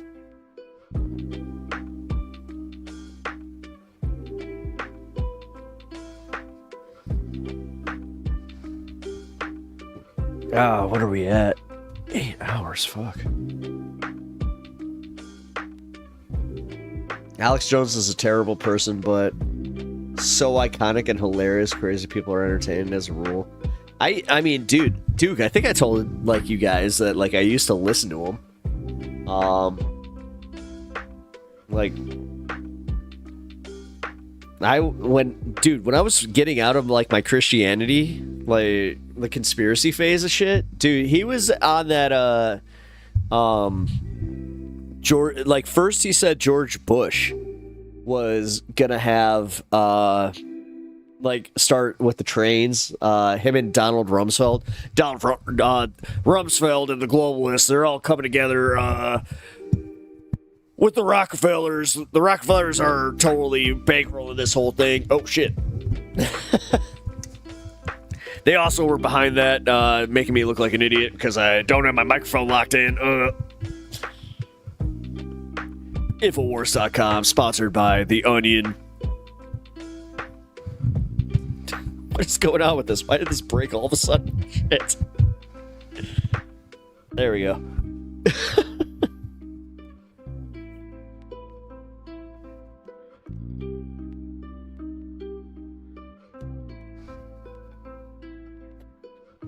Yes, I have actually had that moment, like, where I'm just like,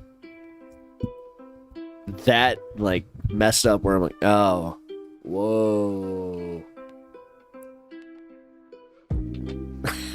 My stupid ring light. I'm gonna get better lighting at some point.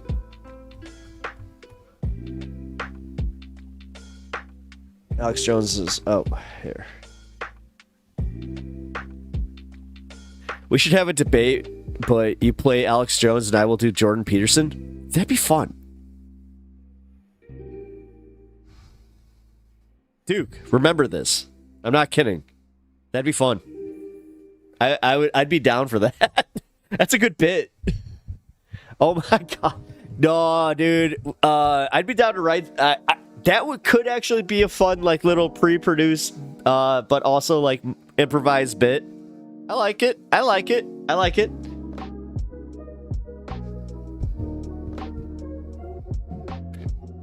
Stop it.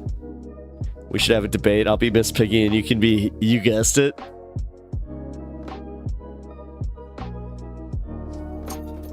I'm not doing it. I'm not doing it, you motherfucker.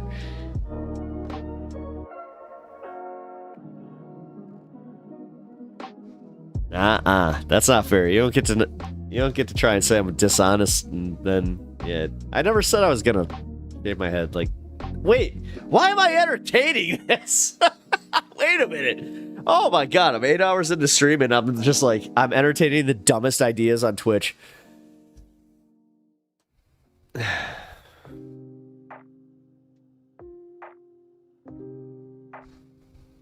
I'm glad that you're having fun.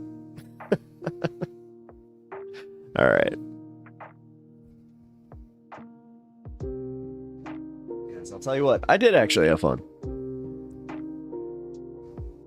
But I'm not kidding. That would actually be, like, a really good idea. No, Duke. Here. I'm gonna send this to you in Discord. It's for real, man.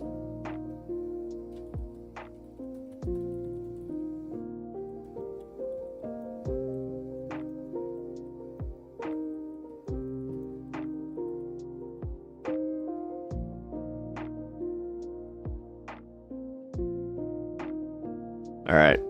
Yeah, I'll start writing up some stuff for it. Oh, the downfall of man. Oh my god, I actually have some. The second you said the downfall of man, I was just like, well, you know, our mutual friend Joe Rogan, he it's not like he had any contributing factor in this one by putting us together. It's just like downfall of man right there.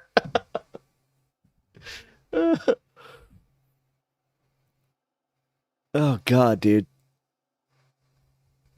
Oh my god, wait, when's that go through? Wait. When does the InfoWars sale go through? Does anybody know?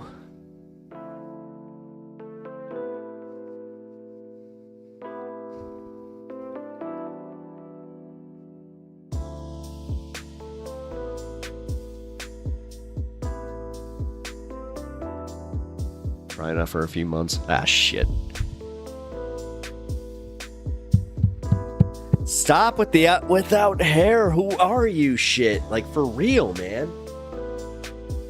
Bit's kind of done. Without my hair, I am the host of Pep Talks. That's who I am.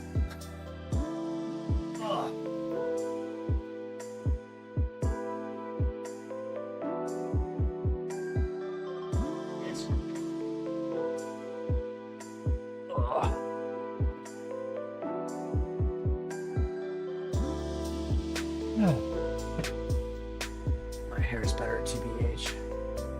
Okay. I'm just happy with mine.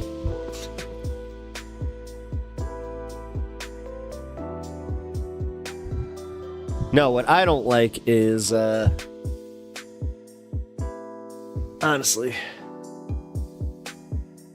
just the whole, like, shave your head, shave your head, shave your head. It's just like, I literally said no, and there's a reason behind it. I get the trolling, I get the, like, the joke behind it, but the joke was lost. Like, there's nothing I love more than when I get annoyed with a joke where I'm just like, ha ha ha ha ha. Hey, shut the fuck up. It's not funny anymore. Like,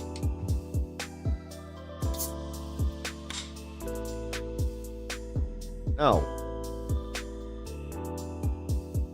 Are you sure it's not trolling? Because honestly, Kissing Gonzo, you sound just like one of my very first, like, online trolls that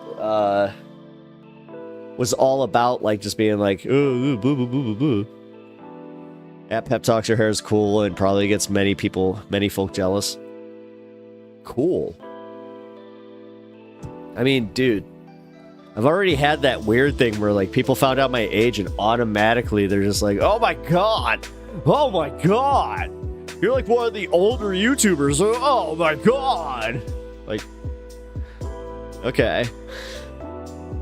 Cool. 8 hours just getting up to cry from the pain for a minute. I haven't got. Don't. I was about to say you literally just signed in on the wrong account. Yes. Oh my god, dude, that was the funniest shit of the night right there.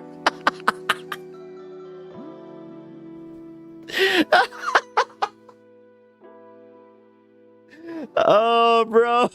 The fact that you just accidentally...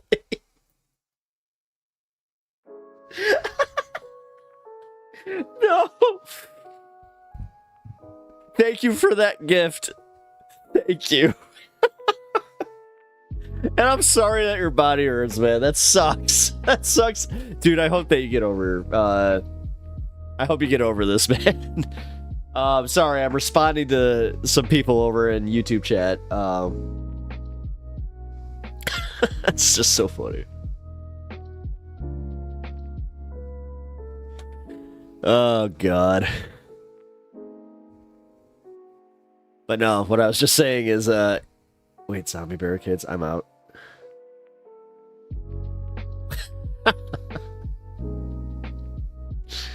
Oh, man.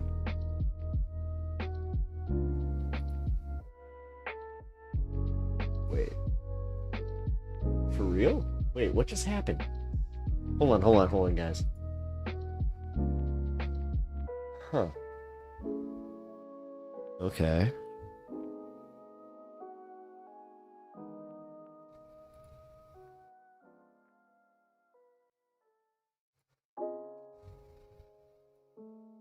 Huh. Bro. Hey. Nah, I'm glad you're here. Because now I can play music that isn't yours. And close out my fucking show. God, I've been doing this for 8 hours. Yikes. I'm actually kidding. I have had plenty of fun.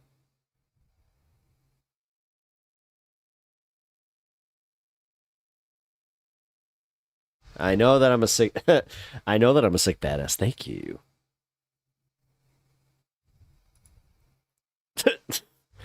Collection of manga? That's not manga. That's not manga. I'm such an idiot. I'm literally so loopy right now. That was fucking hilarious, man. I'm not even gonna fucking like that. That was so funny. When I saw Kirk's mom, I was like, wait, what? I was like, oh shit, he's on the wrong account. I'm trapped in the stream. Please help. I mean, dude, I'm at 8 hours and fucking 20 minutes. So yeah, I'm gonna play a song and close out this fucking stream. There we go.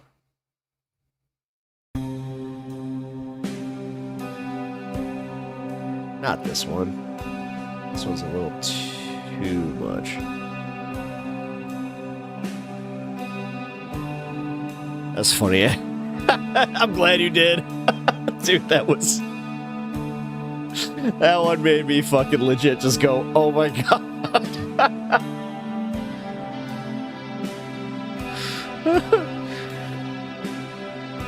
6 hours. I said 8. I'm at 8:20.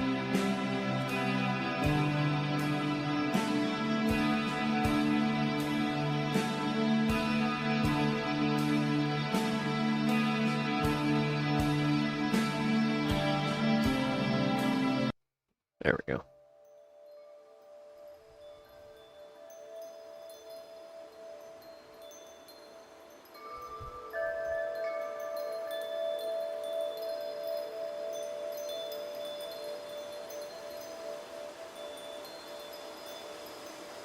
All right.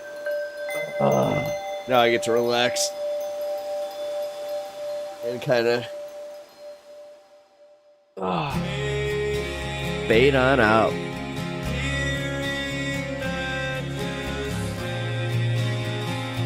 Oh, by the way, Kirk, we already did like your music. We just actually used it like as the background music for like most of my stuff like tonight. So fuck rules. Oh hell no. Hey. No. I don't know what you're posting, but when you post something and say fuck rules, negative. No. I'm cool. I have a cool community, but I will say right now, I'm not going to jeopardize my channel for any stupid shit. So.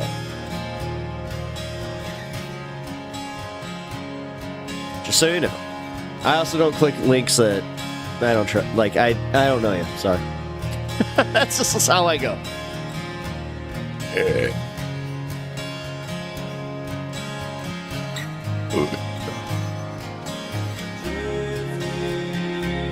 If you're in my community for like a certain amount of time, then I'll entertain that. Also, actually, hold on.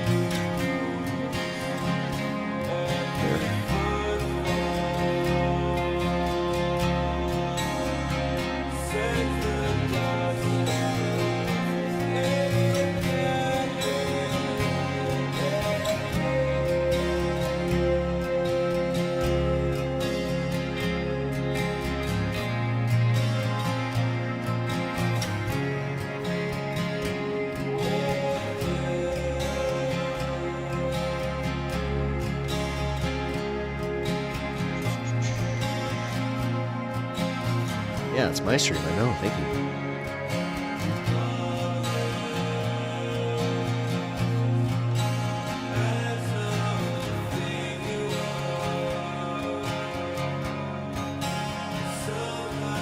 No.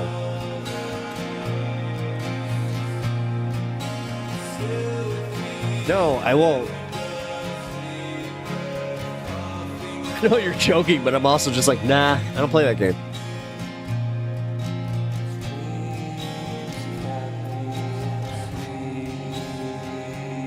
But yes, that's the Discord link, so.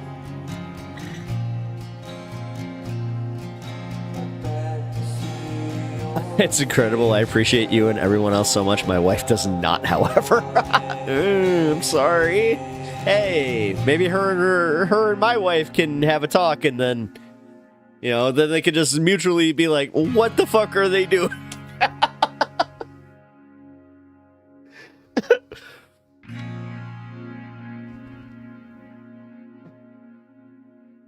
Why wouldn't your wife enjoy the fact that, like, I mean, I don't know, I think I give you some decent exposure, like, in this. But, I don't know, in all seriousness, I do hope that you're experiencing growth. Like, I know where this is going. On your channel. Fucking children. I've cultivated a community of children who think like me. So this is just... It's all coming back around. I see how it is.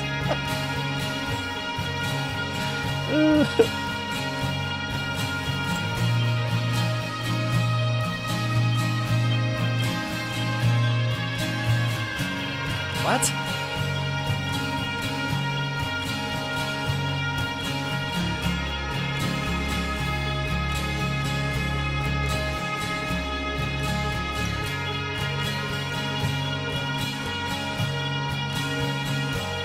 Yeah, Kissing Gonzo, what's up? I hope you're okay, because yeah, man. I was about to say, Kissing Gonzo, I appreciate it. Like, I appreciate you being here for as long as you have been, and also joining my community tonight.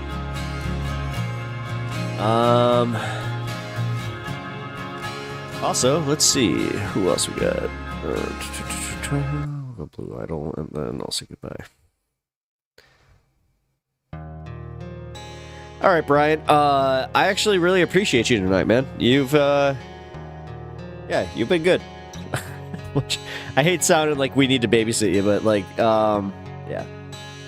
I'm pretty sure Squish fell asleep.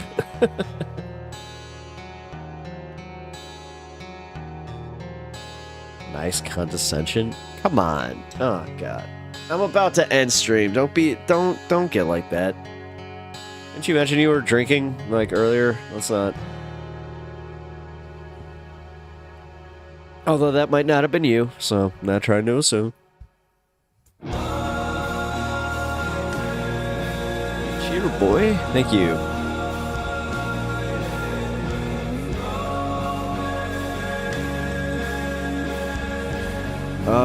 Number one, Mate. Here in New Zealand, there is a feeling that Maori should have more power than the rest of the country. So is this like your own version of land back then? Also, welcome to the stream. I was about to call it a night, but oh God. You just piqued my interest though. Can't judge others based on text because that would be irrational, not drunk, or... Again, I'm not trying... Whatever. I'm drinking. Stop. Don't. Just please chill. Don't harsh the vibe. Yeah, you give me cash. Give me cash. No, me. Me cash. I've been streaming for 8.5 hours.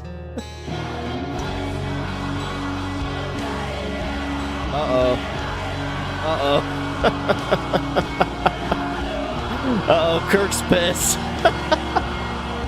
Oh, God. Now you just brought the drama on.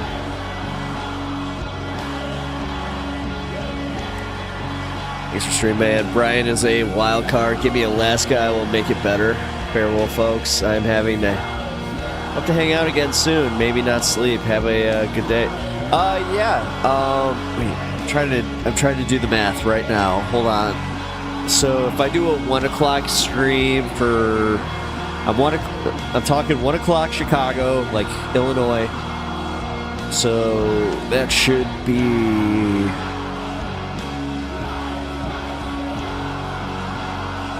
Should be right about good for you. So my Thursday stream might be really, really good for you. So native people have more power than others in the country. I mean, you'd hope so, but it's like this is the ever-ending question that's going on right now. Is like, where does it become land back? Where does it become like? This isn't helping move the actual conversation of how we can coexist and how we can actually build, governments that can take care of all these people. Instead of just constantly just being like, well, this land belongs to those people. This land belongs to those people. That's not going to help anybody. I can't believe I just made that point cogently, so. But that's how I feel about it, man. Yeah, government's fucked. Like, the government's fucked, but at the same time, I just, I also think that at this point, like, because then it turns into, like, everybody's like, yeah, we move all these people, but then you have people that are then living here with their families that then get displaced. Then you have to advocate for them, and then it's it's just a constant thing. Like, god damn. No one, I think I got the hottest take where it's just like, nah, I don't think land belongs to anybody. I really don't. I don't think that land honestly belongs to anybody. I think that, like, we all live, we all die, and it's just boom, boom, boom. Yeah. Then what? Then whose land?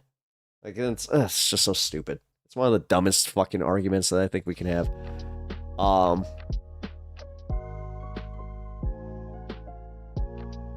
Gotta fuck something else.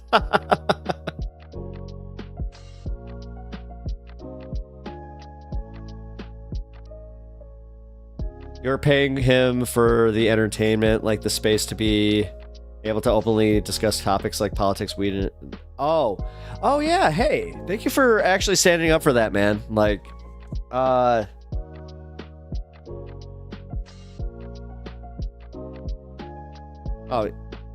well, we kind of don't. This idea that it's just like, mine, even though I'll be gone, mine. So do I believe apartheid? Like, do I believe it exists? God damn it. All right, hold on. You're catching me. All right, hold on. I'm gonna actually, I will entertain this. I have to piss. So just give me a second. You guys are making me go for a late night tonight. Ugh.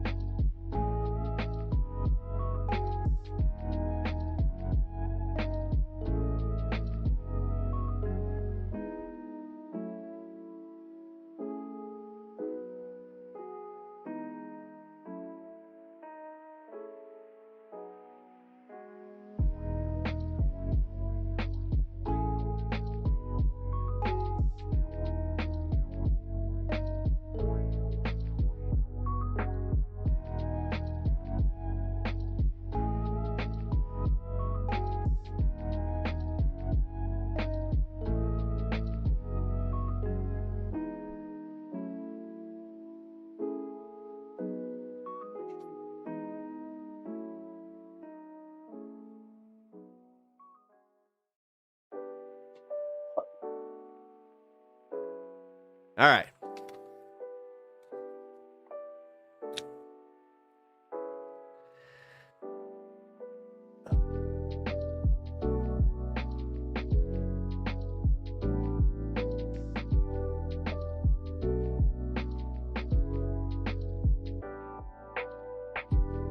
Some more.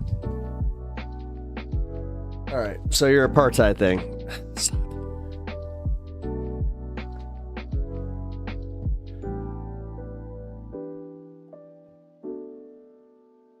Oh my god. Okay, so do I believe in apartheid? Again, you didn't answer. Oh god damn it. Did he already bail? Like, no, are you still there? 'Cause honestly, I'm willing to talk about this, but apartheid is a legal system that delivers different rights to people under its authority based on demographics, not about land ownership. It's about equality under legal jurisdiction. Oh. Well, there you go.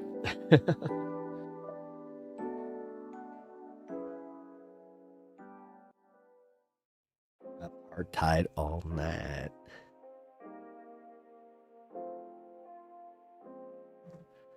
Did I really just like go take a piss, come back, and oh, there we go. Here in New Zealand, we have revest apartheid.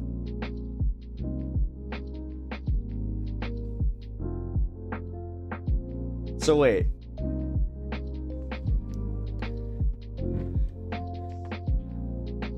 Actually, you know what? Hold on. I want to look that up.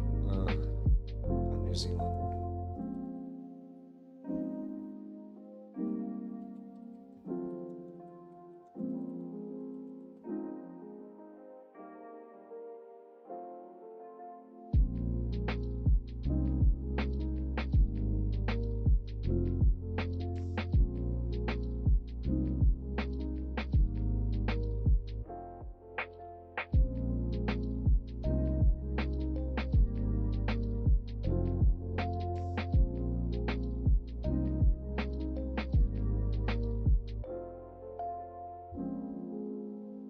The equality for Maori is calling.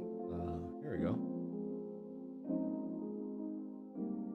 How equality for Maori is causing apartheid, racism, and racial division. How.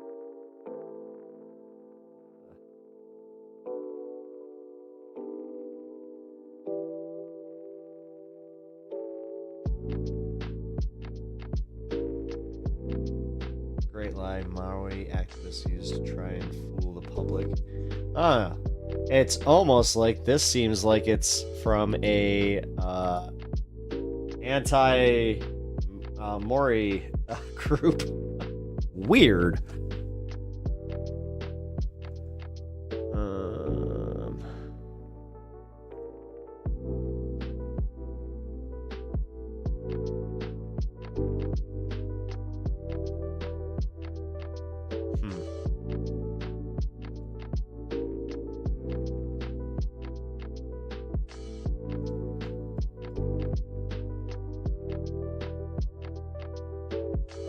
Okay, population 5 million, 10% brown skin, the rest not.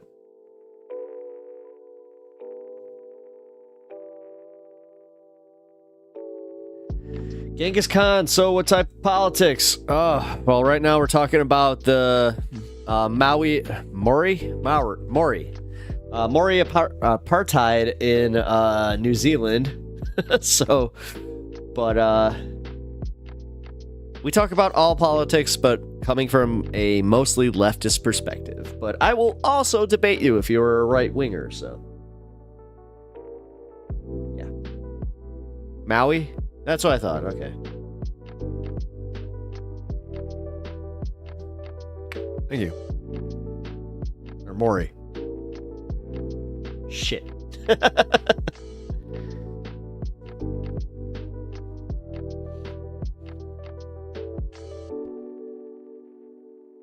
It's Maury. That's what I thought. Okay. But not how you say it. Just Google how to say it. Oh, well, I mean, that's what I'm doing right now. I'm literally, like, you you caught me as I'm getting educated on this, so. Oh, I got it. Maury. Okay. One of my good friends is a black PWR. Or just, oh, jeez. Longer the hair and the lower the IQ. Hey! Watch it. Be nice! I'm saying it wrong. Maori. Like the Maury. Oh, like the Maury show. I hate this. I've always been bad at pronunciation, dude. I'm bad at names. I'm just No, it's Maury. I got people over here telling me that I'm right. Then I got you telling me that I'm wrong. I'm gonna go with the person from New Zealand telling me that I'm right.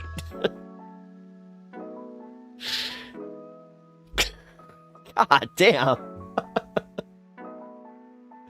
Yes, here. Well, no, don't link a video. No, just here. Give me a goddamn minute.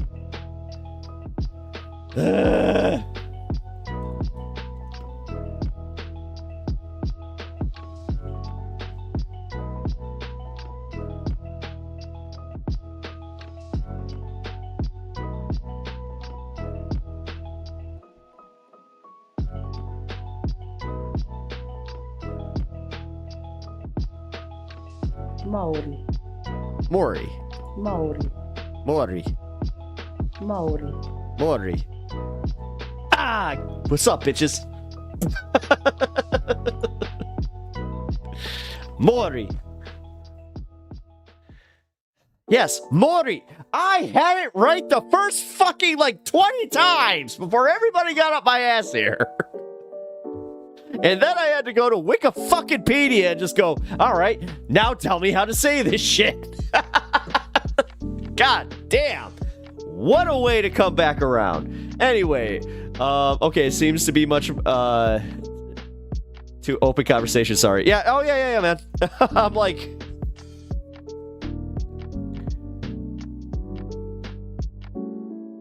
Oh wait, are you saying too much open conversation? No, man. Like we're open to all conversation. I'm actually interested in this, so yeah. Shut up, Duke.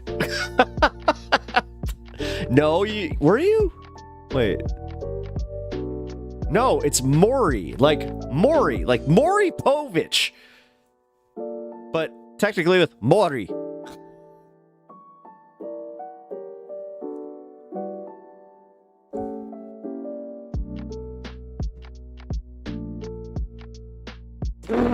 What the fuck?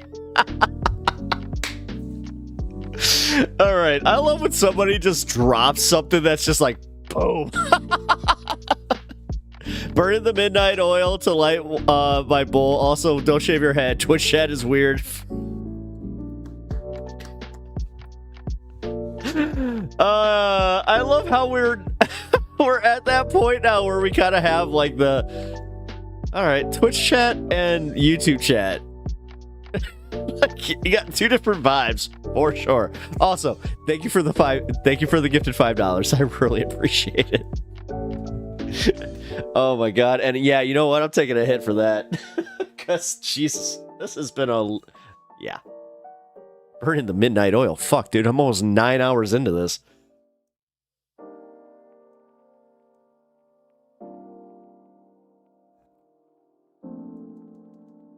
That's not how that works.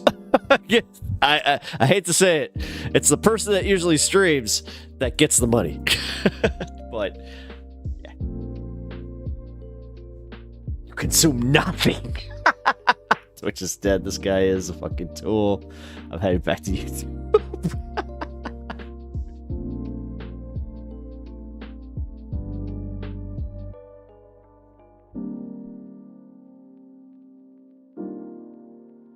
This is a very odd argument to have. Wait. Did the Maury guy go? Did he leave? Where are you? Because, like, honestly, dude, I wanted to talk about this.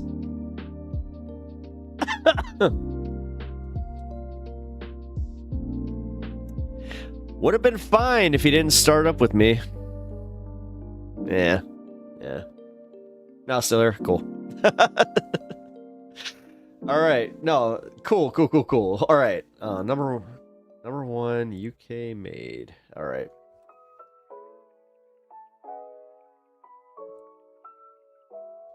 So wait.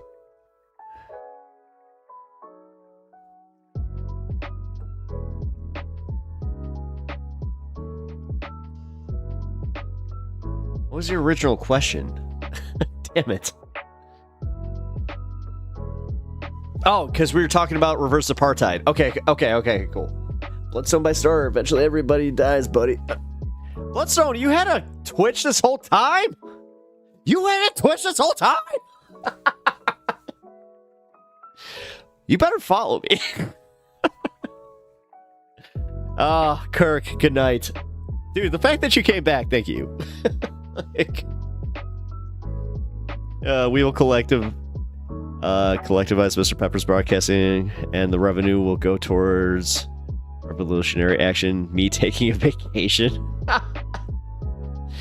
How about me? I haven't, dude.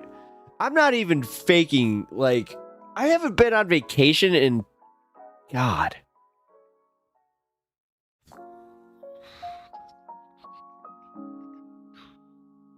$14 years?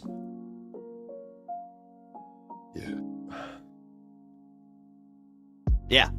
So, but to be fair, like, I got dogs, and that I have a very hard time leaving, so.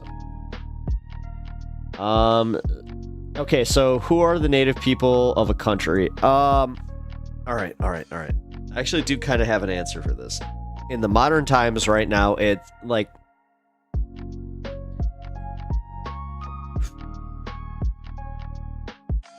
I thought I had the answer, actually. So in the Maoris case, I think it's a little more clear cut because they're still there. And they keep, like, it's kind of why we're so like outraged by what's happening in Palestine. Like, I have a feeling that kind of actually plays into this a little bit. So here's the thing that sucks, because for the Maori population that is already there, well, not the Maori population. For the Maori population, they would have to deal with the people that are already there, is what I meant to say. Because just like, I don't think that they're not going anywhere, and unfortunately, this is one of those times where it's just like, well, what? I don't know. Like, then again, I am just a streamer that is pontificating on this. Take me on your vacation. Are you okay? Fine, dude. You know what? Fine. Fuck it. We're going to.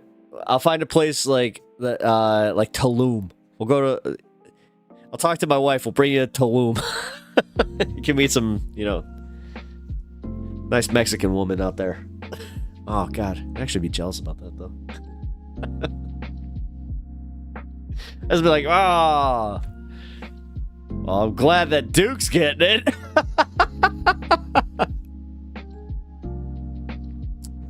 Yo, don't get weird, dude. Come on. Stop. Why am I trying to answer that with more than one sentence? Well, number one, I'm almost 9 hours into stream, and I'm also getting a little, like, I don't know. Dude, come on, man. Oh, my God. Don't make this work. Like, that's what, like, this shit right here. Like, Twitch, actually, you know what, Bloodstone? You just made me realize that Twitch chat is making this work. Like, ever since I started fucking Twitch, it's become a job. Not even class trader, though. Mr. Pepper's bourgeois former business owner. Shit, how'd you figure that out?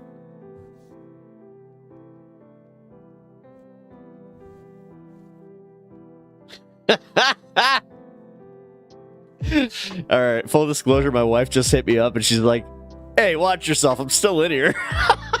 She's watching. She's always watching. Oh, man. Former business owner. That's right. That was, though. I mean, hey, you figured it out. I can't say what I did or any of that, but hey, you got it.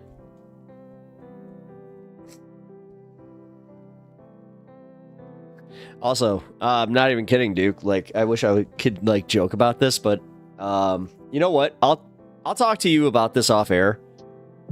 But yeah, I had a moment. Like, I'm not sure if you'll make fun of me or you'll be proud of me. It'll be either or. But I did have that moment where I was just like, I can't do this anymore. I don't think that my morals and like this whole thing of trying to like make as much capital as possible is, you know, it's not working. Twitch is a vibe. I don't know if it's mostly good or mostly bad. It's something, that's for sure.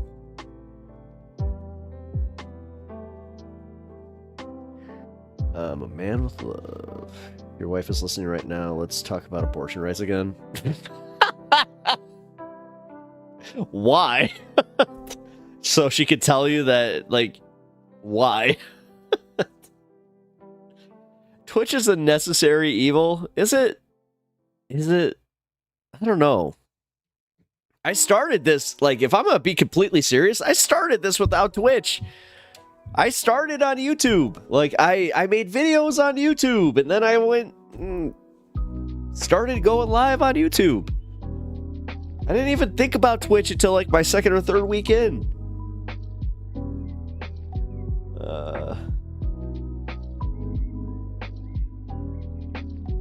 My ability to judge social circumstances is slack. How do you know I'm not autistic? Are you ableist?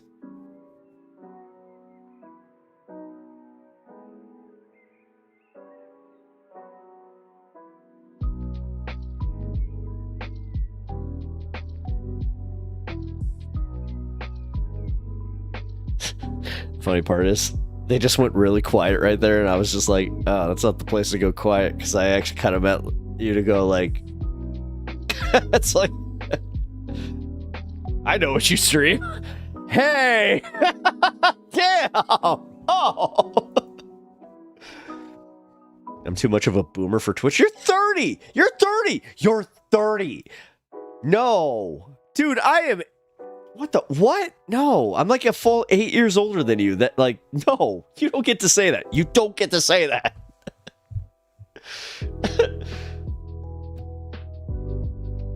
Not cool. Calling yourself a boomer. God, that makes me a fucking zoomer. Wait. Boomer, zoomer. No, zoomer's Generation Z. My bad. Wait, are you just like shouting out leftist shows now? Damage report. Age is irrelevant. Grow down. Okay. I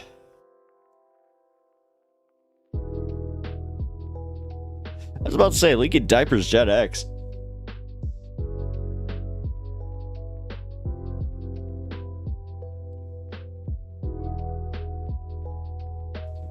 $31, sir. My bad.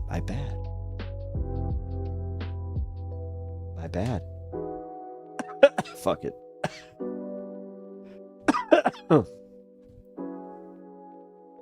Leaking diaper.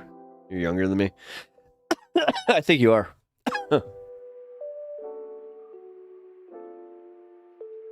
Oh, no, leaking diaper. I'm 38. No. Duke of Bread in our chat is 31. Yeah.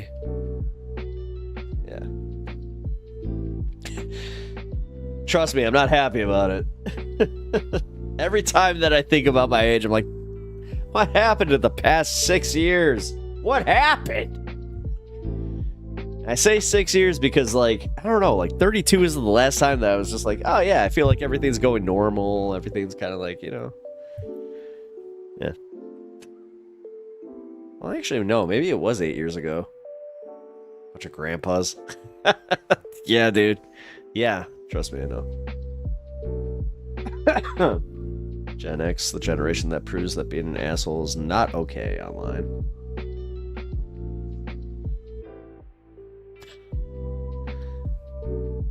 I don't know, I think that millennials, like, I think we got it. You know how many times I've had it, like, where people are surprised that it's just like, wait a minute, you were able to figure this out? Like, you were able to figure out streaming? It's like,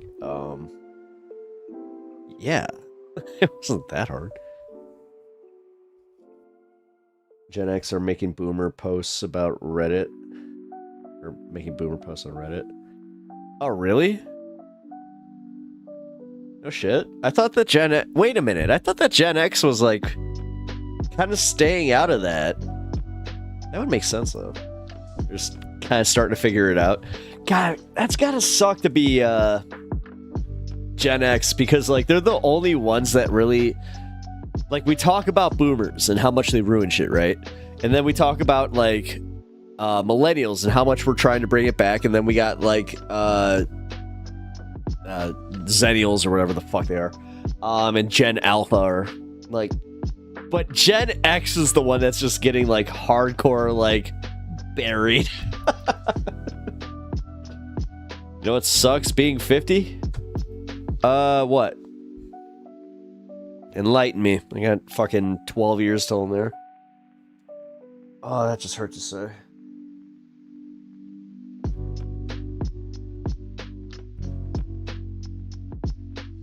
That just hurt to say. Like, no, for real. That was one of those moments where it just hit me, where I was like, oh, God. Oh, God!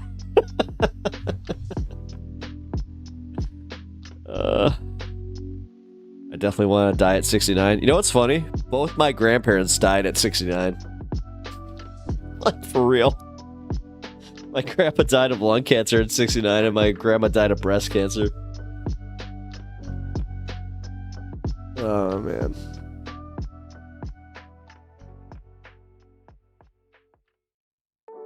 Yeah, I'm not kidding. I'm not kidding.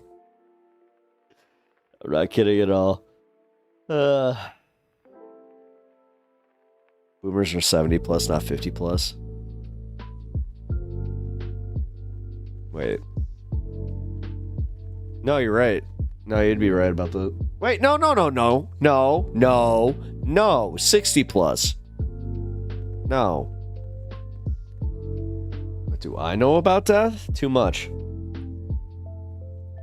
Way too fucking much. Death is coming for me. I know. Trust me, I know. Like, my community knows. Like, this is nothing new. I'm an open book. I'm not hiding anything. My brother died. Like, my older brother is dead. So, like, you think you're being cheeky, but right now I can kind of make you feel bad. If I, you know, like, I'll be honest, Kissing Gonzo, you've been here for as long as you have. Does it make you feel edgy? Does it make you feel like you got your joke passed because now you did the thing where it's just like, do you know death? Are you scared of death? Where it's just like, yeah. Millennials were annoying when we were young, but the best generation right now based on political tendencies. Fuck yeah. Wait, what do you mean we were annoying when we were young? Number one, you whippersnapper, fuck you. You're just barely there. So, but wait a minute. What do you mean by that?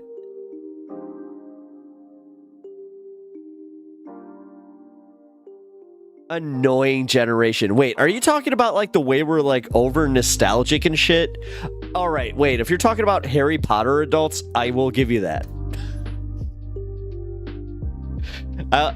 I even wasn't one of those because I wasn't allowed to be until way too late. But I'm a Hufflepuff. What's up, bitch?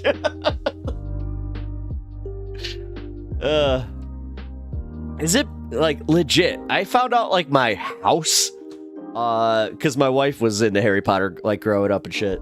So yeah, it took years for that to finally kind of hit where she was like, "Wait, you've never seen those?" Like, no. Like I wasn't allowed to read them or see them. Like, why would I be interested? Like at that point, she's like, no, they're pretty good. Fucking JK. Stop it. No, you don't. No, you don't. It's too finite. No. Thank you, Genghis Khan. It's good. It's objectively good. No. Just because she sucks doesn't make the lore any worse. It doesn't make the world any worse. I was so mad at the discourse that was going on during the Hogwarts release. I was so mad at that shit. I was just like, really? I remember that's when I actually kind of like came back to listening to Hassan a little bit, where I was just like, nah, dude, like, you're really gonna hate him for fucking like playing a game? What? Where it's just like, Hermione should have fucked Harry. I agree. I agree. Although it kind of makes sense for her to be with Ron. I don't know. I'm not into shipping. But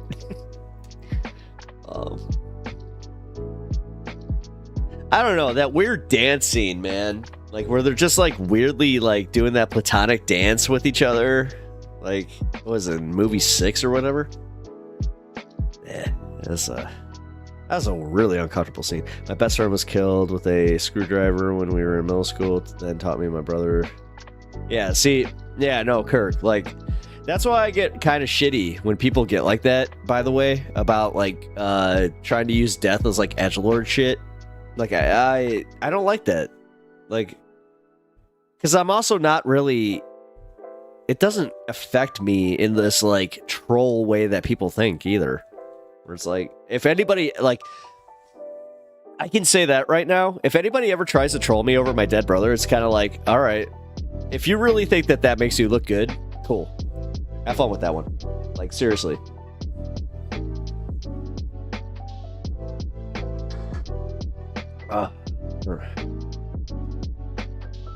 Nah, Rod was a stupid simp. Hogwarts Legacy was an awesome game. The story and the combat was quite spot on. It was good to fly around the whole area and see the dragons around. Yeah, dude, I loved it. I absolutely loved it. If you haven't played the Quidditch game, it's actually pretty good. Nah, but like that's my thing. Like, after I got into it, it was one of those things where I really felt like I missed out. Like, because before I was kind of smug about it, where I was like, it's just a shitty, Magic franchise. But then, like, when I did actually watch and then I read the first book, and I was like, oh shit, this is actually pretty good shit. That's why it hurt. I get it. Like, I kind of understand why people got so mad at J.K. Rowling for having her shit fucking, turf takes. Sorry, I just got some chats here. Yeah, millennial consumer culture is a good way to put it. My sister is a prime example. Red lips care about the stuff in the left. See, I don't necessarily agree with that, because like I would probably I dare say I'm about the same age as your sister, and it's not all about like shit. Hold on, I was about to just speak for me, but if I'm speaking to the like broader shit, you're right. Yeah, we do kind of think like that. Because, like, me, I'm kind of like, nah, I just kind of want to get what I can have to be comfortable, and, realistically, that's it. And also, like, not have my fucking house fall apart. Like, that'd be nice. Like I was saying, guys, if you didn't know, like, buying a house is like the American dream. Yes, sure. But what is not the American dream is then learning that your insurance company doesn't pay out for shit and that you're on the hook for thousands of dollars worth of fucking damage to your house. So, yeah. Anytime that you're thinking about the whole, I need to go buy a house, well, probably should, but make sure that it's in a good area that doesn't get a lot of wind. That was a first edition of Harry Potter that sold for $20,000, and a true version can still sell for $100,000. What? I'm sad that The Cursed Child won't become a movie. Come on, man. They gotta do it. They gotta do it. They gotta do it. They got the cast. They're the ages that they need to be in order to make this movie. Like, that's like saying that Boruto wasn't going to be made, you know? Which, to be fair, I didn't think that they were going to make a fucking sequel series to Naruto. That's like, oh, yeah.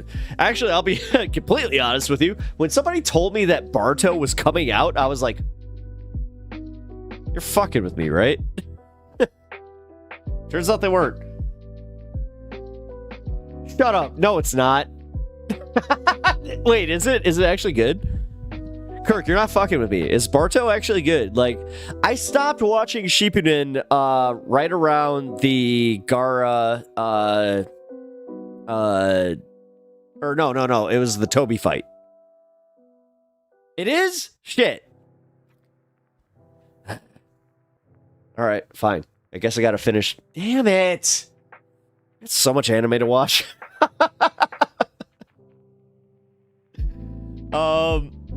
No, you know what? No, I've had people finally just be like, no, dude, you gotta finish Naruto. Like, apparently Naruto did finish. Like, it actually, like, ended pretty well, so. Alright.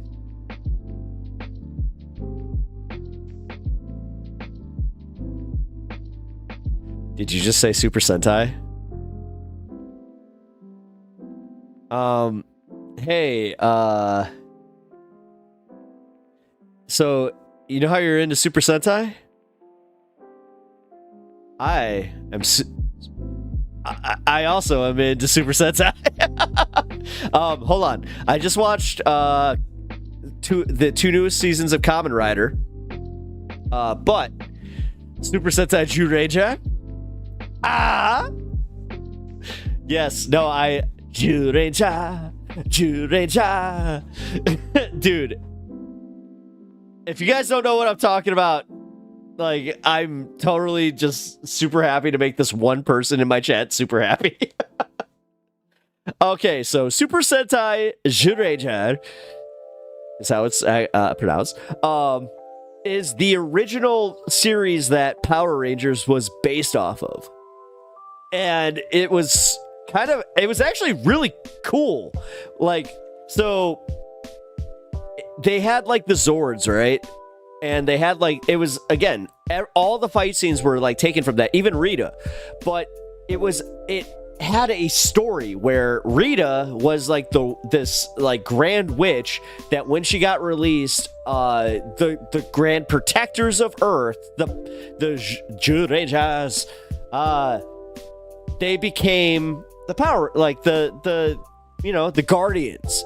And that's what that was essentially about. But then, capitalist frickin' Saban, who also is a Zionist, so he sucks double time, decided that he was gonna, take all, like, he had the idea to bring in the Super Sentai series and put American casting in between the fight scenes. So any Power Rangers episode that you've watched is essentially like a mix of like the Japanese episodes and the American episodes.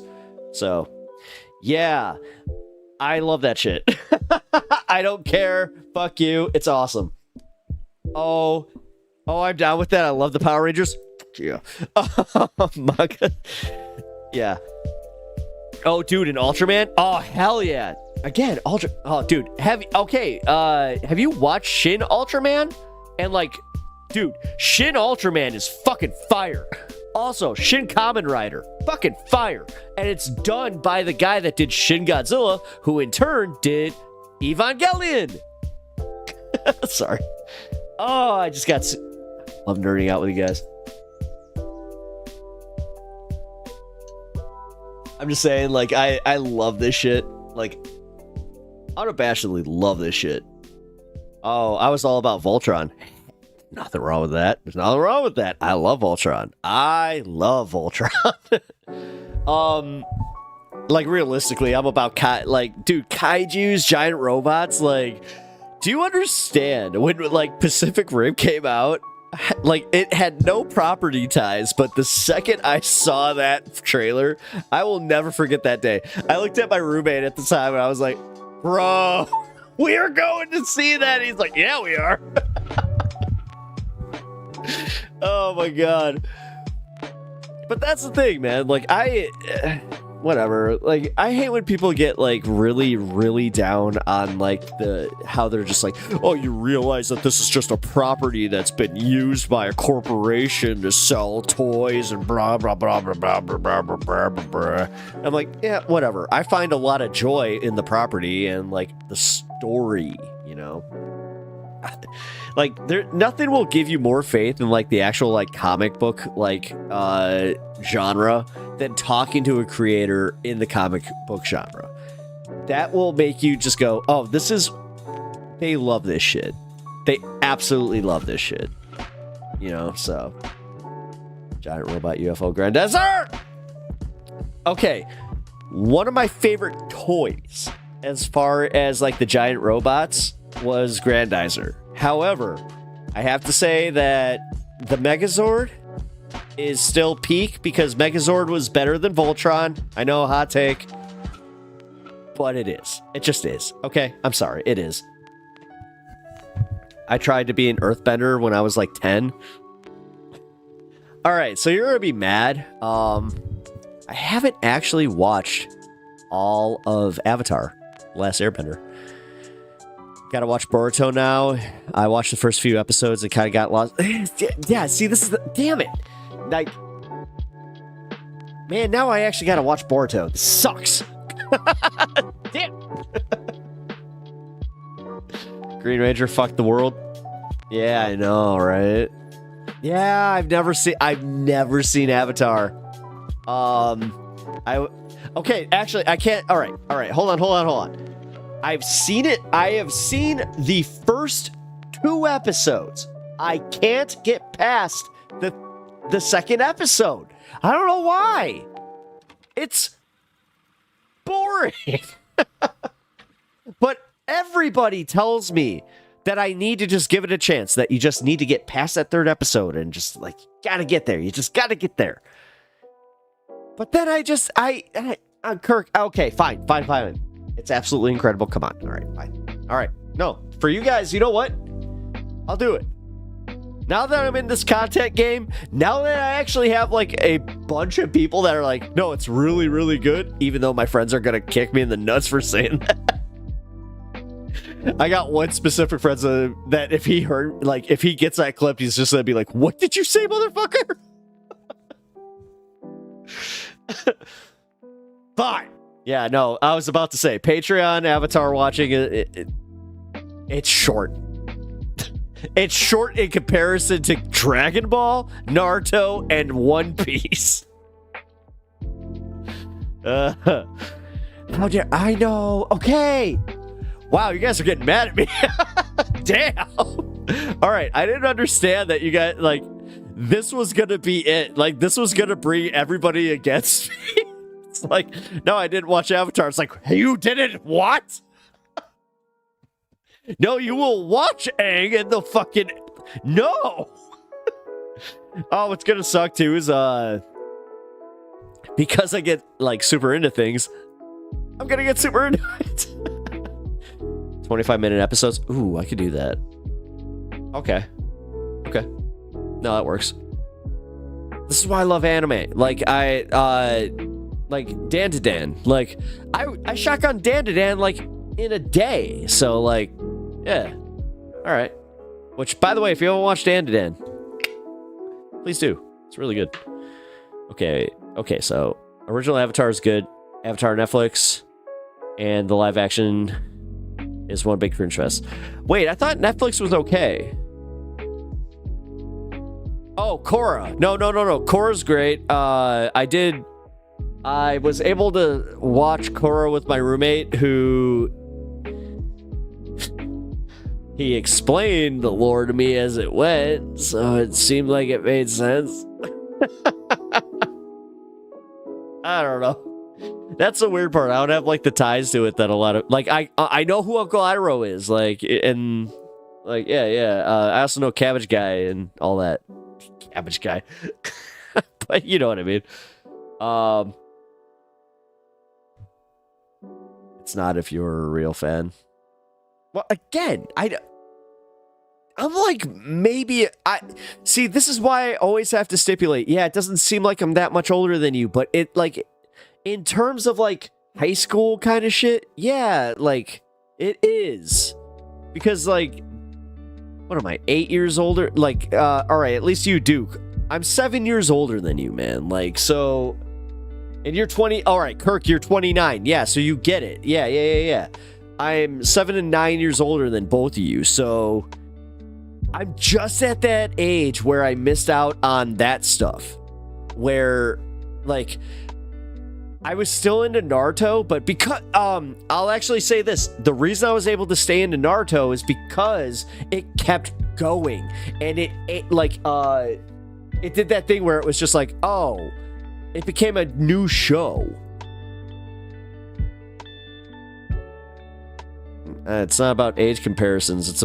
It's about breaking down time and the fact that an anime came out at a certain time. That's how that works. Like, I'm sorry, Gonzo, but for real, like,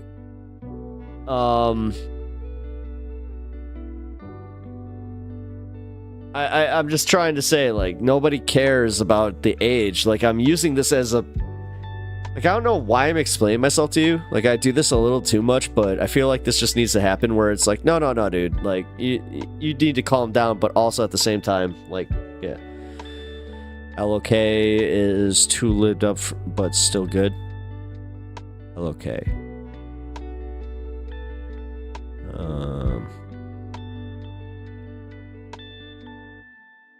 Oh, got it. Avatar: The Last Airbender.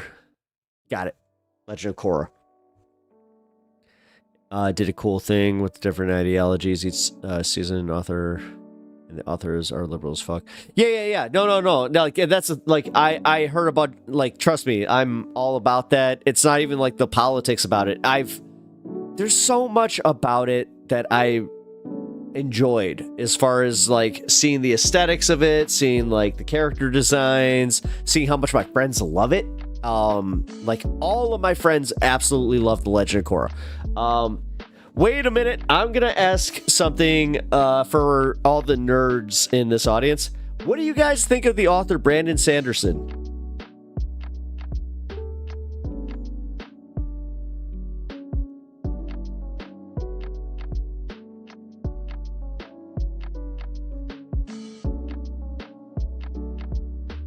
I was taking that for a smoke break, and then all of a sudden I just get shave your head. I was really hoping that somebody would just be like, he sucks, or read it. I'm sorry, Brandon who? Okay, never mind.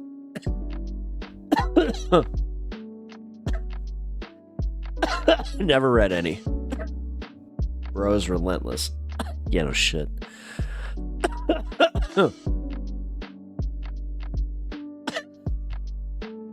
Did you? You actually wrote like a fantasy novel? Also, I'm confused. I don't know. I think Kissing Gonzo's trolling. I don't know anymore, man. Like, I'll be honest. They've been here for like the whole stream, and I'm just kind of like,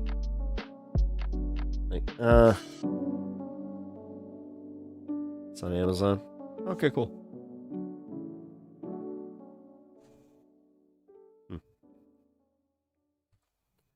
Legend of Korra. No, I got you. There it is.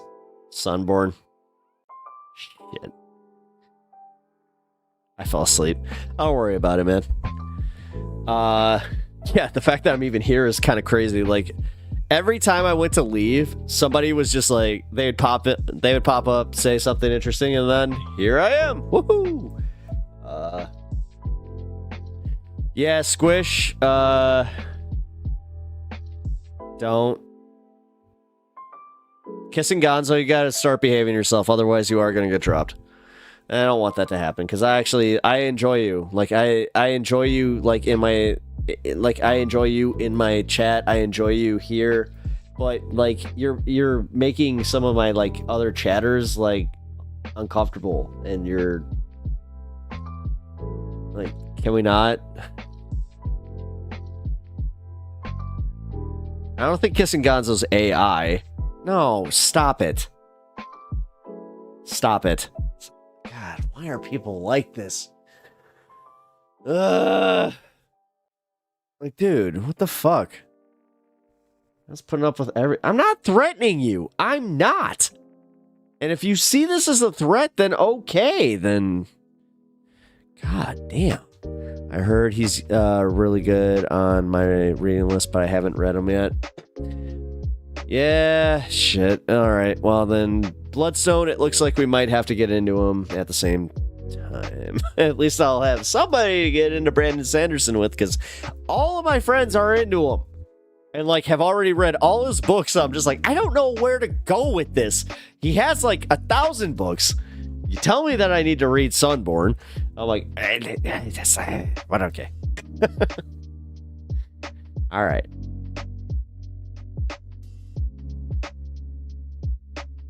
All right, guys. Come on, man. Oh, my God.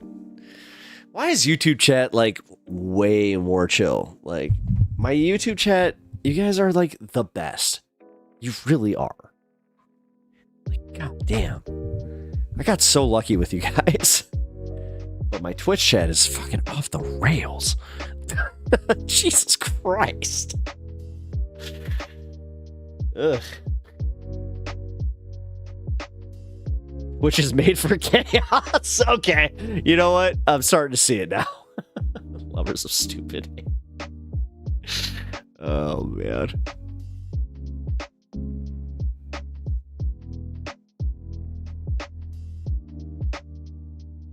Khan, well, you see a lot of us like to test our limits with Twitch and where it goes. LOL. Yeah, no shit. Damn. Is it the late nights? Like, what is it? Like, well, at least it's a late night for me. It could be an early morning for you. I keep forgetting, like, online, bullshit, but this is where badass OG streamers come to die. As I said, I started on YouTube. I'm technically a YouTuber. Like, I was a partner on YouTube well before I was even thinking about even trying to be on Twitch, let alone being an affiliate on Twitch. So, nah, you guys are fun.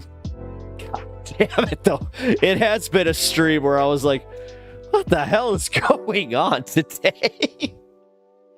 Like, wow. Don't copy me. Oh my God. People usually start with Mistborn. Yeah, it's the Mistborn. That's what, thank you. Yeah, Mistborn. Yeah, you start with Mistborn, then you go to the, yeah. So, all right. All of my friends are not just into this guy, right? Like, my best friend is super into him, like to the point where he fucked up with the signing where Brandon Sanderson was supposed to be at this con, right? And my buddy's just like, yeah, I'll just get all my stuff signed. Comes with a backpack full of stuff. Turns out, you can only get in if you have a ticket. I was just like, oh God, this is gonna be a pain in the ass, because like all the tickets are sold out. It's like, gotta hope that there's like, a few spots open, whole thing. Thank God My Buddy is really cool. Because what they did is also, thank God they're really cool. I gotta say, like, for an author, the way that he set up his stand was really, really cool. Because he had all of these hardbound versions of the Mistborn books and like all of his books, essentially, you know, all over. Instead of just selling them normally, he signed them all. Like, he actually like took the time to go through every single one of those books that they put up in that display, which I'm telling you, this thing was like the size, it was bigger than this room, and it was full of books. So yeah, man, I gotta give him some credit, but I don't know, man. After I found out the dude was a Mormon, I was like, I'm not sure if I can do this. They always put their beliefs into their writings, and I'm like, I don't know.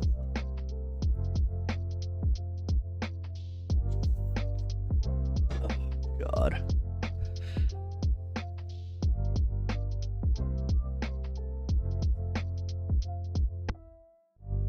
Although, I think that I kind of want to at least get on, like, the Mistborn trilogy before it becomes, like, a movie of some kind, you know? I don't know. I would like that. Not a bad gig signing books all day. No shit, dude.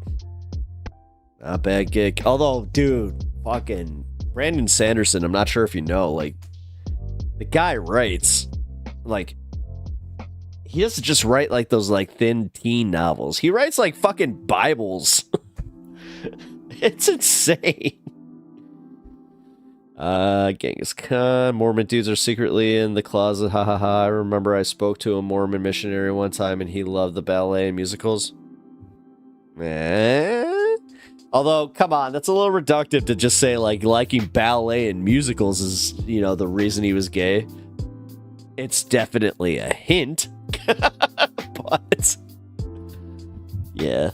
Nah, you know what, let's also be a little honest with ourselves and just be like, okay, that's a little coincidental. Come on, man, stop it. I was about to say, man, you're starting to get fucking modded. Like, come on, stop it.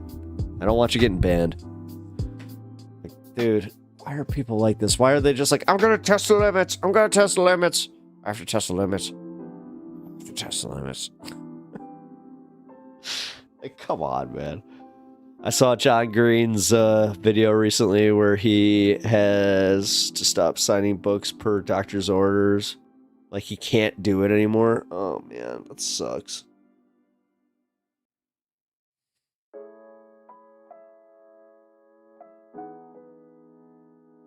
Why? Why do you want to get banned? Or you could just not be a pain in the ass and just be in the community. Like, what the fuck, man? This isn't a threat. Like, this isn't even something you should be getting off on. This is just something like, don't be a dick to my mods.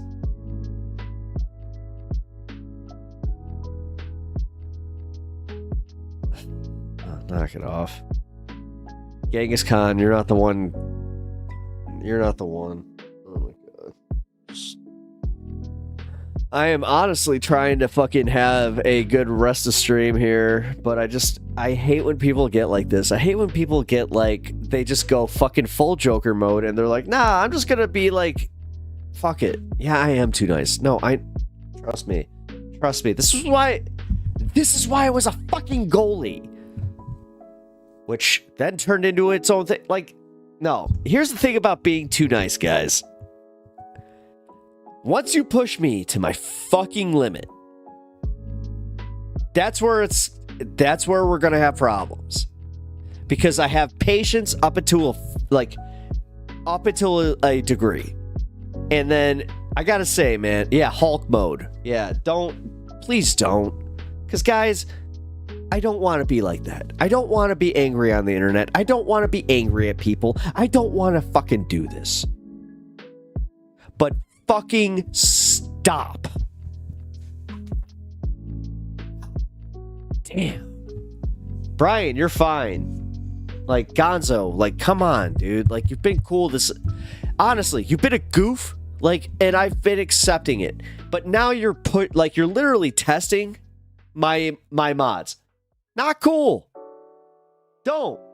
Yeah, my fucking anger comes out when you start testing other people in my audience. You can test me all you want. Obviously, I've put up with it. I'm 9.5 fucking hours into stream. You don't think that I've had the patience? But when I have my fucking mods getting mad at you, warning you, and you're pushing it, and honestly, I'm still giving you the benefit of the doubt, and you still have that fucking nerve to be like, oh, I'm gonna test your limits. I'm gonna push it to the limit. God damn, dude. No, I know you're not my fucking enemy. That's why I'm not banning you. That's why I'm actually kind of working to tell you, shut the fuck up. Interlocular. Yeah, no. You're revealing me. No, what you're revealing is honestly my ability to have a long fucking fuse before I finally go, fuck you. I would have given it a day off a long time ago.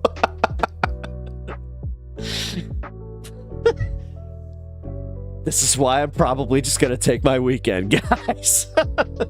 I'll be honest. Did you just start singing push it to the limit?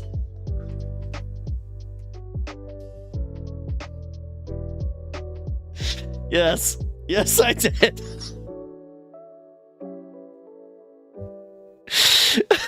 You made me so mad that I literally improv push it to the limit.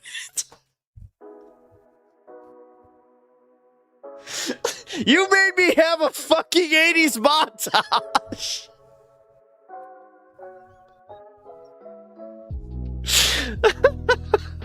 Bro.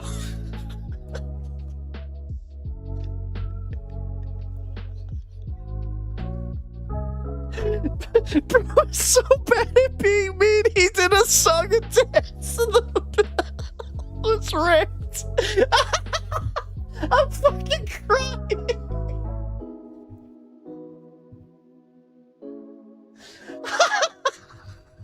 Oh my god.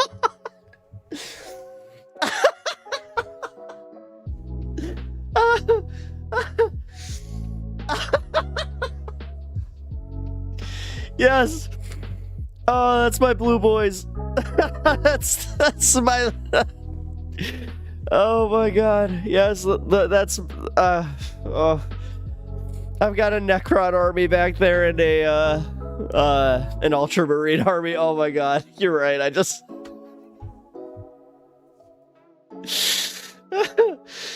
wow.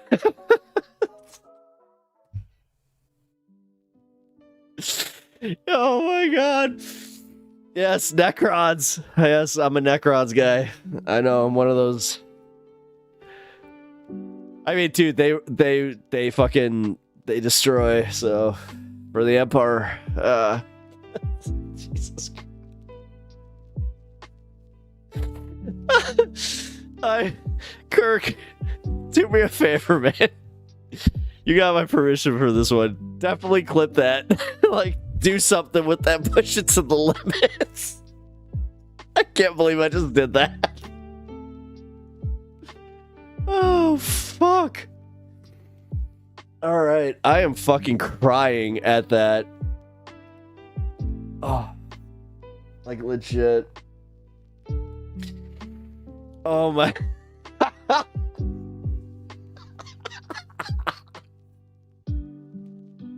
I can't believe that just fucking happened.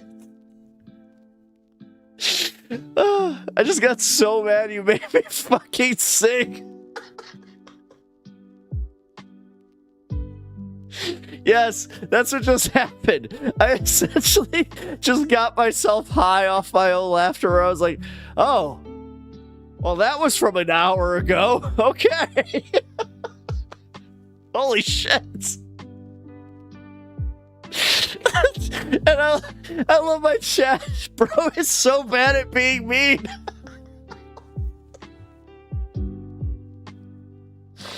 Oh, fuck. I don't know. This is why, honestly, this is why I pretty much made every one of you mods. Like, you know who you are. This is why I did it. It's because I don't trust myself. You guys at least have the temperament to be like, all right, fuck this guy. Oh, fuck. Well, I appreciate the fact that you would have given me a day off a long time ago, but man, I enjoy this. As I said, I enjoy this. I enjoy doing this shit. Also, just, I mean, again, this hasn't gotten boring for me yet. Like, this, dude, come on. You don't think the second that this got boring, like, if I saw, like, people just dwindling off and just be like, nah, this ain't cool, I'd just be like, ah, fuck this. Hey, man, I didn't see it, bro, but, I'm the one who sang it. 2:30 a.m. I can't believe I'm still up. Hello.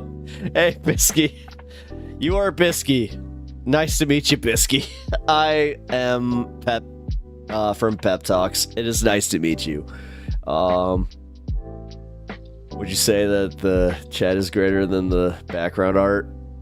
What background art? My background art? No, my background art rules. Oh my Godzilla, shut up. Eye of the Tiger. Oh my god. No, dude, like... Dude, I just legit had a moment where I felt like Randy Marsh, where I was just like, push it to the limit. Oh, fuck, man. That was...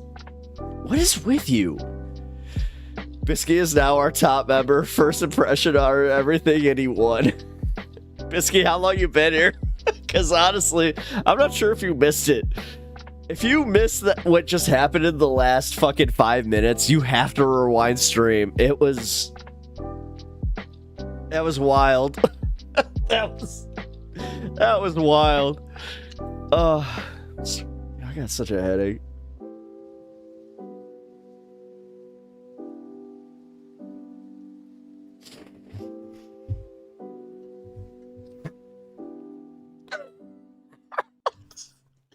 When you were singing Push It to the Limit, I swear to God, it put me right back into the Karate Kid movie.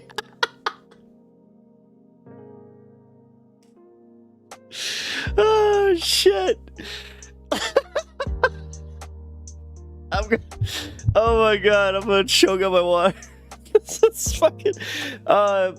What's wrong with being Canadian, Bisky? I mean, I don't know. You guys got an election coming up. We went through ours. Ours is way worse. So we've already done the thing, man. God, I hope you guys don't do the same. I wasn't Daniel, but I played the other kid who lost in the first round. Oh wait, wait. The guy that shouts to Johnny, put him in a body bag.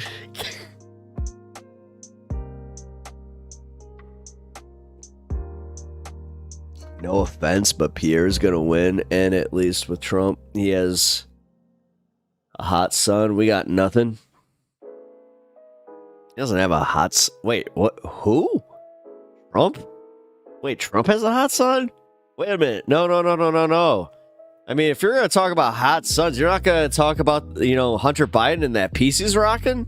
Like, dude, if there's one good thing to come out of all of this political discourse is the fact that everybody got a nice little look at fucking what Hunter's rocking.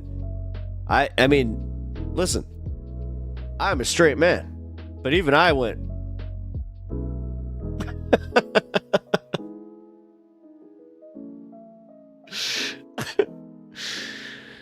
Oh, God. Religion and politics is a no disaster. Yeah, no shit. Oh, my God. Where am I at? 9:40. Oh, I'm really about to try and do a 10-hour stream.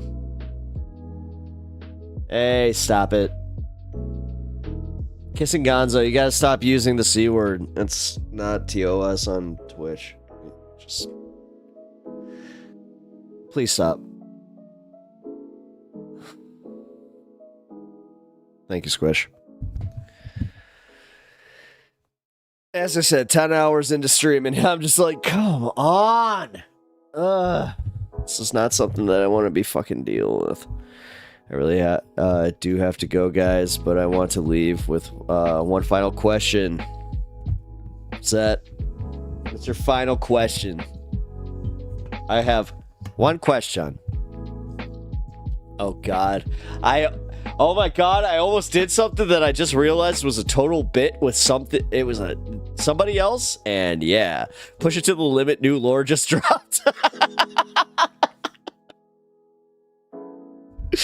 Oh shit. Oh my God. Did I just make that part of our is that part of our community now? Oops. Didn't mean to do that. Why is it still reading 24? What the fuck? Huh.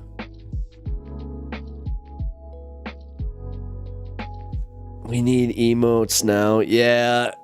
I gotta work. You know what? I'll be working on that this weekend. God, I'm so tired. What's that, butter? Yeah, no, I got a few pepper emotes coming, and then I got a, you know what, maybe I can make a Karate Kid. Who here is excited for Beast games? I can't wait to see who wins. I'm sorry, man. I'm not a Beast guy.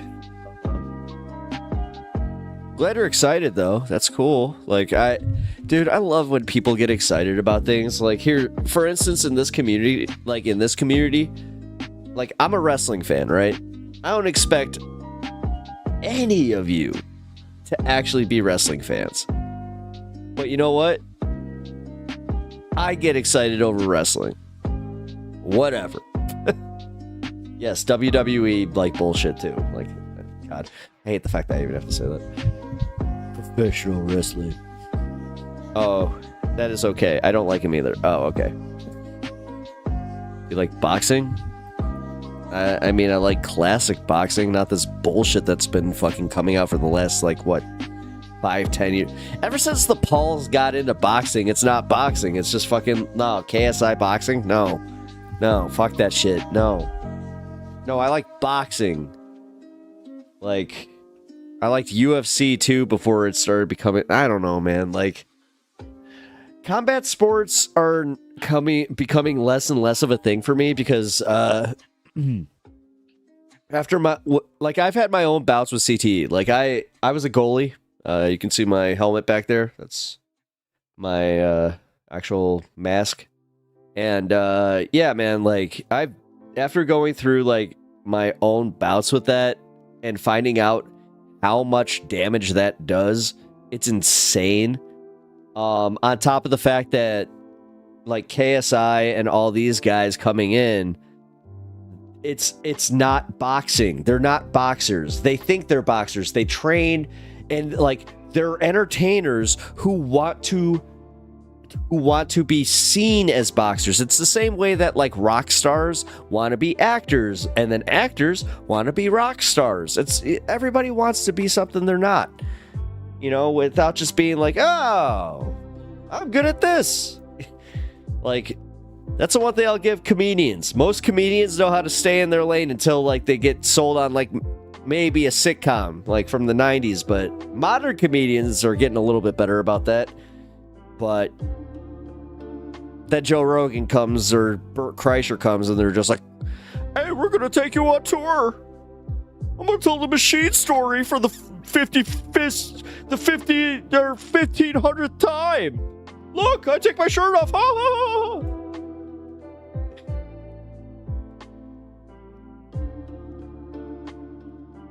Anyone need timeout over here? Squish. The fact that it was, what was it, 600 seconds or whatever? Can you still see him?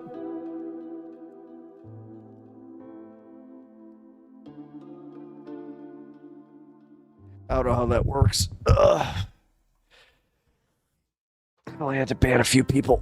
Oh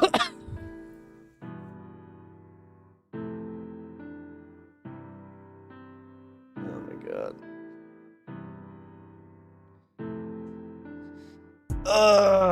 What is it about Fridays? Because, Brian, I just realized something. You've been here for a week. So, Brian, you know all about that.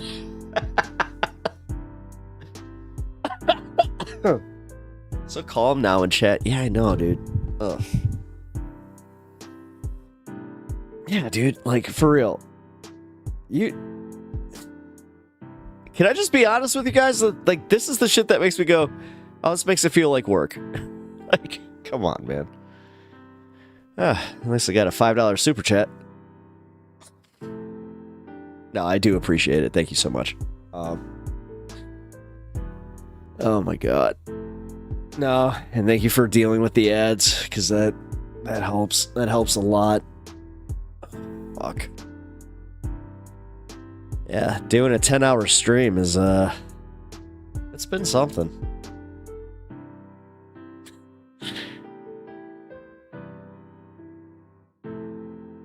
Yeah, no, I mean, no, they're still there. Like, I know. They ain't left. I think they got it.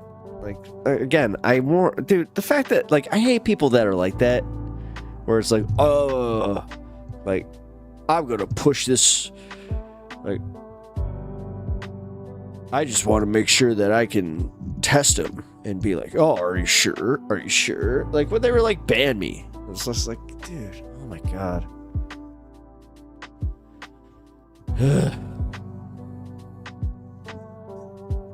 I don't know what it is about being online that just makes you go like, I'm gonna act a fool, but yeah.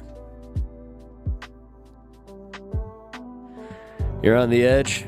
Yeah, well. Shit, now I am. Wait a minute. Living on the edge! Oh, what do I got here? Who's that?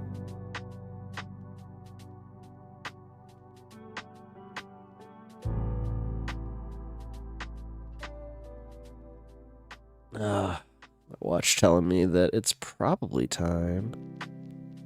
One time I got timed out in chat for like 100 years. For real? What the hell did you do? What the hell did you do? I mean, dude, that's pretty rough. Cause yeah, man.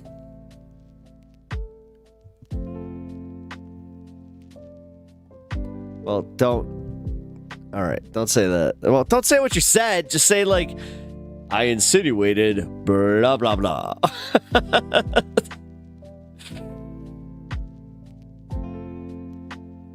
People generally like me because I'm usually kind.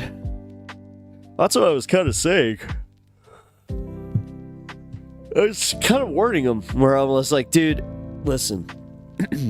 I'm not trying to be that guy. Like, I hate being like Hulk mode guy, but listen, if I go 0 to 60 on you, you fucked up. Like, you fucked up hard. I give so much benefit of the doubt. I try, especially online. Like, dude. And I know that a few of you were joking and when you said it, you're like, yeah, you're being too nice. I'm like, yeah, I get it. But, dude, I do have my limits. Like, yeah. So I appreciate my mods. Thank you. You know what? Especially you, Squishmallow. For real. Like, you... Jesus. At some point... At some point, you get an appreciation. I don't know how like that works, but you are. No, you've been the GOAT for real. Like, dude, talk about holding it down. You've been making sure that my fucking chat is just like, ooh, rats. I'm gonna press that. Okay, cool.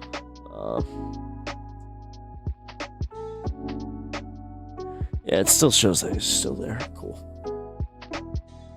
Watch. comes back just to be a dick. If you substitute kind of a asshole with total asshole, I swear to God, we would have a totally different outcome right now. Well, I mean,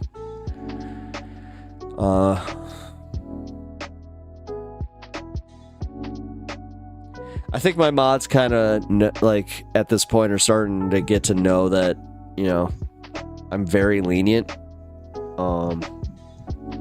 But I do have a 3, like, that's the thing. I got 3 strikes, man. Like, you pissed me off more than 3 times. Get the fuck out of here. I'm not doing this. I think he gets it. Yeah, no, I think he finally got it. Because, like, he's still here. It's just, I hope he doesn't come back just to be a dick.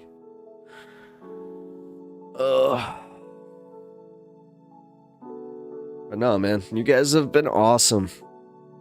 I got 10 minutes left. Ugh.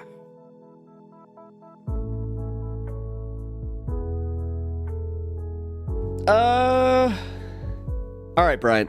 Like, I'll be honest with you. You didn't. All right. It's not about pissing me off. It's about, in your case, like, you were going through some stuff when you first came here, and like, you were having like a borderline mental breakdown. So it was a lot to deal with.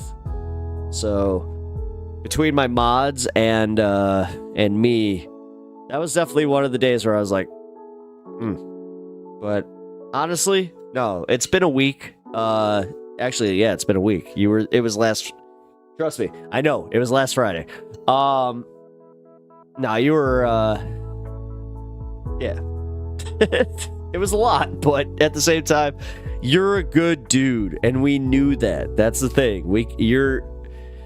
You seem like you're going through some shit. Like, there's a difference between that and actually, like, trolling. Although you do, you know, you're pushing it with the AOC shit and all that, so. Actually, what was the C word?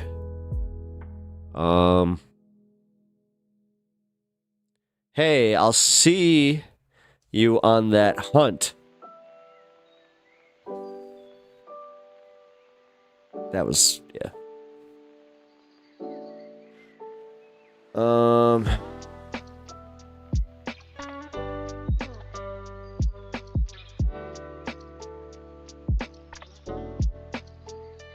There's a lot for me to put on you at one time.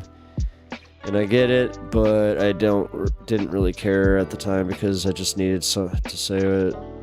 And you guys had the kindness to actually hear it, and that's why you are on my list. Well, I'm glad that we made your list. But also, you know, yeah. I'm glad that we could help you, because I know that at the time you were like, yeah, I just need somebody, like, when you were honest about it and you just said, like, yeah, that's the reason I'm here is because you're faceless, nameless people that I do not know, that I feel like I can get this out with and you're not going to judge me. You know what? I'm glad that, number one, I'm glad you could catch that vibe just based on what you found here. But yeah, no, I'm glad to have you here, man. Like, I'm glad that you stuck around. I'm glad you could find something to enjoy here too. Yeah, no, I was about to say I've actually kind of grown. I kind of like you, man. Like, I like having you here. You're kind of quirky. Could have been less of a dick about it. I get it. Yeah, could have. I will say that, and I'm glad that you recognize that because you were a bit abrasive. It's a tad bit. It's like the slow cousin we have to reprimand all the time. He's my cousin Eddie. Yeah, Clark. That's a real nice house you got there.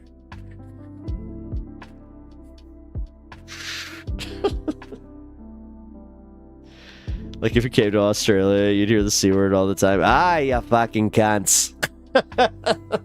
It's not like we can't say it. Like, and listen, if I do a little spin on an accent, it's more so that I don't want it spread throughout my stream because, God, what do I got, 10 hours here? This is going to literally turn into a thing where, oh my god, I guarantee I'm gonna have to edit this one. I don't want to do it. I don't want to edit. Damn it. I'm gonna have to do that tomorrow. Well, expect some clipped videos tomorrow then, if I'm gonna be spending some time doing that shit. God damn. Actually, hold on. Let me check something. Where are we at?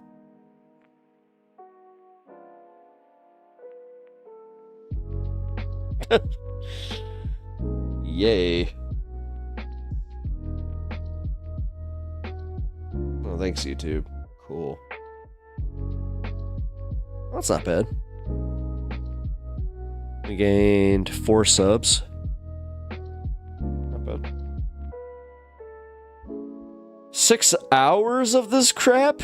Haha, joke's on you. It's 10 hours of this crap now. Fuck you, asshole. I just saw somebody left a comment on my last stream. It was literally...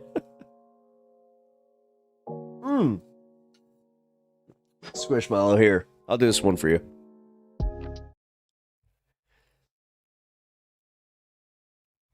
I'll play the other one. Just for you. Even though I know you're talking about the new one that he's going to be playing. Even if you run it through yours, it's not okay. I've played a few. Oh my god, you're going to have it before stream? It was not okay. I'm sorry. Bro. They copyright their stuff. It's not okay. It's not okay. They copyright their stuff. Philharmonic. It's not okay. It's not okay. It's not okay. They copyright their stuff. Philharmonic. It's not okay. This is still so dope. They copyright their stuff. Philharmonic. It's not okay. It's not okay. They copyright their stuff. Philharmonic. It's not okay. It's not okay. They copyright their stuff. Philharmonic. It's not okay. It's not okay. It's not okay. Philharmonic. It's not okay.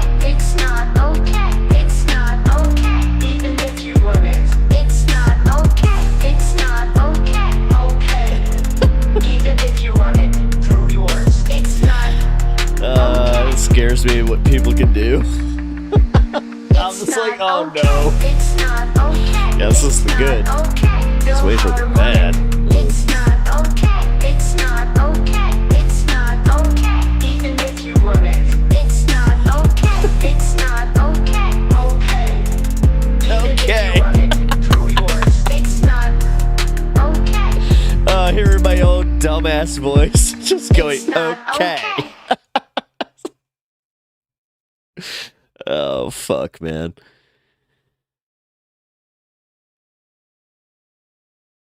Oh, God. I'm not... Yeah, dude. Really? Oh, wow. It actually, like... It hit that? Oh, shit. Yeah, here, I'll allow this one.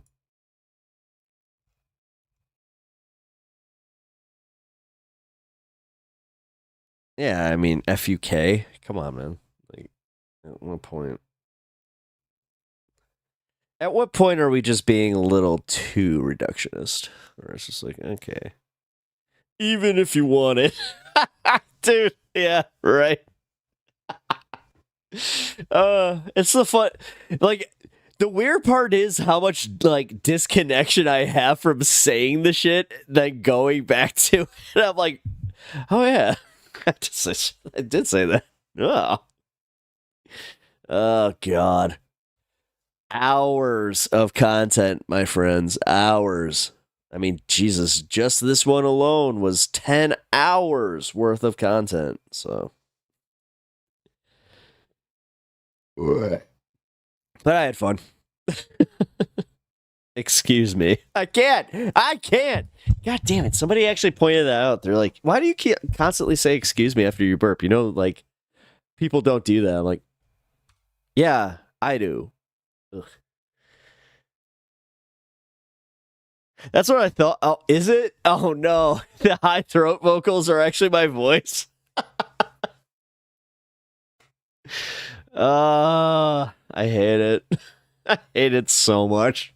God. Ugh. That's the part about this that I'm not a big fan of. All right. You get one song, Kirk. I'm going to do one more of your stuff, and then we're signing off. Which one do you want? Kirk, choose your song. What's your favorite one right now of your stuff? What do you want? Now we'll put it on. But you must hurry. You got that whole, 3 minutes or so to get this done.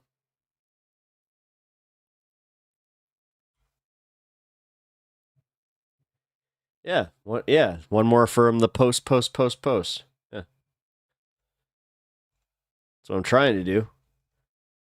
But he's not quick. He wants Philharmonic.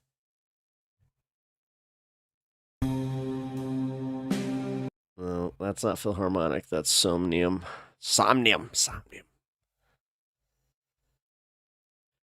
think I said it wrong here. Let's play this one. Alright.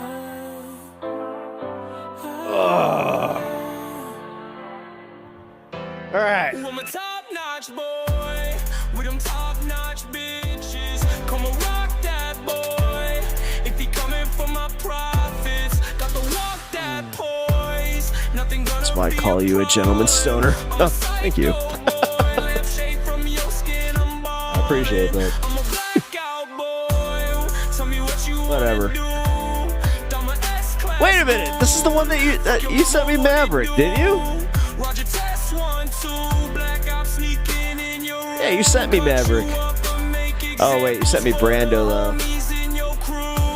I was about to say, whatever, man. I was about to say, I was going based off which one did you say? I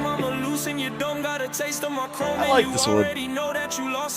Got a whole lot of girlies, they rockin' with me cause they know I'm a threat to they other homies making money. I'm hungry for everything, yeah, my candle's still lit, so I'm still in the scene. If you need it, I got it, I'm always around. If I front and you duck, you gon' be in the ground. Playing funny with money, it make you a clown. Playing funny with money, it make you a clown. Realist in the business, I'm a savage, not the Nice. one to cap your homies, but the one to kill your daddy. Yeah, I'm all up in your crib, I'm straight up fucking on your baddie. Eat the food up out your fridge, you know they calling me the Maverick. Ooh, I'm a top-notch boy with them top-notch bitches. Come and rock that boy if he coming for my profits. Got the walk. All right. Twitch.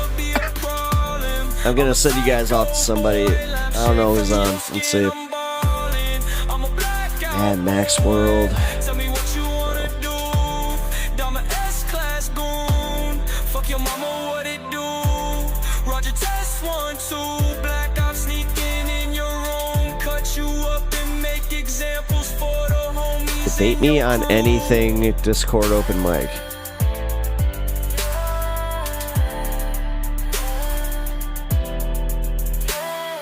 I gotta chill with the evidence, losing my mind when I'm not on my medicine. One at a time, I'ma loosen. You don't got a taste of my clothing. You already know that you lost in the smoke. Got a whole lot of girlies, they rockin' with me cause they know I'm a threat to the other homies. Anybody feeling debatey?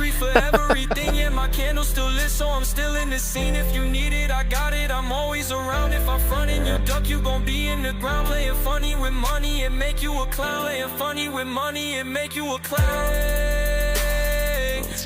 I'm over the moon.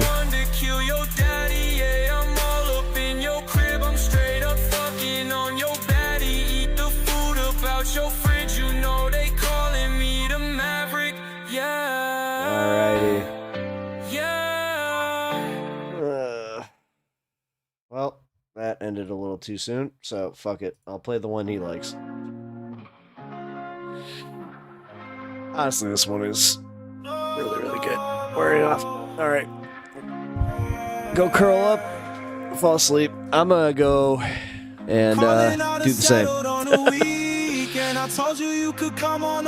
had quite the evening with y'all, and I enjoyed it. This is a lot of fun. Calling you up is not a problem. Fuck it. I'm not gonna rate anybody. I got you, got desires. I'ma solve them. We could chill out by the ocean, sipping gin right out the bottle. Mosey on down to the water, fucking you on full throttle, watching comets in the sky, whizzing by us all night, smoking OG, getting high, feeling like we about to fly. Told you you can count on me, give you anything you need. Grab your hand and take the lead, show you what you want to see. There's something about the way you move. Ain't no one do just what you don't know reads, but I got keep everyone away from you. So thank you for the $5 from Bloodstone by Stars. I really appreciate you. Squishmallow Dragon, I really appreciate you holding it down over on Twitch and also YouTube. Kirk, good night, my friend. I hope you feel better. Jerk of Bread, I hope you're not too disappointed in me that I have not watched Avatar: The Last Airbender, but I will be getting on that, so we'll feel better about myself. Maybe I'll do that this weekend, we'll see. So, wait, what was I watching? Daimon. I gotta finish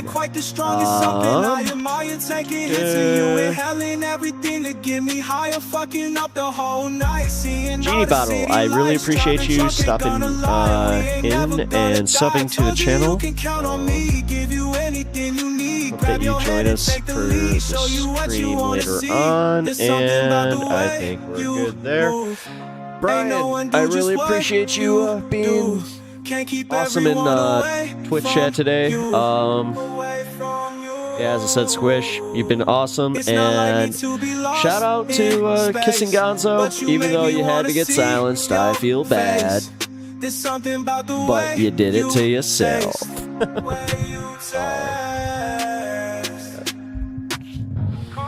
I actually gotta like adjust this shit, like, cause this is technically how it should be. Not a big fan of like the.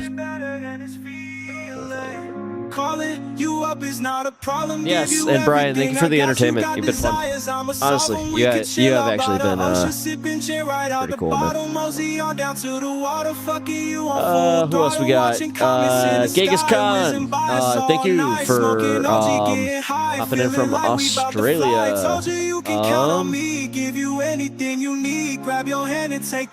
If you haven't followed already, please do. If you're still on Twitch, because I do actually have a pretty regular streaming schedule. I'll be off tomorrow.